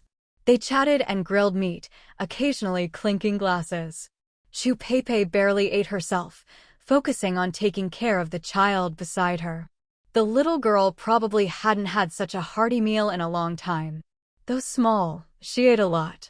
Only when she was almost full did Chu Peipei finally eat a piece of meat herself. And Nan couldn't help but feel moved. Peipei really treated this child as her own. Suddenly, she thought to ask, "Peipei, what's Xiaoguai's full name?" Chu Peipei replied, she doesn't remember her full name, just that she's called Xiaoguai. She doesn't remember her name? Zhao Ping'an looked at the girl in surprise, recalling how Chu Peipei said she used to call random women mom. He asked, "Did she injure her head?" Chu Peipei shook her head. "I checked, no recent injuries. Either it's congenital, or it's from an old injury." Then she added, "It's fine. I've given her my surname. From now on, she's Chu Xiaoguai." Zhao Ping'an nodded, glancing thoughtfully at the child with a mouthful of grease. Seeing the girl had finished eating, and Nan worried she'd be bored just sitting there, so she called over the 3 little pets. "Xiaoguai, do you want to play with 3 new friends?" She knew most kids loved animals. Especially children who were a bit withdrawn. They might not warm up to adults, but they'd often open up to animals. Chu Xiaoguai glanced at them, then shook her head. Instead, she pointed at Gu Jiu. "I want to play with that big brother." And Nan was taken aback and turned to look at Gu Jiu, who was carefully wrapping meat in perilla leaves. Gu Jiu seemed not to have heard the little girl's words. He continued meticulously with what he was doing, and after finishing the wrap, he slowly placed it into a Nan's bowl. Chu Peipei felt a bit awkward. The child was young and didn't know any better, but as an adult, she understood. Gu Jiu was the president of a major corporation, not some daycare worker. If it weren't for Nan, they wouldn't even have had the chance to sit down for a meal together. It was already a stretch for President Gu to humble himself and grill meat for them. How could anyone expect him to look after a child? But Chu Xiaoguai was timid by nature, and it had taken a lot for her to relax even this much. Chu Peipei couldn't bear to scold her. So she gently redirected, "Silly child, you got the title wrong. That's your aunt's boyfriend, you should call him Uncle. The little girl tilted her head and blinked. "Uncle?" Gu Jiu glanced at her. Chu Peipei corrected her, "Not just uncle, it's aunt's husband, Uncle. After thinking about it, she realized the title might be a bit of a mouthful, so she added, "Or you can just call him Uncle. Chu Xiaoguai pointed at Gu Jiu, pouting, "But he's a big brother." Chu Peipei was at a loss for words, unsure how to explain. Hu Chuilon chimed in, "Kids don't understand all this about seniority. They see Xiaogu as young and handsome, so of course, they think of him as a big brother." And Nan laughed, "Let her call whoever whatever she wants. I'd rather she call me big sister too. Aunt sounds so old." Chu Peipei frowned, "That's just chaos. You still call me big sister." And Nan replied, "I'm her big sister, you're my big sister, we each have our own titles." While the adults chatted, Chu Xiaoguai kept her eyes fixed on Gu Jiu. "Mama, can I sit next to that big brother?" The group fell silent. Chu Peipei frowned and spoke a bit more sternly, "You're sitting just fine here. Why do you need to change seats?" The little girl seemed startled by her seriousness, shrinking her neck and looking a bit scared. Seeing the child about to cry, and Nan quickly said, "It's fine, a seat is just a seat. Let Xiaoguai come sit by me." She was about to get up and swap places with the child, but Gu Jiu reached out with his chopsticks and placed 2 pieces of meat into her bowl. Chu Peipei saw this and immediately understood. She quickly stopped and Nan, no need to switch. And Nan glanced at Gu Jiu, then quietly sat back down. She joked, "This kid is just like our Fugue, can't take her eyes off a handsome guy." Chu Peipei and Zhao Ping'an immediately remembered the first time they met Gu Jiu, when Fugue had dashed straight onto his boat, and they all burst out laughing. Gu Jiu also smiled and glanced at the dog. Hearing its name, Fugue scooted closer. But this time, it didn't stick to Gu Jiu or Nan. Instead, it kept its eyes on Xiaoguai, who was sitting next to Chu Peipei. And Nan noticed the unusual behavior, patted its head soothingly, and took a closer look at the little girl. Suddenly, she realized that the child's gaze was different from the dog's. While both kids and animals can be superficial, the dog's gaze was openly adoring. But the little girl's stare, though just as direct, wasn't as straightforward. And Nan looked a couple more times, but couldn't quite figure out what was in her eyes. She had originally wanted to urge the silent Gu Jiu to pay some attention to the child, but now, for some reason, she decided to keep quiet. Zhao Ping'an tried to lighten the mood. I'm hurt. I'm a handsome guy too. Why doesn't Xiaoguai want to play with me? Hu Chuilan rolled her eyes at him. With Xiaogu sitting right there, you still have the nerve to call yourself handsome? And Nan laughed. Don't say that. Zhao Ping'an is quite the looker too. Gu Jiu, sitting beside her, placed some spicy squid into her bowl. Zhao Ping'an glanced at his mother. See? Even my idol admits I'm handsome. Hu Chuilan retorted. She's just being polite. And Nan looked at the sulking Zhao Ping'an. You really are handsome, I wouldn't lie. Gu Jiu added another helping of spicy squid to her bowl. And Nan looked at the growing pile of spicy squid in her bowl and raised an eyebrow at him. That's enough. Gu Jiu finally stopped. Eat more. The conversation drifted further and further. The little girl didn't speak again or go play with Fugue and Laifu. She just sat quietly in her chair. She'd only shown any surprise at the three pets when she first entered the room. After that, she seemed neither interested in nor afraid of them. Zhao Ping'an glanced at her and said, Peipei, Xiaoguai is really calm. Chu Peipei nodded. She's a bit timid, but she's never naughty or troublesome. Hu Chuilan noticed that Gu Jiu had barely spoken and asked, Xiaogu, do you have any family? And Nan, who was roasting potatoes nearby, perked up her ears to listen. She had gotten together with Gu Jiu almost by accident and had never really asked about his background. All she knew was that the first time she rode in his car, he'd mentioned his father had died young. Gu Jiu replied, I don't have any close relatives. I grew up in an orphanage. No one had expected that answer. Zhao Ping'an's eyes widened. Brother Gu, you're an orphan? Gu Jiu placed a piece of lamb in Nan's bowl and said calmly, Not exactly. My mother is still alive, but she disappeared. My father died in a car accident when I was 7. After that, I was sent to the orphanage. And Nan had always thought he was a privileged child from a wealthy family. She never imagined his background was so difficult. She reached out and placed her hand on Gu Jiu's leg, giving it a gentle pat. Gu Jiu took her hand in his left. It was all a long time ago. Chu Peipei sighed. So you built Gu Group from scratch by yourself? Such a huge company, built from nothing? And he's not even 30 yet. Gu Jiu shook his head. No. Gu Group was my grandfather's business. Zhao Ping'an was surprised. You had a grandfather?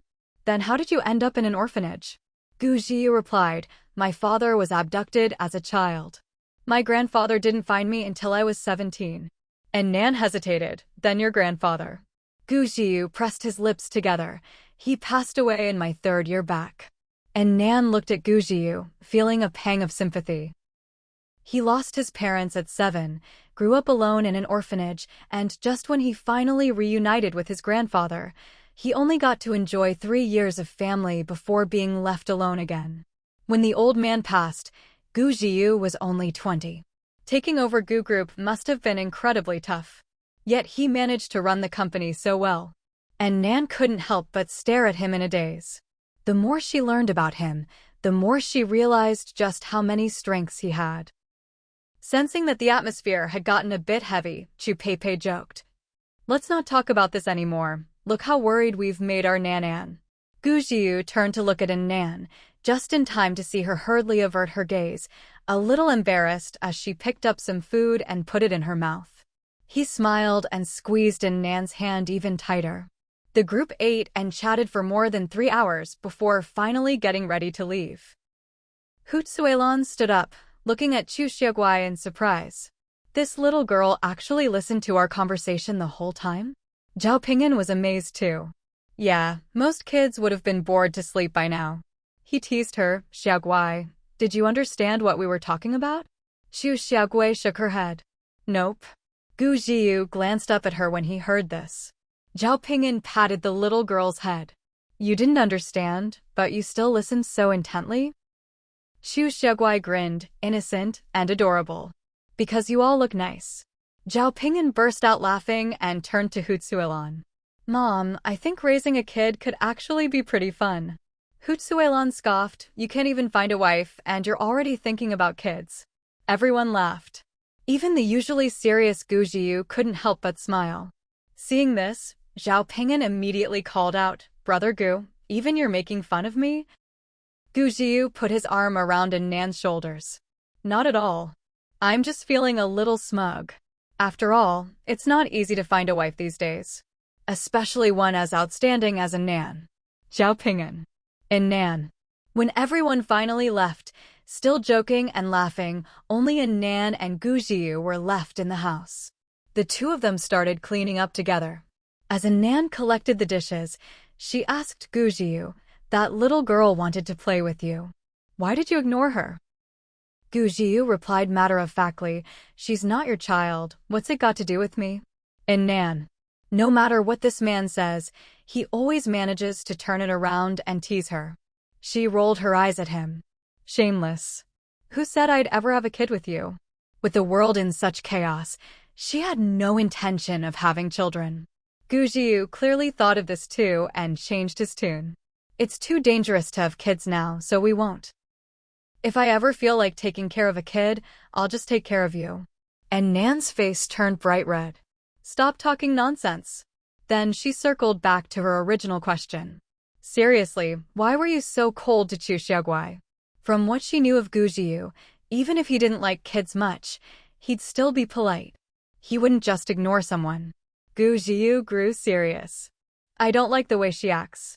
And Nan was puzzled. The way she acts? He nodded. She doesn't have the innocence of a child. It's like she's pretending to be naive. He'd met plenty of women like that, delicate, cute, but all an act. But those were grown women. Kids this age were supposed to be naturally adorable. Girls this age usually tried to act mature, not cute. After hearing Gu Jiyu's words, Nan couldn't help but recall the look in that child's eyes. It really was a bit odd. She hesitated. Now that you mention it. Gu Jiyu added, her answer to Zhao Ping'an's question was strange too. And Nan asked, what question? Gu Jiyu said, he asked if she understood what we were talking about. And Nan suddenly understood. You mean, most kids would pretend to understand, but she pretended not to. Gu Jiyu nodded. That kid clearly understood everything they were saying. And she was listening very intently. And Nan frowned. How can a little kid have so many thoughts? She hadn't thought anything was off before, assuming Xiaoguai was just trying to make Zhao Ping'an happy. But after Gu Jiyu pointed it out, she realized what kind of child would go to such lengths to please adults. Seeing her frown, Gu Jiyu reassured her, let's just keep an eye out. She's just a kid, no matter how clever she is. She can't stir up too much trouble. And Nan nodded. With how skinny and frail Chu Xiaoguai was, even Fu Guai could knock the wind out of her with one bump. She was just a little worried about Chu Peipei. Meanwhile, in 1401, Chu Xiaoguai was sitting obediently on the sofa, letting Chu Peipei undo her hair. She patted her round belly. Mom, people outside can't even get leftovers to eat. How come we still have meat here? Chu Peipei smiled. Because your Auntie Nan is capable, that's why. Then she asked, and how do you know what leftovers are? The little girl lowered her eyes. I ate them for a long time. When I couldn't get any more, I just ate dirt. She looked pitifully out the window. The rain is poisonous now. Soon I won't even be able to eat dirt. Chu Peipei's heart ached at her words and she hugged her tight. Don't worry, Xiaoguai. With Mommy here, you'll never have to eat dirt again. The little girl snuggled into her arms and acted cute. Mommy, you're the best mommy in the world. I love you so much. After a while, she asked, Mommy, Can I go play at Auntie Nanan's house often? Chu Pei tapped her nose. Auntie is Mommy's best friend. Do you like her too? Xu Xiaoguai nodded. Auntie isn't as bad as people say. And there's also Brother Gu at her house. Chu Pei corrected her. That's Uncle Gu. Then she asked, You seem to really like Uncle Gu? The little girl nodded shyly. It's the first time I've seen such a handsome man. Chu Pei was taken aback. Man? That was a pretty accurate description for a kid, though it sounded a little odd. Chu Pei patted her head. Xiaoguai, you're very pretty too. The little girl perked up excitedly. Really? Then she drooped again. But I'm too skinny. Chu Pei laughed. Kids don't need to worry about being skinny or chubby. Once things get better, you'll fill out. In 1402, and Nan and Gu Jiu were curled up on the sofa, playing with the game console Chu Pei had given them. As he played, Gu Jiu asked, You think Zhao Ping'an is handsome? And Nan was caught off guard. Huh? Gu Jiu said, Didn't you say he's a rare good-looking guy? And Nan. No wonder this guy kept giving her food earlier. He was jealous for no reason. She replied irritably, You're more handsome. You're the most handsome. Gu Jiu smiled. The game, which had been neck and neck, suddenly showed in Nan as the winner. She raised an eyebrow. You let me win on purpose? Gu Jiu smirked. You won fair and square. And Nan rolled her eyes. Childish. After playing for more than 2 hours, and Nan yawned. That's enough for today. I'm going to bed. She got up and headed to the bedroom. Behind her, Gu Jiu followed closely. And Nan turned around warily. What are you doing? Gu Jiu curled his lips. I'll walk you home. And Nan replied, I'm already at home. Gu Jiu said, That doesn't stop me from wanting to experience what it's like to walk you home. And Nan. Well, when you think about it, it's pretty rare for a couple to move in together right after getting together. It's romance, after all, of course you want to experience everything. So and Nan played along, all right, walk me home then. After just a few steps, they reached her bedroom door. And Nan waved her hand. I'm home. She was about to open the door and go in when Gu Jiu grabbed her. That's not how you walk someone home. And Nan raised an eyebrow. Then how should you do it? Gu Jiu pulled her into his arms, hugged her, and then lowered his head to give her a gentle kiss. Like this. And Nan felt her face and ears burning. You know, you look so cool and restrained, but when it comes to dating, you're so clingy. Gu Jiu pursed his lips and hugged her tighter. Are you tired of it? And Nan, no. The two of them cuddled for a while longer before finally parting and going to their own rooms. The next morning, and Nan woke up feeling refreshed and found that the rain outside had finally stopped. It was just like in her previous life, the endless rain suddenly came to a halt. A lot of people thought the acid rain was over and rushed outside to look for supplies, only for the rain to start up again soon after. Many didn't make it back in time and died. The rain kept coming and going like this for over a month before it finally ended for good. Now that the rain had just stopped, it was still eerily quiet outside. Everyone was waiting and watching, not daring to go out recklessly.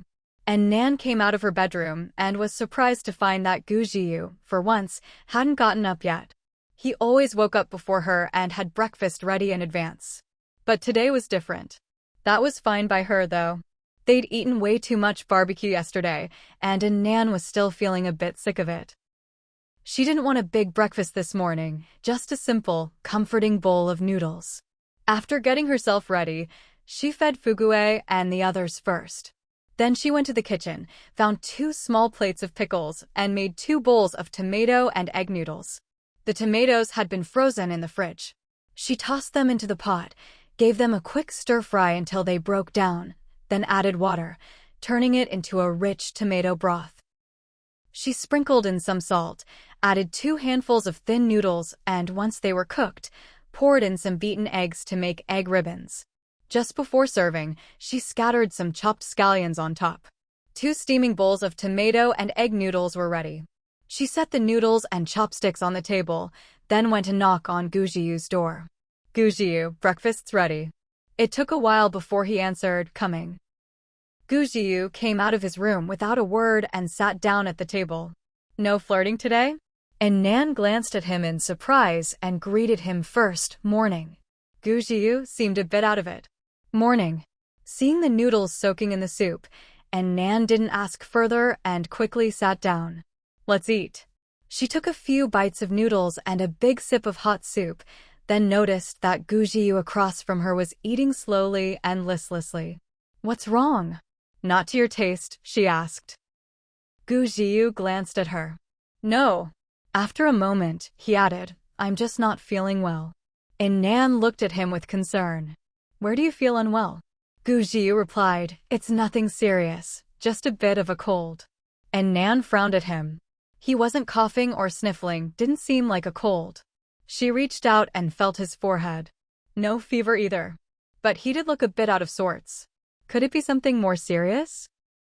Just as Nan was about to say something else, a piercing scream came from outside the window. They both turned to look. It had started drizzling again. Just from the screams outside, they could tell it was acid rain again.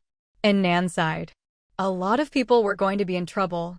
She turned back, about to ask Gu Jiu more about how he was feeling, only to see him now eating his noodles with great appetite. You're feeling better? And Nan asked. Just a moment ago, he was picking at his food like a shy maiden, and now he was wolfing it down? Gu Jiu took a sip of soup. Yeah, eat up.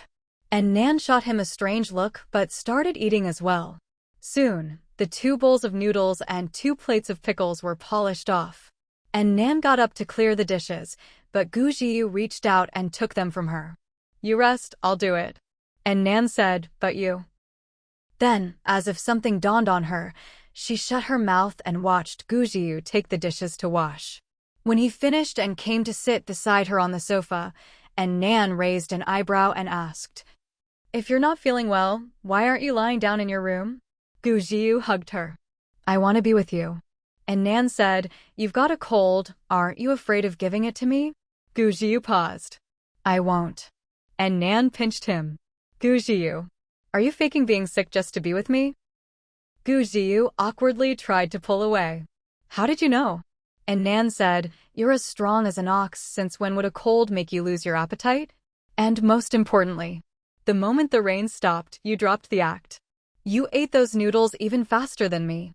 Gu Jiu dodged. That just means you're a great cook. And Nan started pummeling him with her fists. You sly, lying man. Gu Jiu just laughed, letting her hit him without dodging at all. After a while, seeing that Nan was getting tired, he took her hand and pulled her into his arms again. And I just can't bear to leave you. When he woke up that morning and saw the rain had stopped, he started to panic. He was afraid Nan would make him go back. She'd only just agreed to be with him. Their relationship wasn't fully stable yet. He didn't want to go anywhere. And Nan rolled her eyes at him. When did I ever say I'd kick you out as soon as the rain stopped? Gu Jiu pursed his lips. You never know. You're always avoiding me. And Nan said, That's because I was shy. But those 2 words would never come out of her mouth, a woman as tough as an eagle. She rolled her eyes at him again. Stop guessing what I'm thinking. Gu Jiu, got it. And Nan was still scolding him, if you ever. Before she could finish, Gu Jiu silenced her with a kiss. And Nan only resisted for a few seconds before giving in. Young couples can never get enough of each other. Even someone as cool and aloof as Nan was no exception. Outside, the rain pattered on. Inside, the atmosphere was warm and intimate. For the next few days, the 2 of them were completely wrapped up in their love. They lazed around on the sofa together every day, even slacking off on their training. Though their relationship was progressing by leaps and bounds, and Nan eventually put her hands on her hips and declared, We can't keep going on like this. Gu Jiu's collar was slightly open as he lounged lazily on the sofa, watching her. Can't do what? And Nan frowned and reached out to button up his pajama top. First, pay attention to your image. Dress properly. Gu Jiu raised an eyebrow. Weren't you the one who just pulled it open? And Nan covered his mouth. Second, no talking nonsense. Gu Jiu's phoenix eyes narrowed slightly, his lips moving as if to speak. And Nan snatched her hand back as if shocked. Third, stop always getting handsy. She thought for a moment, then added, and no getting mouthy either. Gu Jiyu laughed and pulled her into his arms, planting a kiss on her. Got it. And Nan. She pushed him away. I'm being serious. We've been way too indulgent lately. How long has it been since I properly practiced? Gu Jiyu thought about it seriously. True, it's been a while since we exercised. These past few days, they'd either been experimenting with recipes in the kitchen or curled up on the sofa playing video games. Back home, he used to spend time in the gym every day. Now he'd gotten much lazier. He lowered his head and said to Nan in his arms, "Should we get moving?" And Nan looked into his dark eyes, alarm bells ringing. What kind of moving do you mean? Gu Jiyu's lips curled up. What's with that look? Were you the one who wanted to practice? And Nan breathed a sigh of relief. Practice. Then she added, but stop making those flirtatious faces. It's easy for people to get the wrong idea. Gu Jiyu almost laughed. Flirtatious. She actually used that word to describe him, a grown man? And Nan shot him a glance. What? I think it fits. She stood up to warm up. Come on, let's spar. She thought for a second, then warned, be serious. Don't use this as an excuse to get fresh. Gu Jiyu stood up with a smile. All right. A few hours later, the two finished up and sat on the sofa to rest. Gu Jiyu slung an arm around her and turned to ask, what do you want for dinner? After exercising, Nan was in a great mood. She teased him, giving him a peck on the cheek. I want to eat you. Gu Jiyu was silent for a moment, then simply scooped her up in his arms. Are you sure? And Nan was startled and immediately surrendered. I was wrong. She swore never to joke like that again. Gu Jiyu chuckled and set her down. Such a little rascal on the outside, but a timid bunny at heart. And Nan's feet touched the floor, and she let out a breath of relief. Just as she was about to go change out of her sweat-soaked clothes, someone knocked at the door. She opened it to find Chu Peipei. Chu Peipei saw Nan's sweaty face and immediately shrank back. I'm not interrupting you two again, am I? God knows, ever since these two started dating, she'd barely come by. After the last dinner together, her daughter Shiguai had asked several times to visit Aunt Nan, but she'd always stopped her, afraid of disturbing the lovebirds' alone time. Yet she still managed to catch them in the middle of.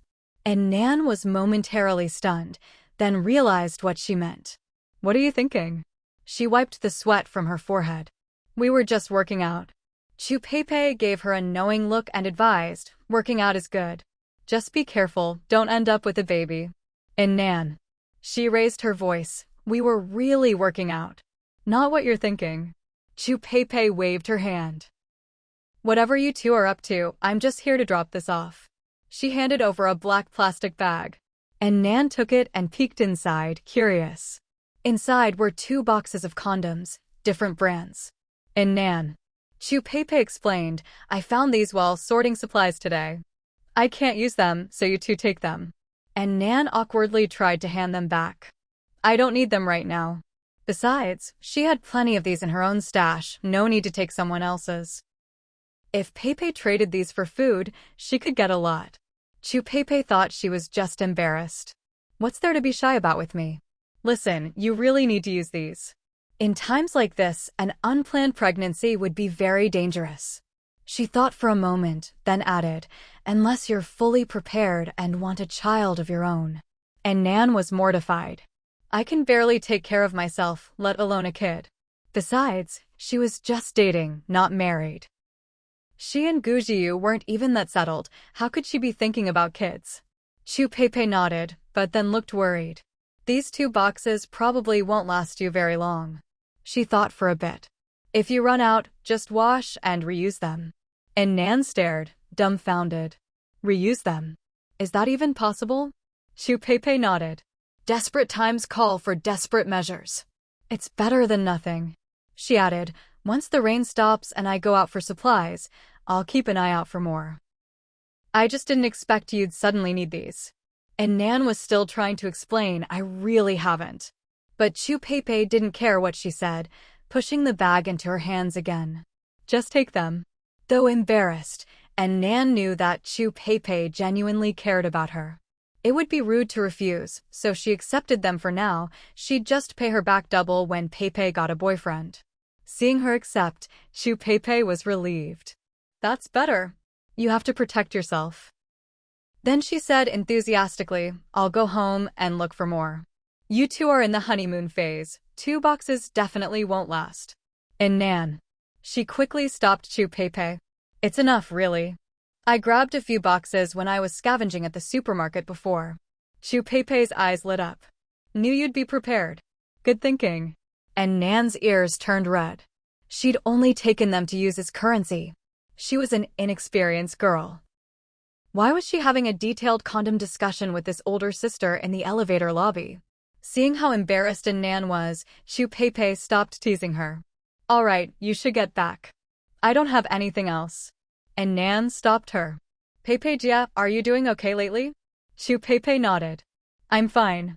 And Nan looked her over carefully. She really did seem well. She asked, and how's Xiaoguai? Chu Pei said, she's good too. We're not going out, so nothing much can happen. And Nan thought for a moment. Why don't you bring Xiaoguai over to play later? It's not good for kids to be cooped up all the time. Chu Pei considered it. Her daughter had been begging to go out for a while now. She nodded. All right. Back home, Gu Jiu had already changed clothes. And Nan also changed out of her damp clothes, then said, I just asked Jia to bring her kid over to play later. Gu Jiu, you don't trust her? And Nan, just want to test her. Hopefully, they were just overthinking things. Not long after, Chu Pei arrived with Chu Xiaoguai. As soon as the little girl entered the room, she ran happily toward Nan and threw herself into her arms. Auntie Nan, I missed you. And Nan's body tensed for a moment.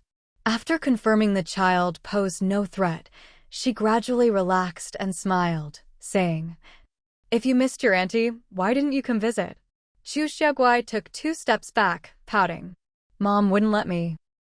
She said I was a third wheel. And Nan didn't miss the flash of dissatisfaction in her eyes. She raised her eyebrows and glanced at Gu Jiu, just in time to meet his gaze. Chu Xiaoguai also turned her attention to Gu Jiu, her eyes lighting up with amazement. She ran over to him, delighted. Brother Gu, I missed you too. Gu Jiu's eyes sharpened, and he quickly sidestepped, causing Chu Xiaoguai to miss her target and nearly fall. She stumbled several steps before barely regaining her balance. If she hadn't reacted quickly, she would have landed face-first on the floor. Gu Jiu said, Sorry, instinctive reaction. This was directed at Chu Pei. Then he added, You react pretty fast. This was for Chu Xiaoguai. Chu Xiaoguai glanced at Gu Jiu, saying nothing, looking a little aggrieved. And Nan said to Chu Pei, Sorry, Gu Jiu has gynophobia. He gets nervous around women. This was the excuse they'd used before, back at the mountain base. She then turned to Chu Xiaoguai. Xiaoguai, let Auntie have a look. Are you okay? Before the child could answer, Chu Pei waved it off. She's fine. She's not that fragile. She then looked at Gu Jiu. Sorry, kids don't know any better. Gu Jiu glanced at the silent child. Most kids don't have such quick reflexes. Xiaoguai is pretty smart, and her coordination is good too. Hearing his praise, Chu Xiaoguai was delighted and tried to move closer to Gu Jiu again. Chu Pei quickly called her back. Chu Xiaoguai, come here. Be good, don't go jumping on people. Chu Xiaoguai reluctantly walked over to Chu Pei and sat with her on the sofa. Then she blinked her big eyes and asked Gu Jiu, who was sitting not far away, Then why aren't you afraid of Auntie Nan? And Nan raised an eyebrow. This little girl was definitely doing it on purpose. Calling Gu Jiu brother and her auntie, she asked directly, Xiaoguai, do you know what gynophobia means? Chu Xiaoguai was momentarily stunned, then replied, I was just guessing. Does it mean being afraid of girls? And Nan smiled meaningfully. You really are clever, Xiaoguai. Chu Pei chimed in, You're not wrong, Xiaoguai is very mature for her age. She understands a lot. Chu Xiaoguai gave a proud smile. Not really, I just guessed. And Nan and Gu Jiu exchanged a glance. Then, out of character, Gu Jiyu suddenly spoke up. Being smart is good. I like smart kids. Chu Xiaoguai's eyes lit up. Really? Gu Jiyu nodded. After that, Gu Jiyu, usually so quiet, became surprisingly chatty, talking with Chu Xiaoguai for quite a while. The little girl was overjoyed, tilting her head and answering every question. And Nan watched them with interest, then turned to Chu Peipei. Xiaoguai seems a lot more outgoing than before. Chu Peipei smiled happily. She is. She talks a lot more these days, and she's much braver. And Nan nodded. She knows a lot, too. I don't even understand some of the things Gu Jiyu was talking about. Are all elementary school kids this impressive now? Chu Peipei answered instinctively. When the disaster struck, she was only in first grade. How much could she have learned? She trailed off, suddenly realizing something, and turned to look at Xiaoguai, who was still chatting away. Over there, Chu Xiaoguai and Gu Jiyu had already moved on to discussing the disaster. Gu Jiyu said, I've never seen such extreme heat before. It's been raining for so long, but it's barely cooled down. It's really abnormal. Chu Xiaoguai replied, yeah, and the acid rain came out of nowhere. It's almost like concentrated sulfuric acid. Chu Peipei asked in surprise, Xiaoguai, you know about concentrated sulfuric acid? Xiaoguai replied offhandedly, it's a strong acid, right? Then, as if suddenly realizing something, she snuggled up to Chu Peipei and said sweetly, didn't you tell me about it before, Mom? Chu Peipei was puzzled. Did I? I don't remember ever telling you that. I never mentioned it. Chu Xiaoguai mumbled, maybe it was my last mom who told me. Chu Peipei frowned slightly. Didn't this child always have trouble telling who her real mother was? Before she could figure it out, Xiaoguai had already left her arms and darted back to Gu Jiyu's side to continue chatting. And Nan curled her lips. It was clear now, this little girl wasn't just unusual, she definitely had an agenda. She glanced at Chu Peipei, then tried to join in the conversation, but every time, Chu Xiaoguai ignored her and steered the topic away. Chu Peipei watched this with a deepening frown. She looked at the lively conversation between Gu Jiyu and Chu Xiaoguai, then at the neglected Nan, feeling inexplicably uncomfortable. So she called out, Xiaoguai, come sit with Mommy. Chu Xiaoguai pouted. But Mom, I want to sit next to Brother Gu. Chu Peipei was about to scold her when Nan grabbed her arm.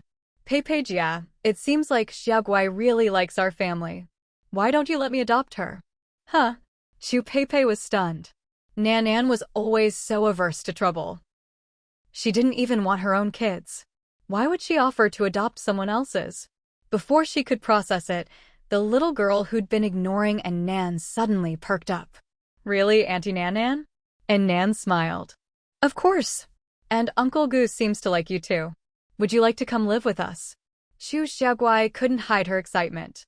I'd love to. Chu Peipei was completely dumbfounded. Once she realized what was happening, she felt a bit hurt.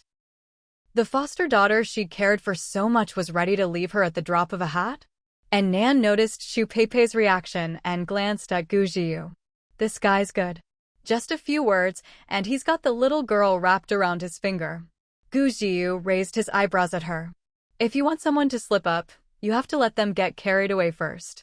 Chu Xiaoguai was now completely over the moon, eager to seal the deal. But when she noticed Chu Peipei's unhappy expression, she came to her senses. After all, it was thanks to Chu Peipei that she was living here. These people were only kind to her because of Chu Peipei, she understood that much. So she quickly changed tack. Auntie Nan, I can't bear to leave Mom. I have to stay with her. But maybe I can come visit you a few days every week. And Nan curled her lips into a smile, thinking she was being clever, wanting the best of both worlds. Sure, she replied. Her main goal was to get Chu Peipei to notice Chu Xiaoguai's odd behavior. Now that she'd achieved that, she didn't press the topic further. She let Chu Xiaoguai keep chatting away, egged on by Gu Jiyu, while Chu Peipei watched thoughtfully. And Nan chimed in a few times, but aside from the moment she mentioned adopting Chu Xiaoguai, which got a response, everything else she said was completely ignored by the little girl. leaning in close to Chu Pei's ear, and Nan said, her tone dripping with tea. Peijia, does it seem like Xiaoguai doesn't really like me? Chu Pei wanted to deny it, but looking at Chu Xiaoguai's bright, animated face, she just couldn't say the words. She frowned, lowering her voice. Nan, is it just me, or is there something off about this kid? And Nan glanced at her. What do you think is off? Chu Pei hesitated. I can't quite put my finger on it. Just then, a girlish giggle floated over. Hee, Gugij, you're amazing. Suddenly, Chu Pei had an epiphany. She's acting like a little green tea bitch. And Nan burst out laughing. That's the first time I've heard someone use that term for a kid. Chu Pei frowned. She's never like this when she's with me. And Nan guided her, can a child really have two faces? A child. Finally, a crack appeared in Chu Pei's maternal filter. Nan, why do I suddenly feel a chill down my spine? Meanwhile, after chatting away for ages, Chu Xiaoguai finally snapped out of her daze over Gu Zhiyu's good looks. Mama, what are you talking about? And Nan smiled and answered, we were saying you're more mature than most kids. Chu Xiaoguai's expression instantly turned wary. She paused for 2 seconds, then tilted her head. No way. Xiaoguai will always be Mama's baby. This kid sure likes to tilt her head, and Nan thought to herself, but she's not half as cute as Fugui when he does it. For once, Chu Pei didn't reply. Chu Xiaoguai fidgeted with her fingers, about to say something else, when she suddenly caught sight of something green peeking out from Nan's neckline. Auntie Nan, what's that? And Nan looked down in the direction she pointed and realized her jade necklace had slipped out from under her shirt. Her eyes flashed as she pulled the necklace out for everyone to see. This is Auntie's necklace. She turned to Chu Pei. Peijia, guess how much this necklace cost? Chu Pei replied, I don't know anything about jade. Then, as if something occurred to her, she asked with a gossipy grin, did President Gu give it to you? And Nan put on the look of a blissful little woman. He did. I kept saying no, but he insisted. She shot a sidelong glance at Chu Xiaoguai. Sure enough, a flash of jealousy appeared in the girl's eyes, and her cute, innocent expression almost slipped. Gu Zhiyu, meanwhile, was struggling not to laugh at Nan's over-the-top performance. Chu Pei didn't notice the undercurrents, too busy shipping her favorite couple. I knew it. He even asked me what you liked before. And now, look, he gave you such a beautiful jade necklace. And Nan was momentarily stunned. She turned to Gu Zhiyu, her tone suddenly more sincere. You asked her specially? Gu Zhiyu met her gaze, lips curving up, but said nothing.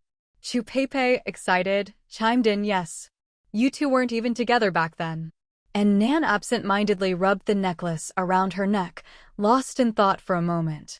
Then Chu Pei remembered her earlier question.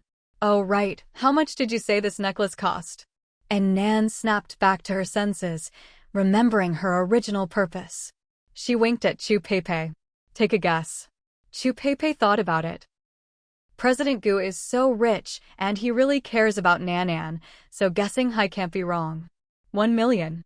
A 1,000,000 yuan necklace, she couldn't even imagine it, but the man was a CEO, so he could definitely afford it. But Nan shook her head. Nope. Chu Pei asked, was I far off? And Nan replied, way off. Chu Pei thought, well, no matter how rich he is, there's no need to hang half a house's worth of money around her neck. She glanced at Gu Zhiyu, feeling a little regretful for guessing so high and possibly embarrassing him. So she lowered her guess. 100,000? And Nan glanced at Chu Xiaoguai, who had been listening intently the whole time, and said, you've got it backwards, it's much more than 3 million. Chu Pei's eyes widened. What? The world of the rich was beyond her imagination. Nan, stop making me guess. I have no concept of these things. Seeing she'd built up enough suspense, and Nan finally revealed the answer, 80 million. Before Chu Pei could react, Chu Xiaoguai shrieked. 80 million? All 3 pairs of eyes immediately turned to her. Only then did Chu Xiaoguai realize she'd lost her composure. She cleared her throat. I didn't get that. Was it 80,000 or 800,000? And Nan snickered inwardly. Just now she was chatting away about history, and now she can't even tell the difference between 80 million and 80,000? That foxtail is impossible to hide. If it weren't for her cute looks, Chu Xiaoguai would actually seem pretty dumb. And Nan sneaked a glance at Chu Peipei. As expected, her expression was clearly not looking good. And Nan explained to Chu Xiaoguai, 80 million means 80 times 1 million. That's enough to buy 26 of the houses I live in now. She made it as concrete as possible, and sure enough, Chu Xiaoguai's innocent, adorable mask started to crack. And Nan added fuel to the fire. Wow, now that I think about it, my neck does feel a little heavy. Chu Peipei was amused by her expression. Right? Who wouldn't feel heavy with 20-something houses hanging around their neck? And Nan smiled. At times like this, it's hard for people to hide their true feelings. Peipei Jia, as always, was genuinely happy for her, while Xiaoguai looked like she wanted to eat her alive. Not even bothering to keep up appearances? And Nan immediately drew Chu Peipei's attention to her. Xiaoguai, what's wrong? Chu Peipei turned her head and caught the expression on Chu Xiaoguai's face before she could hide it. Jealousy, malice, resentment, none of which belonged on a child's face. Chu Peipei's heart skipped a beat. Hearing in Nan's question, Chu Xiaoguai snapped back into character, putting on her innocent act. Nothing. I was just thinking, Gugage is really good to Auntie. And Nan raised an eyebrow. I won't argue with you there. Chu Xiaoguai. The girl rolled her eyes, then suddenly pointed at the necklace around Nan's neck. But that necklace makes you look old. And Nan arched her brows. Starting to attack her age now? She didn't reply, just looked at her with a half-smile.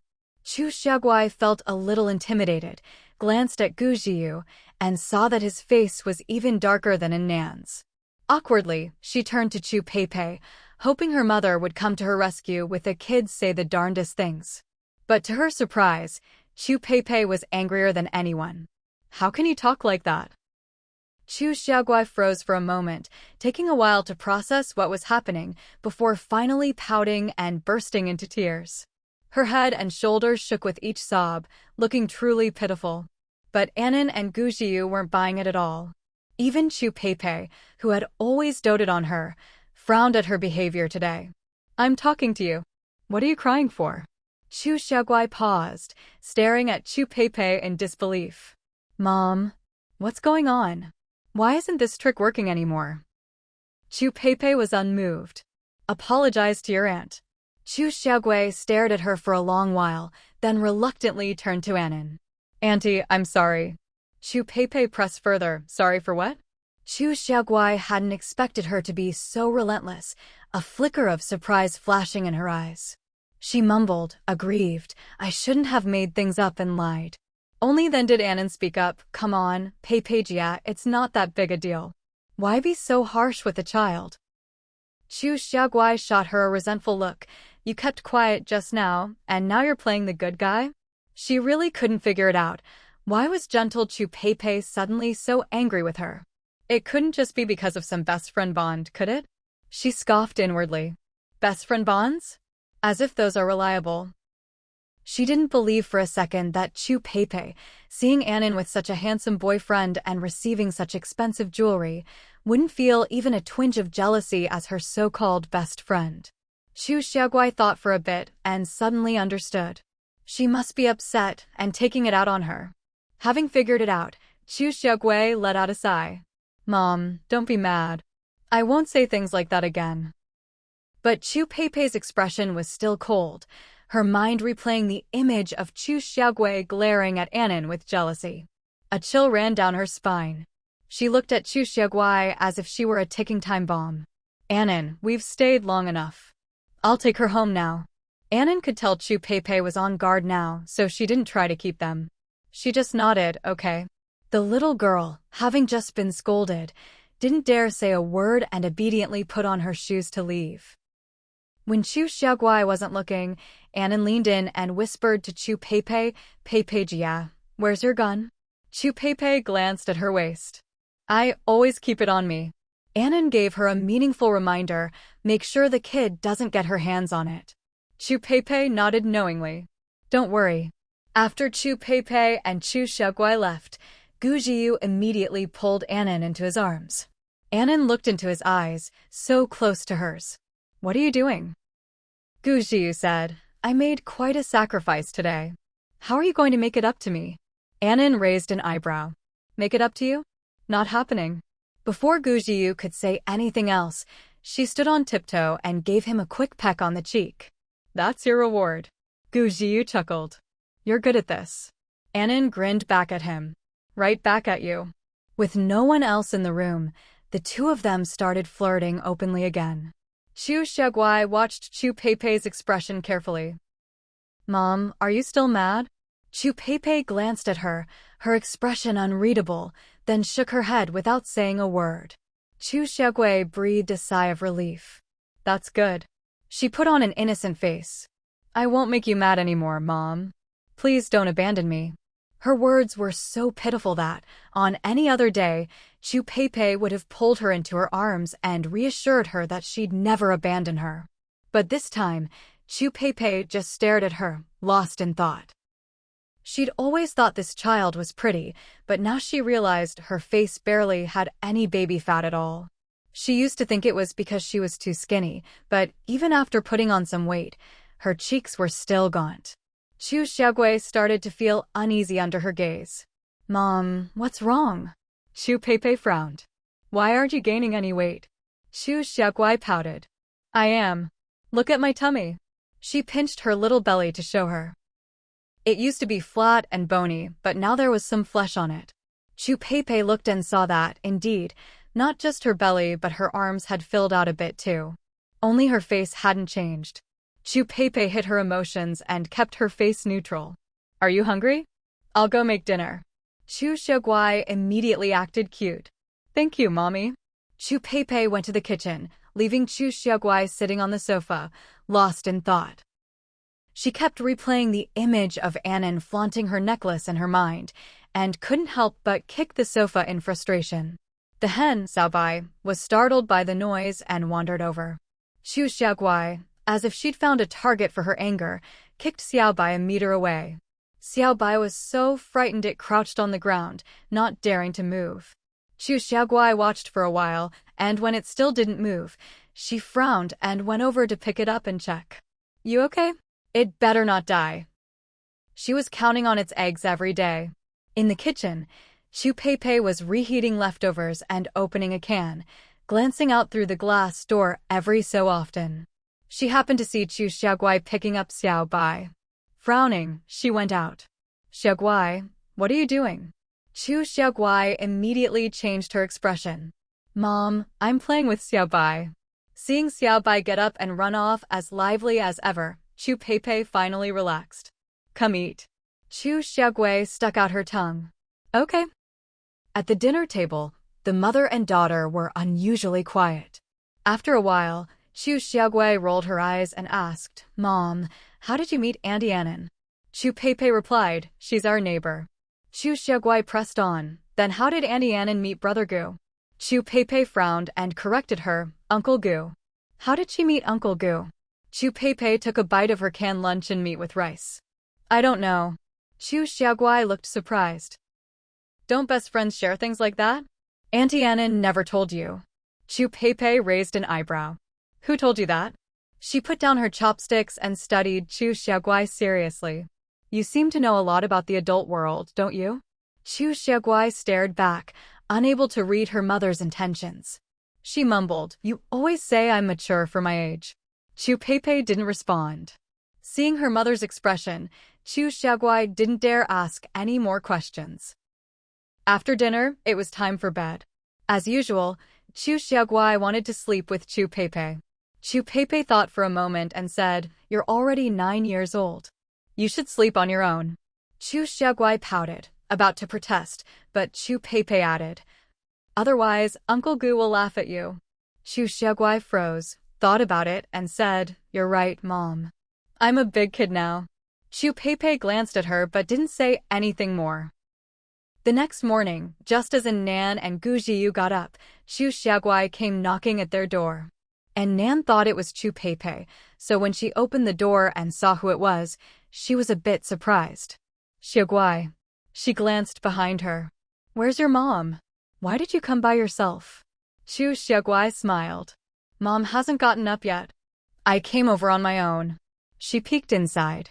Didn't Annie say before that I should come over and play a few days every week? And Nan knew exactly why she was here.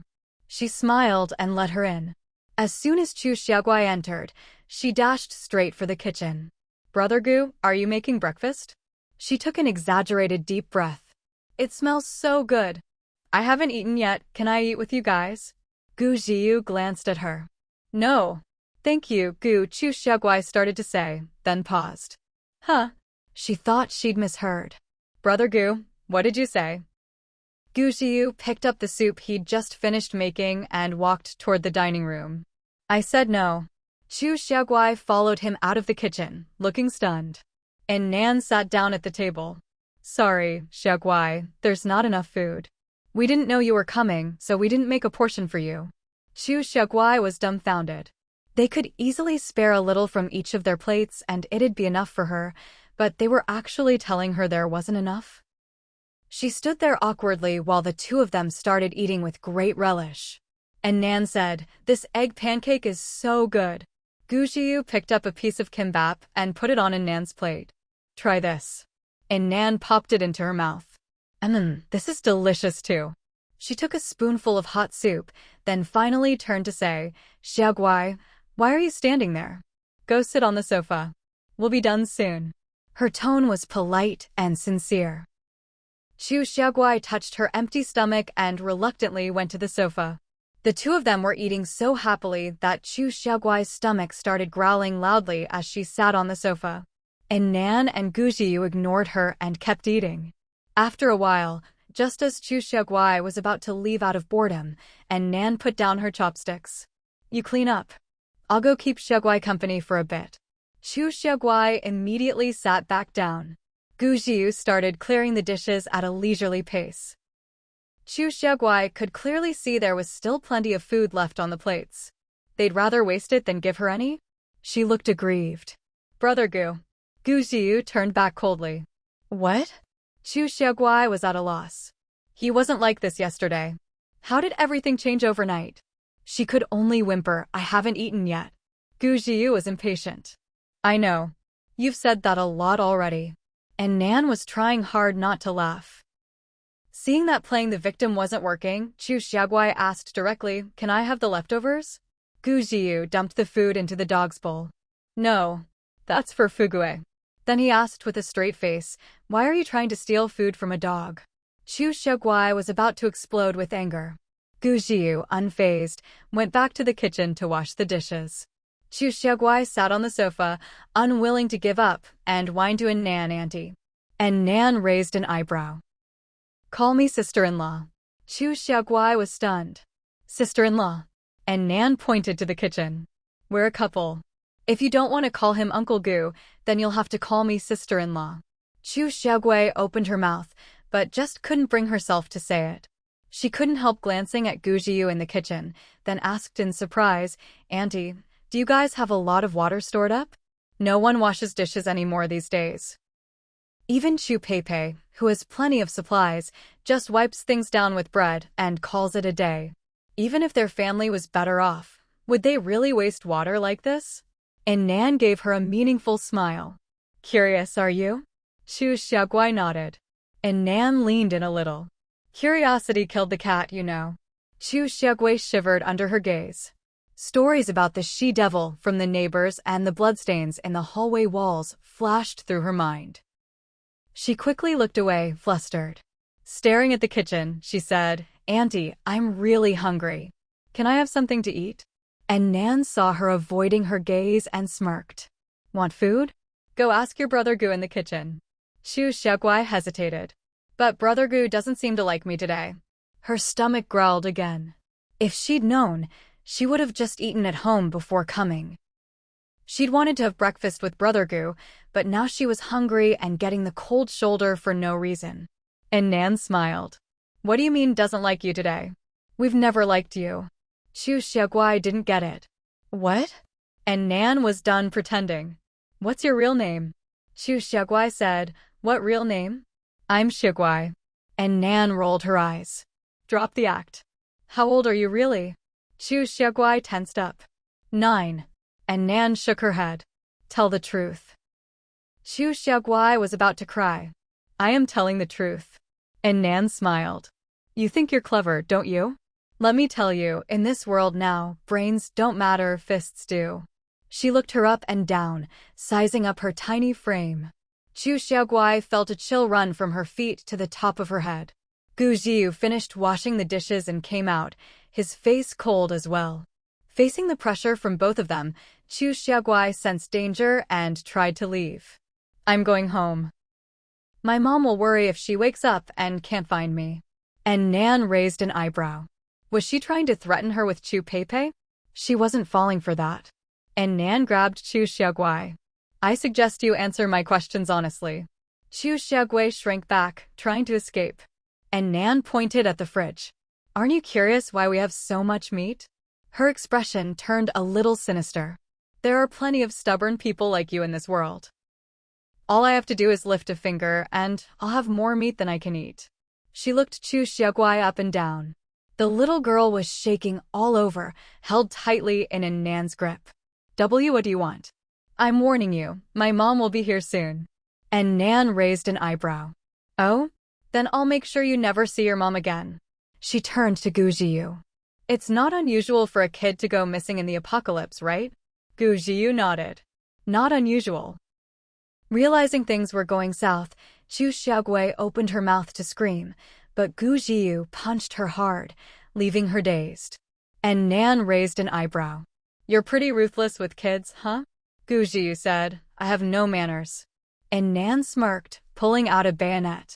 My turn. As the tip of the blade neared her eye, Chu Xiaoguai screamed in terror, I'll talk. I'll tell you everything. A satisfied smile curled at the corner of Nan's lips. Be clear. Don't test our patience. Chu Xiaoguai was trembling all over. That punch from the man just now had snapped her back to reality. The two people in front of her were cold-blooded demons who wouldn't bat an eye at murder. Her lips quivered as she confessed, word by word, honestly and thoroughly. My real name is Lu Jiafeng. 10 minutes later, and Nan looked at Gu Jiu, a bit helpless. You win. Gu Jiu smirked. I rarely make bets, but when I do, I always win. And Nan rolled her eyes at him. Humility helps you improve. Pride leads to downfall. The little girl, realizing they'd actually made a bet about her, finally understood she'd been under suspicion all along. Their kindness yesterday had just been an act to test her. Lu Jiafeng, who'd always prided herself on being clever, was now so frightened she dropped to her knees. That's all, I swear. I never hurt Chu Peipei or either of you. Please, I'm begging you, let me go. And Nan looked at her with contempt. You never hurt anyone, or you just didn't get the chance yet? Lu Jiafeng shook her head desperately. Chu Peipei has plenty of food and even takes care of me. Why would I want to hurt her? And Nan stared straight into her eyes. And what if the food runs out? Lu Jiafeng froze, then replied, her confidence faltering, then, we'd figure something out together. And Nan let out a cold laugh. Let's not even talk about what you planned for Chu Peipei. Just the way you looked at me yesterday made me really uncomfortable. Lu Jiafeng stammered, what look? I was just jealous that you're pretty and have someone who cares about you. And Nan, you sure know how to flatter. Gu Jiu chimed in, but the second half is true. And Nan raised an eyebrow at him. He repeated with a grin, pretty and loved. And Nan shot him a look. Can you not flirt when there are outsiders around? Just then, there was a knock at the door. Nan, are you there? It was Chu Peipei. Lu Jiafeng immediately seized the opportunity and shouted, Mom. Mom, help me. And Nan glanced at her, unhurriedly walked over, and opened the door. As soon as Chu Peipei entered, the little girl burst into heart-wrenching sobs. Mom, help me. She tried to run to the door, but Gu Jiu's cold stare froze her in place, her legs wouldn't move. Chu Peipei, however, looked Nan up and down, worried. Nan, are you okay? And Nan shook her head. I'm fine. Chu Pei said, "When I woke up and saw Xiaoguai was gone, I guessed she'd come here." She frowned. What did she do? And Nan handed her some slippers. "Come in first." Chu Pei entered. The little girl was bawling, snot and tears everywhere. "Mom, please save Xiaoguai. Xiaoguai is so scared." But Chu Pei just frowned. "Who told you to come here without my permission and bother other people?" Lu Jiafeng was stunned. Why wasn't she comforting her? Why was she questioning her instead? She tried to defend herself pitifully. "Mom, I was so hungry. When I saw you weren't awake, I came to find Auntie Nan and Uncle Gu." And Nan raised an eyebrow. Now she was calling him Uncle Gu all obediently. The little girl went on, "But not only did they not give me any food, they wouldn't let me go home." And Nan cut her off. "Lu Jiafeng, do you really think just because Pei is here, I won't hit you?" Chu Pei turned to a Nan. "Lu Jiafeng." And Nan nodded. "She's not some Xiaoguai. She's actually a 30-year-old woman named Lu Jiafeng." Chu Pei was truly shocked. 30? She turned to look at Chu Xiaoguai. After what happened yesterday, she'd just thought this was a precocious, scheming little girl. But an adult? She couldn't believe it. How is that possible? And Nan explained, "She's a person with dwarfism. She looks small, like a child, but she's actually much older." Chu Pei stared blankly at the crying little girl. But even if someone has dwarfism, you can still tell an adult's face, right? She'd never met someone with dwarfism in real life, but she'd seen them in short videos and news reports. And Nan shrugged. True. Maybe it's because she's pretty, her face looks especially young. At first, she hadn't suspected dwarfism either. She'd wondered if the girl, like herself, had been reborn. She herself had been reborn 4 years before her death. When she came back, her body was 22, but her real age was 26. So she'd guessed maybe this little girl had also been reborn into her childhood body, physically 9, but actually an adult? Since Nan herself was reborn, that was her first thought. But Gu Jiu didn't believe in such mystical stuff. He was sure this was just a little person pretending to be a child. They'd even made a bet about it. Turns out, Gu Jiu was right. And Nan thought to herself, I guess being reborn isn't that common after all. Only she and Bai Wenbin had gotten a second chance thanks to their space bracelets. Other people just didn't have that kind of luck. Meanwhile, Chu Pei studied Lu Jiafeng carefully. It's true. Her face was young and pretty, but not childlike. Chu Pei had always thought she just looked thin, which was why she didn't have the plump cheeks of a child. But now, with the answer, she's an adult, in mind, it was easy to spot the oddities. Seeing Chu Pei's gaze, Lu Jiafeng quickly threw herself into her arms and protested. Mom, what are you talking about? What's a little person? Xiaoguai doesn't understand. Chu Pei hadn't heard her confession earlier. As long as she stuck to her story, there was a good chance Chu Pei would believe her. After all, she'd always been so good to her. As long as she could get out of here quickly, she'd be safe for now. So she sobbed, Auntie Nan must be mad that I came over so early and disturbed them. That's why she's saying all this, to teach Xiaoguai a lesson. Seeing that Chu Pei clearly didn't believe her, she turned to Nan, crying. Sob, Auntie, I won't bother you again. Please don't be mad, okay? And Nan was thoroughly disgusted. Lady, can you stop calling me Auntie? You're making me feel old. Seeing she still wanted to argue, and Nan couldn't be bothered to play along anymore. Gu Jiu, where's my phone? Gu Jiu smiled. I think it's on the shelf next to the TV cabinet. And Nan, oh, there it is. She strolled over and picked up her phone unhurried. A bad feeling welled up in Lu Jiafeng's heart. It's been 2 years since the apocalypse began, and Lu Jiafeng had long since gotten used to the primitive way of life. High-tech gadgets like cell phones felt like relics from a bygone era. Even the wealthier survivors, like Chu Pei, who still had generators and some fuel, could barely keep their air conditioning running. Charging a phone was out of the question. Phones couldn't make calls or access the internet anymore. They were completely useless.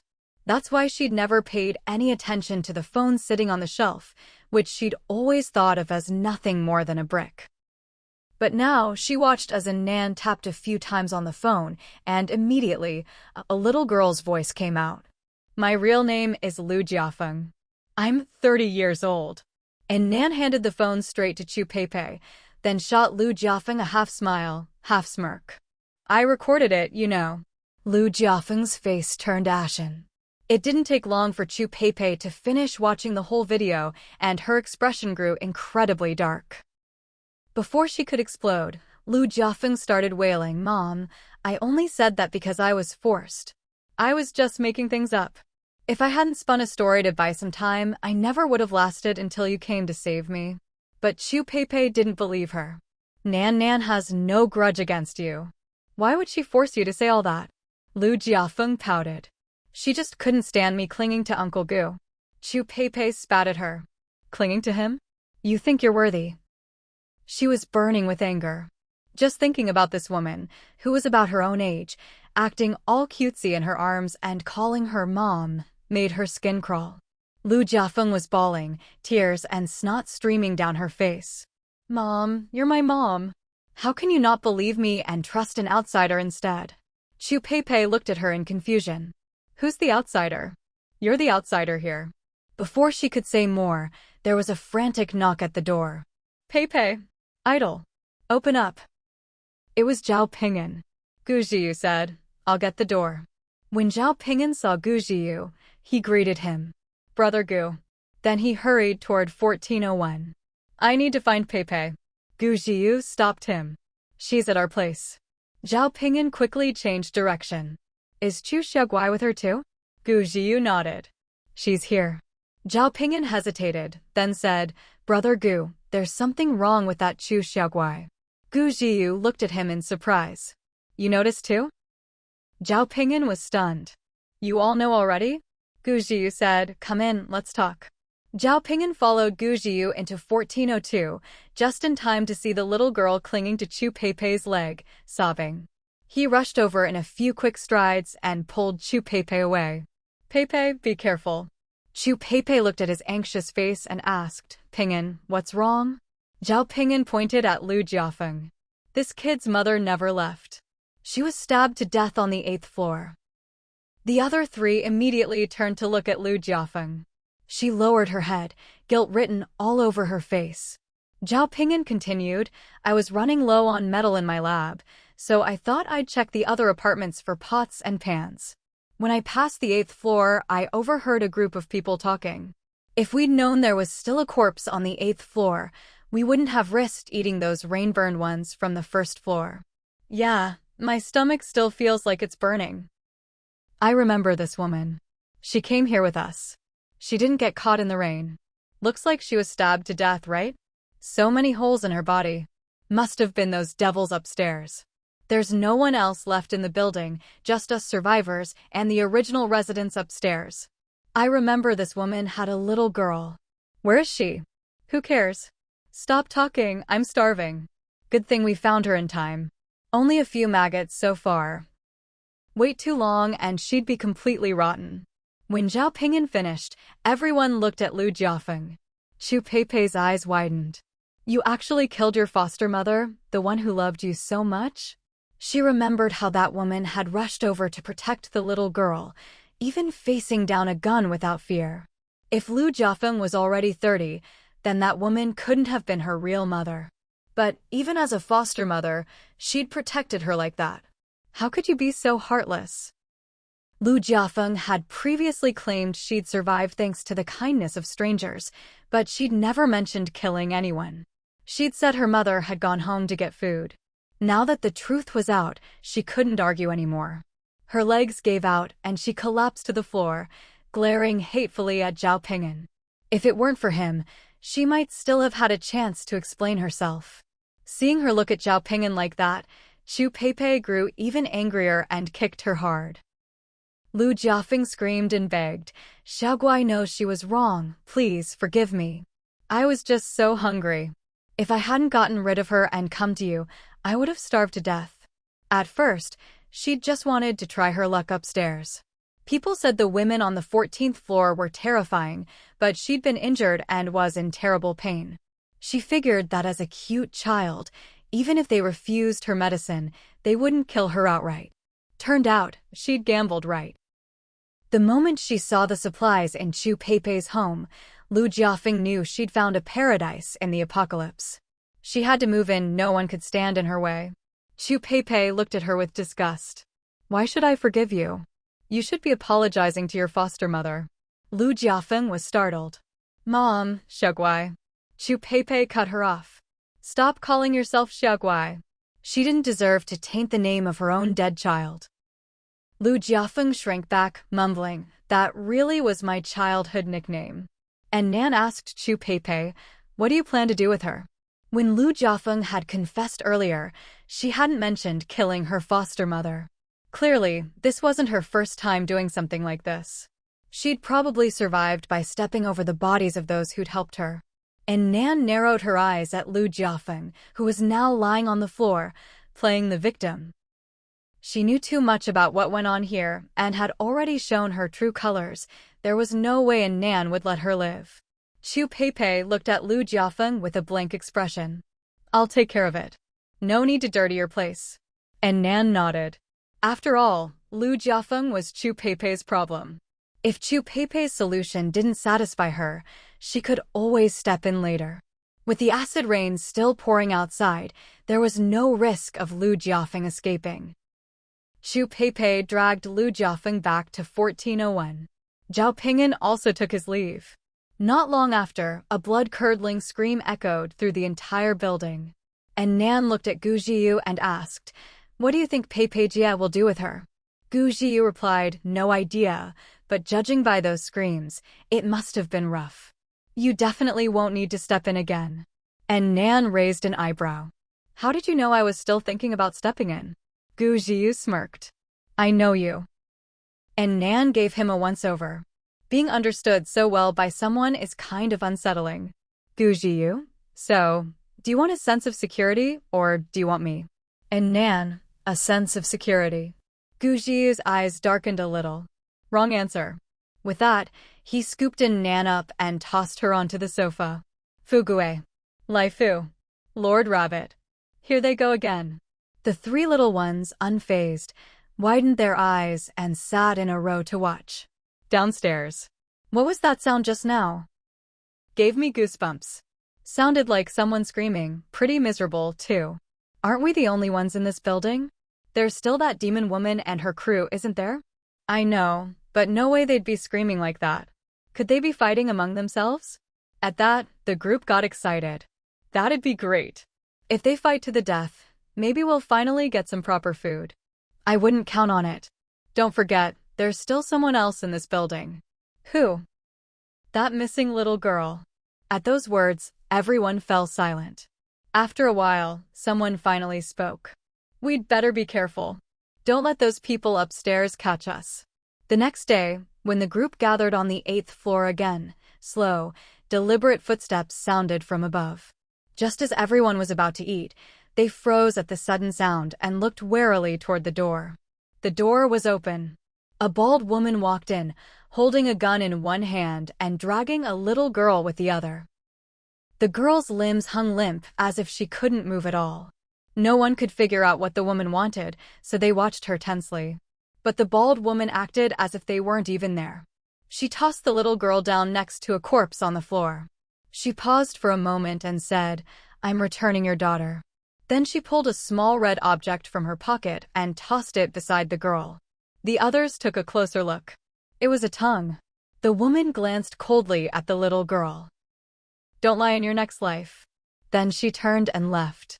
The girl, thrown to the floor, saw the rotting corpse beside her and started wailing in terror, then stared helplessly at the bald woman's retreating back.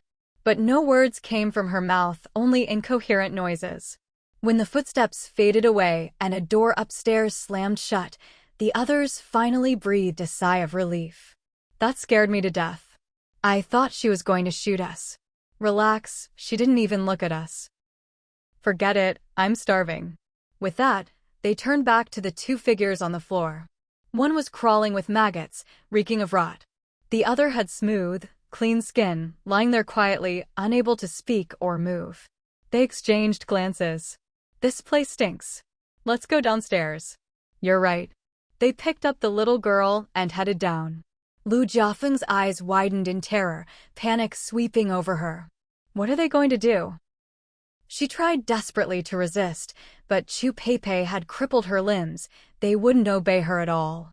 She could only watch helplessly as they carried her to the 6th floor.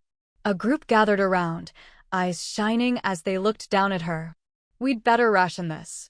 Who knows when the rain will stop? Let's start with the limbs. They're already necrotic. Half an hour later, the group left, satisfied. Lu Jiafeng was unconscious for a long time before she slowly woke. She could no longer feel her arms or legs at all. The pain in her body had gone numb. Her mind drifted back to the good days when she first arrived on the 14th floor. Where did it all go wrong? Everything had been fine. Building 6 returned to its usual calm. From that day on, Chu Peipei didn't leave her room for a long time. Zhao Ping'an stayed home every day working on his research. And Nan and Gu Jiu spent their days cooking, sparring, playing games, and watching movies. Their relationship deepened rapidly, and time flew by. Then, one day, the rain finally stopped. But outside, everything was still eerily quiet. No one dared go out. The acid rain had lasted over a month. It had stopped a few times before, but always started up again soon after, killing many people. People had been tormented into fear and didn't dare venture out anymore. It wasn't until 3 days later, when the rain still hadn't returned, that a few brave souls finally dared to venture outside. When they came back safely with supplies, the others finally worked up the courage to step out as well. A week passed, and still no more acid rain. And Nan stood by the window and said to Gu Jiu, "Let's go out for a walk, too." Gu Jiu pressed his lips together. What if it starts raining again? And Nan jerked her chin toward the outside. Are you more timid than those guys? Gu Jiu said nothing. And Nan seemed to think of something, giving him a half smile. Are you afraid I'll send you home again? Gu Jiu glanced at her. No. He smiled. You still owe me a bet. And Nan remembered when they'd bet on Lu Jiafeng's identity, she'd lost. The loser had to agree to do one thing for the winner, as long as it was within their ability. She smiled. I almost forgot. You've got something on me now. Then she asked, so why don't you want to go out? Gu Jiu looked at her. Because I love you. I'm afraid you'll get hurt. So, straightforward. And Nan's ears turned red. She replied casually, you're really cautious. She thought to herself, aren't these domineering CEO types supposed to be reserved and subtle? Why is this guy always so direct? He never hides how much he cares, as if he wants to announce it to the world. And she just can't resist it. Gu Jiu smiled and pulled Nan into his arms, saying nothing. If he'd still been living alone on the hillside, he would have run over to find her the first day the rain stopped. But now that Nan was right by his side, of course he wouldn't risk taking her out. And Nan knew the acid rain was really over, but she didn't press the issue. After all, they weren't short on supplies at home. So the two of them stayed home for another week. Until one day, Zhao Ping'an and Chu Peipei came knocking. Idol, let's go out for a walk. It should be safe out there now.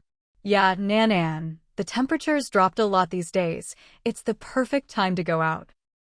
And Nan sized up Chu Peipei, who hadn't shown her face in a long time, and noticed she'd gotten much thinner. Peipei, are you okay? Chu Peipei gave her a reassuring smile. Don't worry, I'm fine. At first, she really had taken a hard hit. After all, she had truly loved Chu Xiaoguai as her own daughter. Just when she thought she'd found a purpose to strive for in the second half of her life, she discovered it had all been a lie. How could she not be upset? But after a period of gloom, she bounced back quickly. Life is full of hardships. This was actually one of the easier ones for her to accept. Living for someone else is never as good as living for yourself. Besides, she still had Nan, Zhao Ping'an, and the rest of her friends. Even without a child, she wasn't alone. And Nan smiled at Zhao Ping'an and Chu Peipei. You two wait a moment, we'll change and be right out. Although the temperature outside had dropped a bit, it was still close to 50 degrees. Staying out for too long still carried the risk of heat stroke. The temperature-regulating fabric Zhao Ping'an had given her was enough for 4 sets of clothes. She'd made one for herself, and the one for little Fugue was pieced together from leftover scraps. Now that Fugue had grown too big, that old suit didn't fit anymore, so she'd altered it for Lord Rabbit. There was still enough unused fabric left for 3 more outfits. With nothing else to do at home lately, she'd made one for Gujiu, and another new one for the now chubby Fugue. When Gujiu put on the clothes for the first time, a look of admiration appeared on his face. Zhao Ping'an really is talented. The clothes were as light as cicada wings, you could barely feel them on your body. But once you put them on, the temperature around you became much more comfortable. And Nan joked with a smile, so the one who made the fabric is talented, but the one who made the clothes isn't? Gu Jiu glanced at her. The one who made the clothes is even more impressive. Then he raised the corners of his mouth. Are you jealous of Zhao Ping'an? And Nan gave him a playful punch. Nonsense. Gu Jiu almost lost his balance from the blow and said helplessly, "Anan, do you have a tendency toward domestic violence?" And Nan punched him again. I do. Gu Jiu raised both hands in surrender. I give up. The two of them bickered and laughed as they changed clothes, then got ready to head out. Before they could step out the door, Fugue, who had been silent all this time, suddenly let out a disgruntled howl. A woo a woo a woo. A woo a woo a woo. Are you ignoring me? Has love made you too stupid? And Nan and Gu Jiu exchanged a glance. They'd almost forgotten about the dog. Now that they could finally go out, the one most eager to get outside and run wild was definitely the dog. And Nan patted Fugue's head to comfort him, then helped him into his temperature-regulating suit before getting ready to leave. Lord Rabbit, meanwhile, stayed curled up motionless on the sofa, his red eyes following them as they left, as if he had no interest in the outside world whatsoever. Lai Fu, on the other hand, stuck close behind them, and as soon as Nan opened the door, he slipped right out. And Nan quickly called after him, Lai Fu, you don't have a temperature-regulating suit. Get back inside. But Lai Fu ignored her and ran straight to Chu Peipei's door. Chu Peipei and Zhao Ping'an were waiting outside just then, and the sudden appearance of a big rooster startled them. And Nan called again, telling him to go home, but he stubbornly stayed in front of apartment 1401. Gu Jiu looked at him thoughtfully. And I don't think he wants to go outside. And Nan was taken aback. Huh? Lai Fu nodded vigorously at Gu Jiu, then pecked at the door of 1401 with his beak. Zhao Ping'an caught on too. I think he wants to go to Peipei's place. And Nan looked at Lai Fu, a bit exasperated. What do you want to do at their place? Chu Peipei seemed to realize something. I know, he's looking for Xiaobai. Lai Fu nodded even more vigorously. And Nan was speechless. This rotten rooster, trying to sneak off for a date with the little hen while we're out? Chu Peipei laughed and opened the door. Let him come in and play. Xiaobai's been out of sorts lately, maybe chickens have more to talk about with each other. And Nan didn't bother with him anymore and let Lai Fu happily run inside. Before Chu Peipei closed the door, and Nan caught a glimpse of Xiaobai wobbling out of the bedroom, leading a little yellow chick. And Nan. She locked the door, and the 4 of them, plus the dog, headed downstairs in a grand procession. The outsiders who'd been living in the building had long since left, and now only the 3 resident households remained. Once outside, they looked at the walls, mottled and pitted from acid rain. From a distance, the building looked like a block of Swiss cheese, riddled with holes. Chu Peipei sighed. Our building is really tough, after all this corrosion, it's still standing strong. And Nan looked thoughtfully at the battered building. Why did it seem even more damaged than in her previous life? The asphalt roads were also pitted and uneven from corrosion. One wrong step, and you could twist your ankle. The group walked carefully toward the edge of the complex. Luckily, the ground had been baked dry by the heat, with not a trace of standing water left. It was even hot to the touch. Fortunately, and Nan had the foresight to put thick shoes on Fugue, or his paws would have been burned. There were many incomplete skeletons by the roadside, probably corroded by acid rain. With the pitted roads and ruined buildings, it all painted a true picture of a post-apocalyptic wasteland. No one spoke, A sense of desolation settled over them. Gu Jiu gripped in Nan's hand tightly as they walked forward step by step. There were hardly any people in the complex, but as they neared the main gate, voices gradually appeared. Looking out, they saw that the area outside the complex had returned to its pre-acid rain bustle. The small marketplace was back, and it had grown even larger than before. Wherever there are people, the sense of desolation fades. Their spirits lifted, and they headed over to take a look. After the ordeal of the acid rain, everyone looked thinner. The people coming and going around them were all skin and bones, so the four of them, with their still round faces, stood out immediately. Especially in Nan, who was walking a plump, well-fed dog. All eyes instantly turned their way. But most people here were locals, and the terror of the chainsaw demoness was deeply rooted in their hearts. After a quick glance, they hurriedly looked away. Some others, though, stared openly, as if they wanted to devour Fugue with their eyes. Fortunately, none of the four looked easy to mess with, and Nan was openly carrying a gun. Fugue also looked fierce enough. So, for now, no one dared to cause trouble. They browsed the market, but most of the goods were useless. Just as they were about to reach the end of the stalls, and Nan's eyes lit up. Is that a mink coat? They really were mink coats, and not just one or two. At a glance, there were at least 7 or 8, in various colors and both long and short styles. Besides the mink coats, there were also plenty of designer handbags, brand-name clothes, and shoes, all women's items. But the stall owner was a man. At this swap stall, quite a crowd had gathered, but most people were just there to watch the spectacle and make snide remarks. Is he crazy? Swapping mink coats in this 50-degree heat? What's the point of those designer bags? Are you going to find better supplies just because you carry one? Probably just wants to clear out space at home. Might as well throw them away, haha. And Nan stepped closer to take a careful look at the mink coats. The fur was dense and fine, all top-quality mink. These were lifesavers in extreme cold. In freezing temperatures, not even the best down jacket could compare to a good mink coat. In just a few months, the extreme heat would end, followed by 6 months of heavy fog, and then the bitter cold would set in. Buying these mink coats now would be perfect for when the temperature dropped. So she asked, "How do you want to trade for these?" The stall owner's eyes lit up. He'd been squatting here for 2 days, and all he'd gotten were people mocking him. This was the first time someone had seriously asked about the price. He quickly replied, "I'll trade for food." Before the disaster, every piece of clothing and every bag here had cost tens of thousands. But now, these things weren't even as useful as a roll of toilet paper. And Nan frowned. How much food exactly? Was it a single grain or a whole kilo? He needed to be clear. The stall owner watched her expression, thinking she found the items worthless, and hurried to lower his price, afraid of losing his only real customer.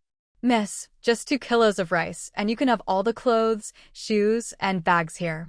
These all belong to my wife. She's gone now, and keeping them at home just makes me sad. Most of them are almost brand new, some she never even wore." Before Nan could reply, the onlookers started commenting. Women, always so materialistic.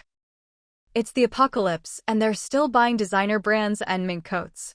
What a waste. 2 kilos of rice could last a long time if you ration it. Gu Jiu shot them a cold look. Are they using your rice? Someone wanted to retort, but was pulled away by a companion. Don't say too much. These people clearly aren't short on supplies. Especially since the woman was carrying a gun. Gu Jiu withdrew his gaze and was about to say deal, but Nan stopped him. She looked at the stall owner. I only want the mink coats. I'll trade 2 packs of biscuits for them. Only the mink coats? The stall owner was stunned. The clothes and bags were at least usable, but the mink coats were basically just for show. It was 50 degrees out. Just looking at those coats made him sweat, let alone wearing them. But if he could trade these useless mink coats for a day's worth of food, he'd be making out well. He nodded eagerly. Deal. I'll trade with you. And Nan took 2 small packs of biscuits from her backpack, feeling very satisfied. 2 packs of biscuits for 8 mink coats. What a steal. During the extreme cold, A single mink coat would be worth its weight in gold. Even if she didn't wear them herself, she could trade them for plenty of food. The stall owner took the biscuits and carefully put them away, then helped Nan pack up the coats. The coats were bulky, one person couldn't carry all 8. Gu Jiu and Zhao Ping'an helped out. As the stall owner handed over the coats, he kept trying to sell the rest. The other clothes and bags are great quality too, miss. Don't you want to take them all? And Nan waved him off. Even though she had plenty of supplies, she still made sure every bit was spent wisely, no waste allowed.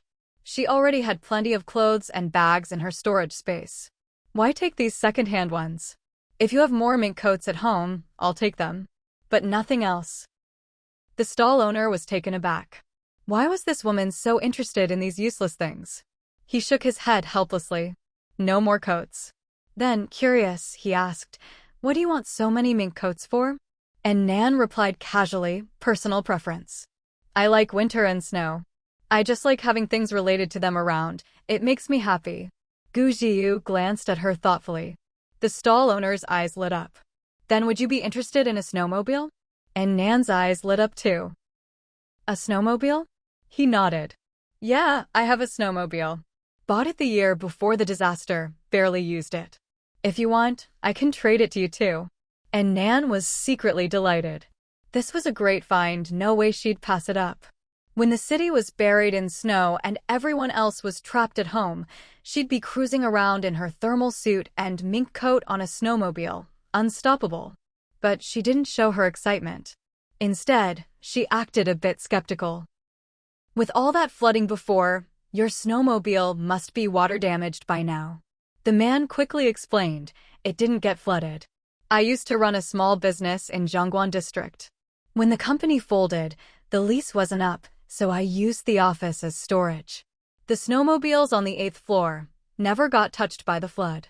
And Nan thought for a moment, got the exact address, and agreed to check it out in Zhongguan district the next day. Then the 4 of them left the market, arms full of mink coats. Zhao Ping'an couldn't help but sigh, "Boss, you have the same taste as my mom." And Nan glanced at him. "How so?" Zhao Ping'an said, "My mom used to love fur, bought all kinds of it back in the day. Later she thought it was cruel, so she switched to faux fur.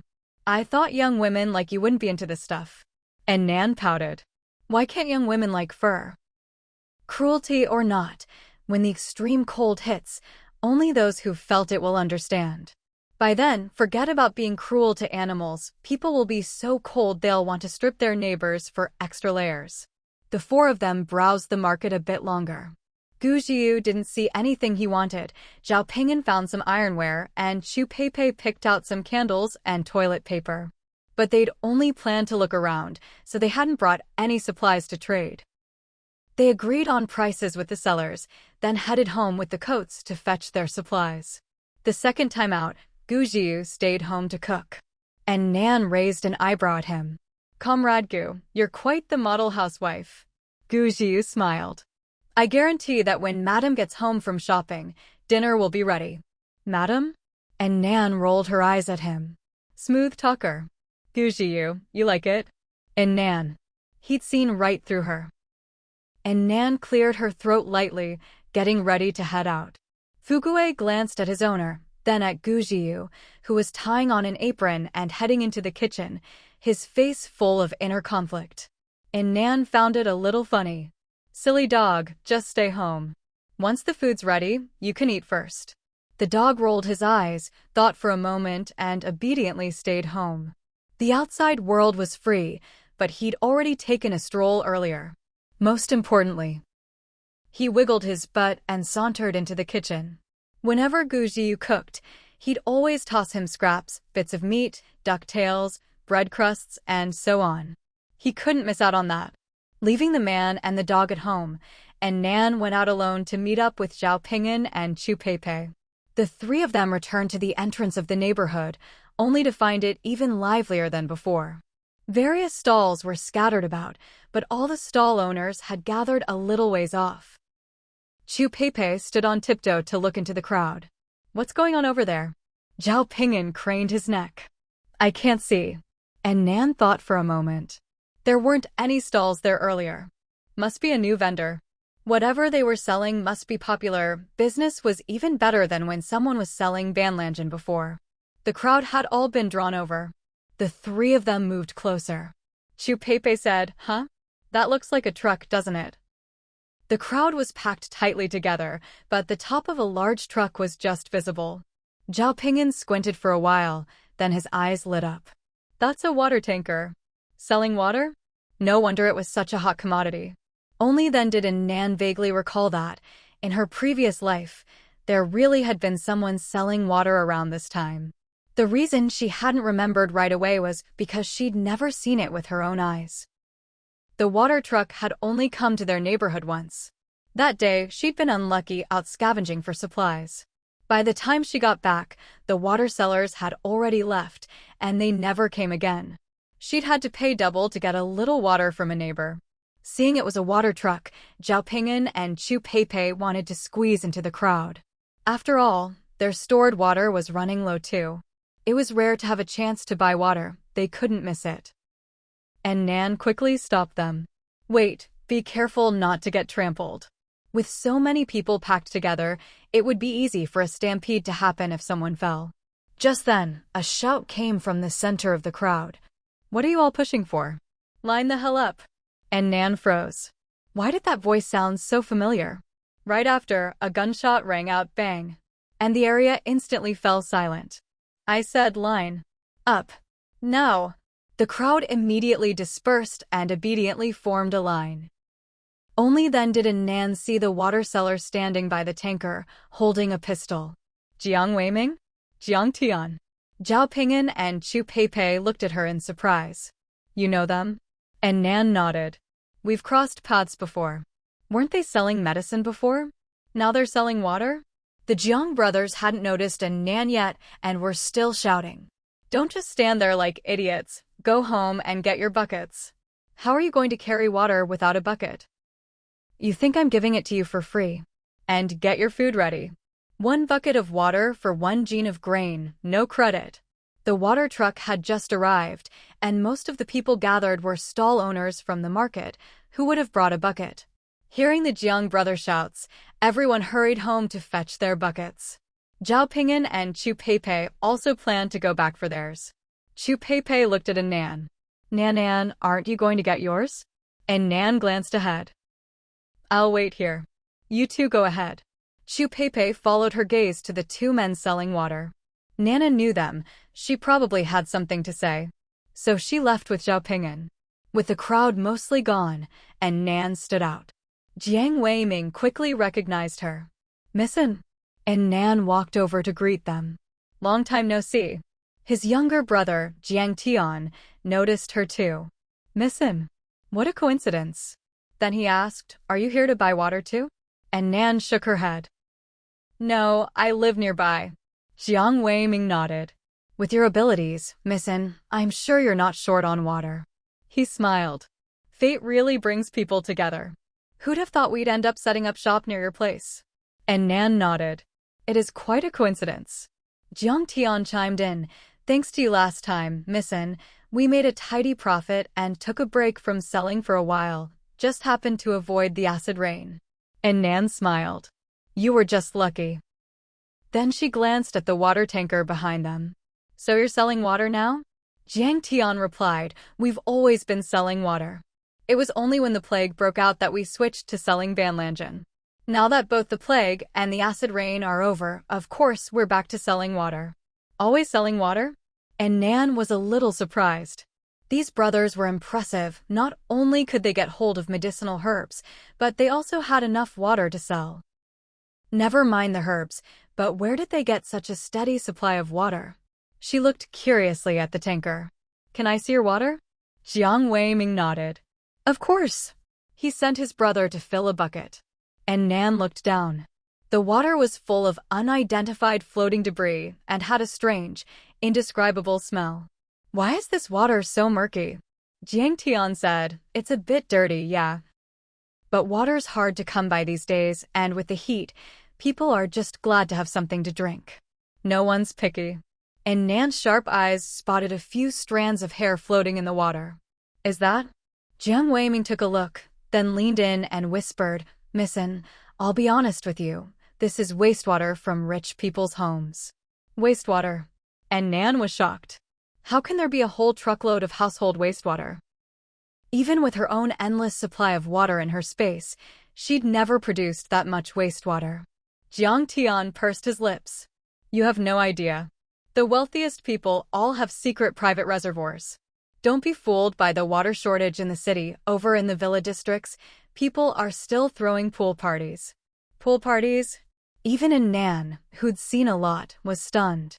That was just too extravagant, especially in this extreme heat.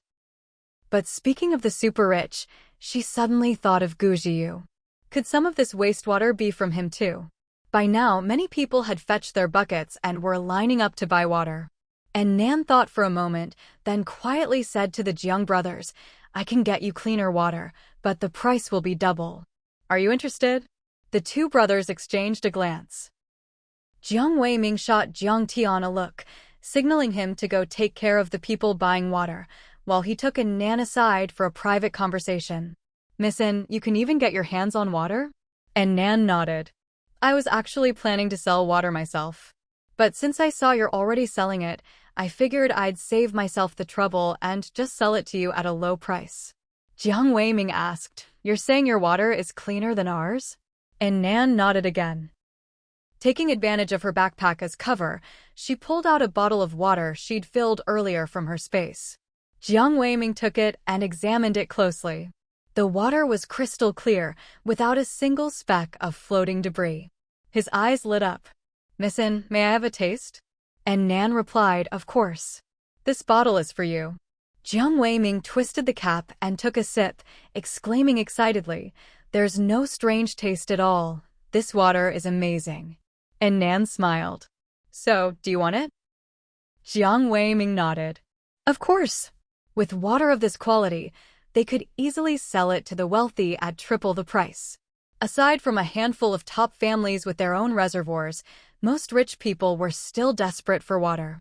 Just in the villa area halfway up the mountain, the Yin, Qin, and Wang families were all spending a fortune trying to find water. No one wanted to drink the Yu family's recycled wastewater, but this kind of water would be snapped up in an instant. He glanced at Nan, testing the waters. "Missin, about the price, could you give us a bit of a discount? After all, this isn't our first time working together." And Nan glanced at their water tanker. It was a 20-ton model, able to hold 20,000 liters, about 1,000 barrels of water. At their current rate of 1 jin of grain for a barrel of water, a full tanker would fetch about 1,000 jin of grain. After thinking for a moment, Nan named her price. 1 tanker of water, 2,000 jin of grain. Jiang Weiming's mouth twitched. 2,000 jin? That's a whole ton. "Missin, you really are as shrewd as ever." And Nan raised an eyebrow. Was he calling her greedy? She put on a stern face. "I have costs to cover too. This price is already very reasonable." Jiang Weiming didn't see it that way. "Your price is double what we're selling it for at retail." "Retail?" And Nan said bluntly, "You're not planning to sell this water to these people, are you?" She glanced over at the long line of people waiting. With water of this quality, Boss Jiang, you could sell it in the wealthy districts for double and people would still buy. Jiang Weiming looked at Nan in surprise. But he kept up the act. "It's not like we can mark it up that much. The profit margin is still pretty thin." He said that, but he had no intention of letting this deal slip by. Seeing that Nan wasn't budging on the price, he could only ask, "Missin, how much water can you get?" And Nan thought for a moment. "How many tankers do you have?" Jiang Weiming replied, "Right now, I've got 3. And Nan said, "Give me your tankers. My people will go fill them up and bring them back to you." Jiang Weiming hesitated. "Hand over his tankers?"